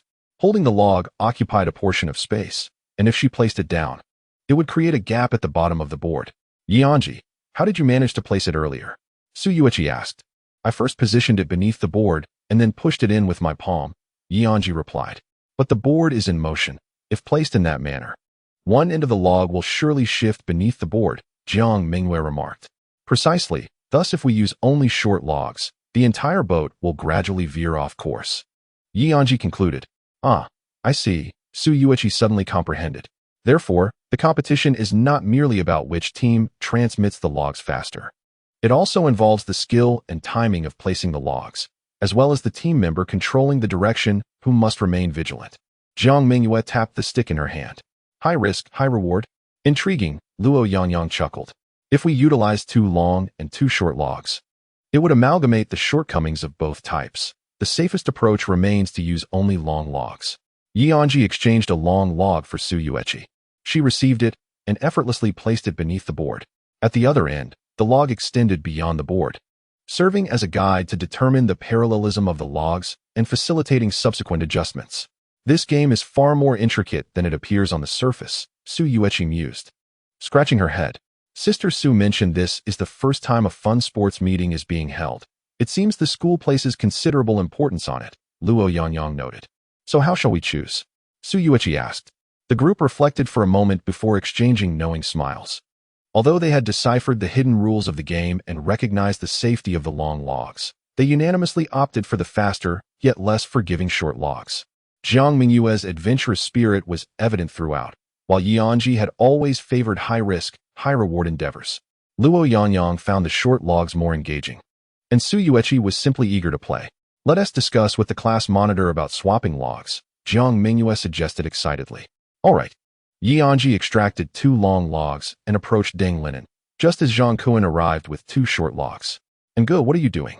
Anzhi relayed their earlier discovery to Zhang Kuan, who smiled and replied, I don't understand. I just know you wish to trade logs with us. That is precisely the intent. Of course, I will change it, as the goddess Lin summoned me to do so, haha. After Zhang Kuan and Anzhi exchanged the rolling logs, he returned to his team. In fact, uncovering the hidden rules of this game is not particularly challenging. It primarily revolves around making choices, since selecting 2 long and 2 short logs is the least advantageous. They could only opt for one group of all long logs and another of all short logs. Based on her understanding of Jiang Mengyue, Lin Muxuan was certain that due to Jiang's personality, she would undoubtedly choose all short logs. Thus, she proactively allowed Zhang Kuan to take 2 short logs to exchange with them. During the competition, both teams were required to engage in a relay to secure victory. Cooperation was essential, allowing each team to maximize their strengths. Upon returning with 2 short logs, Anzhi's group continued their practice. They retraced their steps from their current position. And this time, the speed of the wooden planks was even slower than before. The short logs were indeed challenging to set down. Nonetheless, this was merely the first day, and there was no need to rush. The school sports meeting would not take place until the end of the month, granting them ample time to practice. Around 6 o'clock, the 2 teams coincidentally gathered, preparing to head home. Deng Linen hoisted a long log onto his shoulder, stating, We have evening self-study at 7. So let us call it a day. Luo Yangyang and Zhang Kuan each carried a wooden plank, while Anzhi embraced a short log. And together they bid farewell to the girls. Let us leave 1 plank in our dormitory, Lin Muxuan suggested, taking the larger plank from Zhang Kuan. 2 of these will take up too much space in your dormitory. Zhang Kuan's face displayed a touch of gratitude as he transferred the plank into Lin Muxuan's arms. The items he had held were now cradled by Lin Muxuan, which, when rounded up, could be considered an indirect embrace with the goddess Lin. Once the two dormitories parted ways, Zhang Kuan remarked, "Truly, Lin Muxuan is exceptional. She even considers that the wooden planks take up too much space." Deng Linen nodded in agreement. Lin Muxuan is indeed a reliable person. Without delving into other matters, Anzhi deeply understood her reliability. Had it not been for Lin Muxuan's extraordinary assistance, he might have spent the 11-day holiday sleeping in the dormitory. Luo Yangyang chuckled, recalling that on the first day of school at the hot pot restaurant, he had sensed that she was not an ordinary person, as he had a knack for reading people accurately. The 8 participants in the Together We Sail competition each harbored their own motives. Some were compelled to participate. Others were driven by duty. Some sought academic credits, while others yearned for more opportunities to interact with individuals they held in high regard, regardless of their reasons. Each person was diligently working together to construct their boat. Chapter 65. Your eyes are full of me during evening self-study. Anzhi and Jiang Mengyue instinctively settled into the last row of the study room together. Anzhi was busy typing, while Jiang Mengyue reviewed the day's lessons. The material was not overly difficult, and with Jiang's sharp intellect, she quickly completed her review, while Anzhi continued to write fervently. She set down her pen, arched her arm, and rested her head on the desk, instinctively turning her face toward Anzhi. Before long, Anzhi finished his writing for the day. He had been working on this novel since graduating high school, and after nearly 4 months, he had consistently produced 4,000 words each day, approaching 500,000 words. At which point he intended to conclude the story. Now, he merely needs to tie up the loose ends and finalize the fates of the supporting characters, and he will be nearly finished. Upon completing this novel, Anzhi has resolved to adopt a new pen name and embark on a serious narrative inspired by Jiang Mengyue. There are countless events between them that he yearns to document. The mere thought of this ignites a surge of creativity within Anzhi, accelerating his writing pace significantly. He is eager to conclude this novel at once. Previously, 2 hours of evening study were insufficient for him to pen 4,000 words, but now, he finds himself with 20 minutes remaining after finishing the same word count. Anzhi closes his tablet, stretches his arms, and loosens his back. Just as he intends to check his phone, he senses a gaze fixed upon him. As he opens his phone, he slowly glances sideways towards Jiang Mengyue. Their eyes meet, and in that instant, they both hastily avert their gazes, feigning nonchalance. Yet, Jiang Mengyue soon feels a twinge of guilt, having kept her face directed towards Anzhi while now pretending not to watch him. Is this not a blatant act of self-deception? With this thought, she defiantly shifts her gaze back, accepting that she had indeed been observing him. On Anzhi's side, the brief eye contact disrupts his heart's rhythm. Although he had anticipated Jiang Mengyue's scrutiny, the moment he glimpsed her eyes, his heart skipped a beat, and he instinctively looked away. Ironically, that very action betrays his nervousness and excitement. Suddenly recalling that Jiang Mengyue had been resting her head on the desk, Anzhi mirrors her posture, turning his face towards her. This makes their gaze feel far more natural. This time, they hold their stare, neither of them retreating. After a tense 10 seconds, Jiang Mengyue is the first to falter. She blinks, her eyes darting about uncontrollably. "Why are you looking at me?" Noticing her reaction, Anzhi subtly reveals a smile, his face resting in the crook of his arm. "Aren't you looking at me as well?" Eventually, Jiang Mengyue's gaze settles back on Anzhi's eyes. Those eyes, clear, beautiful, devoid of any impurities, reflect her own image with startling clarity. Jiang Mengyue mumbles softly, "I wasn't looking at you." "Then who were you looking at?"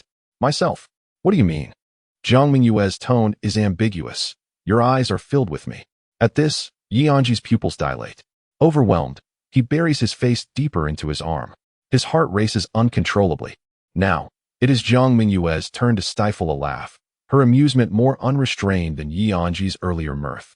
She shifts her arm closer to him, leaning in boldly, and whispers, "Anzhi, what's wrong?"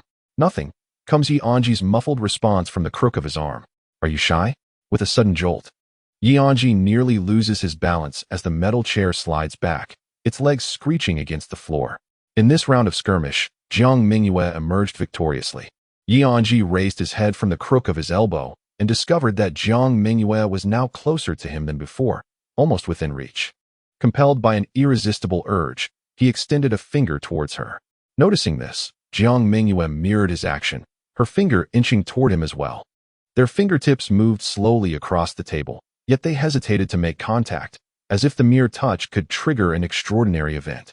It resembled the moment captured in the renowned painting The Creation of Adam, where the spark of life is poised to leap from the creator's fingertip to Adam's. Yet Michelangelo immortalized the minuscule gap between them forever. So close, yet so far. Suddenly, the tranquility was disrupted by a loud voice announcing the attendance check from the student council. Anzhi and Jiang Mengyue snapped back to reality, retracting their fingers and sitting upright in their seats. Is the class monitor present? Yes. Deng Linen raised his hand. Is anyone absent? No. Good. Deng Linen. Present. Jiang Mengyue. Present. Anzhi. Present. With everyone accounted for, there were still 2 minutes until the end of study hours, so the students were asked to wait a moment longer. After the student council departed, the study room filled with the rustling sounds of classmates packing their belongings in preparation to return to their dormitories. Anzhi and Jiang Mengyue casually glanced at their phones, their expressions somewhat unnatural. Upon closer inspection, one could discern a faint blush adorning both of their faces. In this modest classroom, unnoticed by others, sat 2 mischievous souls whose plans for mischief had been thwarted.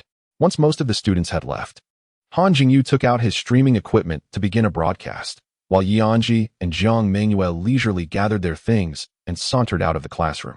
On the way back to the dormitory, silence enveloped them until they were nearly at their destination when Anzhi finally spoke. Let us film a script today. It seemed that at some point, their filming had ceased to follow a script, instead focusing on the nuances of their daily interactions. Jiang Mengyue was momentarily taken aback by Anzhi's sudden suggestion to create a script. However, recognizing that there must be a reason behind his words, she refrained from questioning him further and simply asked, "Sure, what are we filming?" Anzhi pulled out his phone and hastily scribbled down some notes, sending them to Jiang Mengyue. She retrieved her phone and read aloud.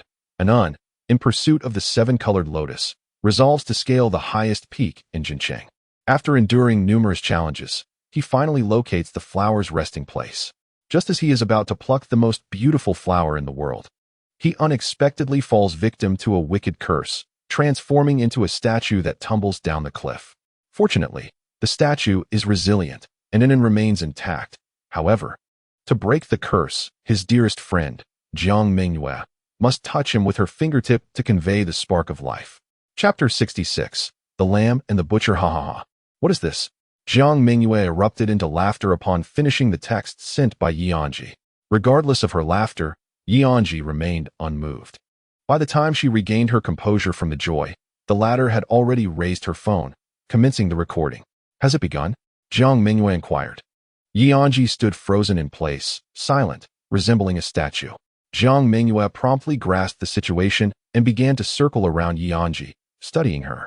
After a few rounds, she gradually immersed herself in the role. Oh dear, this is tricky, and then has turned into stone. What am I to do? Suddenly breaking into her hometown dialect, Jiang Mengyue found her own exaggerated performance amusing. The laughter she had just managed to suppress surged back, and she bit her lip, attempting to stifle her laughter. Initially, Anzhi could endure it, but upon witnessing Jiang Mengyue's struggle between laughter and restraint, he succumbed and chuckled aloud. With Anzhi's laughter, Jiang Mengyue could no longer hold back, erupting into laughter once more. While laughing, she playfully slapped Anzhi's arm, declaring, "You are a stone. Stones cannot laugh." The recording continued, capturing what seemed like 2 lunatics in action. After a prolonged bout of laughter, Anzhi straightened up. "All right, we must cease our laughter. We are filming. Let us be more serious." Jiang Mengyue gestured with her hands, taking several deep breaths, attempting to re-enter her character. Ahem. Oh dear, how has it turned into stone? Which kind-hearted soul can come to our aid, to restore my dear friend and into her original form? No one can help us. Woe is me. How can I live without Anan? She is my very best friend. After delivering these lines, Jiang Mengyue took a significant step forward, then turned around, hunched over, pinching her nose, and in a raspy voice declared, "Little girl, have you been blind to all the fairy tales over the years? When a princess is cursed, what does a prince typically do?" After portraying the wise elder, Jiang Mengyue jumped back a step, stood upright, and transformed back into Jiang Mengyue. She mumbled to herself. What would they do? Following this, she reverted to the wise elder, smiling gently. "Think carefully, little girl." Once the wise elder had departed, Jiang Mengyue rushed back, assuming her identity as Jiang Mengyue, and gazed at Anzhi, feigning contemplation. Under Jiang Mengyue's scrutinizing gaze, Anzhi felt a sudden unease. This girl had never adhered to conventions. Oh, I remember. Jiang Mengyue's eyes sparkled. A prince would typically kiss the princess. Uffed. Just the thought of her unconventional approach startled Anzhi to the point of trembling. Ignoring Anzhi's reaction, Jiang Mengyue continued, after all, in fairy tales, the most potent magic is the kiss of true love, capable of breaking every evil curse in existence. Well, I've decided, let us give it a try. Jiang Mengyue clapped her hands, as if making a resolute decision, and then looked at Anzhi's lips, even going so far as to theatrically swallow. Anzhi stood rooted to the spot, his heart racing as if it might burst. He watched in stunned silence as Jiang Mengyue closed her eyes, placed her hands on his shoulders, rose onto her toes, tilted her head back, and slowly leaned in towards him. A warm breath lingered around him, caressing his senses with a tingling sensation that stirred a fervent emotion deep within his heart, akin to a blazing firework. Anzhi's atoms apple-rolled rhythmically, while his eyelashes trembled slightly from restraint. There was no escape. His legs felt as if they were laden with lead, rendering him incapable of moving even a fraction. In that moment, Anzhi resembled a lamb awaiting slaughter, albeit the butcher wielded no sharp blade. Instead, the weapon was the world's most exquisite tenderness. As Jiang Mengyue drew ever closer, halting mere inches from his lips, she paused, as if hesitating over something profound. Anzhi's breath became a chaotic whirlwind. He truly had no inkling of what might transpire next, yet he found himself yearning for something to unfold. He even entertained the notion of relinquishing the last vestiges of his rationality, allowing the roles of lamb and butcher to interchange. After a prolonged silence, Jiang Mengyue lowered her elevated foot and softly murmured, "Let us try another method." Anzhi's tumultuous breathing gradually regained its steadiness, yet the flames of desire flickering in his eyes remained unquenched. His gaze was filled with her, and it could hardly be deemed innocent. Jiang Mengyue grasped Anzhi's wrist, drawing it before her. She then extended a finger, gently touching his fingertip. The delicate brush of contact sent an electric current coursing through his body, rendering him numb with sensation. He nearly forgot that the method he devised to break the curse involved fingertip contact, rather than a fairy tale's prince and princess. What just happened? Anzhi asked, as if just regaining his senses. Nothing at all, Jiang Mengyue replied, biting her lip. After a moment of silence, Anzhi stopped the recording and sent the video to Jiang Mengyue. She glanced at her phone and remarked, "It's almost 10 o'clock. Let us return to the dormitory." "All right. Good night." "Good night." After a brief farewell, they parted ways towards their respective dormitories. This encounter had left them both wounded. Upon returning to his room, Anzhi took a shower and lay on his bed, his restless heart still unable to find tranquility despite the cool water. He could not articulate the tumult within him. It felt as though he had exhaled a sigh of relief, yet there lingered an inexplicable sense of loss intertwined with a subtle, unspoken joy. Anzhi opened the short video platform and navigated to Jiang Mengyue's profile. Moments later, the latest video was released, edited by Jiang Mengyue. The final cut spanned over 3 minutes. He watched it from beginning to end, commencing with their laughter and concluding with their fingertip contact. The segment where Jiang Mengyue leaned and consumed the frame, capturing only a hint of her pink hair and the shadowy grove behind her, leaving audiences to indulge in boundless imagination. Though this was a first-hand experience, merely viewing the video gave Anzhi the illusion that they had truly shared a kiss. It was not until Jiang Mengyue's face reappeared on the screen, softly uttering, "Let us try another method," that Anzhi was jolted back to reality. In truth, nothing had transpired. What a pity, 3 words echoed in Anzhi's mind. Why do I find myself in such a passive position? The answer is evident. It is because of an overwhelming affection, a love so profound that I fear even the slightest touch might shatter it. They are yet to come together, and he dares not reach for her. Should a future arise, he would undoubtedly return every ounce of affection, doubling it in intensity. Chapter 67. Love is a Tsunami. A video has been released.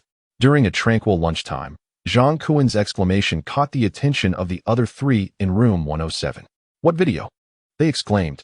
"Our tour video," Zhang Kuen replied with pride. He shared the video in their dormitory group chat, eagerly urging them, "Come and watch."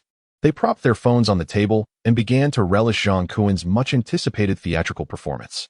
The stage was shrouded in darkness until, with a snap, the lights illuminated the scene, revealing Jiang Mengyue in a white robe at the center of the stage. Wu Ji had made his entrance. The play commenced with a brief introduction to Wu Ji's character, narrating his journey from rags to the prestigious blue robe. In the span of merely 1 minute, Jiang Mengyue traversed the stage 4 times, donning 4 different outfits, ultimately settling into an official garb, signaling the official start of the tale. Although the roommates had previously seen the photos Jiang Mengyue sent, witnessing him animated and speaking on screen was still astonishing. Could the charming figure standing on stage truly be Jiang Mengyue? The 3 exchanged glances, and at that moment, Jiang Mengyue wore an expression of pride, playfully rubbing his nose with his finger. Not quite, not at all. Zhang Shuai, have you found a stand-in? Asked Deng Linen. Huh, what do you mean, Nango? Jiang Mengyue reacted vehemently. No matter how you look at it, it doesn't resemble you. Deng Linen continued. Then what should I look like? Jiang Mengyue feigned anger. Deng Linen pretended to ponder. Noticing the frown on Deng Linen's brow, Jiang Mengyue sprang up from his seat. All right, if you need to think about it, that's it. It's over. Sigh. I'm more handsome than in the video, Anzhi remarked nonchalantly. Perfect score, Jiang Mengyue replied, returning to his seat with a beaming smile. The 3 resumed watching the video. On stage, the MC was officiating a wedding. Today, in this sacred place, Wu Ji and Pan Jinlian shall don exquisite garments, wear their ceremonial crowns, and join their families in the sacred rites of matrimony. This was the segment of Wu Ji's wedding to Pan Jinlian. Upon hearing Pan Jinlian's name, Jiang Mengyue immediately leaned closer to watch the video with them, a blend of infatuation and a hint of bitterness etched on his face. I want to pursue Pan Jinlian, he declared.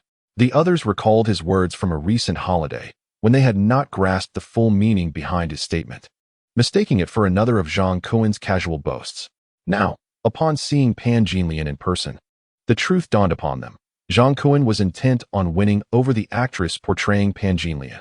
On stage, Pan Jinlian donned a resplendent gown adorned with golden edges, gracefully gliding as her skirt billowed gently, reminiscent of a fleeting twilight glow. Her face, with delicately arched brows and subtly tinted lips, captivated the attention of every audience member. It was no wonder Jiang Mengyue wished to pursue her. Such a lure was entirely understandable. The wedding concluded, and the ensuing tale largely mirrored the narrative previously recounted by Jiang Mengyue. Wu Ji possessed dual identities. By day, he was the official Wu Ji, while by night, he transformed into the wanderer Wu Song. Together with his wife, Pan Jinlian, they apprehended the notorious flower thief wreaking havoc in their vicinity. As the drama unfolded, one could refrain from commenting on its brilliance, for the actors' remarkable performances and the absurdity of the plot were enough to captivate the audience. Each performer executed their role with exceptional skill, particularly Jiang Mengyue, who, adorned in multiple guises, maintained an unwaveringly stern expression. The juxtaposition of his character's gravitas against the nonsensical storyline elicited uncontrollable laughter. Curiosity enveloped the crowd. How could these actors suppress their mirth? How do you manage to hold back your laughter? Asked Deng Linen on behalf of everyone. We have undergone rigorous training. No matter how humorous the situation, we remain composed, replied Jiang Mengyue, chuckling as he spoke. Unless one truly cannot contain themselves, of course, added Luo Yangyang with a grin. You have no idea, during the performance, I reflected on all the sorrows I have ever experienced just to keep a straight face, Jiang Mengyue confessed, shaking his head. I must admit, your performance was indeed commendable. Deng Linen remarked, it's hard to tell. Jiang, you have quite the talent. Humph, I have plenty of talents, Jiang Mengyue retorted with pride. After viewing the video, the group lavished Jiang Mengyue with praise, elevating him to the heavens. Upon returning to their dormitory, they commenced an interrogation of Jiang Mengyue. Let us talk about Pan Jinlian. He sighed. What is meant to happen will inevitably unfold. Her real name was Pan Yuan. She was a year above them. In fact, she was present on the day of the club recruitment, and when I passed by the drama club, I fell for her at first sight. That's why I lingered at the drama club, which caught the attention of the club president, leading to my role as Wu Ji. Ah, a case of infatuation, remarked Luo Yangyang. It was love at first sight, Jiang Mengyue retorted vehemently. So you've had quite a few instances of love at first sight, Deng Linen laughed. What nonsense. How could that be true? I've always been this way, you know, so don't make wild assumptions. Jiang Mengyue imitated a certain blogger's tone in his rebuttal. All right, I believe you. If you say it was love at first sight, so be it. Deng Linen conceded. Didn't he, brother, and also experience love at first sight with someone? Jiang Mengyue lifted his chin and nodded towards Anzhi. The group turned to him. Caught in the crossfire, Anzhi turned his head slightly. Brother is rather devoted. And what about you? Deng Linen poked Jiang Mengye's chest playfully. What about me? Jiang Mengye stammered. Using brother Yang's name to spread your WeChat ID everywhere, casting a wide net. What a scoundrel. I was merely speaking casually, you know? Those strangers who added me, I never actually accepted. Jiang Mengye defended himself. Very well, I'll let it slide. What about your goddess Lin? Luo Yangyang inquired nonchalantly. Jiang Mengye fell silent. Anzhi seized the opportunity, pointing at an empty water bottle on Jiang Mengye's desk. No, to be precise, it's not entirely empty. There's still a sip of water left. This bottle was from the day of military training, when Lin Mushuan had given Jiang Mengye water after he had changed out of his military uniform. Jiang Mengye's original words were, "This is water gifted by Goddess Lin. I shall cherish it." The bottle had indeed been preserved and had not been discarded to this day. Without hesitation, Jiang Mengye grabbed the bottle and prepared to toss it into the trash. As his hand approached the trash bin, it came to an abrupt halt. The other three individuals fixated their gaze upon his hand. "Throw it," they urged. "What are you hesitating for?" For the sake of love. Under the pressure and allure of the trio, Jiang Mengye steeled himself, his expression almost on the verge of tears, and released his grip, allowing the water bottle to plummet into the bin. A sense of relief washed over the three, who appeared to revel in the unfolding spectacle. Alas, Jiang Mengye sighed. Before encountering Pan Yuan, I believed my feelings for Lin Mushuan were genuine affection, yearning to showcase myself before her, seeking her attention, and desiring to engage with her more. However, after meeting Pan Yuan, I realized that true affection is akin to a tempest within one's soul. Anzhi interjected, helping him articulate his feelings. Indeed, it is a tempest. Jiang Mengye swiftly waved his hand a few times. Brethren, your descriptions are so apt, particularly during those days of the tour. I truly grasped this sentiment. Although I appeared calm on the surface, my heart was tumultuous, fearful of revealing any inadequacies in her presence. Furthermore, since Pan Yuan's character, Pan Jinlian, is portrayed as my wife in the play, it added an additional layer of complexity. I was nearly driven to madness. Can you all comprehend this? Luo Yangyang chuckled. It seems your acting skills surpass what we have witnessed. Despite the immense pressure, you made hardly a single mistake on stage. I had to reflect on every sorrowful experience of my life to achieve this. Jiang Mengye lowered his gaze. Can you fathom the depth of my struggle? And what of Lin Mushuan? Do you not experience similar feelings in her presence? Deng Linen redirected the conversation. When we practiced together in the same boat that day, I genuinely enjoyed being with her. Yet, being around someone like her is inherently delightful. Do you not find joy in it? Jiang Mengye inquired. Indeed, Deng Linen nodded. Exactly.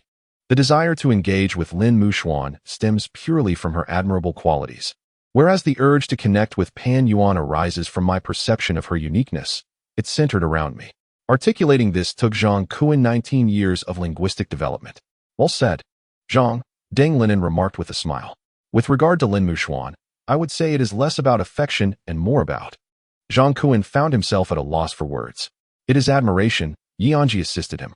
Yes, admiration. My goodness, brethren, you understand me so well. Jiang Mengye patted Anzhi on the shoulder. The group fell silent, and Jiang Mengye thumped his chest, proclaiming, "Thus, I am not a scoundrel. I am the champion of pure love. Long live pure love." The others joined him in a chorus. I shall pursue Pan Yuan. Pursue her. Henceforth, my affections belong solely to Pan Yuan. Only her. So where do I begin? What steps have you all taken? Jiang Mengye opened his phone. I just added her on WeChat. Just added? How long has it been since you joined the drama club? The others expressed their exasperation. Oh dear. I was simply too shy. I lack experience. Yesterday, I finally mustered the courage to add her on WeChat, but after a brief greeting, there was no follow-up. Jiang Mengye clasped his hands together and implored, "Brothers, lend me your assistance. Who among us has ever been in a romantic relationship?" Yang has. The group responded in unison. Well, I wouldn't really count that. Luo Yangyang replied with a hint of resignation. A starving camel is still larger than a horse. Jiang Mengye remarked. Very well, allow me to impart some wisdom, Luo Yangyang said, his demeanor shifting to one of seriousness. Jiang Mengye's expression brightened with anticipation. I am all ears. Luo Yangyang opened his phone and began. First and foremost, it is essential to understand the girl. If you wish to pursue her, you must familiarize yourself with her interests, hobbies, and personality. This knowledge will enable you to find common ground, making your conversations more engaging and profound. Secondly, seek to express your affections at opportune moments. Simple gestures, such as a smile or showing genuine concern for her life, can convey your warmth and sincerity. As Luo Yangyang spoke, Zhang Kuan listened intently, even taking notes on his device. Luo Yangyang continued, "Furthermore, respect her opinions and choices. Do not intrude upon her life. Let her feel your understanding and tolerance, which will encourage her to engage with you more willingly." At this juncture, Zhang Kuan sensed something amiss but couldn't quite articulate what it was. Lastly, maintain patience and confidence. Pursuing a girl is not an instantaneous endeavor. It requires time and genuine effort. If you persist, she will eventually recognize your merits and be inclined to share delightful moments with you. With that, Luo Yangyang closed his phone, and Zhang Kuan followed suit, pondering, is this truly how Yangyang speaks in everyday life? He reopened his phone to review his earlier notes, suddenly recalling that Luo Yangyang had been consulting his device while speaking. Why was Yangyang looking at his phone? Zhang Kuan mused. Unless you were asking it how to pursue a girl, he quipped. Haha, you caught me, Luo Yangyang chuckled. I just asked it how to pursue girls, and it provided me with this advice. Quite reasonable, I must say. It truly is a testament to human wisdom. A sincere smile graced Luo Yangyang's face, while Zhang Kuan appeared utterly bemused. Being the only one in their group who had ever experienced romance, Zhang Kuan had expected Luo Yangyang to offer valuable insights, only to discover he had consulted a device instead. Gazing at his notes, Zhang Kuan felt like a fool. Nonetheless, the purity of Luo Yangyang's smile led him to forgive the oversight. Turning to Deng Linen, Zhang Kuan inquired, "Do you have any suggestions?" "Don't ask me. I've never been in a relationship." Deng Linen waved his hand dismissively. "Though you may not have first-hand experience, you must have observed others. Share your thoughts," Zhang Kuan persisted. Deng Linen stroked his chin thoughtfully. "All relationships begin with conversation. Since you have her WeChat, simply send her a message saying, 'Are you there?' and you can initiate a chat." The group erupted with laughter. Starting with "Are you there?" is surely the mark of a fool. Zhang Kuan facepalmed. "Is that so?" Deng Linen pondered. "Come on, South brother. You must have heard that phrase before." "No, I haven't," he replied. "Well, just remember, never start a conversation with 'Are you there?'" Zhang Kuan advised, taking on a pedagogical tone even with the staunchly straightforward Deng Linen. "That shouldn't be the case." Deng Linen continued to contemplate. "Try it and see," Zhang Kuan retorted. Deng Linen retrieved his phone and perused his contacts, entering a chat window to send a simple message. "Are you there?" The others gathered around, amused. Zhang Kuan was eagerly anticipating the unfolding spectacle. Moments later, a response arrived, not just one but several. Yes. What's up, class monitor?" "Good afternoon. I just finished lunch." Zhang Kuan's eyes widened in astonishment. What was happening? This made no sense. From messages in quick succession, 3 of which simply reiterated yes. He glanced at the contact's name, Chen Tingting. Ahem. Anzhi and Luo Yangyang discreetly averted their gazes.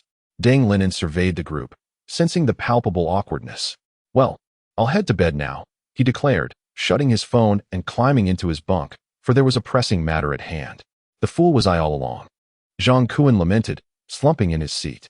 There was no hope from Luo Yangyang. Deng Linen had opened the floodgates to chaos. One person remained unasked. Zhang Kuan turned his gaze towards Anzhi. Perhaps it was best to let it go. This individual had already wreaked havoc upon entering the fray, so inquiry would be futile. After a circuitous journey, Zhang Kuan realized he must rely solely on himself. Happiness was a pursuit one must undertake alone. In Chapter 69, Friendship First, within the Together in the Same Boat group chat, a message circulated. "Practice this afternoon. If you agree, press 1. If not, send an emoji." Responses flooded in, 2222, 3333, and more. Although unspoken, a consensus had evidently formed. Practice one day, rest the next. Today happened to be a practice day, fortuitously coinciding with a Friday, devoid of afternoon classes. After lunch, Anzhi completed his writing tasks, and, around 4 o'clock, the 4 from room 107 gathered their boards and logs to meet with room 205 on the playground. The expansive grounds were teeming with students engaged in Together in the Same Boat, some practicing crazy caterpillar racing, and others partaking in three-legged races. A colossal caterpillar caught everyone's attention. This inflatable prop required 4 team members to straddle it, gripping the fixed handles on its back, and standing in unison to propel it forward without letting it touch the ground. Their legs apart, they swayed comically as they ran. Some teams had even modified their caterpillars, adorning the front with cardboard and glue to resemble a dragon's head, thus gaining a psychological edge over their competitors. "That looks like so much fun," Suyuechi exclaimed enviously. Just then, 2 vibrant red caterpillars raced towards them from the opposite end of the playground, seemingly engaged in a friendly competition. The crowd quickly stepped aside, clearing a path. The 2 caterpillars pursued each other relentlessly, neither yielding. The lead participant even directed the caterpillar's head to collide with the opposing team, shouting, "Friendship first, competition second." What a spirited proclamation of camaraderie. As they neared the finish line, one group lost control. The caterpillar tipped over, sending all 4 team members tumbling to the ground. The direction in which they toppled coincidentally aligned with another caterpillar, inadvertently sending 4 team members flying as well. Both caterpillars emitted anguished cries in unison.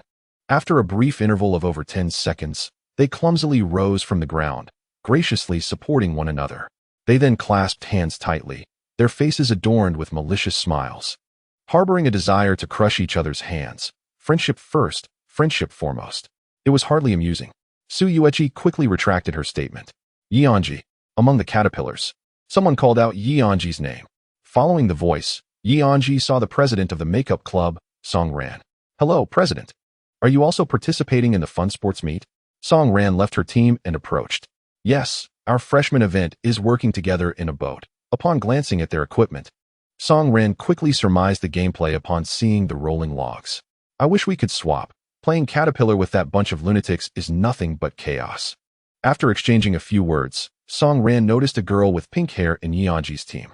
"Isn't that your fiancé, whom you met at Jingshan Park?" Before departing, Song Ran mysteriously remarked, "Anzhi, remember to come to the club activity tonight. It's important." "What's the agenda for tonight's club activity?" "You'll find out when you arrive. We still need to practice a couple more rounds.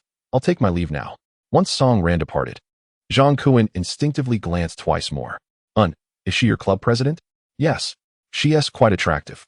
"Who said that?" Pan Yuan and Deng Lin interrupted him. "Ahem. I said nothing." Zhang Kuan interjected again, cutting off Deng Lin. Following this brief interlude, the working together in a boat sub-team commenced their training. The practice over the past few days had indeed borne fruit. They no longer fumbled, and the movement of the wooden plank became more fluid. Anzhi gradually mastered the placement technique for the short rolling logs. Upon receiving the log handed over by Luo Yangyang, he first stabilized both ends with his palms, aligned the sides of the plank, and positioned the log a bit in front of the plank, allowing it to roll across smoothly. This method not only prevented gaps from appearing beneath one side of the plank, but also ensured that the log remained parallel to the plank, preventing it from veering off course. After completing a round trip, both groups felt they had made significant progress. After a brief respite, Zhang Kuan boldly proposed, "How about we have a competition between our 2 groups?" Upon hearing this, everyone turned their attention to Zhang Kuan. "Let us compete. Who is afraid?" Suyuechi retorted assertively. "All right, after all this practice, let us see the results." Lin Mushuan smirked. "I've been eager to test our new strategy." Anzhi chuckled. "Our coordination is unmatched." Jiang Mengyue echoed. The girls collectively gazed at Jiang Mengyue with bright smiles. The implication of her words, following Anzhi's, was far from trivial. Ever since Jiang Mengyue and Anzhi had experienced their journey to the capital, the members of Room 205 had become keenly aware of her subtle affections. Even if she didn't openly display them in public, her short video account continued to update regularly, and they had been diligently following every episode without fail. The content of the video has taken on a playful, flirtatious tone between the young couple, particularly in the recent episode featuring Shixiang. The line between reality and performance has become so blurred that fans are left questioning whether they are acting out a script or indulging in romantic banter. The comment section has split into 2 factions, one that is utterly enamored and another that has resolved to assassinate Inen. Yet, both sides have reached a consensus. The fans are an integral part of their dynamic. Although Jiang Mengyue claims this episode is scripted, she staunchly believes that the script is laced with personal undertones. Indeed, this is the case. Anzhi merely provided a theme, and the filming relied entirely on the spontaneous interactions of the two. When Jiang Mengyue suggested a kiss, Anzhi was visibly anxious, on the verge of exploding with nervousness. Wow, simply unbeatable, Sueki quipped, playfully repeating the line with a quivering voice, eliciting laughter from the crowd. Luo Yangyang teased, "Which side are you on, Sueki?" To which she waved dismissively, "Of course, I'm on our side. I just couldn't resist how adorable Xiaoye is." Jiang Mengyue huffed and playfully pinched her waist. "Let us have a friendly competition then," suggested Deng Linen. "All right, friendship first, competition second," they echoed, chuckling. The two groups gathered at the starting line, setting up the rolling logs and planks, with the team members poised on the boards, ready to embark. "How about 100 meters to start?" Deng Linen proposed. "Sounds good." Agreed. "Let us do it." With that, Song Ran, who had just disbanded her group, joined in the fun. "This will be interesting," Anzhi nodded at her. "On your marks, get set, go." The two teams surged forward in unison. For the first 50 meters, neither group gained an advantage. On Deng Linen's side, he was in charge of passing the rolling logs, with Zhang Kuan assisting him. Their coordination was impeccable, alternating their passes to significantly increase the frequency of their exchanges.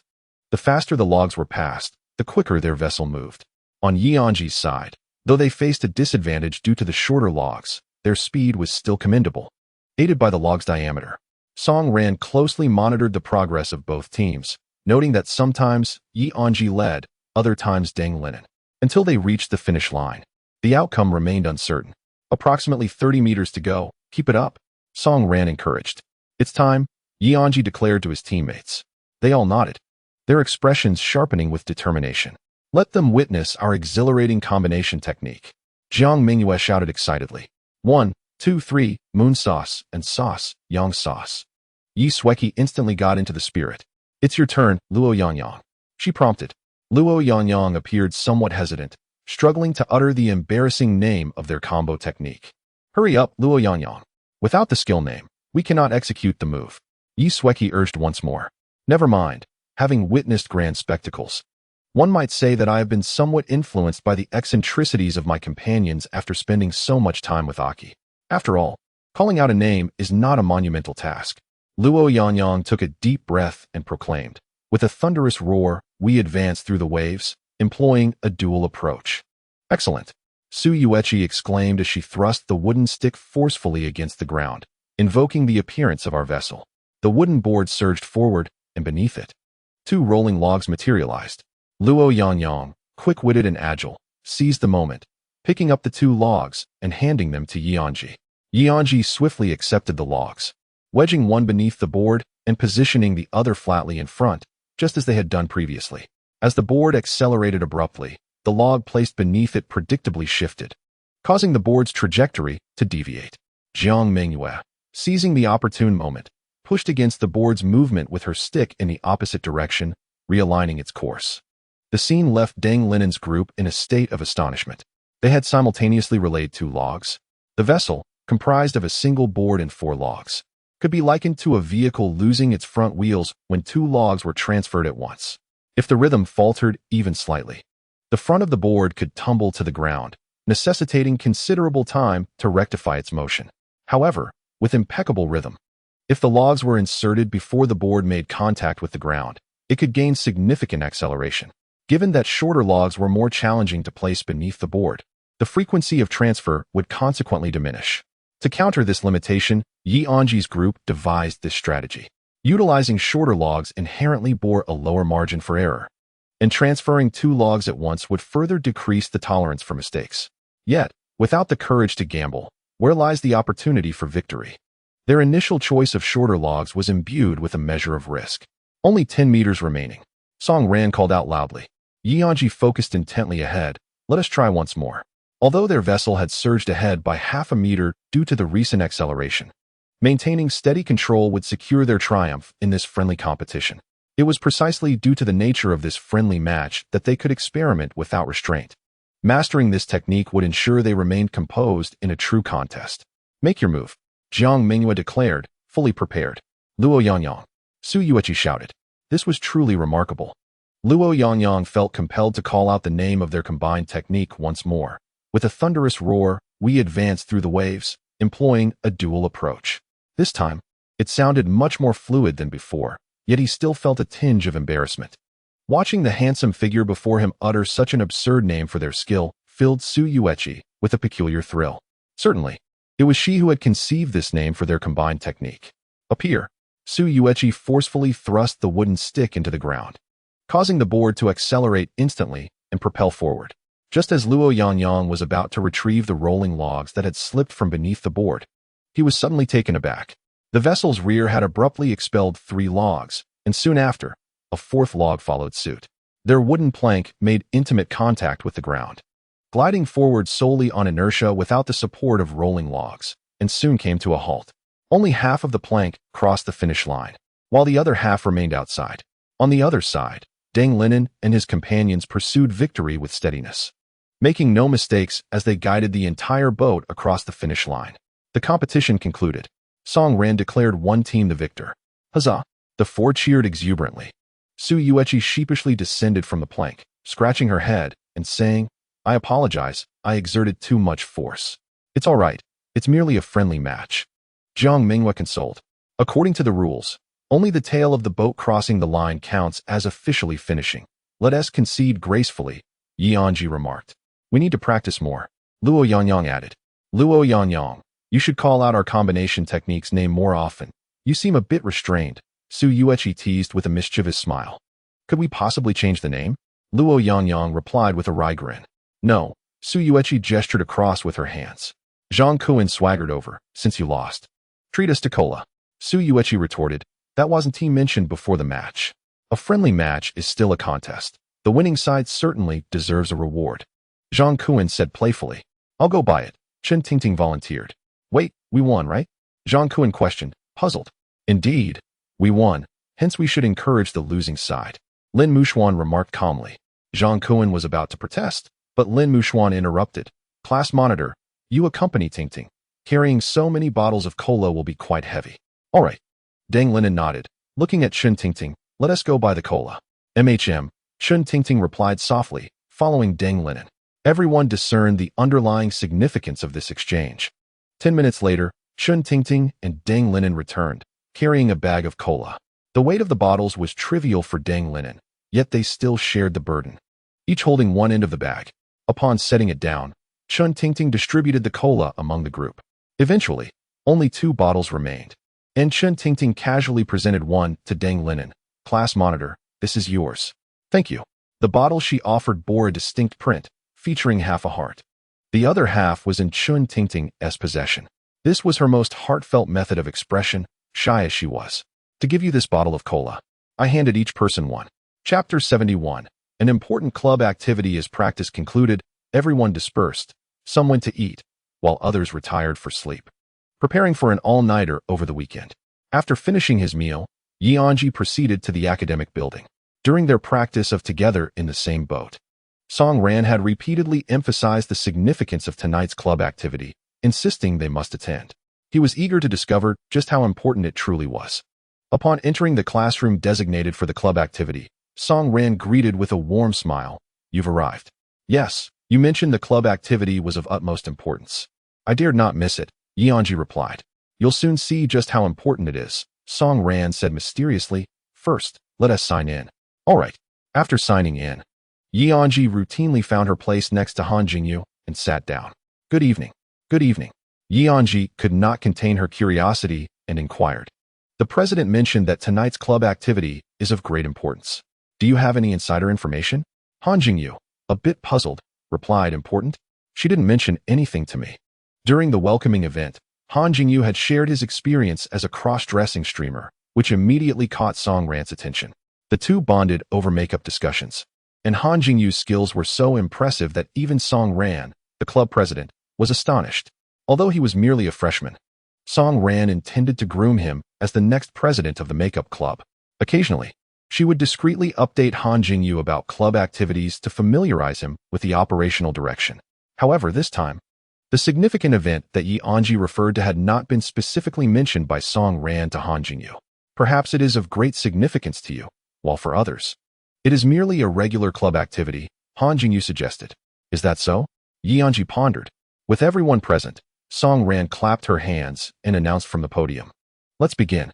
Tonight's activity would again focus on makeup, specifically the bold and dramatic styles, dark, gothic, and smoky looks. Why are we learning this? Anzhi wondered. As we are already in mid-October, the Halloween event is approaching, Song Ran explained. At this point, some of you might have an inkling of what I'm referring to. Halloween. A girl chimed in. Exactly, Halloween. Song Ran snapped her fingers. Learning smoky makeup for Halloween? I still don't grasp its significance, Anzhi thought. Song Ran continued. Pay close attention, as we may collaborate with other clubs. Some of them are planning Halloween-themed photo shoots and will need makeup assistance. 2 clubs have already extended invitations to us, the Kawaii Club and the Comic Club. Upon hearing this, Anzhi's mind raced. The collaboration with the Comic Club meant an opportunity to do makeup for Jiang Mengyue, didn't it? She had thought that this day was far off. Yet it had arrived sooner than expected. Tonight's club activity was indeed crucial. One might even say it was extraordinarily significant. Anzhi unconsciously straightened her posture. Song Ran discreetly glanced at her, a faint, almost imperceptible smile crossing her face. All right then, let us begin the lesson. First, let us explore the Gothic makeup style. Characterized by a striking contrast of pale white and sharp black, the Gothic aesthetic favors a mysterious and dramatic application, fitting perfectly with the Halloween ambience. She emphasized the focus on eyebrows, eyeliner, and lip definition, noting the importance of contouring and line work. After discussing the key points for half an hour, Song Ran retrieved a makeup kit. Words are futile. Follow my lead and give it a try. The classroom instantly buzzed with excitement as everyone eagerly pulled out their makeup supplies. After joining the makeup club, Anzhi, under the guidance of President Song Ran and Han Jingyu, acquired a complete set of cosmetics. The items purchased were of basic quality, reasonably priced, and ideal for practice. Today, we commenced with eye makeup. Song Ran produced a makeup brush and began with the first step, applying a broad base of light gray. Just as Anzhi was about to follow suit, Han Jingyu interjected, Anzhi, the techniques for applying makeup on oneself and on others differ slightly. Anzhi turned to Han Jingyu, ready to inquire further. Han Jingyu smiled and suggested, use me as your practice model. Time is of the essence. You must quickly familiarize yourself with applying makeup on others, for only then will you avoid fluster or excessive anxiety during the event. Although Han Jingyu did not mention Jiang Mengyue by name, both were acutely aware of the unspoken understanding. Tonight's club activity was indeed significant for Anzhi, and he needed to seize the opportunity. I'll help you apply it, but then you won't be able to practice, Anzhi remarked. I have been involved in makeup for many years. I can spare this day, Han Jingyu replied. All right, I understand, Anzhi said without further hesitation. Thank you. He turned the brush towards Han Jingyu, sweeping the area around her eyes in gray. Is it done?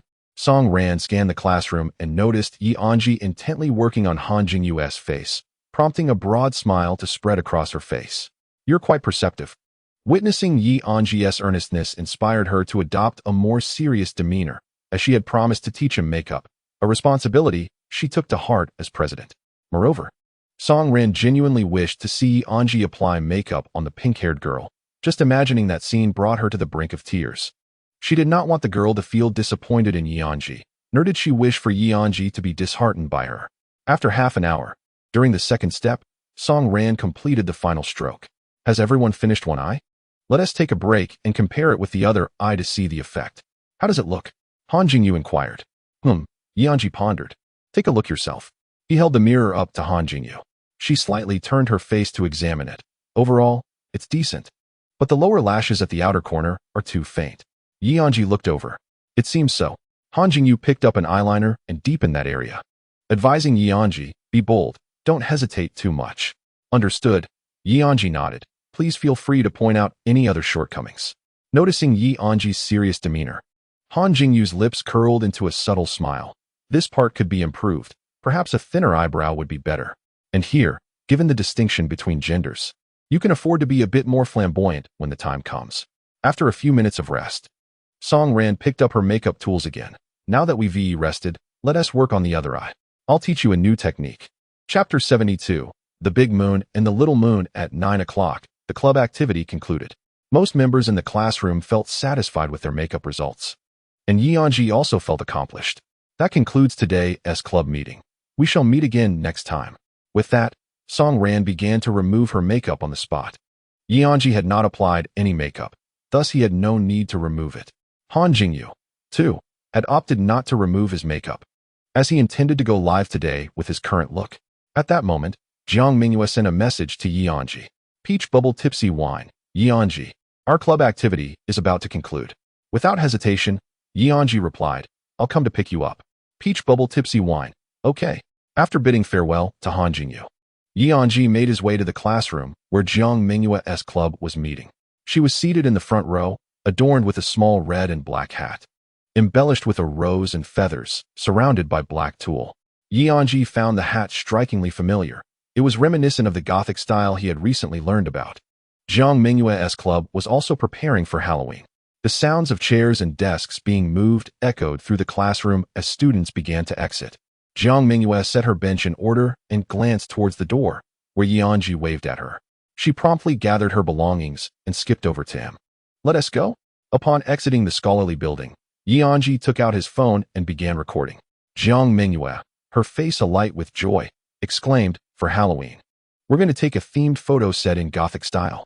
Look at this hat I bought. Isn't it lovely? She raised both hands, pointing with her index fingers at the hat perched atop her head. It's beautiful. It suits you perfectly, Anzhi chuckled. I'm also wearing colored contact lenses today. Jiang Mengyue shifted her fingers from the hat to her eyes, urging him, look closely, do they look good? Anzhi gazed into her eyes as she leaned closer. Asking once more, do they look good? They're stunning, reminiscent of a doll, he replied with a grin, though often complimented on her beauty. With fans affectionately calling her wife and praising her looks, the admiration from ordinary people felt different from that of someone she cherished. She longed to hear Anzhi praise her, for it was a sentiment she could never tire of, one she desired to hear repeatedly. Oh, how she wished for Anzhi to say, my beautiful wife. No. Jiang Mengyue instantly dismissed this thought, realizing that dwelling on it for even a second could lead to an emotional overflow. The day had not yet commenced its challenges, and she nearly succumbed to her feelings. However, despite abandoning the notion of being called beautiful wife, she still yearned to hear Anzhi shower her with compliments. Anzhi, please say more nice things about me. How should I compliment you? Just tell me I'm beautiful. Like a fish that sinks, a flower that wilts, captivating beyond compare, with a brilliance that dazzles the world. Ha ha ha. Jiang Mengyue pulled back her face and turned to the rear camera of Anzhi's phone. Let the fans see too. She playfully tilted her head left and right, showcasing her colored lenses with exaggerated vanity. How did you know I was recording? Anzhi inquired. Isn't it obvious? You're holding your phone up to record, Jiang Mengyue replied. Not necessarily. It could merely be capturing moments of life. Just like when we were touring the capital. What I recorded didn't have to be for an update. That's irrelevant. Jiang Mengyue was unconcerned whether it was for documentation or preparation for an update. She simply wanted Anzhi to take more pictures of her, to gaze upon her, to fill his phone with her likeness. That one simple statement nearly drained Anzhi's emotional reserves. Jiang Mengyue's allure has grown increasingly potent. However, by sheer happenstance, she has indeed spoken the truth. Anzhi's photo album is filled with images of Jiang Mengyue. He has not deleted a single video. In addition to these, there are a myriad of photographs, amounting to no less than 1,000. In the capital, whenever he visits a scenic spot, he may send her only 1 or 2 pictures. Yet he invariably captures dozens each time. In reality, you have filled me completely, Anzhi murmured. Not just my phone's album, but my heart as well. What? Nothing. Anzhi lifted his gaze to the sky. The full moon shone resplendently tonight. Jiang Mengyue also looked up at the moon, exclaiming, ah, it truly is beautiful. How wonderful it is to have such a lovely full moon in the sky, Anzhi remarked, glancing at Jiang Mengyue and beside me. There is also a charming little moon. What little moon? What do you think, Jiang Mengyue? So this is what you meant. Suddenly flattered by Anzhi's compliment, Jiang Mengyue felt an overwhelming joy. You've broken the rules. What's wrong? Don't you appreciate my praise? You cannot compare me to the moon. Aren't you also a little moon? Regardless, you have broken the rules. You cannot do this. Though she relished Anzhi's compliments, this was too much. Calling her little moon was indeed crossing the line. Jiang Mengyue's charm was formidable, yet in exchange, her defenses were notably fragile. Anzhi's words had an almost piercing effect on her. By the way, Jiang Mengyue shifted the topic on Halloween. Our club president mentioned that members from the makeup club would come to do our makeup. That sounds delightful, Anzhi remarked casually. You can finally realize your dream of a complete makeup look. Are there many boys in the makeup club? Jiang Mengyue inquired. Why do you ask that? There shouldn't be too many, right? I will maintain my distance from unfamiliar boys, so don't worry. That brought a sense of comfort. All right, Anzhi replied softly. I'm really looking forward to it. The Halloween photo shoot, and with full makeup, plus a Gothic-style dress. I can hardly imagine how happy I will be. Jiang Mengyue clasped her hands into fists, brimming with anticipation. For a fleeting moment, Anzhi felt a wave of trepidation. Jiang Mengyue was so eager for Halloween. If the makeup were to be done by himself, could he truly meet her expectations with his current skills? What if he failed? Even if Jiang Mengyue wouldn't blame him, he would chastise himself for a year. Yet this thought flitted away almost as quickly as it came. In the next instant, Anzhi resolved that Jiang Mengyue's Halloween makeup would undoubtedly be crafted by his own hands. Joining the makeup club was precisely to fulfill Jiang Mengyue's dream of a complete makeup look, and now that opportunity had finally arrived, he had no reason to back down. If he didn't do well, he could practice more. If he struggled, he could seek guidance. He would surely master it. Most importantly, if he did not do Jiang Mengyue's makeup, someone else would.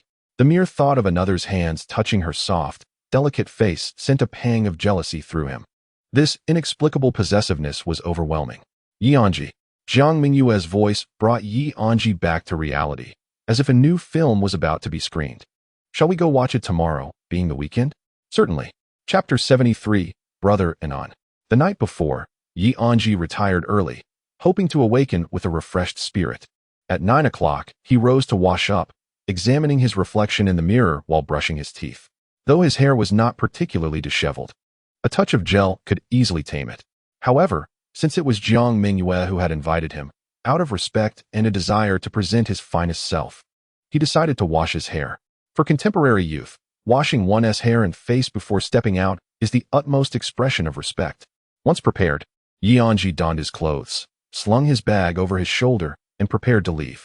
At that moment, Zhang Kuan stirred awake, and, noticing Anzhi's meticulous appearance, casually inquired, Brethren, where are you off to? On a date. Oh, Zhang Kuan's drowsiness vanished instantly, and by the time he regained his senses, Anzhi had already departed. Upon arriving at the girls' dormitory, it was not long before Jiang Mengyue emerged.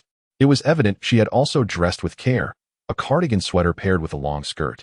Her hair elegantly styled in a fishtail braid cascading down her back, radiating the charm of a gentle older sister. Jiang Mengyue trotted up to Anzhi, spinning around playfully. Good morning. Do I look beautiful? Anzhi smiled and nodded. You are stunning. I asked if I look good, yet you replied I am beautiful.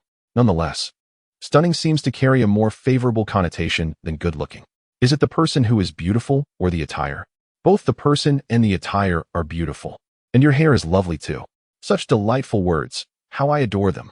Jiang Mengyue continued. Just how beautiful am I? More beautiful than beautiful. Hey, you truly know how to flatter. She replied softly. Let us go. Sister will take you to the movies.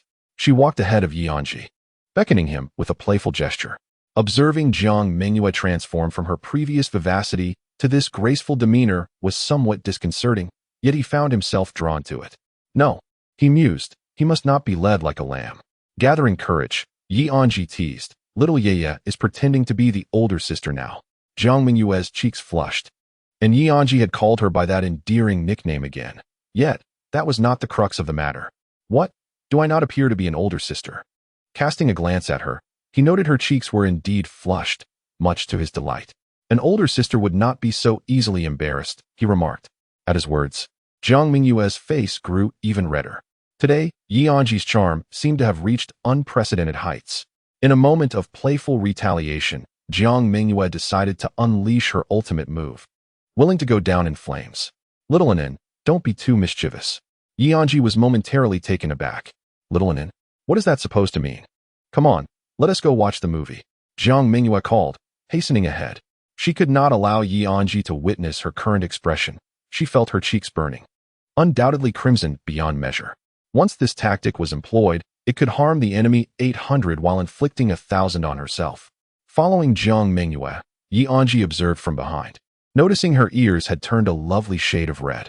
An older sister who is so easily embarrassed. How charming indeed. The cinema is not far from the commercial street, which in turn is also a reasonable distance from the school. Instead of taking a taxi, the two decided to walk.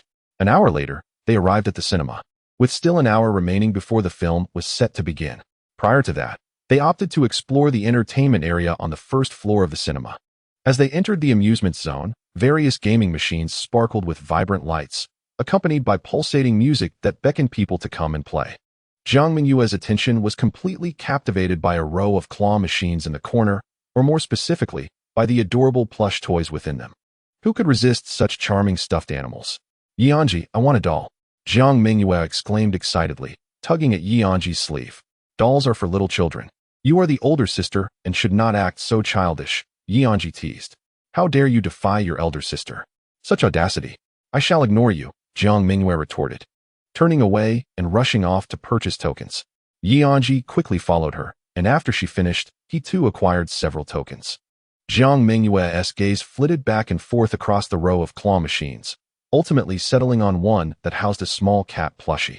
Without hesitation, she approached the machine, inserted 2 tokens, and with her tongue pressed against the corner of her mouth, she focused intently on the claw inside the machine, beginning her careful operation.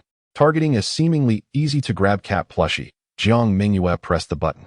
The claw descended slowly and successfully seized the toy. Got it. She beamed, her eyes sparkling. Yet, just as the claw lifted, the plushie slipped from its grasp and fell. So close. One more try?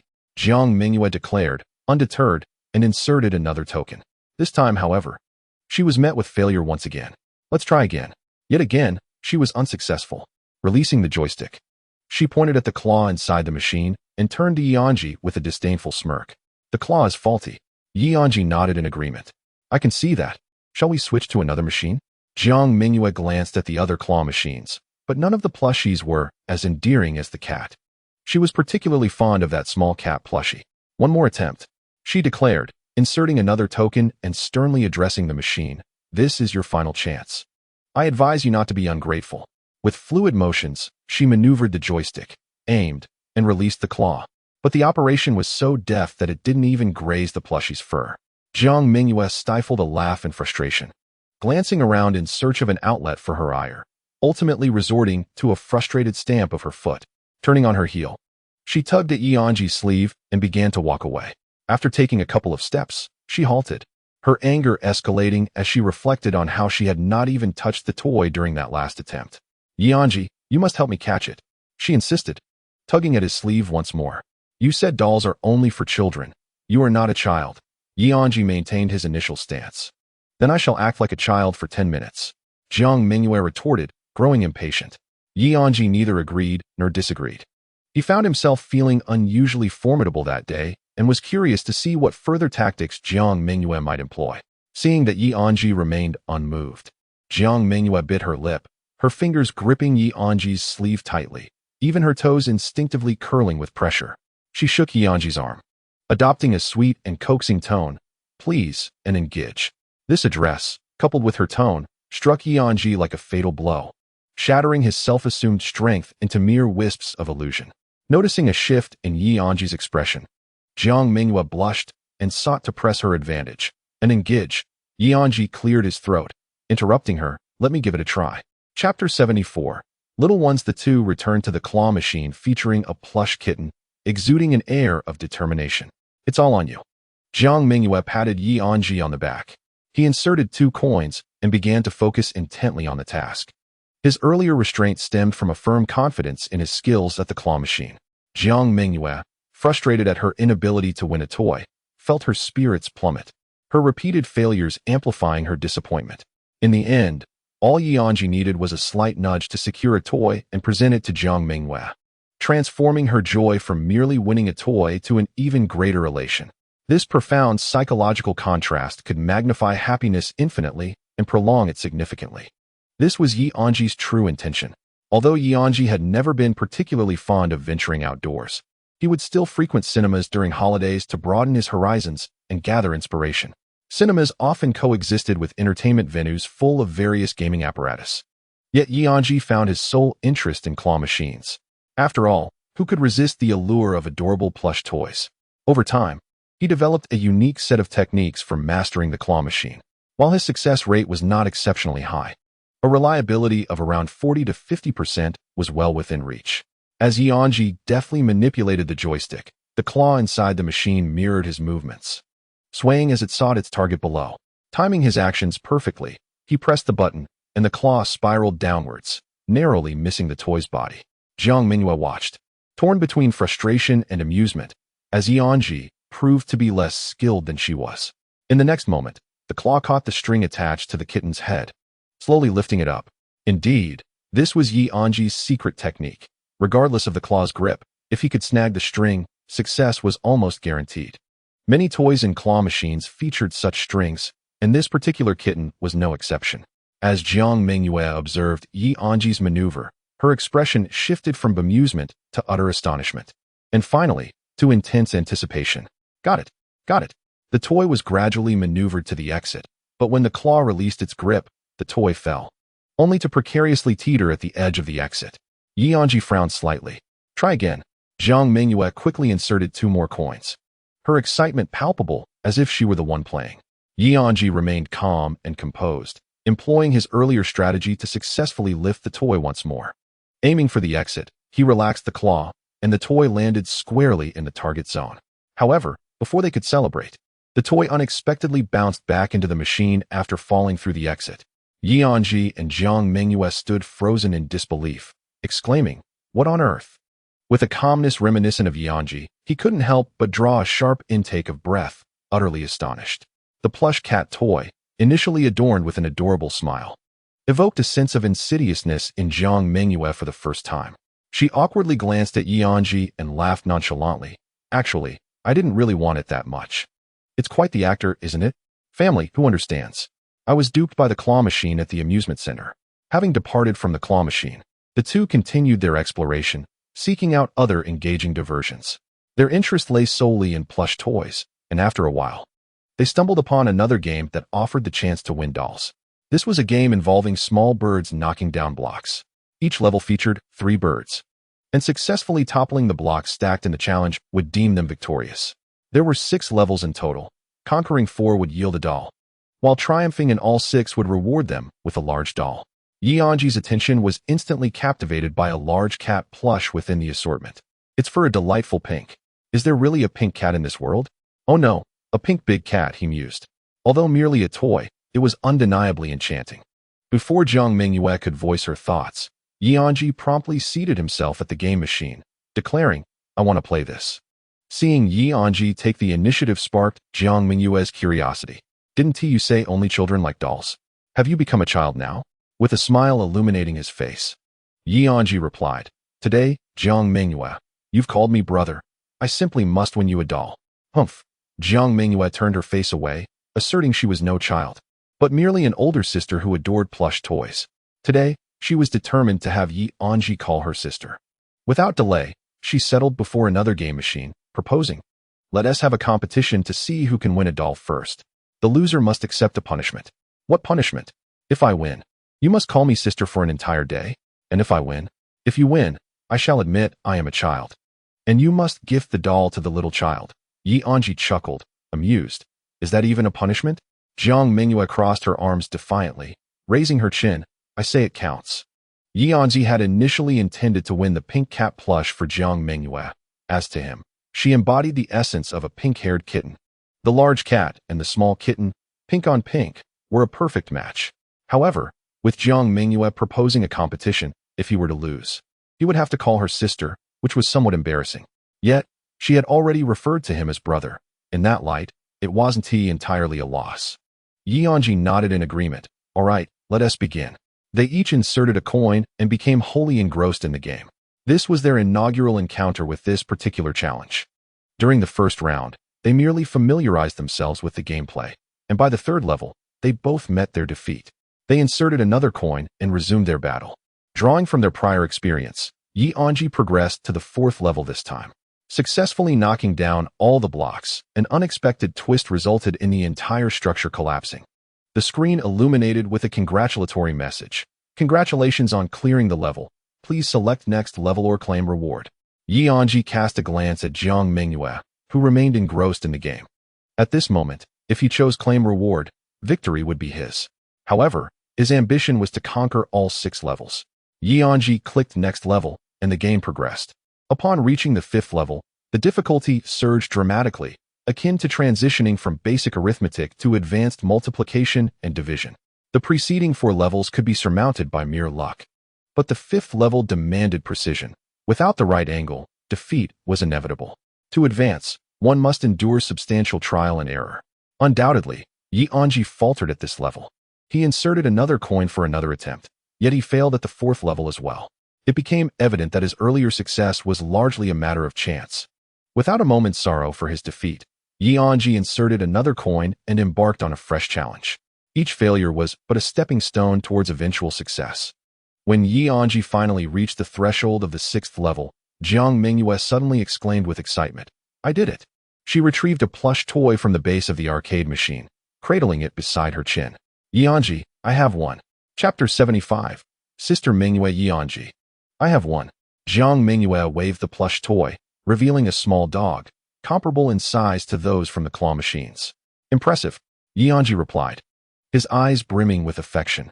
Jiang Mengyue placed the toy atop Anzhi's head, giggling, "Hee hee, a wager is a wager.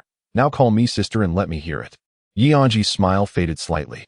Although he had indeed conquered the 4th level before, according to the rules of the competition, he had lost. The first to claim the toy was deemed the victor. He pressed his lips together, diverting his gaze, and softly uttered, "Sister." Jiang Mengyue puffed up her cheeks, her happiness reaching its zenith. Anzhi had called her sister. How utterly adorable. However, a mere utterance did not satisfy her. "Anan, your voice was too soft." Anzhi shifted his gaze once more, but never looked directly at Jiang Mengyue. "Nevertheless, I have called you." Jiang Mengyue beamed. "Before the competition, I mentioned that it's not just once, but for an entire day." Oh no, he had miscalculated. Anzhi pinched the palm of his hand. Jiang Mengyue had only called him brother once, and now he was to address her as sister for an entire day.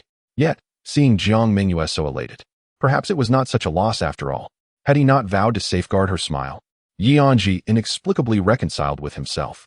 Observing Anzhi's hesitant demeanor, Jiang Mengyue mischievously produced her phone and activated the recording. "Anan, what's the matter? Are you feeling shy?" Anzhi noticed Jiang Mengyue's phone. It appeared she had also taken to capturing moments of her life. He glanced at the camera, then back at her. He could not falter. If Jiang Mengyue could be bold, why not he? Taking a deep breath, he spoke, "Sister Mengyue." Jiang Mengyue, both bashful and delighted, asked, "What did you just call me?" "Sister Mengyue," Anzhi echoed, this time with a much more natural tone. Jiang Mengyue exerted every effort to suppress her fluttering emotions. "Call me again." "Sister Mengyue." "Again." "Sister Mengyue, Sister Mengyue, Sister Mengyue is so beautiful." As she called out, Anzhi seemed to have suddenly unlocked some peculiar switch. Why did it become increasingly smooth to say? And why was there a hint of excitement? "Stop, stop, stop, let's pause here." Jiang Mengyue raised a hand to signal for a halt. If this continued, she felt as though she might lose her composure. This was not quite what she had envisioned. It was even more delightful than she had imagined. Anzhi paused and smiled slightly. "Are you satisfied, Sister Mengyue?" "Satisfied, exceedingly satisfied." Jiang Mengyue picked up the little dog toy atop Anzhi's head, treating him like a puppy, gently patting his head. "Anan, what a good boy." Anzhi lowered his gaze, resembling a dog basking in its owner's praise. Jiang Mengyue closed her phone, having gathered the material for today's update. After the punishment concluded, Jiang Mengyue glanced at Anzhi's game screen, puzzled. "Oh, I haven't seen this level before?" Anzhi replied calmly. "This is the 6th level, Sister Mengyue." "The 6th level?" "Indeed." Anzhi returned his hands to the joystick. He had yet to clear this level. "You passed the 4th level long ago?"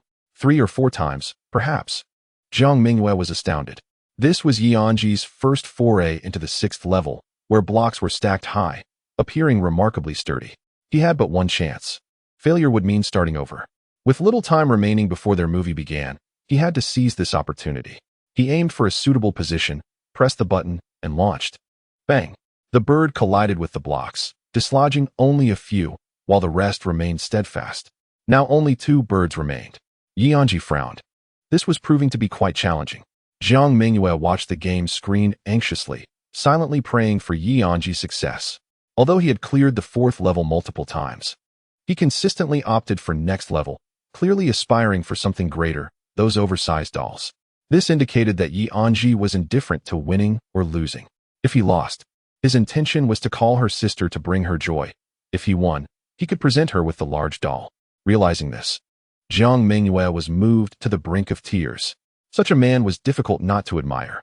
Anzhi maneuvered the joystick, aiming left and right, yet found no satisfaction in his aim. Unconsciously, he glanced to the side, where Jiang Mengyue quietly accompanied him.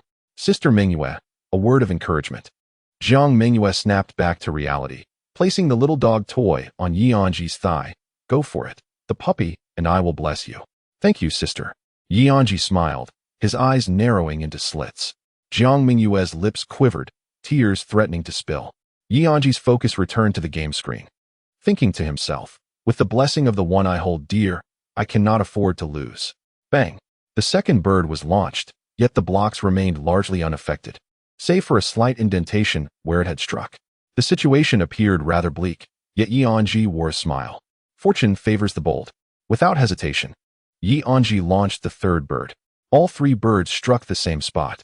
With a resounding crash, the blocks tumbled down. Congratulations, you have cleared the level. Please select your reward. Hooray!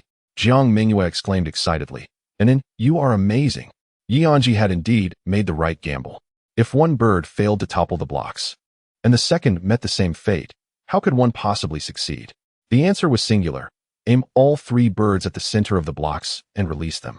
Anzhi selected the plush pink cat and pressed the confirmation button, waiting for it to drop before retrieving it from the base of the game machine. Truly, it was a magnificent toy, too large to be fully embraced with just one arm. Anzhi grasped the plush cat with both hands, extending his arms to present the toy to Jiang Mengyue, glancing from the cat to her, as if making a comparison. How adorable. Jiang Mengyue immediately took out her phone to capture the moment. So cute. So cute. In truth, Anzhi had a further thought, one he refrained from voicing. I wasn't referring to the toy. Once Jiang Mengyue finished taking her photos, Anzhi cradled the plush cat, and, treating it as if it were Jiang Mengyue, gently patted its head. Moments later, Jiang Mengyue tugged at Anzhi's sleeve. You've had your turn, now it's my turn. Anzhi's face faltered visibly, and under Jiang Mengyue's astonished gaze, he hesitantly patted her head. Though slightly embarrassed, he felt an overwhelming joy. He had long desired to do this, fulfilling yet another wish. Jiang Mengyue's eyes widened as she dully remarked, I meant it's my turn to pet the toy. What? Anzhi's hand lingered atop Jiang Mengyue's head, too bashful to retract it. Let me perish. Chapter 76. Horror film. If you wish to touch your sister a bit more, that is acceptable too. Jiang Mengyue bit her lip, glancing up at Anzhi before looking down again. Anzhi stood frozen, unsure whether to leave his hand where it was or to withdraw it. It was a predicament indeed. In the span of a few hesitant seconds, his hand remained in place.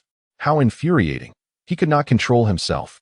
However, having lingered for so long, surely a few more seconds would be permissible? That should be enough, Jiang Mengyue murmured, avoiding direct eye contact with Anzhi. Reluctantly, Anzhi lowered his hand, and when he regained his composure, he noticed Jiang Mengyue was staring at the ground, obscuring her expression. A sense of foreboding washed over him. His previous actions had been rather rash. He absolutely must, say something to ease the tension. Anzhi rapidly searched for words in his mind, and in a moment of impulsiveness, he blurted out, Thank you, sister. Jiang Mengyue was momentarily taken aback. While she too relished the sensation of Anzhi's hand on her head, this was perhaps the most intimate gesture they had shared thus far. However, allowing Anzhi to caress her head while she remained shyly silent felt imbalanced, and she felt compelled to say something to shift the atmosphere. She had assumed that by voicing her thoughts, Anzhi would inevitably feel a hint of shyness as well. Unexpectedly, Anzhi not only became more enthusiastic in his actions, but also graciously expressed his gratitude afterward. Viewed from this perspective, had he not completely transformed into Anzhi's little pet? Perhaps the frequent use of these tactics had heightened Anzhi's resilience, even allowing him to turn the tables. Jiang Mengyue had to concede that in this round of confrontation, she had suffered a complete defeat. However, defeat aside, she was unwilling to accept it. In their next encounter, she resolved to abandon mere rhetoric in favor of tangible actions. Clenching her small fist, She gently punched Anzhi's chest before turning to leave. Although this punch inflicted no physical harm, it indeed delivered genuine emotional impact, stirring Anzhi's blood to a boil. From Anzhi's perspective, Jiang Mengyue's action resembled not so much a cat's anger, but rather a cat's playful affection. The little cat had shown him her fondness. Sister Mengyue had playfully expressed her feelings towards him. A goofy smile spread across Anzhi's face. Had a mirror been before him at that moment, he would have been startled by his own expression. In 19 years, no one had ever witnessed him wear such a countenance, not even himself. Holding a large cat plush in one hand and a small dog plush in the other, Anzhi cheerfully dashed after Jiang Mengyue, calling out, "Sister, wait for me." With 5 minutes remaining until the movie began, the two entered the screening room and found their seats. Since earlier, Jiang Mengyue had been silent, her voice trembling like a whisper when the lights dimmed and a sinister grin appeared on the big screen. "Anzhi, could you possibly move a little closer?" Jiang Mengyue's voice quivered, starkly contrasting her usual demeanor. Anzhi recalled that weekend after military training when they had returned to school from a barbecue and passed through a dim alley. Jiang Mengyue had looked just like this. Fearless in most respects, she still harbored a slight fear of the dark. Yet, she was the type who loved to play, even if it meant facing her fears. Coincidentally, Anzhi had no fear of darkness, as it fostered his imagination and greatly aided his writing. He lifted the armrest between their seats and gradually shifted closer until he was pressed against Jiang Mengyue. Sensing his presence, she inched towards him, and they leaned against each other. Although Anzhi had taken the initiative, the closeness made him feel a bit anxious, igniting a strong protective instinct within him for the frightened Jiang Mengyue. Would it be acceptable to hold her while watching? The thought flashed through his mind, prompting him to chastise himself. Hearing the sound, Jiang Mengyue turned to ask, "What's wrong?"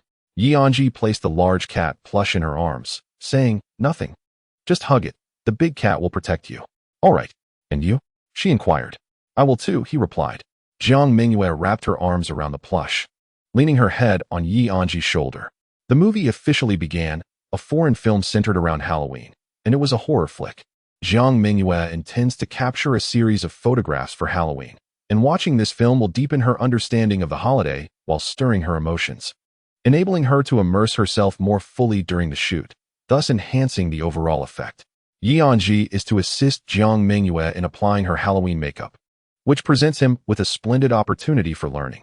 The film narrates the tale of a group of young individuals who, on Halloween night, whimsically engage in ants, inadvertently summoning malevolent spirits from another realm. These spirits, concealed among the festively adorned crowd, unleash a wave of indiscriminate carnage. The film's pacing is brisk, within mere 10 minutes. It plunges into the heart of the narrative, followed by an hour dedicated to the horrific exploits of the spirits and the ensuing panic among the terrified populace. Numerous cliché jump scares are strategically interspersed throughout, with the sudden appearance of the malevolent entities dominating the screen, provoking shrieks from the audience. Initially, Anzhi would flinch at these surprises, yet as they occurred repeatedly, he became desensitized.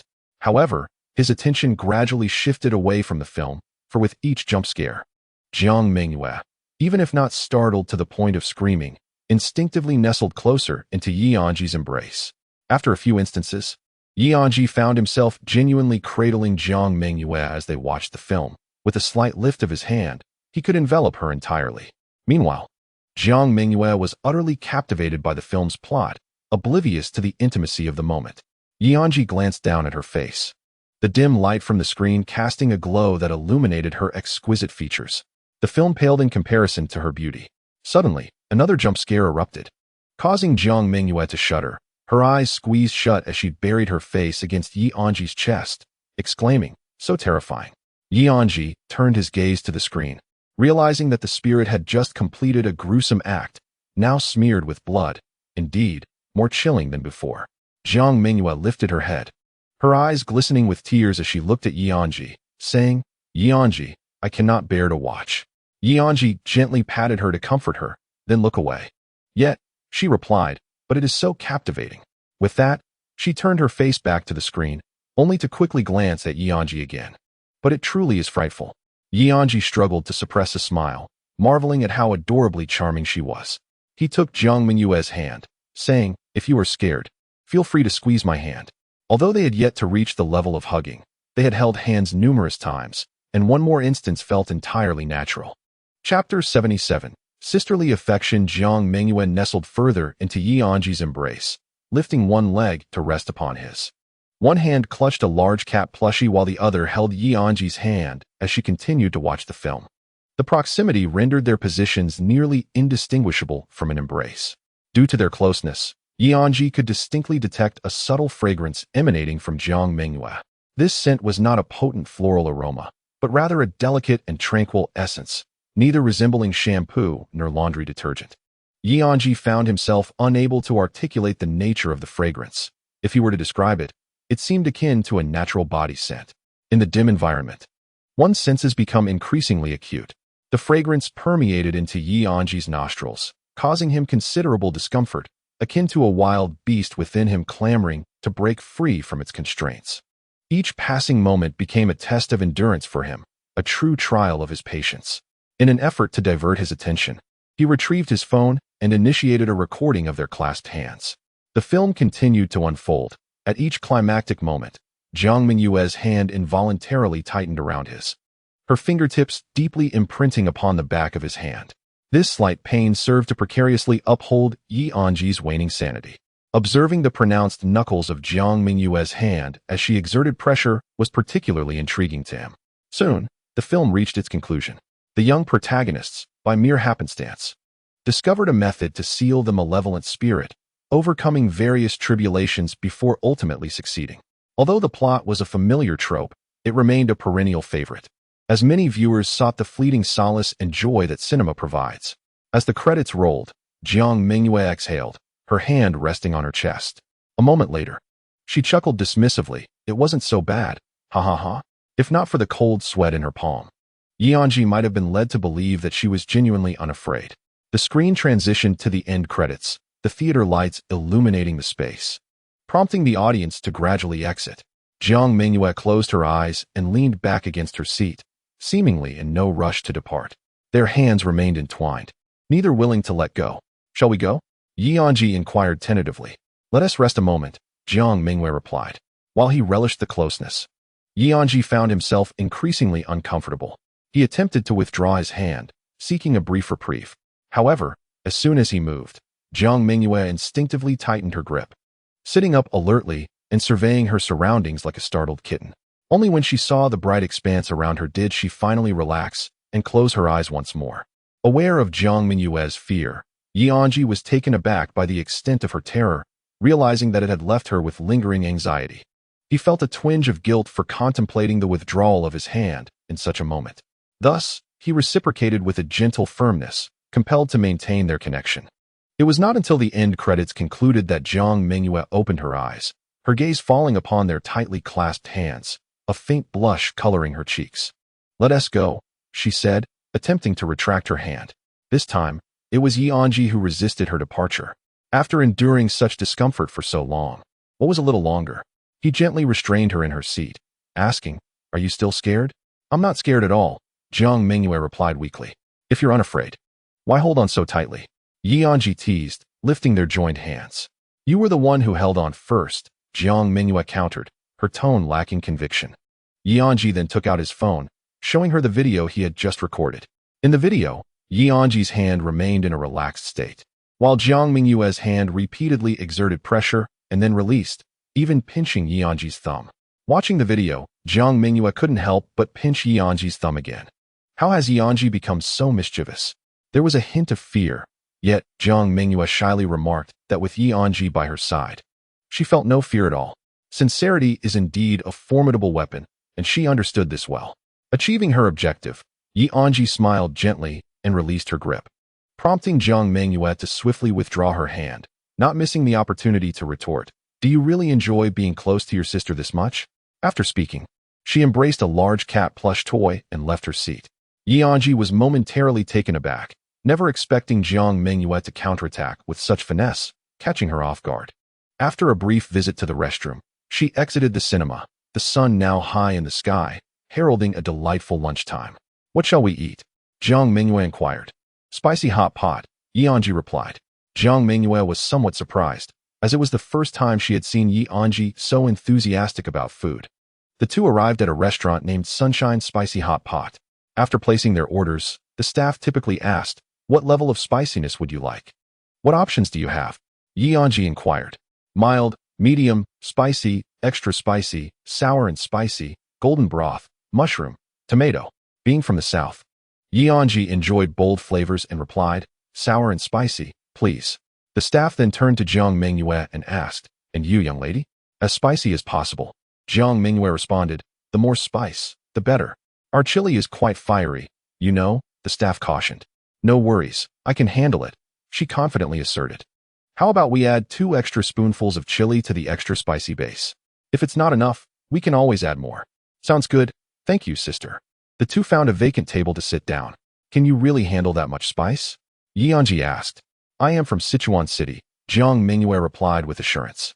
"It is said that those from Sichuan consume chili as if it were a staple, with the spice often outnumbering the meat in a dish." "Sit tight for a moment. I'll go buy some milk tea," Anzhi said. "All right," Jiang Mengyue nodded. Anzhi made her way to a nearby milk tea shop, ordering a taro bubble tea and a peach spring tea. Back in the capital, on the day Jiang Mengyue fell ill, Anzhi had promised to treat her to her favorite foods to coax her into taking her medicine, and she had meticulously noted them down: candied hawthorn, taro bubble tea, grilled meat, grilled fish, spicy hot pot, and hot pot. Although Jiang Mengyue might not recall, Anzhi was committed to fulfilling her promise without missing a single item. After purchasing the milk tea, Anzhi returned to the Sunshine Spicy Hot Pot, where their order was ready. The bowl in front of Jiang Mengyue was a vibrant red, dotted with dozens of peppercorns. Just the sight of it made Anzhi feel as though her tongue was ablaze even before catching a whiff of the aroma. As Anzhi settled back into her seat, Jiang Mengyue offered her a pair of chopsticks while she grabbed her own, deftly fishing out a slice of bacon from the bowl. The pungent aroma wafted through the air, causing Anzhi to cough lightly. Jiang Mengyue took a bite of the bacon, her lips instantly turning red. "Ah, that's delightful." Chapter 78. Little friend Dang Dang seems quite nice as she savored her meal. Jiang Mengyue found herself sweating from the spiciness, her lips turning a vivid red, reminiscent of a delicate layer of lipstick. She took a deep sip of her milk tea and exclaimed, "This is simply the epitome of indulgence." Upon glancing at the milk tea's packaging, she realized it was taro bubble milk tea and jested, "Anzhi, next time you buy taro bubble milk tea, remember to skip the taro and the milk tea. Just bring the bubbles." Anzhi, fully aware that this was a playful jest, could not help but let his mind wander to another realm. Bubbles. When might he share a moment of intimacy with Jiang Mengyue? They had held hands, brushed cheeks, and exchanged tender head pats. Even their embrace in the cinema could be considered a semblance of closeness. Was the next step a kiss? His gaze lingered on Jiang Mengyue's lips, igniting a curiosity about what it might feel like to kiss her. Yet, he pondered, such actions should ideally wait until they were officially together. At present, their relationship hovered in the liminal space between friendship and romance, a delicate dance of unspoken affection.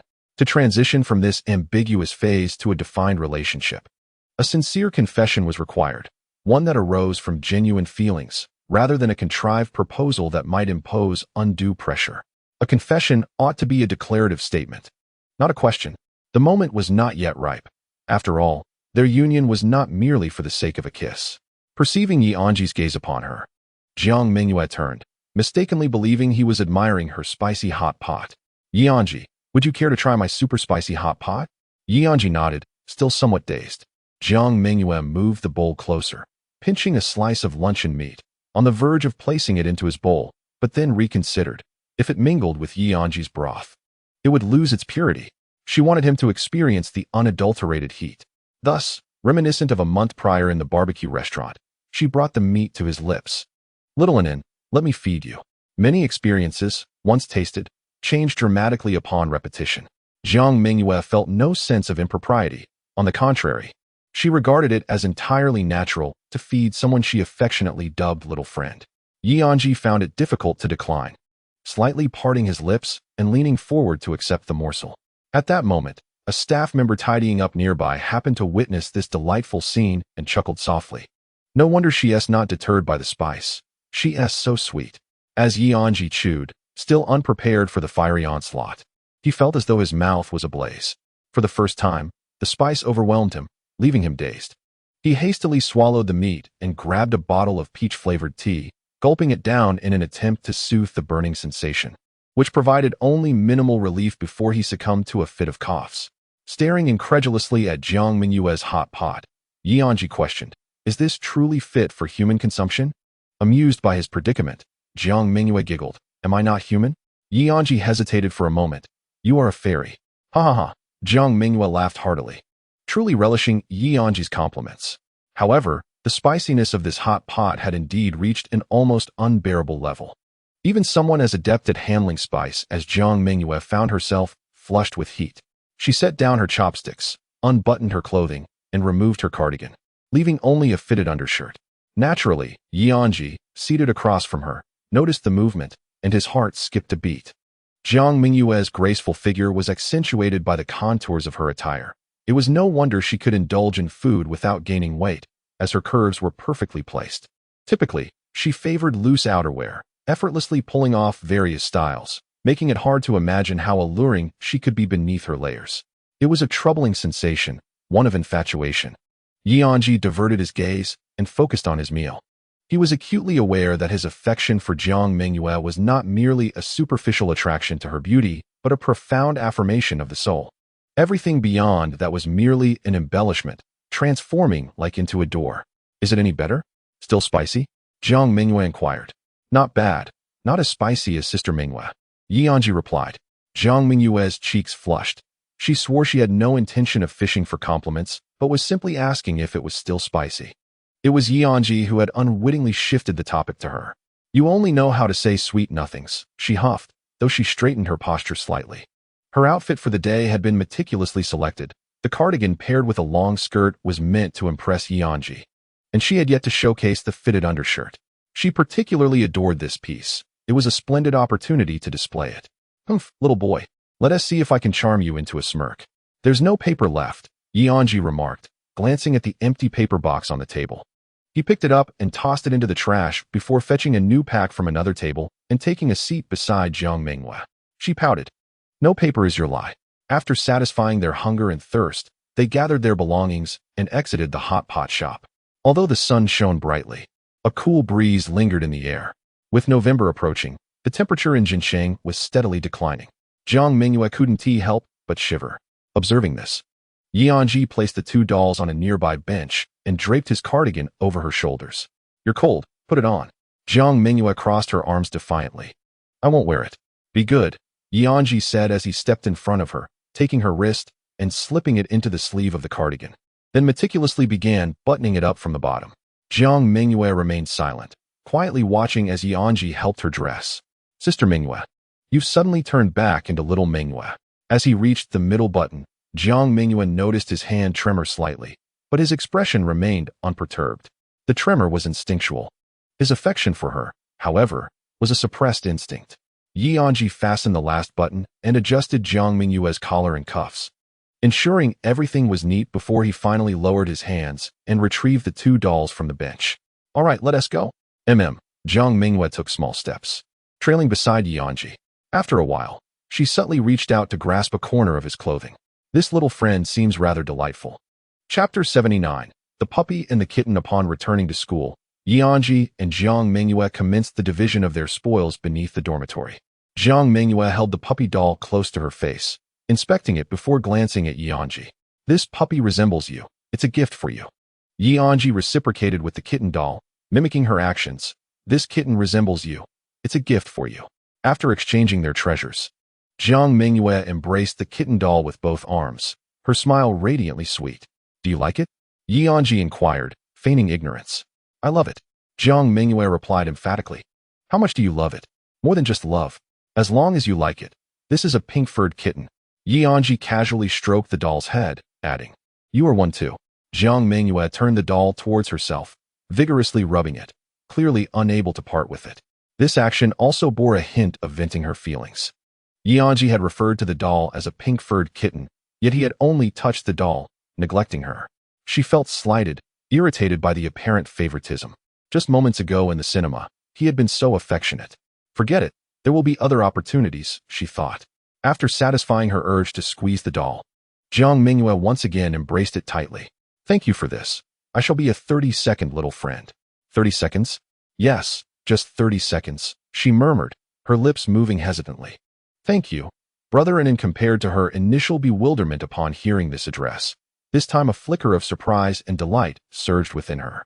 Anzhi's lips curled slightly as he naturally reached out to ruffle Jiang Mengyue's hair. She stiffened momentarily, caught off guard, and before she could react, his hand had already retreated. See you tomorrow, Mengyue. See you tomorrow. Jiang Mengyue turned and walked towards the dormitory, glancing back several times. Anzhi waved, standing still as he watched her slowly ascend the stairs until she vanished from his sight before he finally left. Back in the dormitory, only Zhang Kuan was present. As the class monitor, Deng Linen was busy with the student council, and Luo Yangyang, having joined a band, was constantly rehearsing with Yu and the others, diligently committed as if he had resolved to achieve something significant. Upon seeing Anzhi return with a puppy doll in hand, even the dullest individual could surmise what had transpired that day. His silly grin spoke volumes of his happiness. Brotherin, back from your date? I'm back. Zhang Kuan let out a slight sigh. Their essay saying, one fears a friend's hardships, but fears even more a friend's success. Yet, it was merely a matter of time before these two would be together. All he could do was wish them well. Reflecting on his own romantic endeavors, Zhang Kuan sighed again in resignation. He unlocked his phone and entered the chat window with Pan Yuan, where, aside from the customary greetings exchanged upon adding each other as friends, there had been no further interaction. When would the president arrange for the next play? Zhang Kuan silently lamented. In the evening, when Luo Yangyang and Deng Linen returned, Zhang Kuan, seeking to alleviate his inner turmoil, invited the 3 members of Room 107 to join him in a thrilling battle royale game. It was a rare weekend. A little relaxation would not hurt, and the 3 readily accepted his invitation. Anzhi was more adept at strategy games and struggled with the operational demands of this particular game. While the others engaged in fierce combat, Anzhi primarily played the role of a medic, assisting fallen comrades without firing a single shot. Despite his earlier boasts of dominating the game, Zhang Kuan frequently found himself on the ground, making repeated blunders, to the point where even the inexperienced Anzhi could see that Zhang Kuan was off his game. Nevertheless, Zhang Kuan persisted, repeatedly rising after each fall, his enthusiasm for the game undiminished, seemingly using it as a means to numb his mind. Deng Linen was not overly passionate about gaming. He primarily relished the camaraderie of playing with friends. The most composed among them, Luo Yangyang, took on the role of the elder brother of the team, his swift shooting and clear thinking guiding the 3 novices through the fray. After 11 o'clock, Anzhi, feeling fatigued, was the first to log off, while the remaining 3 became increasingly engrossed in the game. Anzhi opened his tablet and began typing. This piece was, in fact, already complete, and he merely maintained the habit of writing a few words daily to update the side stories, a task of little burden. He also contemplated the beginning of another book. Where to start? Anzhi glanced at his 3 roommates and decided to introduce these lively characters first. After finishing, he opened a short video platform, where the first video he encountered was a recently uploaded clip by Jiang Mengyue.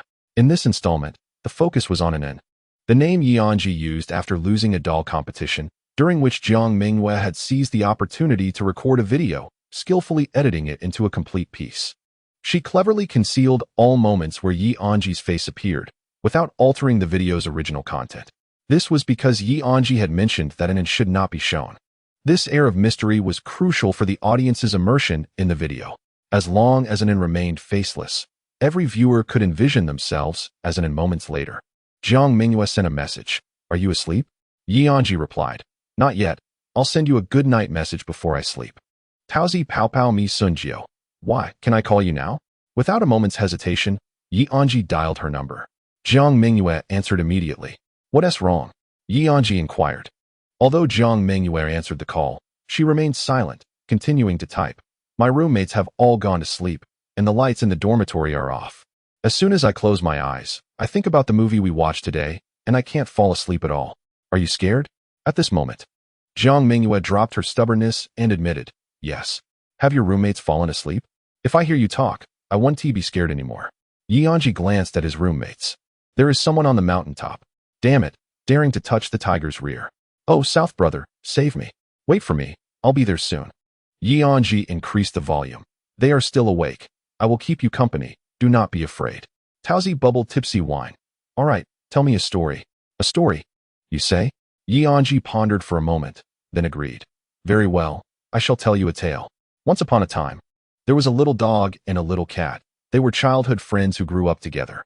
However, recently, the little dog began to feel a peculiar fondness for the little cat, yet he was uncertain whether this feeling was indeed love. Thus, he resolved to venture out in search of answers. He encountered a bear exercising and inquired, "Little bear, do you know what it feels like to be in love?" The bear pointed to the sun in the sky and replied, "You will feel as if the one you adore is as warm and radiant as the sun, and you will wish to see her first thing each morning." Later, he came across a giraffe admiring the moon and asked, "Giraffe, what do you think love feels like?" The giraffe sighed. "Love is akin to the tranquility and brightness of the moon. Every night, when you close your eyes, you feel a deep sense of contentment." As he recounted the story, the faint sound of Jiang Mengyue's breathing reached him. She had fallen asleep. Anzhi lowered his voice and continued the tale. Upon returning home, the little dog lay in bed, tossing and turning, unable to sleep. He couldn't help but reflect on the words of the bear and the giraffe, each phrase prompting thoughts of the little cat. The little cat's smile grew increasingly vivid in his mind, gradually embedding itself within his heart. Eventually, he came to a realization: love is not solely the morning sun, nor merely the evening moon, but rather every precious moment, every day and night. Anzhi understood that Jiang Mengyue could not hear him, yet he whispered softly, "Jiang Mengyue, I like you so much. Have you fallen asleep? Good night." Chapter 80, Sister Meng. After a period of anticipation, the athletic meet at Jinseng University of Science and Technology was about to commence. Prior to the athletic meet, a fun sports event was organized. Being the inaugural Fun Sports Day, the school aimed to enhance student engagement and create a vibrant atmosphere for the upcoming athletic meet. Different team-based competitive events were arranged for freshmen, sophomores, and juniors, each assigned unique props. People generally exhibit heightened enthusiasm for novel experiences. Even those not competing were drawn to witness the events. The first event was the sophomore team project, Crazy Caterpillar Race. Following the opening ceremony, each team took their caterpillars to the starting line, poised and ready. To enhance the visual appeal of their caterpillars, many teams undertook creative modifications. Without altering the original form, some adorned their caterpillars with colorful patterns, while others transformed the caterpillar's head into that of different animals. Some teams even donned outfits matching the colors of their caterpillars, riding them and becoming one with them. As a member of the cultural and sports department, Deng Linen was responsible for scoring the event. The higher the team ranks, the more points they accumulate, which can ultimately be converted into extracurricular credits. Following the conclusion of the sports meeting, the student council will tally the points of each college's athletes and, based on these scores, select an honorary collective. Influenced by Deng Linen, a few individuals from 107 also ventured to the athletic field to join in the excitement. They took their places in the stands, eagerly awaiting the commencement of the competition. For caterpillars stood poised at the starting line, and with the blast of a gun, they swiftly began to advance. To enhance both the amusement and competitiveness of the event, the rules stipulated that team members could maneuver their caterpillars to collide with those of opposing teams, thereby disrupting their momentum, provided there was no physical contact with other team members. However, few teams employed this tactic, as colliding with others would simultaneously impede their own speed. In the race among 4 teams, if 2 teams were engaged in fierce competition while the other 2 advanced peacefully, the victor would undoubtedly emerge from the latter. Thus, on the 4 tracks, the caterpillars primarily progressed in harmony. Similar to Together in a Boat, Crazy Caterpillar Racing also featured 2 groups per team, where one group would reach the finish line while the second group would relay back from there. After an hour of competition, Luo Yangyang glanced at his phone and chuckled wryly. "Friends, our guitar club president is also participating. I need to go cheer her on. Would you care to join me?" Anzhi nodded. "Sure, let us go together. Idleness is not appealing." Zhang Kuan readily agreed as well. "If I recall correctly, your president is named in you, right? She appears quite serene. I've seen a video of her singing and playing the guitar, and she is truly talented." Luo Yangyang's lips twitched slightly. "Yes." The 3 shifted their position to another section of the stands. A member of the Zhuge Liang band, the bassist Li Minglang, and drummer Zhang Zhuo were already waiting there. Upon noticing Luo Yangyang's arrival, they waved at him. "Yangyang, over here." Luo Yangyang introduced his roommates. This is our senior from the band, bassist Li Minglang, and drummer Zhang Zhua. Anzhi had seen their performance at the Hongmen Sports Hall and was quite impressed. He politely greeted them along with Zhang Kuan. Hello, seniors. In response to the charming freshmen, Li Minglang and Zhang Zhua set aside their usual exuberance and became warm and friendly. Hello there. The five found a vacant spot to sit. Soon, Anyu and her teammates arrived at the finish line to warm up. She was a member of the second group, tasked with running the latter half of the race. Glancing toward the stands, Anyu immediately spotted the radiant Luo Yangyang and cheerfully waved. Yangyang, don't forget to cheer for me. Luo Yangyang reciprocated with a wave. Li Minglang snorted. That dog president called us over, but hasn't he even glanced our way? Zhang Zhua grinned mischievously. What's this? Are you jealous of Yangyang? Huh, what are you talking about? Li Minglang elbowed Zhang Zhua, asserting, Yangyang is our cherished member. But we are her partners too. She should at least acknowledge us. Zhang Zhua clicked his tongue. It was apparent to anyone, yet he refrained from voicing it. Zhang Kuan nudged Luo Yangyang. Hey, your president just waved at you. Her voice is so sweet. She is quite the darling. Luo Yangyang smiled sheepishly, remaining silent. Zhang Kuan's words were also heard by Li Minglang and Zhang Zhua, who exchanged glances and involuntarily shuddered. It was the first time they had heard someone refer to Anyu as a sweet sister. Yet, they too chose to remain silent. For the question of sweetness would soon be revealed. With a resounding bang, four fuzzy caterpillars began to wriggle, their movements both comical and spirited. However, their pace was not to be underestimated. They engaged in a fierce competition, vying for supremacy. As one team reached the finish line, the second team swiftly surged forth, initiating their final sprint. Anyu propelled herself forward, shouting towards the audience, "Support me." In the stands, the three-member band reluctantly stood up, brandishing the prepared light boards that prominently displayed the words, "Go, the stunning beauty in you." This unexpected display captured the attention of the surrounding spectators, eliciting laughter from many. It was even more amusing than the caterpillar race itself. Soon, they noticed the strikingly handsome youth standing beside them, and a sense of curiosity arose. What sort of girl could so effortlessly command the attention of three grown men? As their focus returned to the arena, the answer soon unfolded before them. A caterpillar resembling a dragon twisted and turned, as if it were preparing to unleash a formidable attack. With a fierce roar from Anyu, the caterpillar swayed to the left, nearly toppling the entire team on that side. The two teams on the right, undeterred, attempted to seize the opportunity to accelerate. Yet, Anyu would not grant them such a chance. With a powerful collision, the impact was so tremendous that it sent the right side team staggering back 3 or 4 steps, even affecting the team furthest out. Such a tactic? 3 teams toppled in 5 seconds? The audience was left in astonishment, realizing the sheer might of the woman named Anyu. No wonder such a dashing young man had been coerced into holding a light board. Zhang Kuan watched in stunned silence. This was no sweet sister. This was a fierce sister. Chapter 81. Shattered Dreams. Undoubtedly, Anyu's team emerged victorious. Initially, there had been few teams employing the collision tactic, and now one had boldly confronted 3 teams at once. This audacious strategy, unprecedented and both mesmerizing and entertaining, left everyone in awe. The teams yet to compete gathered for an urgent meeting to devise new tactics after witnessing this match. Anyu scoffed at their efforts. This was a strategy they had honed for quite some time, not something easily learned in a moment's notice. The event was aptly named Crazy Caterpillar Racing, and upon deciding to enter, she had immediately honed in on the key concept, crazy. When Anyu first proposed this tactic, her teammates had deemed her insane. Now, the effectiveness of her strategy had proven her a genius. However, this tactic was not one that every team could adopt. Only a wild spirit like Anyu could execute it flawlessly. As Anyu approached the stands, the band members greeted her, holding up their light boards. Congratulations. So, what do you think? Our president is handsome, isn't he? Anyu beamed with pride. The president is incredible. Absolutely stunning. Like the Dragon King. The 3 individuals harmoniously supported Anyu, who, having just achieved victory, was in high spirits.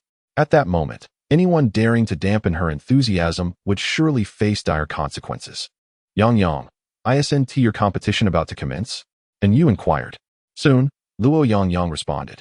All right, I am well prepared, Anyu replied with a mysterious smile, taking their light boards, flipping them over, and peeling off a thin film to reveal fresh, bold characters. Go, handsome Luo Yang. Luo Yangyang was momentarily at a loss for how to react. This isn't necessary, he stammered. Oh, don't be so polite with me. What kind of relationship do we have? And you patted Luo Yangyang's shoulder. We've all graced the grand stage before. Haven't we seen our fair share of support boards? Oh, by the way, and you turned to Yi and Ji and Zhang Kuan. You are Yang Yang's teammates, right? Cheer for him too. Thank you, they replied. After some casual conversation, the announcement echoed. All first-year students participating in the Together We Sail competition, please report to the registration area. It's our turn, they said in unison. Let us go? After bidding farewell to the band, the trio found Deng Li Nan, joining up with a few members from room 205. Do you have confidence, everyone? Deng Li Nan asked. Let us crush them, Zhang Kuan declared, raising his fist with fervor. Just stick to our practice. It should be fine, Lin Muxian said calmly. And the second group? Don't forget our combination technique, right, Suyuchi? She teased, raising an eyebrow at Luo Yangyang. Yes, Luo Yangyang nodded slowly. The thought of having to call out the name of their combination technique, with you in the audience holding a light board cheering for them, filled him with embarrassment. Moreover, Suyuchi mischievously glanced at Jiang Mengyue, who claimed that her synergy with Yi and Ji was unmatched.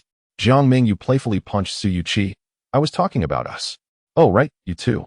Suyuchi grinned. Jiang Mengyue huffed, turning away to avoid further debate, though her lips couldn't suppress a smile when no one was watching.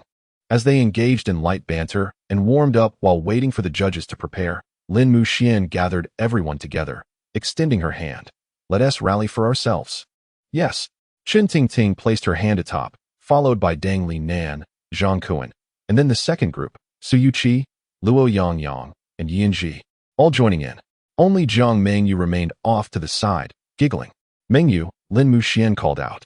Oh, coming. Jiang Mengyue snapped back to attention, standing beside Yi Ji and placing her hand on the back of his. 3, 2, 1. Go, go, go. The Together We Sail competition officially commenced. Deng Li Nan's group was in the first round, employing their previously practiced strategy of coordinated efforts. Before long, they distanced themselves from the teams that were merely rolling logs, with some teams utilizing a mix of long and short logs trailing far behind. They reached the finish line first, swiftly passing the wooden board to Yi and Ji and his team. As Yi and Ji's group stepped onto the board, they immediately began their return. Once the boat set off, and you promptly responded from the audience, pulling up Li Minglang and Zhang Zhua, as the three brandished their light boards. Go! Handsome Luo Yangyang, Aki, the lead vocalist of the band, possessed a naturally clear and resounding voice, which reverberated even louder when she shouted, drowning out all other cheers and shouts. Instantly, the attention of the entire audience was drawn towards her. However, Aki remained unfazed. The more spectators gazed upon her, the more exhilarated she became, embodying the quintessential spirit of a performer. Come on, Lianjiang. Woohoo. Charge. As long as she did not feel awkward. It was others who would feel the embarrassment. Indeed, the ones who appeared most uncomfortable were Li Minglang and Zhang Zhua, who were desperately wishing for a hole to burrow into. The Deng Linen group brought a significant advantage, with Anzhi and his team merely needing to advance steadily to secure victory without resorting to their combined techniques. Yet, this was only the preliminary round. Winning it would lead to the finals, and they must acclimate to the sensation of employing combined techniques in competition. It is time, Yi Anzhi commanded. Passionate combined techniques. Jiang Mengyue followed closely behind. One moment. Let us go, Su Yueli shouted, casting a knowing glance at Lianjiang. Noticing the shift in the competition, Aki ceased her shouts, her focus now entirely on Lianjiang, who appeared poised to unleash a grand move. In the next instant, with a resounding crash, he charged forth, launching a dual assault. As Lianjiang shouted, an array of laughter erupted from the audience. Aki laughed too, albeit in excitement. So cool, Yang.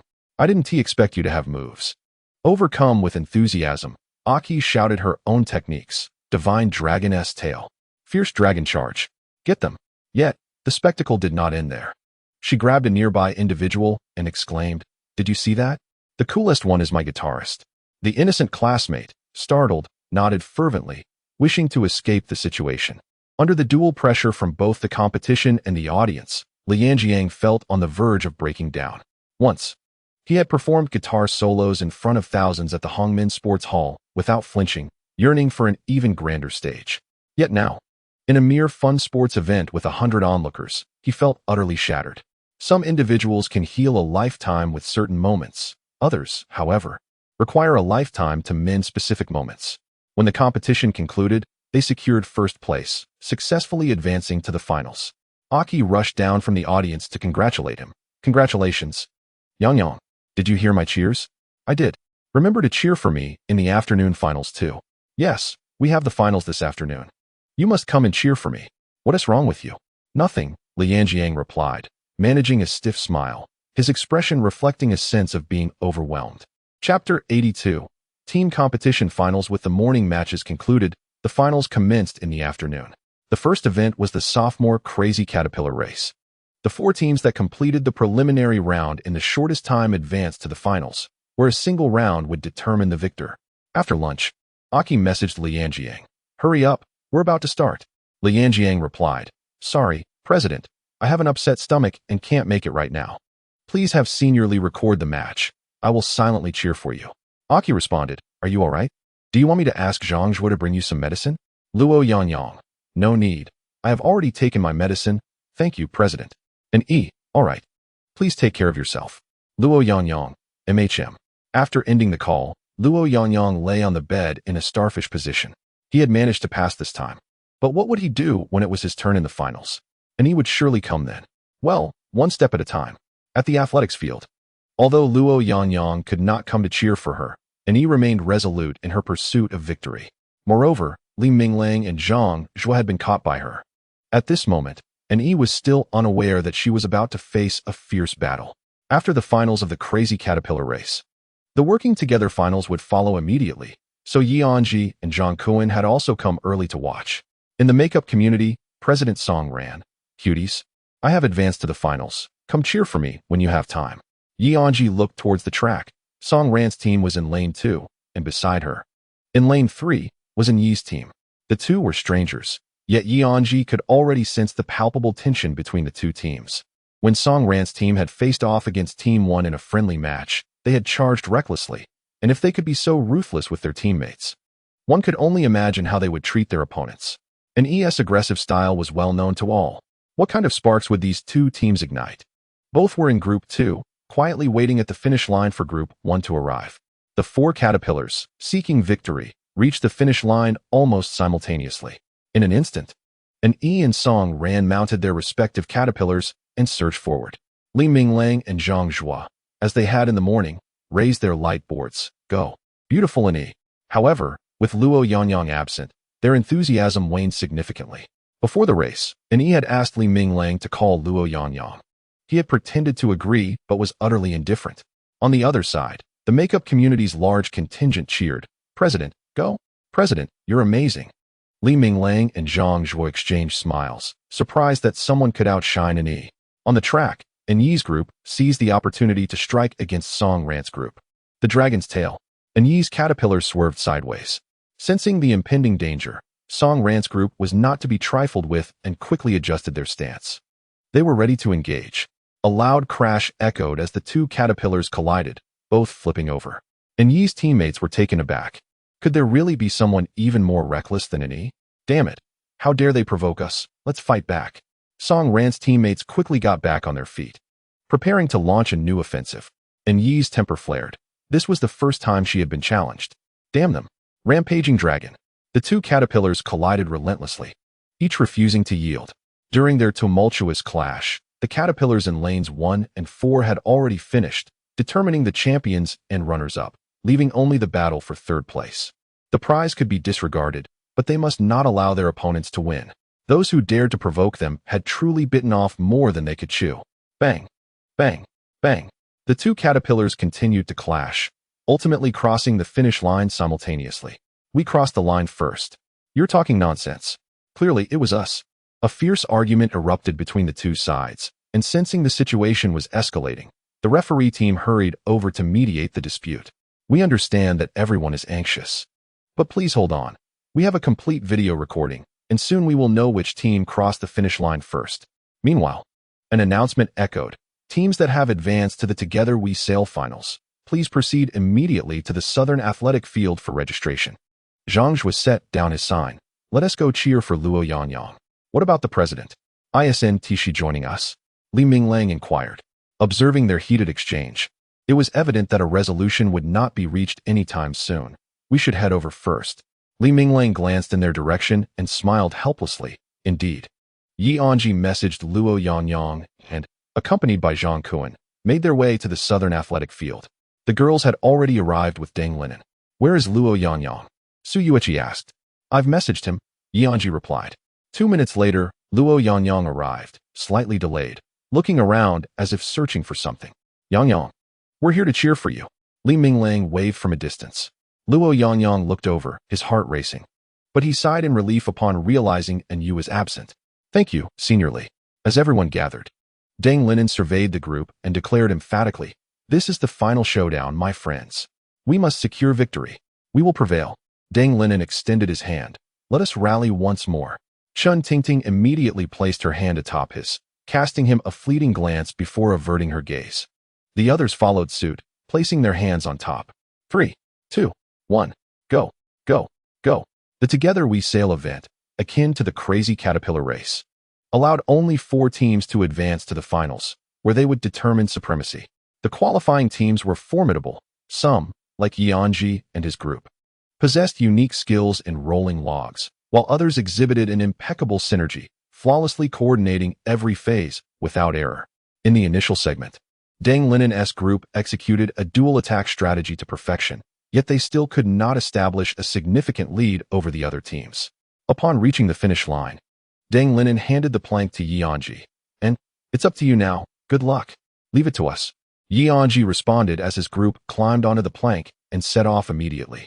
Despite his encouraging words, he harbored doubts within.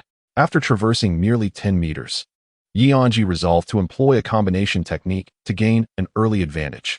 The dual approach cut through the waves, and while the speed increased slightly upon releasing the 2 rolling logs, it was only marginal. The other 3 teams, equally spirited, quickly caught up.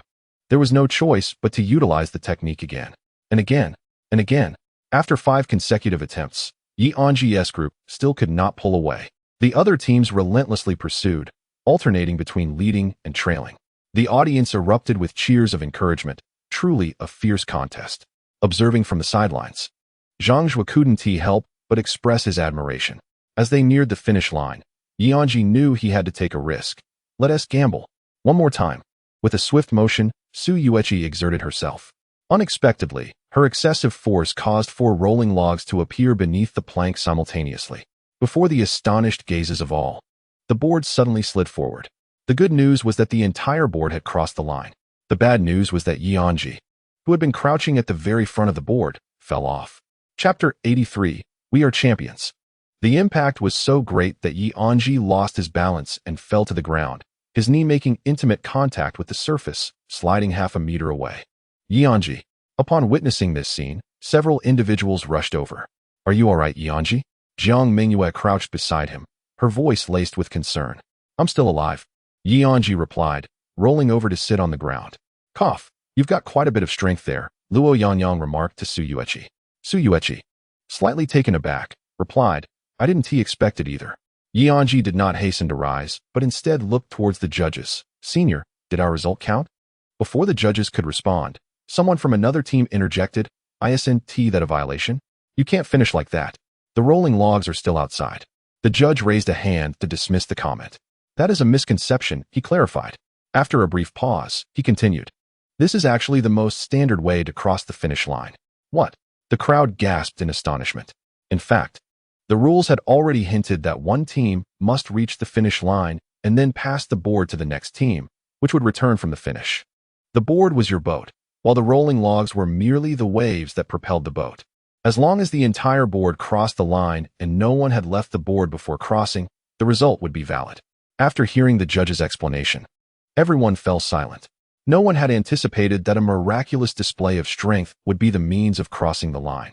Everyone had obediently allowed the board to glide over the rolling logs. Though some felt disgruntled, the other teams had no choice but to accept their fate.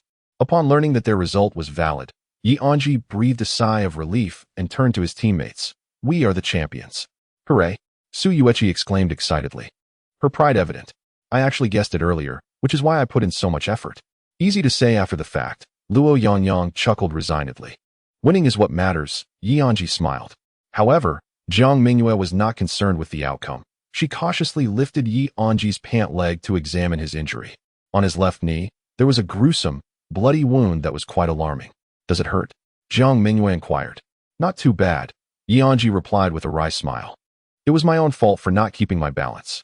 Jiang Mengyue helped Anzhi to his feet and then approached Su Yueqi, unexpectedly pinching the soft flesh at her waist. Ouch! Su Yueqi yelped in pain. She pitifully clung to Jiang Mengyue's arm, gently shaking it. I'm sorry, Xiaoya. It's all my fault for letting Urinen get hurt. Upon hearing this, Jiang Mengyue pinched her again, and Su Yueqi, not flinching, continued to apologize profusely. At that moment, Deng Linen's group hurried over. What happened in Go? Zhang Kuan asked. I took a spill, Anzhi replied. Lin Muxuan surveyed the scene and quickly deduced that Su Yueqi was responsible. She approached Su Yueqi and pinched her waist as well. Caught in a pincer attack, Su Yueqi struggled to defend herself and begged for mercy. Lin Muxuan released her grip and said to Anzhi, we need to head to the infirmary immediately. Deng Linen turned his back and half-squatted before Anzhi. Brotherin, allow me to carry you over.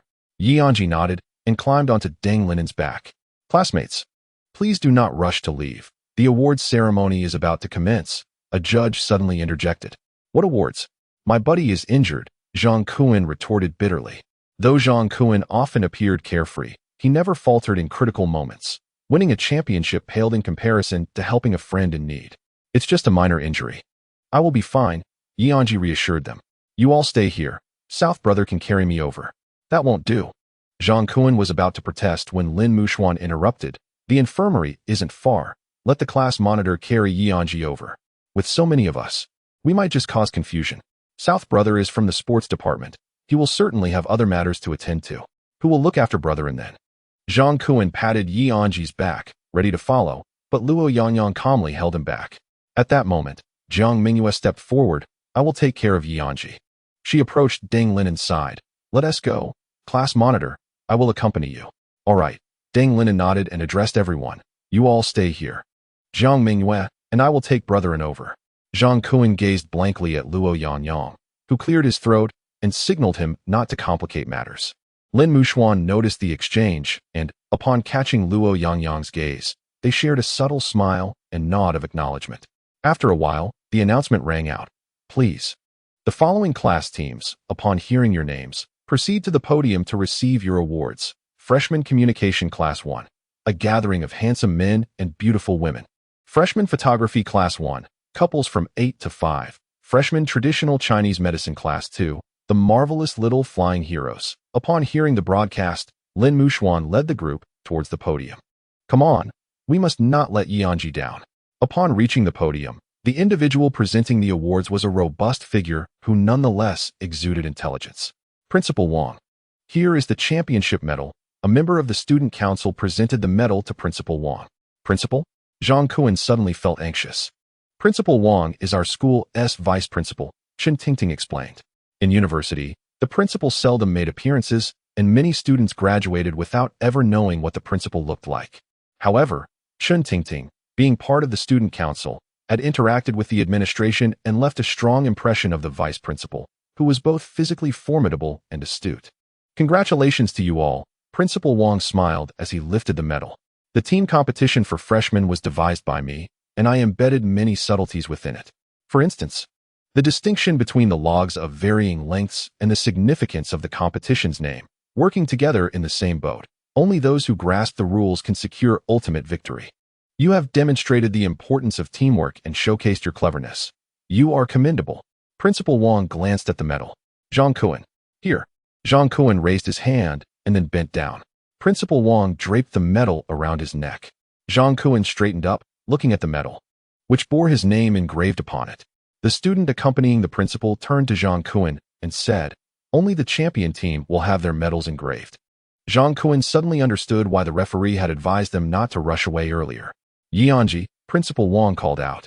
Anzhi has gone to the infirmary due to an injury, Lin Muxuan explained. I see. We must remain vigilant during competitions. Safety comes first, Principal Wang remarked. Picking up another medal, Deng Linen. Deng Linen and Jiang Mengyue have taken Yi Anzhi to the infirmary, Lin Muxuan continued. Indeed, Principal Wang nodded thoughtfully. Friendship comes first. Principal Wang, shall we hand over the medals to them? Luo Yangyang suggested. No need. Principal Wang waved his hand. They are in the infirmary. I will visit them shortly. Chapter 84. Itch of the heart. The bones are not injured. There is nothing serious, but please avoid strenuous activities for the next few days. After examining the injury, the school doctor began to bandage Yi Anzhi. Upon hearing this, Jiang Mengyue felt relieved. While the bandaging was underway, a robust and seemingly intelligent individual entered the infirmary. The school doctor looked over, slightly surprised. Principal Wang? Yi Anzhi and the others followed the doctor's gaze, and Deng Linen recognized Principal Wang, greeting him. Good day, Principal Wang. Although Yi Anzhi and Jiang Mengyue did not know him personally, they politely echoed the greeting. Good day, Principal Wang. The principal waved his hand in acknowledgement. Hello to you all. Principal Wang, what brings you here? The school doctor inquired with a smile. Nothing urgent, Principal Wang replied. Turning to Yi Anzhi, are you all first-year students from Communication Class 1? Yes, I am Yi Anzhi, she answered. Before Deng Linen could respond, Principal Wang pointed at him and Jiang Mengyue, stating their names. Deng Linen, Jiang Mengyue. Following this, Principal Wang's face broke into a joyful smile. I am here to present you with your awards. Everyone was taken aback as Principal Wang slowly approached the school doctor and said, continue with your work. The school doctor resumed bandaging Yi Anzhi while Principal Wang produced 3 medals from his pocket. Congratulations on winning the championship of the Together We Sail competition. The principal's personal delivery of the awards left the 3 feeling quite honored, especially Deng Linen, who, as a member of the student council, had previously interacted with Principal Wang. In his mind, Principal Wang resembled a character from a film, a powerful figure possessing both strength and wisdom, capable of determining a person's fate with a mere gesture. To his surprise, Principal Wang was so approachable in reality. Deng Linen, congratulations. Deng Linen stood respectfully before Principal Wang, bending slightly for the principal to place the medal around his neck. Jiang Mengyue, congratulations. Jiang Mengyue followed suit. Yi Anzhi, congratulations. Upon hearing her name, Yi Anzhi attempted to rise, but Principal Wang gently pressed down on her shoulder. You're injured. It's best to remain seated. Thank you, Principal Wang. After presenting the awards, Principal Wang, still feeling exuberant, reiterated the words he had spoken while awarding the other members of Communication Class 1 from the podium. The Together We Sail competition was my creation, and I embedded many little intricacies within it. Just as he finished speaking, the school doctor completed the bandaging for Yi Anzhi. All right. I have administered the medication. Please rest here for half an hour and observe for any adverse reactions. Yi Anzhi nodded in acknowledgement. At this moment, Principal Wang shifted the conversation to Yi Anzhi. By the way, Yi Anzhi, how did you sustain your injury?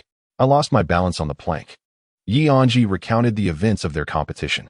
Jiang Mengyue, standing nearby, continuously interjected with embellishments, narrating everything from Yi Anzhi's discovery of the characteristics of the short rolling logs to how he executed his combination techniques, culminating in his daring final push to win the match. Her praise was so extravagant that Yi Anzhi nearly believed it himself. To be honest, he hadn't anticipated that final bold move. Su Yueqi's unexpected powerful strike had left everyone astonished. Serendipitously, they stumbled across the finish line in the most optimal way, clinching victory. Listening intently, Principal Wang nodded in admiration. Excellent, excellent. Truly impressive. This championship is well-deserved. The way you crossed the finish line is precisely what I wish to witness. Moreover, as the organizer of the competition, I never imagined we could transfer 2 logs simultaneously. You flatter me. Principal Wang, Yi Anzhi humbly replied. You are Yi Anzhi, correct? Principal Wang said with an appreciative expression. I shall remember you. He took out his phone, positioning it on the table, and motioned for Deng Linen and Jiang Mengyue to join Yi Anzhi. Come, let us take a group photo. With a click, Deng Linen felt both surprised and delighted. The vice principal had taken the initiative to capture a photo with them. If this were to spread among the student council, envy would surely ensue, and it felt as though their connections had strengthened. Although they were benefiting from Yi Anzhi's achievements, possessing the photograph instilled confidence. Suddenly, Deng Linen mustered his courage. Principal Wang, may I add you on WeChat? All right, you scan my code, replied Principal Wang, retrieving his phone to display the QR code. After adding each other, Deng Linen's phone buzzed with notifications from the student council. There's business to attend to. I must take my leave. He stood up. Addressing Jiang Mengyue, I leave in your capable hands. Jiang Mengyue smiled and nodded. No worries, leave it to me. Deng Linen acknowledged Principal Wang with a nod and exited the infirmary. Once Deng Linen departed, Principal Wang rose as well. I should be going now. Anzhi, please take good care of yourself. Thank you, Principal Wang, Anzhi replied. As Principal Wang stepped out of the infirmary, he glanced back to see Jiang Mengyue lightly tapping Anzhi's knee with her finger. He chuckled softly to himself, friendship first. Inside the infirmary, only Anzhi and Jiang Mengyue remained. Jiang Mengyue gently traced her finger along the bandage on Anzhi's knee and inquired, "Does it hurt?" "No, it doesn't, T," he replied. She traced again, and Anzhi grasped her finger. "Stop it. Didn't you say it doesn't hurt? It's a bit itchy." "How itchy?" Anzhi pried her fingers apart, rubbing his fingertip against her palm. "This itchy." Jiang Mengyue withdrew her hand and grasped Anzhi's. "It feels a bit ticklish." They lingered in silence for a moment. Jiang Mengyue felt a twinge of shyness as she released her grip, retrieving her phone to capture a video of Anzhi's knee. Today's filming had yielded some intriguing material. Ever since that day in the entertainment area on the first floor of the cinema, where Jiang Mengyue recorded the moment she filmed Anzhi from above, she had an epiphany, discovering a novel approach to filming. She would hold the phone herself, documenting the lives of an and herself. Previously, it was Anzhi who wielded the phone, using the rear camera to film Jiang Mengyue from the first-person perspective of an which enhanced the sense of immersion. However, with Jiang Mengyue taking charge of the phone, alternating between the rear and front cameras, it fostered a more intimate sharing of life, sharing the experiences of both Jiang Mengyue and an encapsulating the essence of their shared existence. "Do you want some water?" Jiang Mengyue inquired. "I can still stand," Anzhi replied, attempting to rise. Yet, Jiang Mengyue pressed him back down, asserting, "No, it is my turn to take care of you." She darted to the water dispenser, poured a cup, and handed it to Anzhi, watching him drink it all in one go. When Jiang Mengyue spoke of caring, she truly meant it. "Anzhi, are you hungry? Shall I fetch you some food?" "Anzhi, your legs haven't moved for a while. Are they feeling numb? Let me massage them for you." "Anzhi, do you need to use the restroom? I can assist you." Finally, the book received its rating, an appeal to friends to lend a finger and leave a review. Chapter 85. The Devil's Whisper. Anzhi, do you want it? Or perhaps not. This place feels a bit inappropriate. In bed, Jiang Mengyue slowly crawled toward Anzhi, who instinctively shifted backward until his back met the wall, leaving him with no retreat. With a playful grin, Jiang Mengyue placed her hands on Anzhi's shoulders, gently pressing him sideways until he found himself pinned on the bed, immobile. From her elevated position, she gazed down at Anzhi, her lips curving slightly as she whispered softly, akin to a devil's murmur, "Be good, lie still, and don't move." Anzhi looked up at Jiang Mengyue, his expression a mixture of dread and helplessness, unable to utter a word. Jiang Mengyue grasped the hem of his pants with one hand while her other hand seized his ankle, lifting his leg to rest upon her thigh. She began to massage his leg, insisting, "You don't need to resist any longer. Just listen to me and stay still."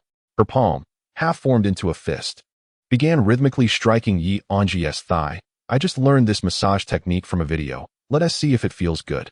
The room resonated with the rhythmic sound of her fist striking. Initially, Anzhi resisted, but after experiencing it, he found it surprisingly pleasant. Once the pounding ceased, Jiang Mengyue opened her palm, preparing for the next phase of leg pressure. However, as soon as her hand made contact with Anzhi's skin, he jolted, his leg instinctively retracting. "It tickles," he exclaimed. Noticing his adverse reaction, Jiang Mengyue withdrew her hand, perplexed. "Why does it tickle? I applied quite a bit of pressure." "I don't know. It just tickles when you touch it. Don't be tense." Jiang Mengyue's hand resumed its pressing motion, casting a glance at Anzhi, and added, "You still don't trust me, do you?" Upon hearing these words, Anzhi's tense body gradually relaxed. For the first time in his life, he had ventured beyond his home province, finding himself in this unfamiliar city and this entirely new school, with only Jiang Mengyue, the person he trusted the most, by his side. Anzhi had sealed his heart away for so long that he had forgotten how to open it. Yet, this girl had boldly kicked down the door to his heart, entering uninvited. Initially, he thought she was merely a source of trouble, but to his surprise, She tidied up his heart and naturally took residence within it, declaring, "I shall be the master of this room from now on." Anzhi obediently lay back, leaning his legs against Jiang Mengyue's thighs. "Come on, show me your skills." As he finally calmed down, Jiang Mengyue smiled with satisfaction, warming her hands before placing them on his thigh. Anzhi felt a slight tickle but stifled his laughter, controlling his body to remain still. After a moment of pressing, witnessing that Anzhi had accepted her presence, Jiang Mengyue proceeded to the next step, curling her fingers to press and knead with her fingertips and palms. The pressure was just right, and the technique impeccable, sending a delightful tingling sensation mixed with a hint of pain gradually spreading from Anzhi's thigh. He closed his eyes in bliss, quietly savoring the exquisite moment. A glance from Jiang Mengyue at Anzhi's serene expression stirred a sense of fulfillment within her. Remembering the day in the capital when her stubbornness led to a cold and fever, and how meticulously he had cared for her then, she felt a desire to reciprocate, even if it was just through a simple massage. After finishing with his thigh, Jiang Mengyue lifted her hands towards his calves. The approach for the calves differed from the thighs. She began by kneading the calf muscles. As her hands glided over Anzhi's calves, she focused her gaze on his feet. He remained still, eyes closed, appearing to be in slumber. A mischievous thought crossed Jiang Mengyue's mind. "I wonder how ticklish you truly are." One hand continued to knead his calf, while the other stealthily moved towards his sole. With the gentlest touch imaginable, she tickled the center of his foot. In an instant, Anzhi's eyes flew open, his body jolting as he instinctively pulled back, nearly aggravating his knee injury. "I'm sorry, I couldn't help myself." Jiang Mengyue quickly apologized, her tone sincere. Yet, the moment she finished her apology, laughter erupted from her. "Anzhi, you are simply adorable." Anzhi propped himself up, casting a cold glare at Jiang Mengyue. Realizing the precariousness of the situation, she apologized once more. "I'm sorry, I shouldn't have teased you." "I do not accept your apology," Anzhi replied. "I sincerely apologize." Jiang Mengyue approached Anzhi, gently shaking his arm and playfully asking, "How can you ever forgive me? Come a bit closer." Obediently, Jiang Mengyue shifted slightly towards Anzhi. "A little more." She complied again. "That's about right." In a flash, Anzhi's hand darted towards Jiang Mengyue's armpit. It was then that she realized she had been tricked. But it was too late. His hand had already made contact. Although there was a layer of fabric between them, it was merely a thin barrier, indistinguishable from direct touch. The sensation of ticklishness surged through her, and Jiang Mengyue burst into uncontrollable laughter. "Ha ha, Anzhi, you're so wicked. You cannot do this to me," she exclaimed, tightening her arms while using one hand to thwart his advances. Yet, as she did so, her defensive hand revealed a vulnerability. Anzhi immediately redirected his attack. "Ha ha, I can't take it anymore. I'm really going to die from laughter. Anzhi, please." Jiang Mengyue was so tickled that she collapsed onto the bed, gasping for breath. Now it was Anzhi's turn to gaze down at her, a smile playing on his lips. "Do you understand your mistake now?" "Yes, I know." Jiang Mengyue curled up and nodded. "Good to hear." Anzhi gradually rose. Seizing the moment when he let his guard down, Jiang Mengyue swiftly attempted a counterattack. However, Anzhi seemed to have anticipated this. The instant she moved, he firmly grasped her wrist. Oh no! As both exerted force simultaneously, their balance faltered. Jiang Mengyue fell back, causing Anzhi to tumble forward and land atop her. "Ah, so soft," he remarked. "The prize has been claimed, and the match concluded. Let us check on Anzhi," Lin Muxuan suggested. The others agreed. Deng Linen and Chun Tingting were still wrapping up their competition, leaving Jiang Mengyue and Anzhi in the infirmary with only 4 people present. Together, they made their way to the infirmary. Upon arriving at the door, Lin Muxuan peered inside and called softly, "Teacher?" Receiving no response, she turned back to the others, saying, "Please wait here for a moment while I check inside." "All right," Luo Yangyang replied. "I hope brother in ISNT too badly hurt and has been taken to a big hospital," Zhang Kuan expressed with concern. "Don't jump to conclusions," Luo Yangyang reassured him. Su Yueqi appeared anxious. She felt a significant portion of the responsibility for Anzhi's injury. "Zhang Shuai, could you send a message to Anzhi and inquire?" "Already did, but there has been no reply," Zhang Kuan replied, pulling out his phone to open their chat window. The conversation had stalled at Zhang Kuan's question, "Are you still alive?" Over an hour had passed without a response from Anzhi. Lin Muxuan entered the infirmary. Finding it empty, the school doctor seemed to be absent. She glanced towards a small room beside the medicine dispensing area, where faint sounds of playful scuffling could be heard. Inside the room, so soft, Anzhi lay partially atop Jiang Mengyue, supporting himself with one hand on the bed to elevate his body slightly. Inevitably, the two bodies drew close together. Jiang Mengyue gazed at him, and he returned her gaze. For a moment, both were lost for words and motionless. Their hearts raced, and the warmth of their bodies became distinctly palpable. Positioned so near, a slight inclination of the head would bring their lips within a breath's reach.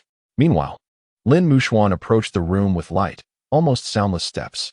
Upon reaching the doorway, she cast a glance inside. Not far away, on a bed shrouded by curtains, she discerned two figures entwined in embrace. In an instant, Lin Muxuan grasped the situation and swiftly retreated from the room. Were they not finished yet? It appears we arrived too soon. As she stepped back, she remained vigilant to avoid making noise that might disturb the two within. Her focus solely on her footsteps. Lin Muxuan failed to notice her retreating path and abruptly collided with the glass window near the medicine cabinet. The sound echoed painfully. Ouch! Lin Muxuan cried out, cradling her head as she crouched to the floor. At that moment, she loathed herself deeply. The physical pain paled in comparison to her mental anguish. My illustrious reputation. The loud noise indeed stirred the occupants of the room. Anzhi promptly sat up, adjusting his position to assist Jiang Mengyue. Are you all right? He inquired. I'm fine, Jiang Mengyue replied, licking her lips and casting a glance at Anzhi, who, however, dared not meet her eyes. Her fingers unconsciously clenched the sheets as she muttered, scoundrel. Noticing that the two in the room seemed poised to emerge, Lin Muxuan, despite her pain, braced herself and stood to approach the infirmary door. Upon her return, Zhang Kuan immediately inquired, are they inside? Yes, she replied. A collective sigh of relief swept through the group. They are in the room. You should go attend to Anzhi, Lin Muxuan said, feigning calmness. Oh, all right, Zhang Kuan responded as he entered the infirmary, followed closely by Su Yueqi. Luo Yangyang regarded Lin Muxuan, noting her peculiar expression, before turning his gaze elsewhere and casually asking, what's wrong? Huh? Lin Muxuan looked up, nothing's wrong. Luo Yangyang, hands tucked into his pockets, offered no further comment. Well, Lin Muxuan sighed, I just bumped my head. Luo Yangyang chuckled, sensing the situation was more complex, but choosing not to pry further. I'll go take a look inside, he said, heading toward the infirmary. Zhang Kuan and Jiang Mengyue each supported one of Anzhi's arms, helping him limp out of the room. Luo Yangyang approached Jiang Mengyue's side. Let me take over.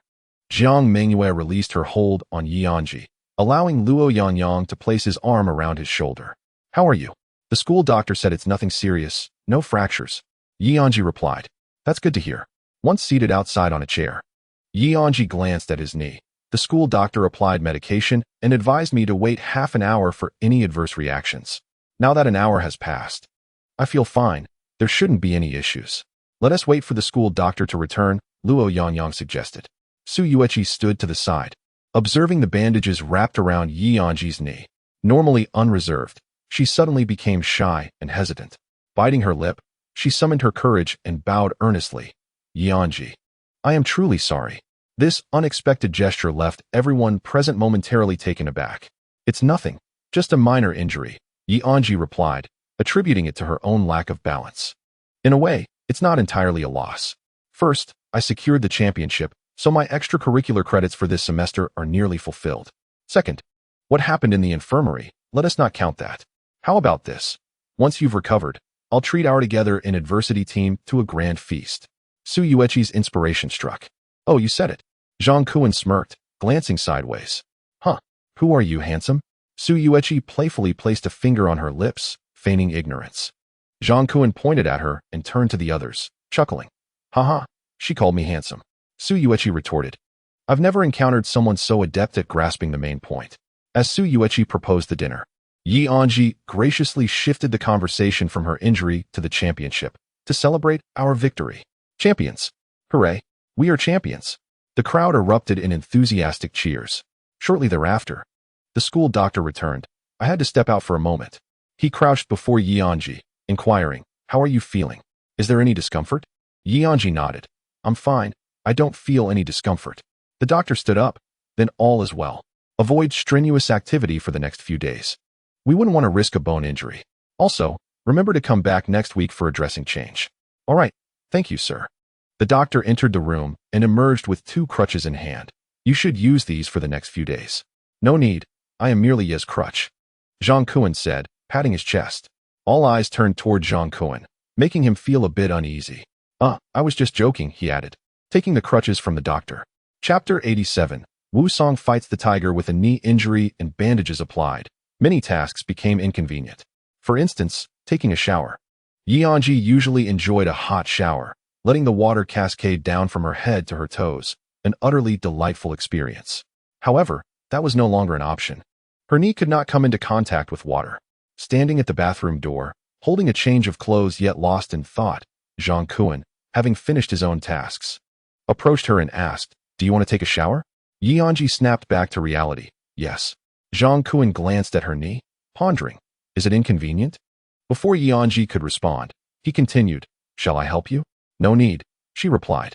With that, Anzhi entered the bathroom, seated herself on a small stool, extended her leg, and filled a bucket with water from the shower head, slowly beginning to wipe her body with a damp towel. After moistening her skin, she reached for a bar of soap, considered it, then set it aside in favor of a bottle of shower gel. Being injured makes showering quite a hassle.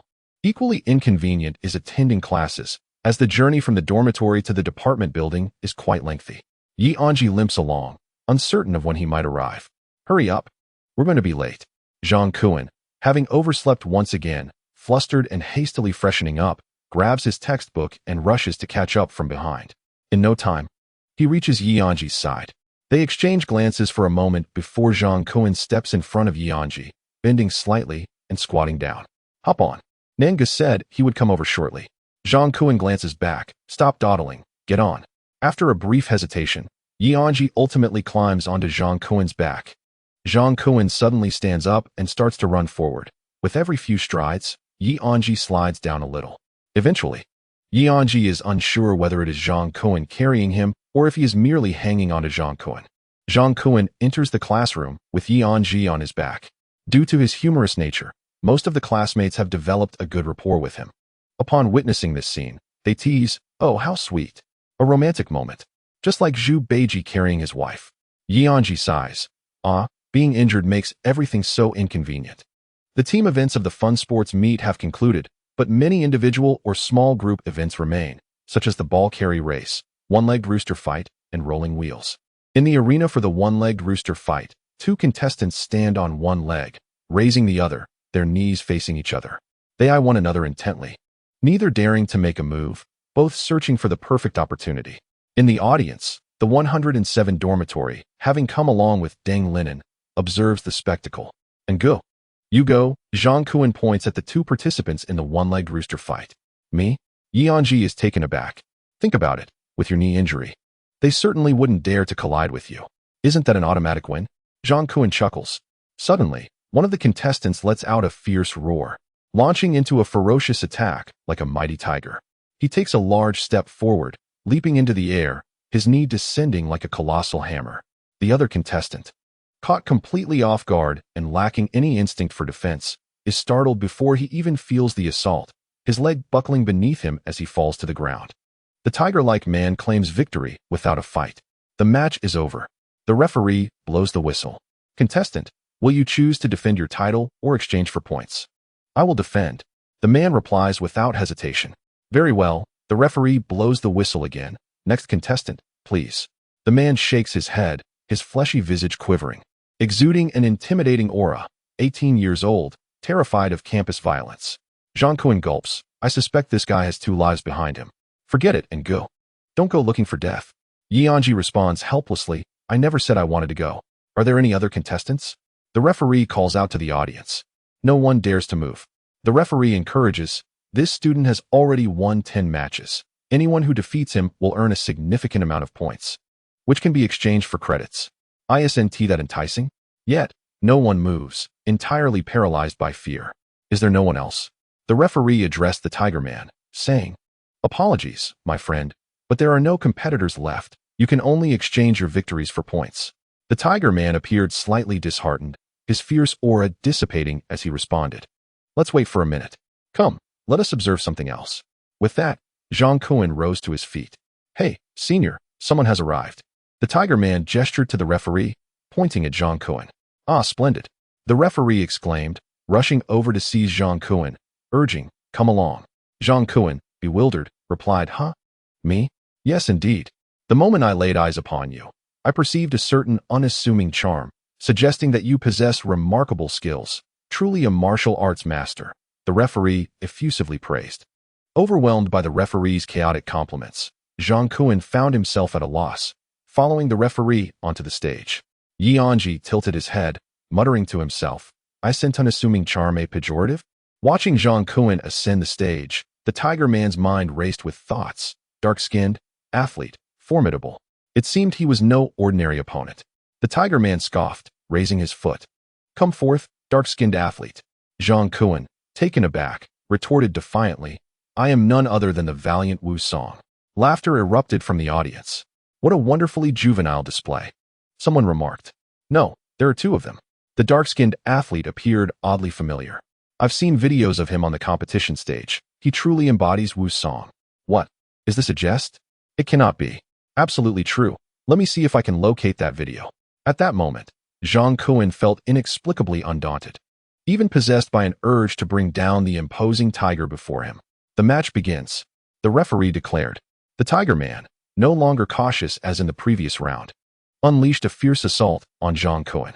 A whirlwind of movement filled the air, and Jiang Mengyue deftly leaped aside, narrowly evading the strike. The Tiger Man offered no respite, swiftly pivoting to deliver another wave of attacks.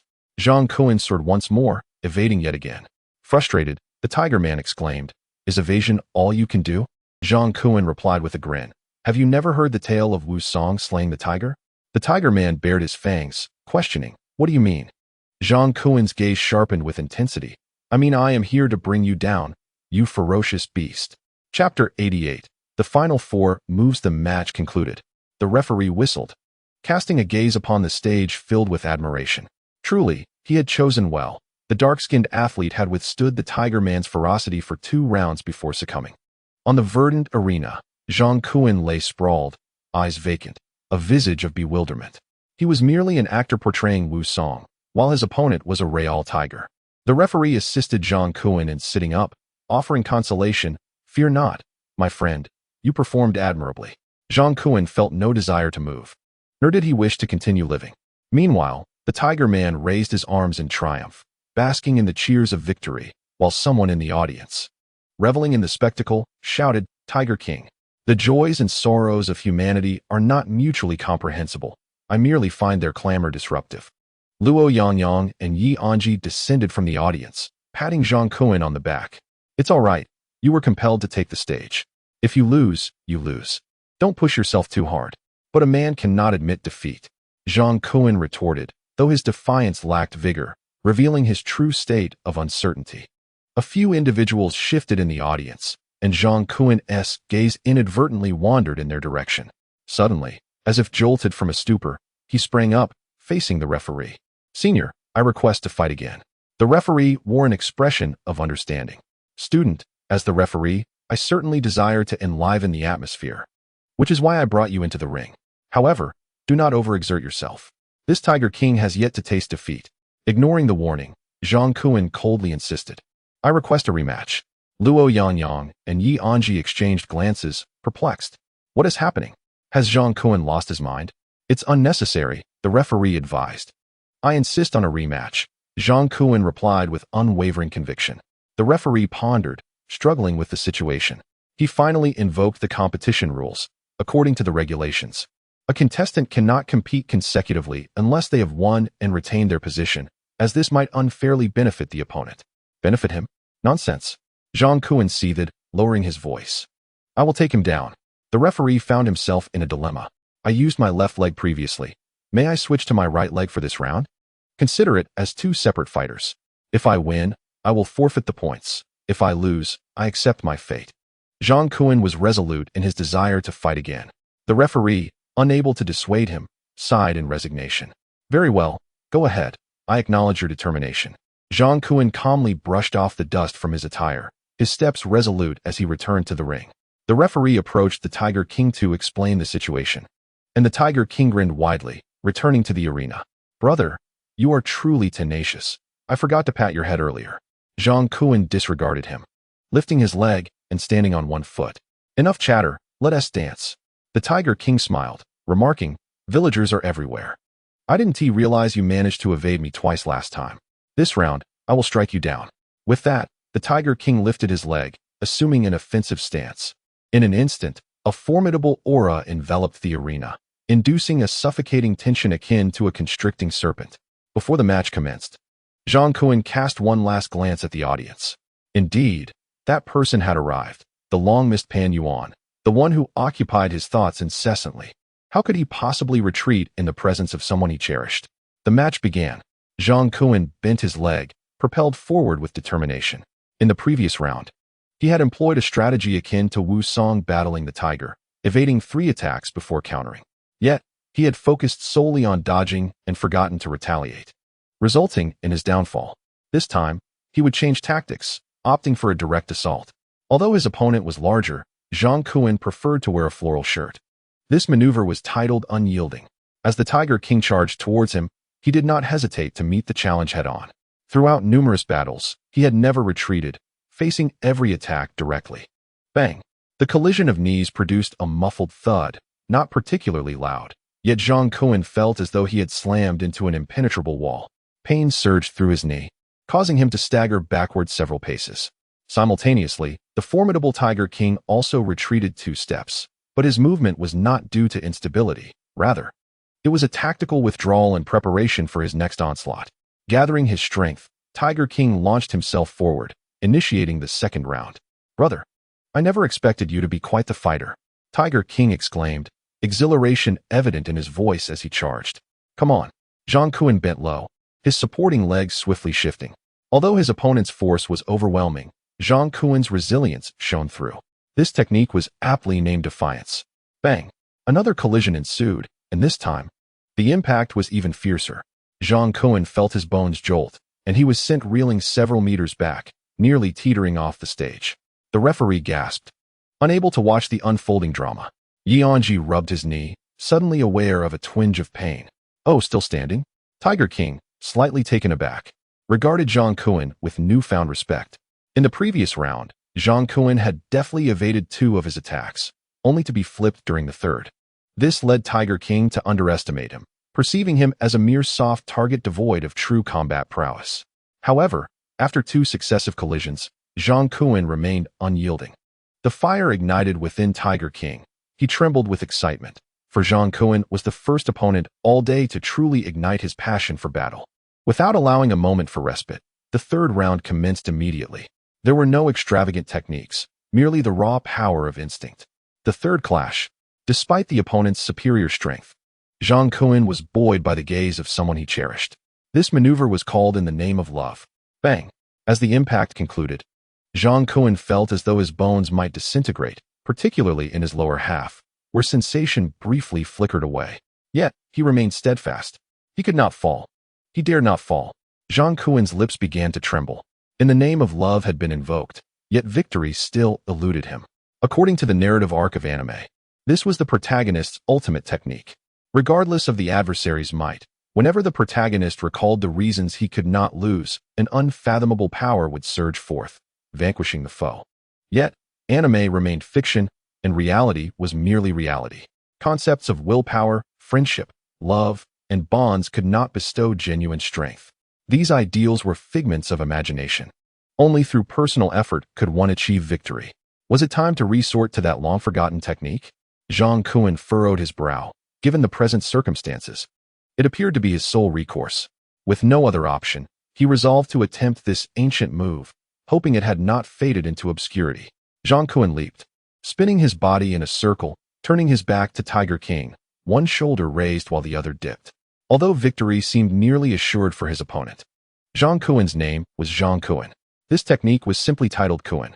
Chapter 89. More crucial than a confession, the dust had settled, yet the outcome remained undetermined. The arena was enveloped in complete silence, with over 100 spectators observing intently, including Anzhi, Luo Yangyang, and the referee, all present to witness the unfolding contest. No one could articulate in detail what had just transpired. Vague recollections lingered, Jiang Mengyue had his back turned to the Tiger Man, shrugged his shoulders. And when the Tiger Man launched his attack, he pivoted to counter. The collision was unremarkable, failing to stir any tempest. Yet, when the crowd refocused on the arena, both Jiang Mengyue and the Tiger Man lay sprawled on the ground. It was a stalemate. Though disbelief lingered, the reality was undeniable. As the referee's whistle pierced the air, signaling the end of the match, Jiang Mengyue and the Tiger Man sat on the verdant field, the former wearing an expressionless countenance, while the latter was visibly astonished. The disparity in their strengths was insurmountable. This was the best outcome Jiang Mengyue could have achieved. "What did you just do?" the Tiger Man inquired, bewildered. "Nothing much.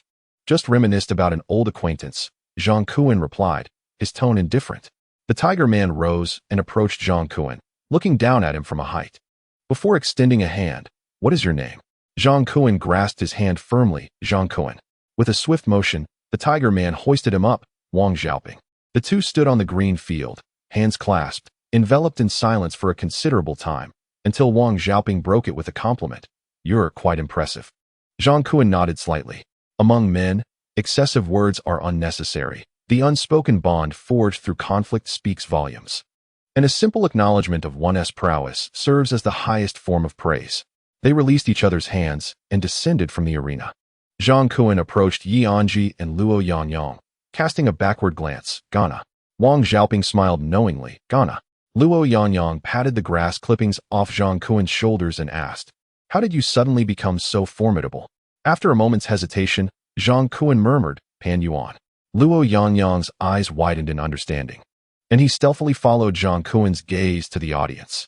With a single glance, he discerned who Pan Yuan was, a girl with long, straight black hair, laughing and chatting with her roommate. Everyone around her appeared dull in comparison. Luo Yangyang couldn't help but pat Jiang Mengyue's shoulder. "You can do it." Jiang Mengyue diverted his gaze back to the field, pondering aloud. "Did she see my match?" "She certainly must have," Luo Yangyang replied. Though Anzhi could detect the comforting undertone in his words, yet he chose not to elaborate. The trio exited the one-legged chicken arena, meandering aimlessly.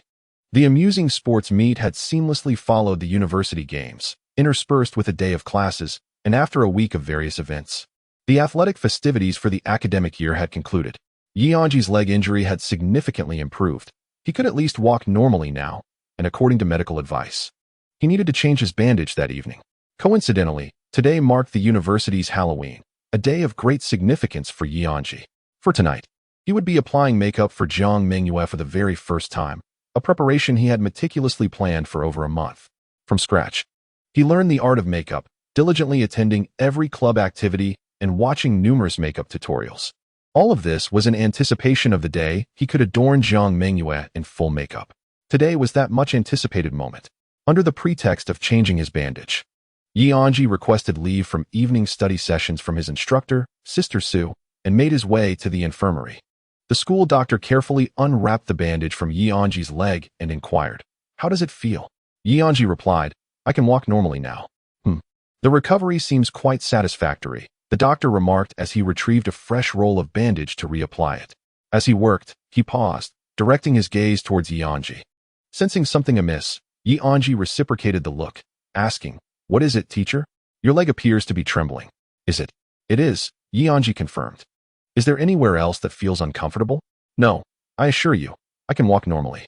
To demonstrate his assertion, Anzhi rose and took a couple of steady steps. "All right, sit down now." The doctor gestured for him to return to his seat. As Anzhi complied, the doctor continued to wrap the bandage. At that moment, he noticed that Anzhi's leg was not the only thing trembling. His entire body seemed to share this tremor, his hands frequently clenching and unclenching, and his blinking rate was notably rapid. The doctor chuckled lightly. "What are you so anxious about, my dear student?" Upon hearing this, Anzhi appeared momentarily taken aback, realizing that he indeed felt tense. "I haven't hurt you, have I? If it hurts, do let me know." "No, I'm fine." "That is good to hear." While proceeding with his task, the doctor engaged Anzhi in conversation, hoping to ease his nerves, yet he sensed a lingering stiffness in his muscles. "So tense. Are you about to confess your feelings?" He jested. Anzhi's foot involuntarily twitched. "Are you really going to confess?" The doctor could not suppress a laugh. After a brief hesitation, Anzhi replied, "It's not a confession." Pausing again, he added, But it's even more important than that. This is Jiang Mengyue's dream. Is there anything more significant than this? The doctor noticed his jest had somewhat succeeded, as Anzhi appeared a tad more relaxed than before. Seizing the moment, he quipped, "If it's not a confession, then it must be a proposal?" Anzhi chuckled. "You certainly have a knack for humor, teacher." Ha. After finishing the bandaging, the doctor assisted Anzhi in standing. "Walk a couple of steps to test it out." Anzhi walked 2 steps without feeling any discomfort. "How does it feel?" "No issues at all. I even feel like jumping a bit." The doctor raised a finger, playfully cautioning, "Let us hold off on that joke for now." Anzhi rolled down his pant leg, expressing his gratitude. "Thank you, teacher. All right, go on and pursue your important matters. Your knee should be fine in a few days." Anzhi thanked him once more and exited the infirmary. Upon opening his phone, he noticed a message from Song Ran in the makeup group sent 10 minutes prior. "Hey, everyone, quickly change into your costumes. We are about to embark on our mission." Anzhi tucked his phone away and hastened towards the academic building, quickening his pace with an urge to run. However, he ultimately refrained, as his knee was not yet fully healed, and it would be unwise, especially since freshmen had not yet concluded their evening study session. Upon arriving at the makeup classroom, he found Song Ran dressed in an elegant gown, alongside second and third year members who were busy with their own makeup. Before they could commence their makeup services for members of other clubs, they too needed to don their finest attire, for Halloween came but once a year. Whether or not it is Halloween is of little consequence. What truly matters is the sheer exhilaration of today, the freedom to indulge in whimsy without regard for others' opinions, to adorn oneself as one pleases. Upon seeing Anzhi arrive, Song Ran exclaimed with delight, "Haven't you finished your evening study session yet?" "I took a leave," Anzhi replied. "In such a hurry?" "Yes, even more so than King Gigi." Chapter 90. Gothic Lolita, are you going to apply makeup? Song Ran inquired, shaking the eyeliner pencil in her hand. Her own makeup nearly complete. "I shall forego it. I never learned makeup for my own sake." Anzhi waved her hand dismissively, retrieving her cosmetics and a practice mannequin from her bag, preparing for one last rehearsal. The mannequin had been purchased under the guidance of Han Jingyu, allowing her to practice the art of makeup application on others. Hearing Anzhi's words and observing her comprehensive preparations, Song Ran wore a knowing smile. "That girl is truly fortunate." Anzhi smiled in return. "She is unaware that I am studying makeup." "Ah, you intend to surprise her," Song Ran remarked. "Very romantic, Anzhi. So, I kindly request you arrange for me to be over there tonight." "I am not foolish. I comprehend this much." "Leave it to me," Song Ran asserted, raising her chin confidently. Anzhi fell silent, her focus now entirely on her makeup practice. Song Ran continued her own application. "By the way, what is that girl's name?" "Jiang Mengyue." As the 3 syllables escaped her lips, Anzhi's eyes softened with affection. "Her name is as lovely as she is," Song Ran chuckled. Anzhi recalled Jiang Mengyue's face. Indeed, it was charming. Once Song Ran had completed her makeup, she unveiled a large box filled with an array of Halloween costumes, pumpkin heads, bloodied bunnies, and Hello Kitty outfits, all present. "Since you aren't applying makeup, why not choose one to wear?" Song Ran suggested to Anzhi. After a moment's hesitation, Anzhi finally picked up a Hello Kitty headpiece. "I shall go with this one." "How adorable. I thought you might opt for something more thrilling." Song Ran pointed to the bloodied bunny costume. "No, I will stick with this little cat." "Very well." Song Ran retrieved a matching suspender skirt from the box. Must I wear an outfit as well?" "Of course. Only then can you truly transform into Hello Kitty." Anzhi accepted the suspender skirt, noting its substantial fabric. It was not something one would wear daily, but rather specially crafted for the Hello Kitty ensemble. "Hurry, the freshmen should be finishing their evening study soon," Song Ran urged. Anzhi removed her outerwear, donned the suspender skirt, and placed the Hello Kitty headpiece atop her head. "Congratulations, you have now fully become Hello Kitty," Song Ran declared, positioning a full-length mirror in front of Anzhi. Gazing at her reflection, Anzhi felt a tangle of emotions. Rather than cute, she found herself looking quite ridiculous. Moments later, as the freshmen concluded their evening study, the makeup club classroom gradually filled with liveliness. Suddenly, a petite girl clad in Gothic attire entered, greeting everyone in a sweet, youthful voice. "I apologize for my tardiness." All eyes turned towards her, and for a brief moment, the room fell silent. Who was this Gothic Lolita? Why had she never been seen in the makeup club before? Such cuteness is unexpected. She is undoubtedly the type one can remember profoundly with just a glance. Who is she after all? Following the initial shock, a hushed discussion ensued. Do we have such a person in our makeup club? The usual participants are freshmen and sophomores. Perhaps she is a junior or senior we have yet to encounter. What an adorable senior. I wish to ruffle her hair. Could she have mistakenly entered the wrong classroom? After all, several club rooms are interconnected. Unable to resist, I decided to inquire about her. A girl stood up. Wait. A boy immediately blocked her and hurried over to the gothic Lolita. May I add you on WeChat? Ah. Song Ran suddenly shrieked, startling everyone in the makeup club. What is wrong with the president? I don't know, just her usual antics. Ah. Song Ran continued to scream several times, yet could not produce any other sound. She approached the gothic Lolita, her eyes wide, examining her from head to toe.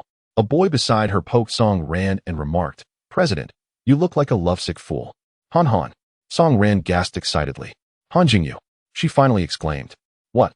The formerly silent classroom erupted into chaos as everyone rushed over, except for the boy who squeezed out of the crowd, wearing a dazed expression while muttering to himself. My life is ruined. This is too incredible. Not only is she cute, but also so alluring. Ah, I can't take it. I feel like I'm dying. Living is truly wonderful. Thank heavens I made it to today. Song Ran could no longer contain herself and let out an exclamation of pure admiration. Although Han Jingyu had mentioned on orientation day that he was a cross-dressing streamer, and Song Ran had previously watched his live broadcasts, the difference between the screen and reality was quite significant. Especially witnessing Han Jingyu in a full gothic outfit was far more astonishing than viewing him through a screen. Observing this scene, Anzhi felt no surprise.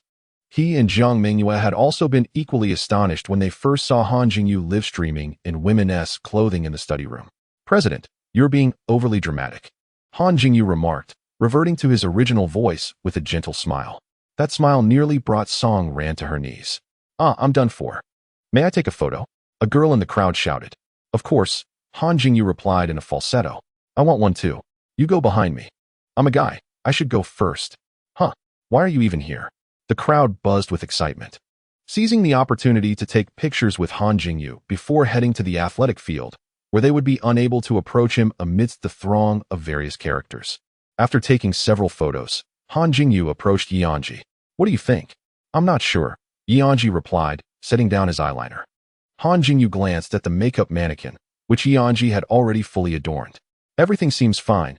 Just replicate this technique and remember the feel. Thank you, Anzhi said, putting away his makeup tools.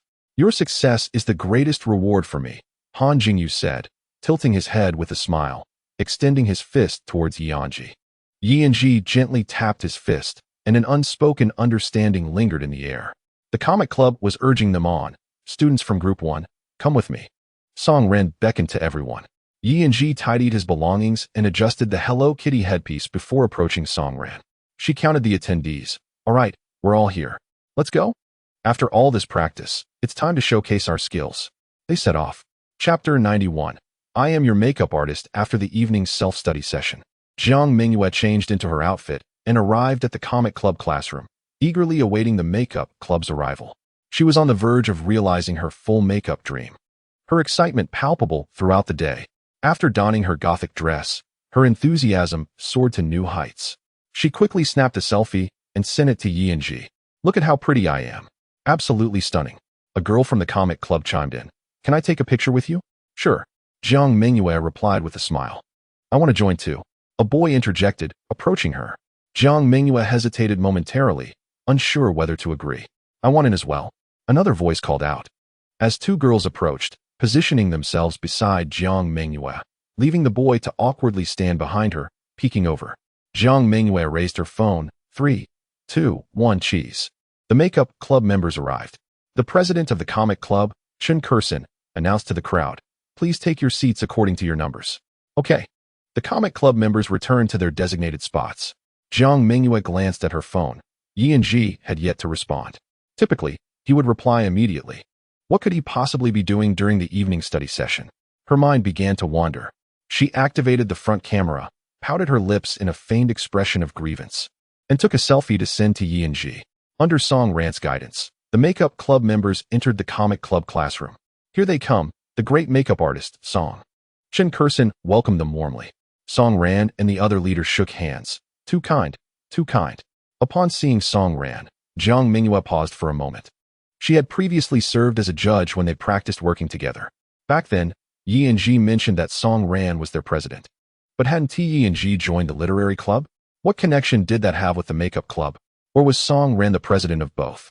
A flurry of questions filled Jiang Mengyue's mind. Right this way, please. Chen Kursen gestured. These are the students we will be photographing today. Thank you for your assistance. Not at all. It's our purpose in life. Song Ran waved her hand dismissively. Then, she pulled out her phone, feigning prior preparation, and confidently announced, Xiao Li, number 1. Xiao Mei, number 2. Xiao Shan, number 3. Xiao Yi, number 4. The group followed her instructions, approaching the corresponding numbered students. Jiang Mengyue looked up to see a Hello Kitty figure sitting before her. It greeted her in a polite feminine voice. Hello, I am your makeup artist. Instantly, Jiang Mengyue recognized the voice was artificially feminine, and the figure's build clearly belonged to a boy, even dressed in an adorable suspender skirt and cat headpiece. The truth was unmistakable. Hello Kitty leisurely retrieved cosmetics and various makeup tools from her bag. Seizing this opportunity, Jiang Mengyue hastily opened her phone and accessed the chat window with Yi Anzhi. She had promised Yi Anzhi to maintain a distance from boys. Peach bubble tipsy wine. Yi Anzhi, where are you? As soon as the message was sent, a buzzing sound resonated. The sound emanated from the opposite Hello Kitty. Oh. Hello Kitty paused her movements and glanced at Jiang Mengyue, who was also staring at her in astonishment. Despite their shared gaze, Jiang Mengyue's fingers did not cease their activity. She casually sent an emoji to Yi Anzhi. Buzz. Another sound emerged from Hello Kitty. Undeterred, Jiang Mengyue clicked a few more emojis. Buzz, buzz, buzz. She couldn't help but chuckle, though separated by the cat costume. She could almost sense beads of sweat forming on the other's forehead. Before Jiang Mengyue could finish her thought, Hello Kitty raised her index finger to her lips. Shoo. Jiang Mengyue understood and nodded quickly a few times. Watching Yi Anzhi meticulously arrange various cosmetics on the table, she felt a mix of anticipation, excitement, and an undercurrent of tension and confusion. Why was Yi Anzhi here? When had he joined the makeup club? Had he done so for her sake? What was his skill level like? Questions flooded her mind, yet as Yi Anzhi applied foundation to her cheek, all of them seemed trivial. The person doing her makeup was indeed Yi Anzhi. Once the foundation was applied and set with powder, Yi Anzhi's movements were light and practiced. He had rehearsed this scene countless times in his mind. Now, as he finally executed it, he continually reassured himself. He would do well, he absolutely would. After finishing the foundation, it was time for the eyes. He picked up an eyeliner pencil, each stroke deliberate and meticulous. Yet, inevitably, a tinge of nervousness crept in. This day had been long awaited, yet it had arrived too swiftly. One voice in his head urged, after preparing for so long, you must not err. Another voice countered. It's all right, relax, just like usual. The conflicting emotions caused his hands to tremble slightly, beads of sweat forming on his forehead beneath the cat costume. Jiang Mengyue sat there quietly, not uttering a word. Faced with Yi Anzhi's earnest demeanor, she had forgotten to speak, her breathing becoming cautious, as if afraid to disturb him. Although it was Yi Anzhi wielding the brush, Jiang Mengyue felt more anxious than he was. She could not fathom why, even if he made a mistake. She would not blame him. Yet, she earnestly wished for him to achieve perfection, not for her own sake, but for his. Sensing Yi Anzhi's hands tremble slightly, Jiang Mengyue felt she could hardly remain still.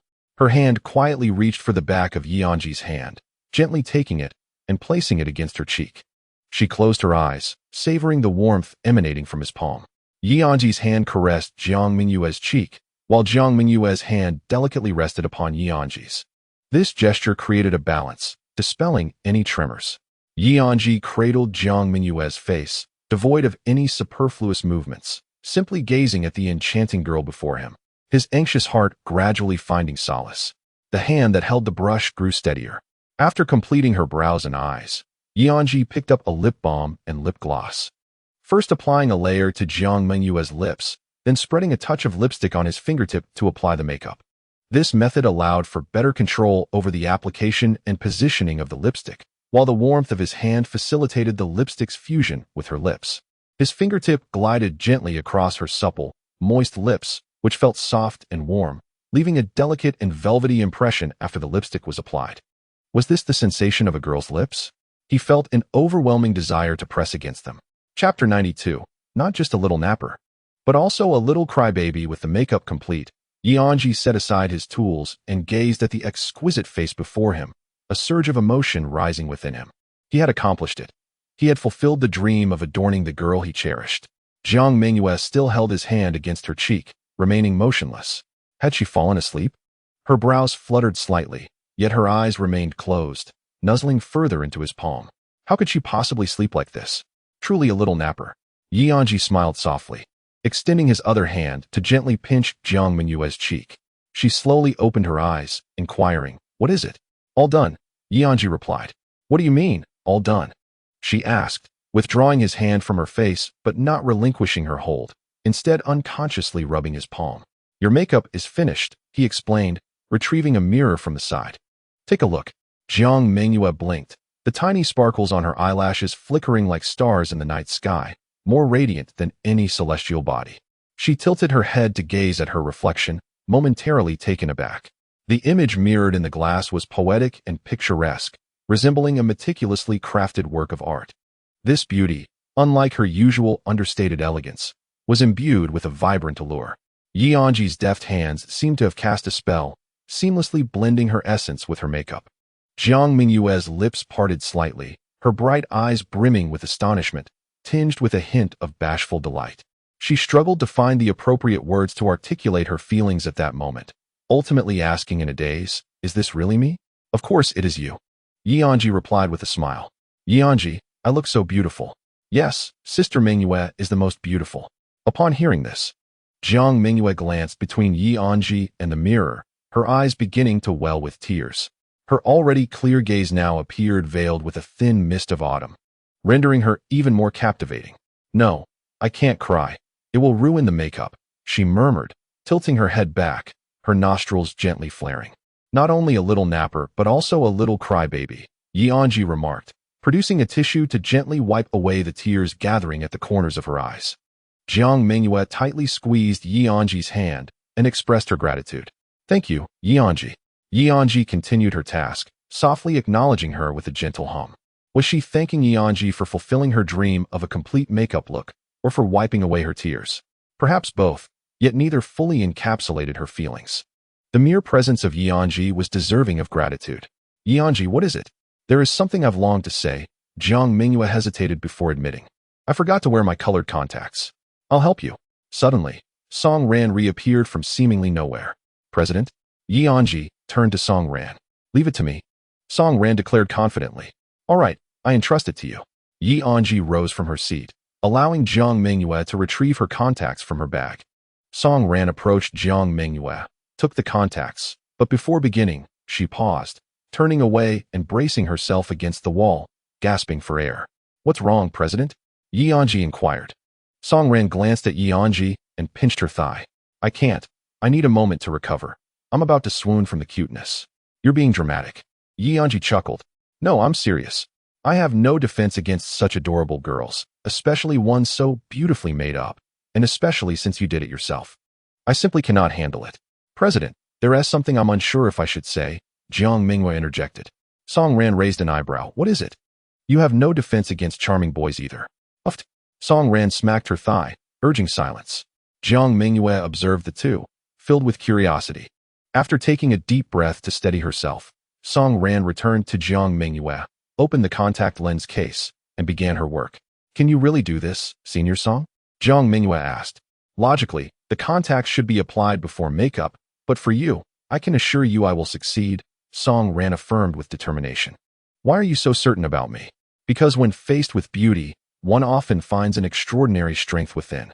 With utmost seriousness, Song Ran gently lifted Jiang Mengyue's chin, her movements precise and careful, and, remarkably, she managed to apply the contacts without disturbing Jiang Mengyue's makeup. "All done," Song Ran announced, standing and handing a gothic hat to Anzhi, while maneuvering a full-length mirror into view. Anzhi placed the hat atop Jiang Mengyue's head, adjusting her dress, and led her to the mirror.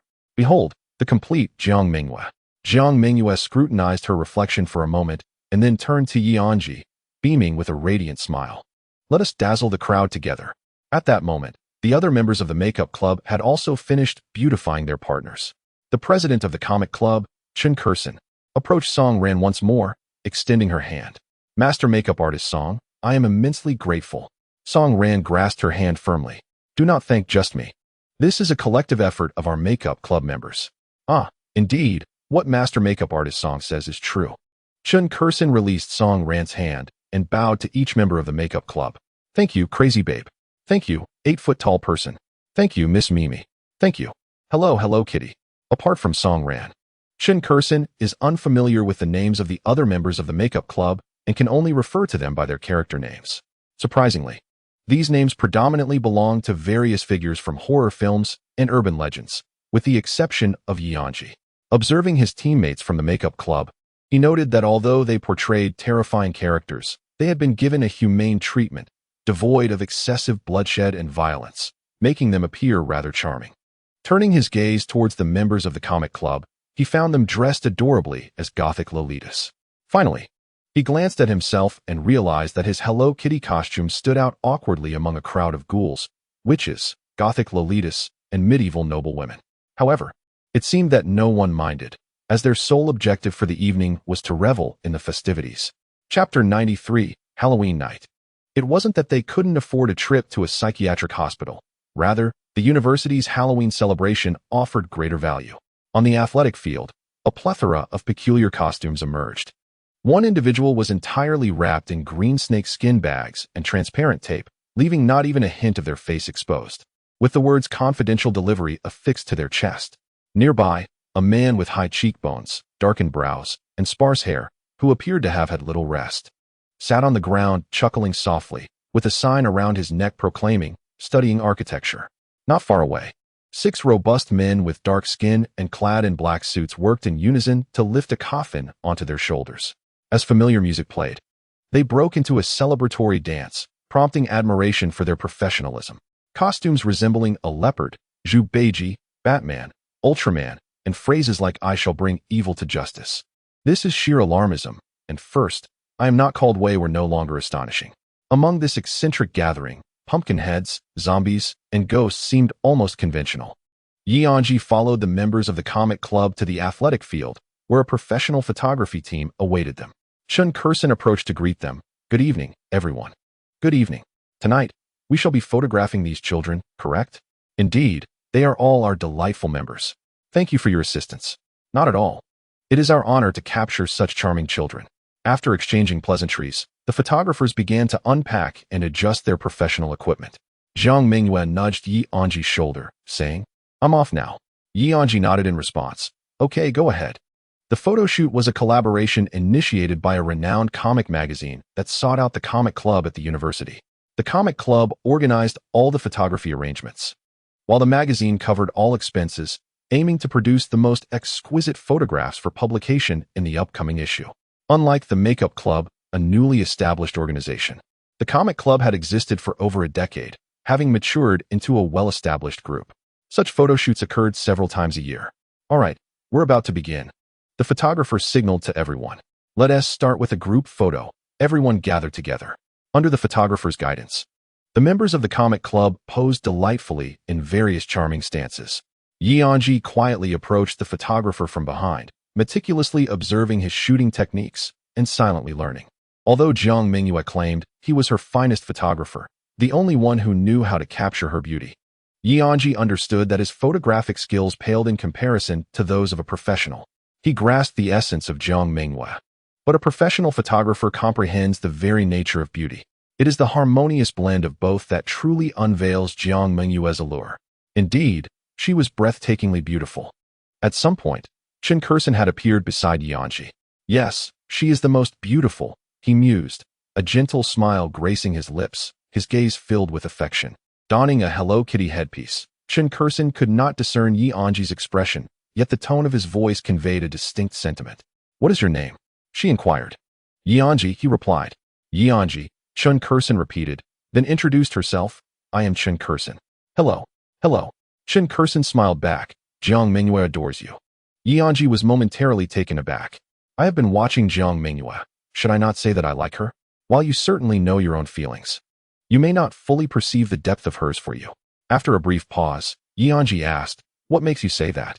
Chen Kursen chuckled softly. "I observed you while you were doing her makeup. She has never shown such expressions toward anyone else. Only before you did I witness those gentle waves of emotion in her eyes, nearly spilling over. Yet, it seems she truly cried in the end. How endearing." Perhaps there was an element of being moved by her own beauty, but the most significant factor is that the one who adorned her was you. Listening to Chen Kursen's words, Anzhi's gaze had not wandered from Jiang Mengyue since earlier, momentarily forgetting to respond. Chen Kursen continued, immersed in her thoughts. "Since Jiang Mengyue joined our comic club, she has radiated warmth like a little sun, drawing everyone towards her, yearning to bask in her glow. We have indeed felt her warmth. No one can resist the charm of such a lively and cheerful girl. However, let us not forget that one cannot get too close to the sun. Everyone can only admire her from a distance, feeling as though she is out of reach. You, however, are an exception. You can touch the sun."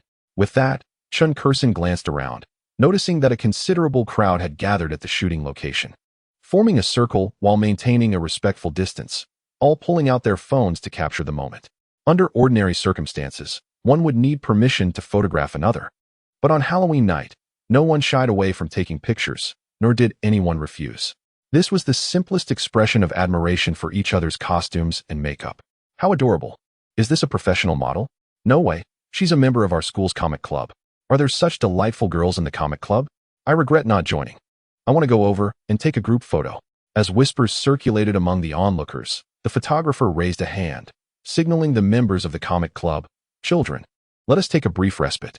"Hey, they've finished their shoot. Can we proceed now?" Unable to contain herself any longer, she decided to approach for a query. Tonight, her intention was to fill her phone's gallery to the brim. The moment the makeup club disbanded, the crowd sprang into action. Jiang Mengyue quickly located Anzhi and rushed over. Anzhi. The call caused all those wishing to take a photo with Jiang Mengyue to hesitate. Upon reaching him, Anzhi extended a hand. "Hello, I am Hello Kitty."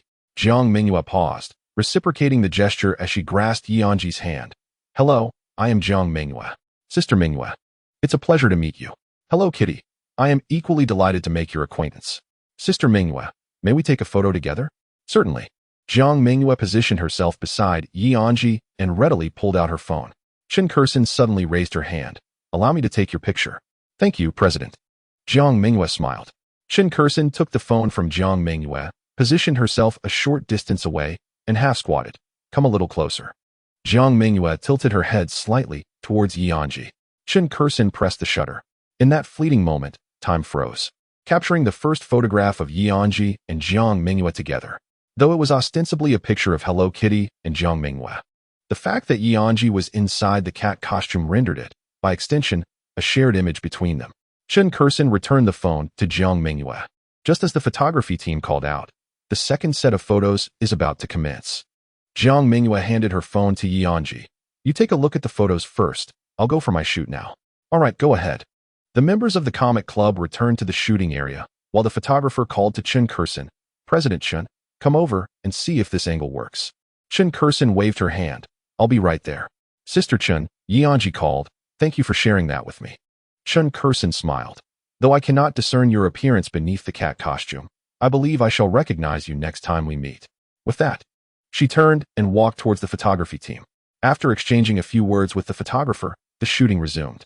The clicking of the camera echoed continuously, and as Anzhi glanced over, he felt as though Jiang Mengyue was enveloped in a subtle glow, a blend of light from the fill flash and her own innate radiance. Jiang Mengyue was naturally suited for the lens. Her beauty deserved to be showcased to a wider audience. As her dedicated photographer, Anzhi felt a profound responsibility to capture her in all her splendor. Resolutely, he vowed to make her even more beautiful in future shoots, to gift her charming little dresses, to enhance her makeup, and to reveal her allure more vividly. Of course, he harbored a personal desire. The moments of Jiang Mengyue enjoying her meals would remain exclusively within the confines of his gallery. While the shooting continued, Anzhi wandered about casually. Not far off, a gothic Lolita posed adorably, attracting a queue of admirers eager for photographs. Han Jingyu is truly quite exaggerated. Previously, Song Rant's reaction could only be described as within reason. "Little kitty, shall we take a photo?" A warrior clad in armor approached Anzhi. Anzhi turned to him, recognizing the fully armored figure of the Earth Tiger, whose face was obscured, yet his voice seemed somewhat familiar. Sure, let's do it, Anzhi replied. Haha, it's a guy? The Earth Tiger armor exclaimed, turning to his companion. A guy? That's great. If it were a girl, I might have felt socially awkward. A man wearing suspenders and sporting a center part emerged from behind the Earth Tiger. Anzhi squinted and realized Jiang Mengyue? Huh, you know me? Jiang Mengyue seemed slightly taken aback. But I've dressed up like this. Even acquaintances should find it hard to recognize me. I believe this is your true form. Anzhi remarked. A few years back, there existed a legend on the internet. One could say his presence heralded a renaissance in the realm of eccentricity. As time passed, he gradually faded from public view. It is uncertain how many still remember him, but Anzhi, a seasoned surfer of the web, was among them. And he saw the shadow of that legend in Jiang Mengyue. Something feels off. Who exactly are you? Jiang Mengyue inquired, his suspicion evident. Guess, Anzhi replied. Adopting a playful tone, Jiang Mengyue stroked his chin, deep in thought. Let's take a group photo first. Weren't you just clamoring to come over? The Earth Tiger armor nudged Jiang Mengyue. All right, Jiang Mengyue conceded, positioning himself on either side of Anzhi with the Earth Tiger armor, who held the phone high above. The only person Anzhi could think of who would join Jiang Mengyue in such a playful disguise at the playground was Wang Xiaoping, the fierce Tiger King who had competed against Jiang Mengyue in the one-legged chicken fight at the fun sports meet. All done. Thank you, little kitty. Wang Xiaoping expressed his gratitude. You're welcome, Anzhi replied. Who on earth are you? Jiang Mengyue pondered, still unable to recognize Anzhi. At that moment, a mischievous thought ignited within Anzhi, and maintaining his playful tone, he said, Do you see that gothic Lolita over there? Let's go take a picture with her. No, no, no. Jiang Mengyue quickly waved his hands. Forget it.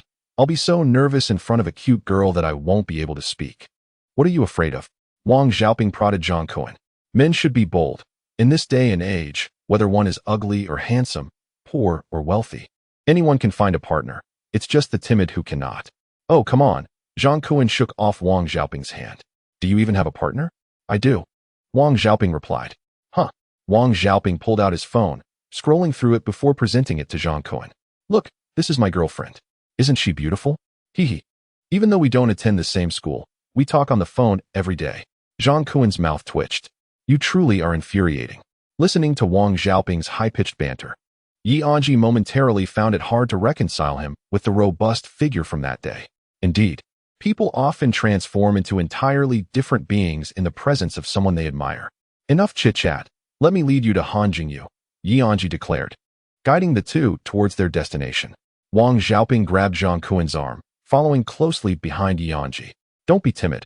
Let's go. Three peculiar animals strolled together, forming a captivating tableau. Upon spotting Hello Kitty approaching, Jingyue instinctively felt compelled to greet her. Having previously encountered Anzhi in such attire during the Makeup Club's classroom sessions, he recognized her instantly. Anzhi raised a finger to her lips, signaling for silence. Jingyue understood and refrained from speaking. Anzhi stepped aside, revealing the center-parted boy and the armored tiger behind her. Hello, this is my friend. They wish to take a photo with you. Not so slow, come on. Jiang Mengyue and Wang Xiaoping tugged at each other. Jingyue, with a lolly-like giggle, replied, Sure. That sounds great. Jiang Mengyue ceased his protests, allowing Wang Xiaoping to push him closer to Jingyue. Hee, let's do this. I'll help you take the picture.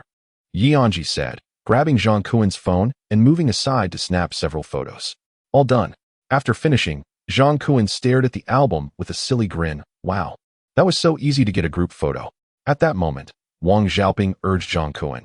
You said you'd send her the photo. Then you can add her on WeChat. Jiang Mengyue waved his hands dismissively. No adding. You're such a coward. No, it's just, you. With such little courage, how will you ever find a partner? Honestly, let me tell you, I have someone I like, so I won't be adding any more girls. Jiang Mengyue retorted, pushing Wang Xiaoping away. It's fine. I'm a guy. Jingyue restored her original voice. Huh. Both Jiang Mengyue and Wang Xiaoping froze in astonishment. He's Jiang Mengyue, Anzhi reminded them. Oh, Jiang Mengyue. I'm Jingyue. She introduced herself. Ah. Jiang Mengyue's eyes widened, his jaw nearly unhinged. Jingyue, wasn't he his classmate? Chapter 95. Performance art. Overwhelmed by a torrent of astonishing revelations, Jiang Mengyue felt his brain about to short-circuit. You are Jingyue? He questioned, incredulous. Yes, I'm all dolled up. Han Jingyu smiled. I didn't recognize your look at first either. Classmate, may we take a picture together? Ah, sure. Han Jingyu was once again pulled into a photo session, keeping him busy throughout the evening. Zhang Kuen's expression was a complex tapestry of emotions. He glanced at Han Jingyu, his furrowed brow slightly easing. Why do I smell something delightful? Buddy, you're done for. Wang Xiaoping's voice suddenly pierced through Zhang Kuen's thoughts. Startled, Zhang Kuen shot him a glare. And you? You're looking like an idiot taking a photo too. I'm merely appreciating something beautiful. I'm not like you. Wang Xiaoping shrugged. What's the difference? I'm appreciating it too, Zhang Kuen retorted. No. I have a girlfriend. That at least proves my situation is secure. Wang Xiaoping countered, wagging a finger. Zhang Kuen found himself momentarily speechless, a fire of frustration simmering within him, seeking an outlet. Suddenly, a thought struck him. That Hello Kitty surely knew that Gothic Lolita was Han Jingyu all along and had us come over for the photo on purpose. Indeed, you were being toyed with. Wang Xiaoping clenched his fist and glanced around, pondering. Where has he gone? Zhang Kuen, regaining his senses, also surveyed the surroundings, questioning. Who exactly is he? Someone who knows both me and Han Jingyu. The two were earnestly searching for the elusive Hello Kitty figure. Yet the athletic field was teeming with people, making it quite a challenge to spot him amidst the crowd. In truth, after capturing their photos, Anzhi had already vanished, blending seamlessly into the throngs of spectators. When Zhang Kuen and Wang Xiaoping approached him for a picture, Anzhi had initially refrained from using a disguised voice. Yet Zhang Kuen failed to recognize him. Despite having shared a room for 2 months, this oversight irked Anzhi, igniting a mischievous spark within him. Thus, he decided to play a prank on Zhang Kuen using Han Jingyu, oblivious to the ensuing events. Upon returning to the comic club's shooting venue, Jiang Mengyue and her team were nearing the conclusion of their session. Anzhi reached into his pocket to check the time, inadvertently pulling out Jiang Mengyue's phone. Earlier, while taking a group photo with her, he had used her device, and she had casually handed it to him afterward to review the images. Anzhi opened their chat window, accessed the album, and sent all the recent photos. He examined each one closely. Jiang Mengyue looked stunning, while he, on the other hand, resembled less than a person, donning a cat headpiece. Internally berating himself, Anzhi resolved that he must reveal his face in the next photo. As Jiang Mengyue concluded her shoot, finishing up the final touches, a throng of onlookers surged forward, clamoring for group photos. In that moment, Anzhi noticed a boy retrieving his phone, seemingly intent on acquiring Jiang Mengyue's contact information. However, Jiang Mengyue's phone was still in Anzhi's possession. True to form, she waved her hands, gesturing to indicate that her phone was not on her. Yet the boy persisted, as one could still add someone on WeChat using a phone number. With many eyes upon them, Jiang Mengyue appeared reluctant to decline. Thus she recited a string of numbers. After jotting them down, the boy expressed his gratitude and departed. Such occurrences were not new, but this time, Anzhi observed everything with remarkable composure. Moments later, while Jiang Mengyue's phone remained silent, his own device buzzed to life. He retrieved it to find a friend request notification. Hello, I am that boy from earlier. Anzhi smiled knowingly, realizing Jiang Mengyue had shared her number with him. After accepting the request, the boy quickly sent a follow-up message. Has the shoot concluded? Anzhi typed a few words, reconsidered, and deleted them, opting instead to send a voice message. Who are you? Apologetically, he added, I think you have the wrong person. After a brief pause, another message arrived. No, I Haven T made a mistake. Anzhi sent another voice note. Who are you trying to add? Jiang Mengyue. Oh, then you didn't make a mistake. What do you want with her? What do you think? The boy replied with a clown emoji, prompting Anzhi to chuckle and respond with a clown emoji of his own, only to be met with an immediate red exclamation mark. Anzhi cast a glance towards Jiang Mengyue, contemplating the mischief that lay between them. After dismissing the dialog box, he reopened their chat history and began to scroll upward. A cascade of messages from Jiang Mengyue filled the screen. Why didn't you come to evening study? Where have you been? Image, look at me. Don't I look good? Image, Anzhi, where are you?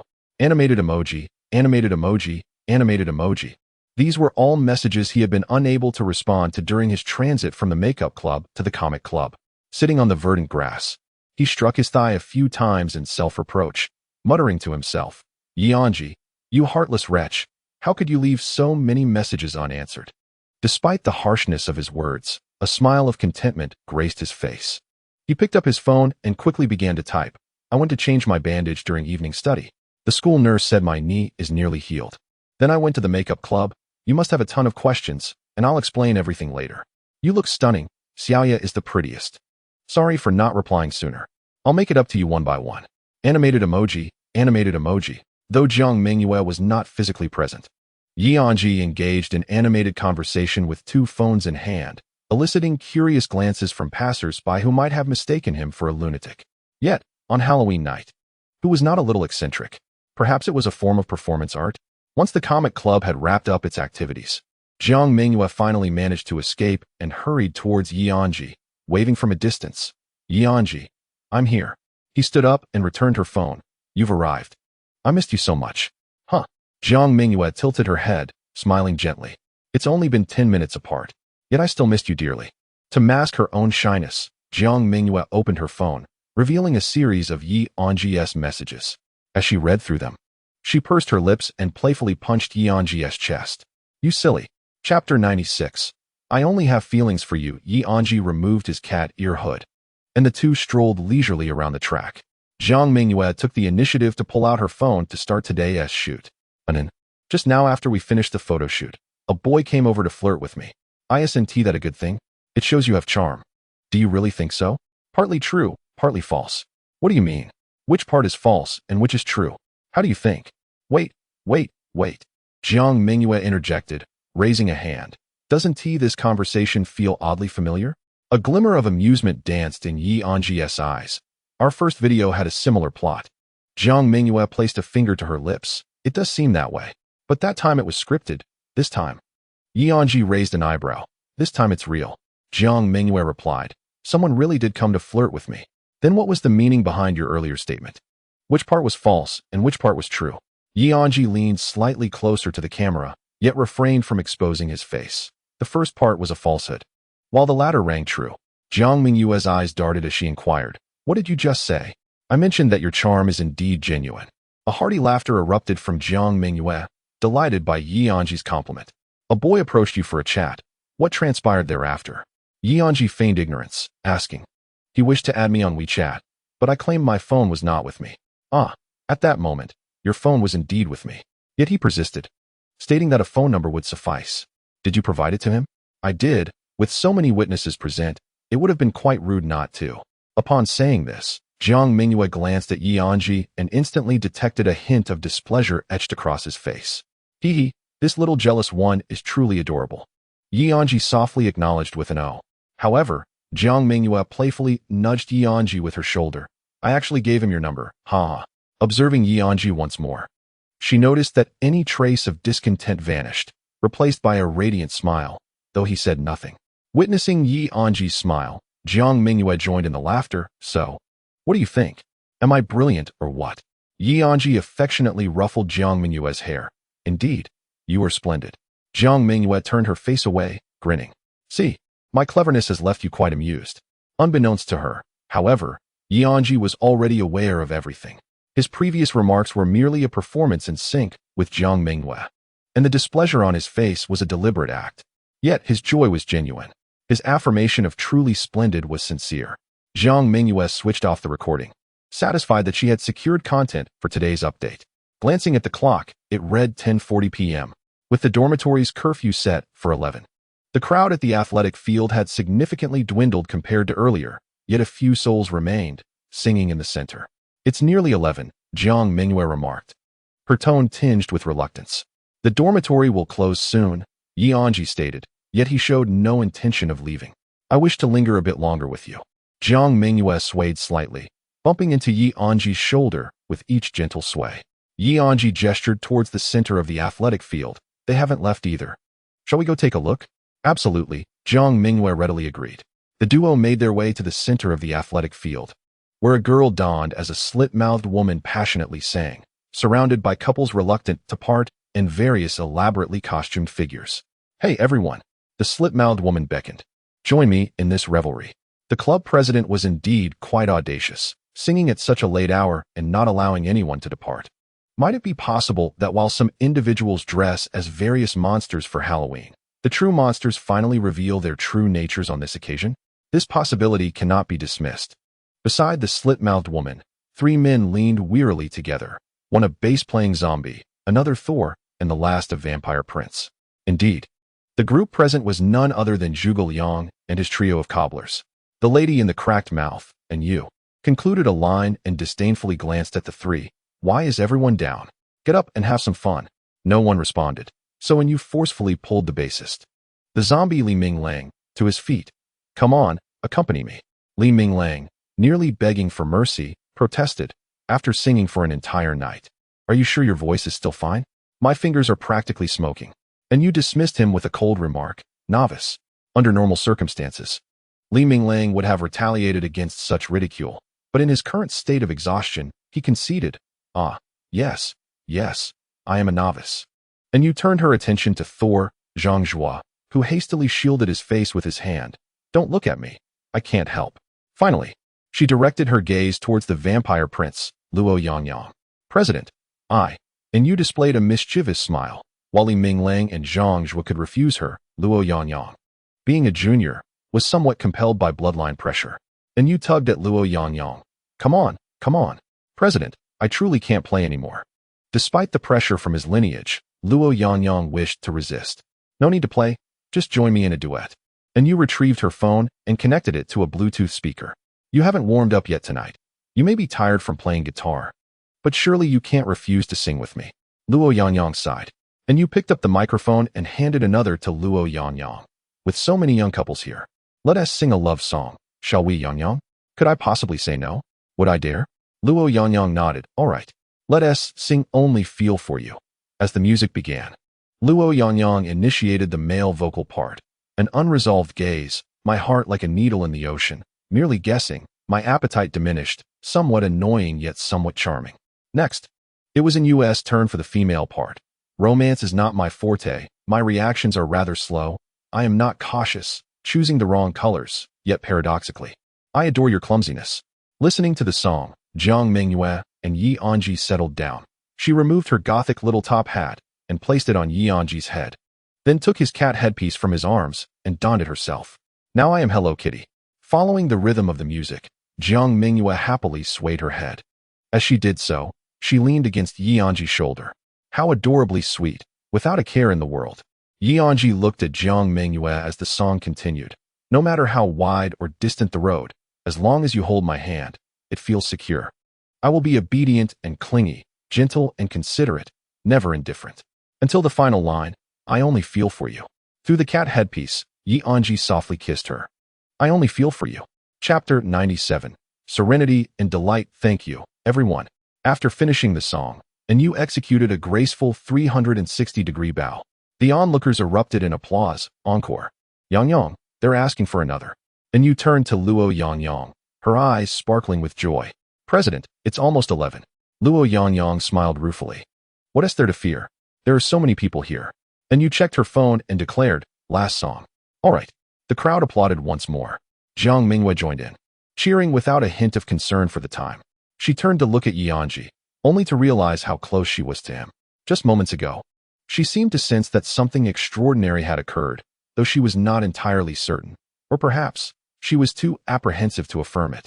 Anzhi met Jiang Mengyue's gaze, remaining still as they stared at one another. After a prolonged silence, Jiang Mengyue suddenly broke into a smile. Anzhi, you are so adorable. That gothic hat suits you perfectly. She reached out to adjust the brim of his hat, then took out her phone. Let us take a selfie together. Anzhi snapped back to reality. All right. Jiang Mengyue raised one hand with the phone while making a peace sign with the other. Click. The shutter captured their second photo together. In the picture, Jiang Mengyue, adorned in a cat-themed hood, smiled brightly at the camera, while Anzhi, with a gentle smile, gazed at her. This time, Anzhi had finally made his appearance, but Jiang Mengyue remained hidden beneath her cat hood. He resolved that in the next photo, both of them must be visible. A song for everyone. I can. And you announced, as the familiar prelude began to play. Luo Yangyang joined her in singing, sending a letter without an address. The emotions conveyed a sense of distance. Whose song are you playing? What kind of feelings does it evoke? Can you share it with me? Shall we all join in? And you called out, and the crowd began to sing along. with Luo Yangyang directing the microphone towards them. At that moment, a beautifully dressed girl stood up from the crowd and walked over to take the microphone from Luo Yangyang. This bold move stunned all the onlookers. After all, it was Luo Yangyang's microphone. Throughout the evening, many single girls had been eyeing him, yet none dared to approach due to Mengyue's presence. Yet this girl bravely did what others only wished they could. She nodded at Luo Yangyang, who, without a word, smiled and stepped back. The girl took the microphone and continued singing the lyrics. Suddenly, the atmosphere grew lively, but soon they realized something was amiss. This girl did not seem to be there for Luo Yangyang. Luo Yangyang settled beside Li Minglang and Zhang Zhua, exhaling in relief. He hadn't thought much of it. After all, singing was meant to be enjoyable. If someone wanted to sing, let her do so. Li Minglang squinted, observing the girl for a while. Why does she seem somewhat familiar? Zhang Zhua smirked. The show has begun. The girl cast a glance at Mengyue, her eyes hinting at a challenge. Though her singing voice did not match the prowess of Mengyue and Luo Yangyang, her elegant gown and exquisite makeup drew the attention of many. Menyue's outfit, resembling a slit-mouthed figure, paled in comparison to this girl. The crowd's focus shifted from Mengyue to the newcomer, applauding her performance. She sings beautifully, doesn't she? Mengyue maintained an outward calm, but a ripple of unease crept into her voice. What a narrow path they had crossed. Indeed, Song ran. During the whimsical sports event's crazy caterpillar race, the teams led by an E and Song ran fiercely vied for supremacy along the track, ultimately crossing the finish line simultaneously. This resulted in an ongoing debate regarding who would be awarded the third place. The referee, having reviewed the race footage, found himself unable to ascertain the order of finish, as both teams had modified their caterpillars, making even the slightest distinctions nearly impossible. In the end, both teams were declared joint third-place winners, each receiving the same extracurricular credits. The significance of these credits was trivial. What truly mattered was the palpable tension that arose between the two teams, who were unwilling to accept the outcome. Although the competition had concluded, the animosity between an E and Song Ran had deepened. Anyi's voice suddenly resonated, her melodious singing uplifting the atmosphere and momentarily overshadowing Song Ran. Unfazed, Song Ran retaliated with her own impressive display, extending her long legs and tossing her waves of hair, captivating the audience and reclaiming some of the energy.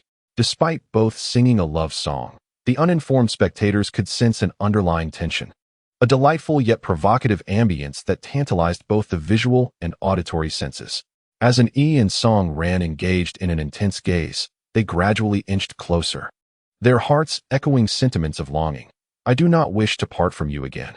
How I yearn for every moment of beauty, all because of you. As the song concluded, the crowd erupted in fervent applause, exclaiming, "Oh, so sweet, so lovely. Beautiful sister, you slay me. Let them be together. A kiss, a kiss." The cheers grew increasingly fervent and outrageous. "Students, please return to your dormitories. The curfew is approaching," announced a security guard wielding a megaphone. Before Annie could utter a word, Song Ran playfully blew kisses to the crowd, thanking her adoring fans. "Ah, sister, you are so beautiful." Annie wished to respond, but the guard had already begun ushering everyone away. Setting the microphone down, Song Ran took a few steps, glancing back at Annie with a sly smile, leaving the interpretation of her gaze to Annie's imagination. Watching Song Ran's audacious demeanor, Annie felt her face flush with anger, enraged by the audacity of this flamboyant provocateur, who challenged her within her own domain of singing while rendering an E powerless to retaliate. Nearby, Li Minglang observed the scene with amusement, laughing so hard his stomach hurt. Even the president has her day, ha ha ha. Annie, already fuming, found that Li Minglang's laughter only fueled her ire. Frustrated and seeking an outlet for her pent-up rage, she slapped Li Minglang on the back. "What are you laughing at?" Li Minglang straightened up. "President, you're being unreasonable. Can't one even laugh?" Annie retorted, "It's 11 o'clock. Everyone is trying to sleep, and your laughter is disturbing their rest." "Well, who was the one singing so loudly that they couldn't bear to leave? That doesn't count as disturbing, does it? My singing is not a disturbance. People would pay to hear me sing outside. Forget it. I want to argue with you about this." Li Minglang waved his hand and slightly bent his waist, as if conceding defeat. After taking a few steps to ensure he was far from on you, he grinned and remarked, "President, it seems the audience was rather indifferent to your singing just now. They were all looking at that Wen Yan." In an instant, Anyu rushed over, exclaiming, "I'll kill you." Li Minglang took off running. Oh, getting anxious, are we? However, he underestimated Anyu's athletic prowess. Before he could cover much ground, Anyu caught up and delivered a swift kick. Li Minglang let out a yelp and collapsed to the ground. "Wait, President." I haven't finished speaking. Anyu placed a foot on his waist, demanding, "Speak, and I shall decide how to end you afterward." Coughing, Li Minglang turned his head, his eyes brimming with affection. "Though they may not have heard, I have been attentively listening to your singing, President.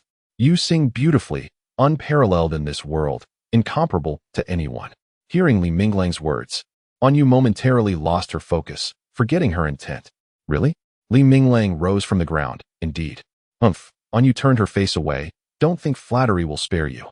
Li Minglang chuckled. "You are quite adorable when you're not being fierce, but..." Anyu shuddered. "It seems you must perish then. Farewell." "No, President, please don't." "Ah." Observing the two bickering shamelessly, Jiang Mengyue sighed. "Honestly, these two will bicker forever." Chapter 98. Why do you wear makeup under the urging of the security personnel? The crowd at the athletic field swiftly returned to their dormitories. The dorm supervisor, aware that the students were engaged in activities outside that evening, intentionally delayed the curfew by a few minutes. Jiang Mengyue and Anzhi hurried toward the dormitory, exchanging farewells. Anzhi removed the gothic hat from her head, intending to return it to Jiang Mengyue, but she declined. "You look so cute wearing it. It's a gift for you. But this hat matches your dress perfectly. What if we have another photo opportunity that requires this outfit?" Jiang Mengyue pondered. "We'll figure it out when the time comes." "All right then." Anzhi placed the hat back on her head. Upon reaching the dormitory, Jiang Mengyue waved at Anzhi. "Good night." "Good night," she replied. As Jiang Mengyue entered the dormitory building, Anzhi turned and dashed toward the boys' dormitory. Arriving at the entrance, she found all the others had returned. She was the last one back. The dorm supervisor called out, "Hurry up, it's already 10 past 11. I'm closing the door." Anzhi hurried over. "Sorry, Uncle, I'm a bit late." The supervisor scrutinized her, skeptically asking, "Were you out with your girlfriend?" Anzhi smiled apologetically. "Not really."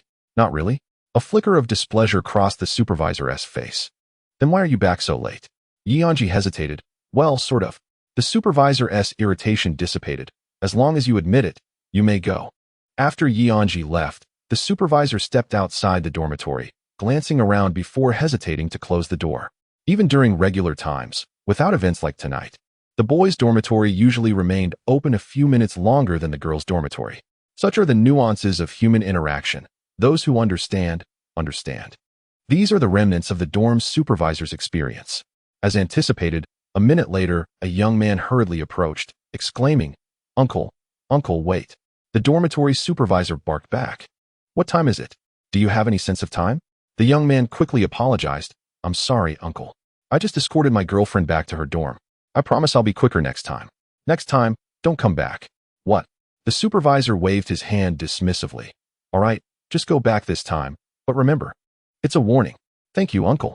The young man scampered upstairs, and only then did the supervisor feel at ease enough to close the dormitory door. Glancing at his watch, it was 11:15. He chuckled to himself, bemused by how youngsters today seemed even more clumsy than in his own youth. Upon returning to his dormitory, Anzhi found Zhang Kuan taking a shower, Luo Yangyang removing his makeup, and Deng Linen cheerfully engrossed in his phone, reclining in his chair. Tonight, aside from Deng Linen, Anzhi had already encountered the other two roommates. Although he was unaware of how Nangu had spent his evening, it was clear that he had enjoyed himself. Deng Linen was naturally the type of steady, sunny boy who always radiated joy. He had never seen him wear a frown. Yet this was the first time Anzhi witnessed him grinning like a young boy, cradling his phone as if it were a treasured possession. Anzhi removed her suspender dress, neatly folding it and placing it, along with her cat-eared hood, into a bag to return to Song Ran during the next club activity. Sitting back in her position, she picked up a mirror to examine herself. Did she truly appear as adorable in this hat, as Jiang Mengyue claimed? Indeed, she seemed quite charming. However, this hat was now hers. If Jiang Mengyue required a similar outfit for her next photo shoot, perhaps it would be best to purchase her a new ensemble, complete from head to toe. Resolutely deciding, Anzhi opened a shopping app and began to search. The total cost for a complete outfit varied from hundreds to over 1,000. Nevertheless, Who could resist the joy of seeing a beloved girl dressed in attire personally chosen by oneself? The mere thought filled her with happiness. She diligently added all her selections to the shopping cart. After Jiang Mengyue finished his shower, he emerged from the bathroom and noticed everyone had gathered. As he toweled his hair, he surveyed each of them in turn. Luo Yangyang was clad in a vampire costume. Not it. Deng Linen's physique did not match the attire. Not it. Anzhi donned a small top hat. Also not it. Sensing Jiang Mengyue's uncertain gaze, Luo Yangyang inquired, "What's wrong, Jiang? Did you happen to see a Hello Kitty somewhere on the athletic field tonight?" "Hello Kitty?" Luo Yangyang pondered for a moment before laughing. "I don't recall seeing anything like that. There were too many distractions tonight." Listening to their conversation, Anzhi leaned closer. "What's the matter with Hello Kitty?" Jiang Mengyue grimaced slightly. "Oh, it's nothing. Really, what's the issue? Why are you looking for it?" Luo Yangyang pressed. Observing the two, Jiang Mengyue picked up his phone, tapped a few times, then set it down again. "Never mind, it's nothing." The group fell silent, each engrossed in their own activities. After her shower, Anzhi lay on her bed, opened her phone, and discovered that Jiang Mengyue's latest video had been updated on the short video platform. After clicking the like button, I entered the comments section, only to find it filled with question marks and smiling faces. The cause of this flurry lay in the insightful exchange between him and Jiang Mengyue. However, that was scripted. This time, it was genuine. Indeed, it was real in every sense. Just a couple documenting their daily lives, perhaps. No sooner had I liked the post than a message from Jiang Mengyue arrived. Yet it was not regarding the video but concerning another matter, the impending trial that Anzhi was to face. Tao bubble wine. Anzhi, why do you wear makeup? Chapter 99. I learned to apply makeup for you. Tao bubble wine. Anzhi, why do you wear makeup? What was meant to come had finally arrived. Anzhi did not shy away, responding candidly. I joined the makeup club. With Halloween just behind them, everyone was still buzzing with excitement. At this hour, even those in 2 dormitories had yet to retire for the night, when Jiang Mengyue initiated a video call. Anzhi answered, and a white mask appeared on the screen. Perhaps to delay the imminent trial, Anzhi jested, "Is this your new Halloween costume?" Jiang Mengyue replied, throwing a punch at the screen, "I'm applying a face mask. Will your skin become fair and tender afterward?" "Of course. Not only fair and tender, but also bouncy." "Well, I've never tried it, so I wouldn't know. You boys should pay attention to skincare too." Jiang Mengyue leaned closer to the camera. "Come a bit closer." Anzhi obliged, inching his face nearer. "Anzhi, your skin seems a bit dry. I'll bring you a few masks tomorrow." "Wow, how generous." Jiang Mengyue snapped her fingers. "Being with me has its perks." Anzhi moved even closer to the lens. "Thank you, Sister Mengyue." Despite receiving such benefits, Anzhi continued to probe the topic. "Does using that mask really make your skin fair, tender, and bouncy?" Jiang Mengyue poked her cheek. "Do I really need to answer that? I'm living proof." Indeed, Anzhi had experienced this firsthand. Back in the capital, while Jiang Mengyue slept, he couldn't resist and poked her cheek. That gentle prod nearly made him fall in love with her all over again. Had she not suddenly opened her eyes at that moment, however, Jiang Mengyue had been feverish then, dazed and confused. She likely had no recollection of what had transpired. Anzhi decided to take a gamble and remarked, "Just looking. I can't tell much." Jiang Mengyue rolled her eyes. "You'll find out for yourself tomorrow." He had indeed guessed correctly. She was oblivious. Feigning ignorance, Anzhi asked, "Experience? What do you mean?" Jiang Mengyue poked her cheek again. "Just poke it yourself and see." As soon as she finished speaking, Anzhi responded eagerly, "All right." Jiang Mengyue blinked, surprised by his promptness. Why did it feel so strange? Never mind, she thought. Trust me, this mask is definitely effective. I'll bring you a box tomorrow. Anzhi nodded. Okay, I trust you. Jiang Mengyue placed her phone before her, resting her chin on her hands, gazing quietly. Anzhi mirrored her actions, propping up his phone and leaning his chin upon his hands, returning her gaze in silence. The two exchanged glances across the screen, neither uttering a word nor diverting their eyes. After a prolonged silence, Anzhi inexplicably broke into laughter. Upon witnessing his smile, Jiang Mengyue followed suit, inquiring, "What are you laughing at?" "I don't know. Perhaps I just felt happy and wanted to laugh." "Are you so delighted to see a beautiful sister at this late hour?" "Perhaps that is the case." Anzhi's smile radiated even more brightly. "But you are also laughing, aren't you? Seeing you smile makes me want to smile too." "Your happiness is my happiness?" "Yes, indeed." "Well, I feel the same way. Your joy is my joy." Suddenly, Jiang Mengyue slapped her forehead, jolting back to reality, nearly forgetting the purpose of this video call. Enveloped in the gentle aura cultivated by Anzhi, she momentarily lost track of their original intent. Sitting upright, she returned to the initial topic. Anzhi, why did you start wearing makeup? As expected, there was no escaping the question. Anzhi straightened his posture and answered candidly. Because I joined the makeup club, but when the club was recruiting, I asked you which club you joined, and you mentioned the literature club. Jiang Mengyue narrowed her eyes. You deceived me. No, Anzhi hastily replied. I truly joined the literature club. Later, when you asked if the school had a makeup club, I inquired with Han Jingyu. He confirmed its existence and asked if I wanted to join. Initially, I intended to decline, but his enthusiasm was hard to resist. So I ended up joining the makeup club with him. Anzhi spun his tail with a calm demeanor. I see, Jiang Mengyue acknowledged. Exactly, that's how it happened. Observing the honesty in Anzhi's eyes and the sincerity in his tone, Jiang Mengyue chose not to press further. Yet, a faint sense of disappointment crept into her heart. She had entertained the notion that Anzhi had joined the makeup club for her sake. On Anzhi's end, his initial deception stemmed from uncertainty about whether he could fulfill Jiang Mengyue's vision of a complete makeup look. Lacking any knowledge about makeup, he feared that if he openly confessed this, he would only end up disappointing her if he failed to deliver. He wished to avoid that scenario, opting to wait until he had mastered the craft before revealing the truth to genuinely bring her joy. Simultaneously, he harbored a selfish desire to surprise Jiang Mengyue. This little white lie remained buried until today. After much effort, Anzhi ultimately learned the art of makeup and successfully realized Jiang Mengyue's dream of a complete makeover, bringing her considerable joy. He vividly recalled the moment when he completed her makeup. She was so touched that she wept, and he even helped her wipe away her tears. Jiang Mengyue's disappointment did not manifest on her face. Instead, she subtly probed, "All right then, I believe you. But after you joined, what was your motivation for learning makeup?" Before Anzhi could respond, Jiang Mengyue had already concocted a narrative in her mind. You must have learned makeup not for yourself, but to beautify others, just like tonight. When you came to our club to apply makeup, if you weren't assigned to me, you would have adorned other girls instead. Jiang Mengyue grew increasingly agitated. Your hands would touch the faces of other girls. You would draw eyeliner for them and apply lipstick. Anzhi, how could you be so callous? You truly are a scoundrel. It's impossible to placate me unless you buy me 10 cups of taro bubble milk tea.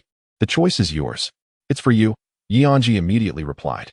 He gazed earnestly at Jiang Mengyue, and in that moment, he could speak without reservation.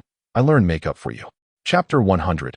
A friendship of hollow existence. I learned makeup for you, Anzhi said slowly, ensuring Jiang Mengyue could discern every word, exclusively for you. Jiang Mengyue fell silent.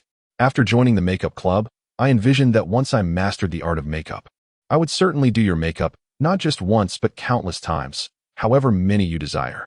Moreover, I shall only apply makeup on you, never on anyone else. Upon finishing, Anzhi raised 4 fingers. I swear. After a considerable pause, Jiang Mengyue finally processed his words. Really? When have I ever deceived you? Anzhi gazed at Jiang Mengyue, his eyes brimming with sincerity. Jiang Mengyue's gaze wavered, her chin slightly raised, feigning anger. Had she not been wearing a facial mask, the blush on her cheeks would have betrayed her. Deceiving you is beneath me, Anzhi said, lowering his 4 fingers and extending his pinky. Let us make a pact. Once upon a time, Jiang Mengyue had made a similar promise to him. I assure you, I will not engage with them outside of work. And she indeed kept her word, as anyone seeking her contact information would have to resort to Anzhi's phone number. Maintaining his gesture, Anzhi added, of course. I shall also procure the taro bubble milk tea for you, 11 cups. Jiang Mengyue slowly extended her pinky to the screen. You said it, and I have recorded it. Through the screen, their pinkies touched, birthing a new vow of fidelity. Anzhi sighed with relief, chuckling. How much have you recorded? Jiang Mengyue adjusted her mask in the mirror, deliberately avoiding Anzhi's gaze. From the moment you said only for me. All right, I shall keep my promise. That phrase has been recorded too. Anzhi smiled. I've recorded that as well. While Jiang Mengyue adjusted her mask, Anzhi continued. There's a question I haven't answered yet. In fact, prior to your club's gathering, I had requested our president to assign me to you. Thus, the scenario of me doing makeup for other girls would never arise. From the very beginning, I belonged to you. Upon hearing this, Jiang Mengyue halted her movements. I belong to you. What a reassuring sentiment. What a heart-racing declaration. So comforting, yet so exhilarating. It may sound paradoxical, yet at this moment, these two events were indeed occurring simultaneously within Jiang Mengyue. She could feel her heart racing intensely, as if some long-suppressed emotion was on the verge of bursting forth. Jiang Mengyue cast her gaze back to the phone screen, where Anzhi was also looking at her, his eyes half-lidded, a gentle smile flickering in their depths. His lips quivered. In that instant, Jiang Mengyue's heart leapt into her throat, both eager and anxious, awaiting Anzhi's next words. Suddenly, the screen plunged into darkness, and the surrounding environment followed suit. The dormitory lights had automatically turned off. How ill-timed, she thought, as the atmosphere had been perfectly charged. However, upon reflection, perhaps it was not so unfortunate after all. Such confessions should not unfold in the digital realm. I like you. Those 4 words should be spoken directly to Jiang Mengyue, gazing into her eyes, holding her hand. Anzhi took a deep breath, and in the darkness, Jiang Mengyue heard his earnest invitation. Jiang Mengyue, let us go on a date this weekend. Though it was a date proposal, it did not come across as a question. It felt as commonplace as saying, Anzhi, allow me to treat you to a sausage. Such ordinary matters were not to be declined by Anzhi. Thus, Jiang Mengyue would not refuse the invitation either. Taking a deep breath, she responded eagerly in the dark. Yes, let us go on a date. At that moment, the friendship between Anzhi and Jiang Mengyue had effectively ceased to exist. In the deep of night, Anzhi lay in bed, unable to find sleep. He had so effortlessly uttered those words and received Jiang Mengyue's enthusiastic response, yet as silence enveloped him, the tumult within his heart finally stirred. He glanced at his phone. The clock striking 3. Under the dim light, Anzhi's face bore a bitter smile.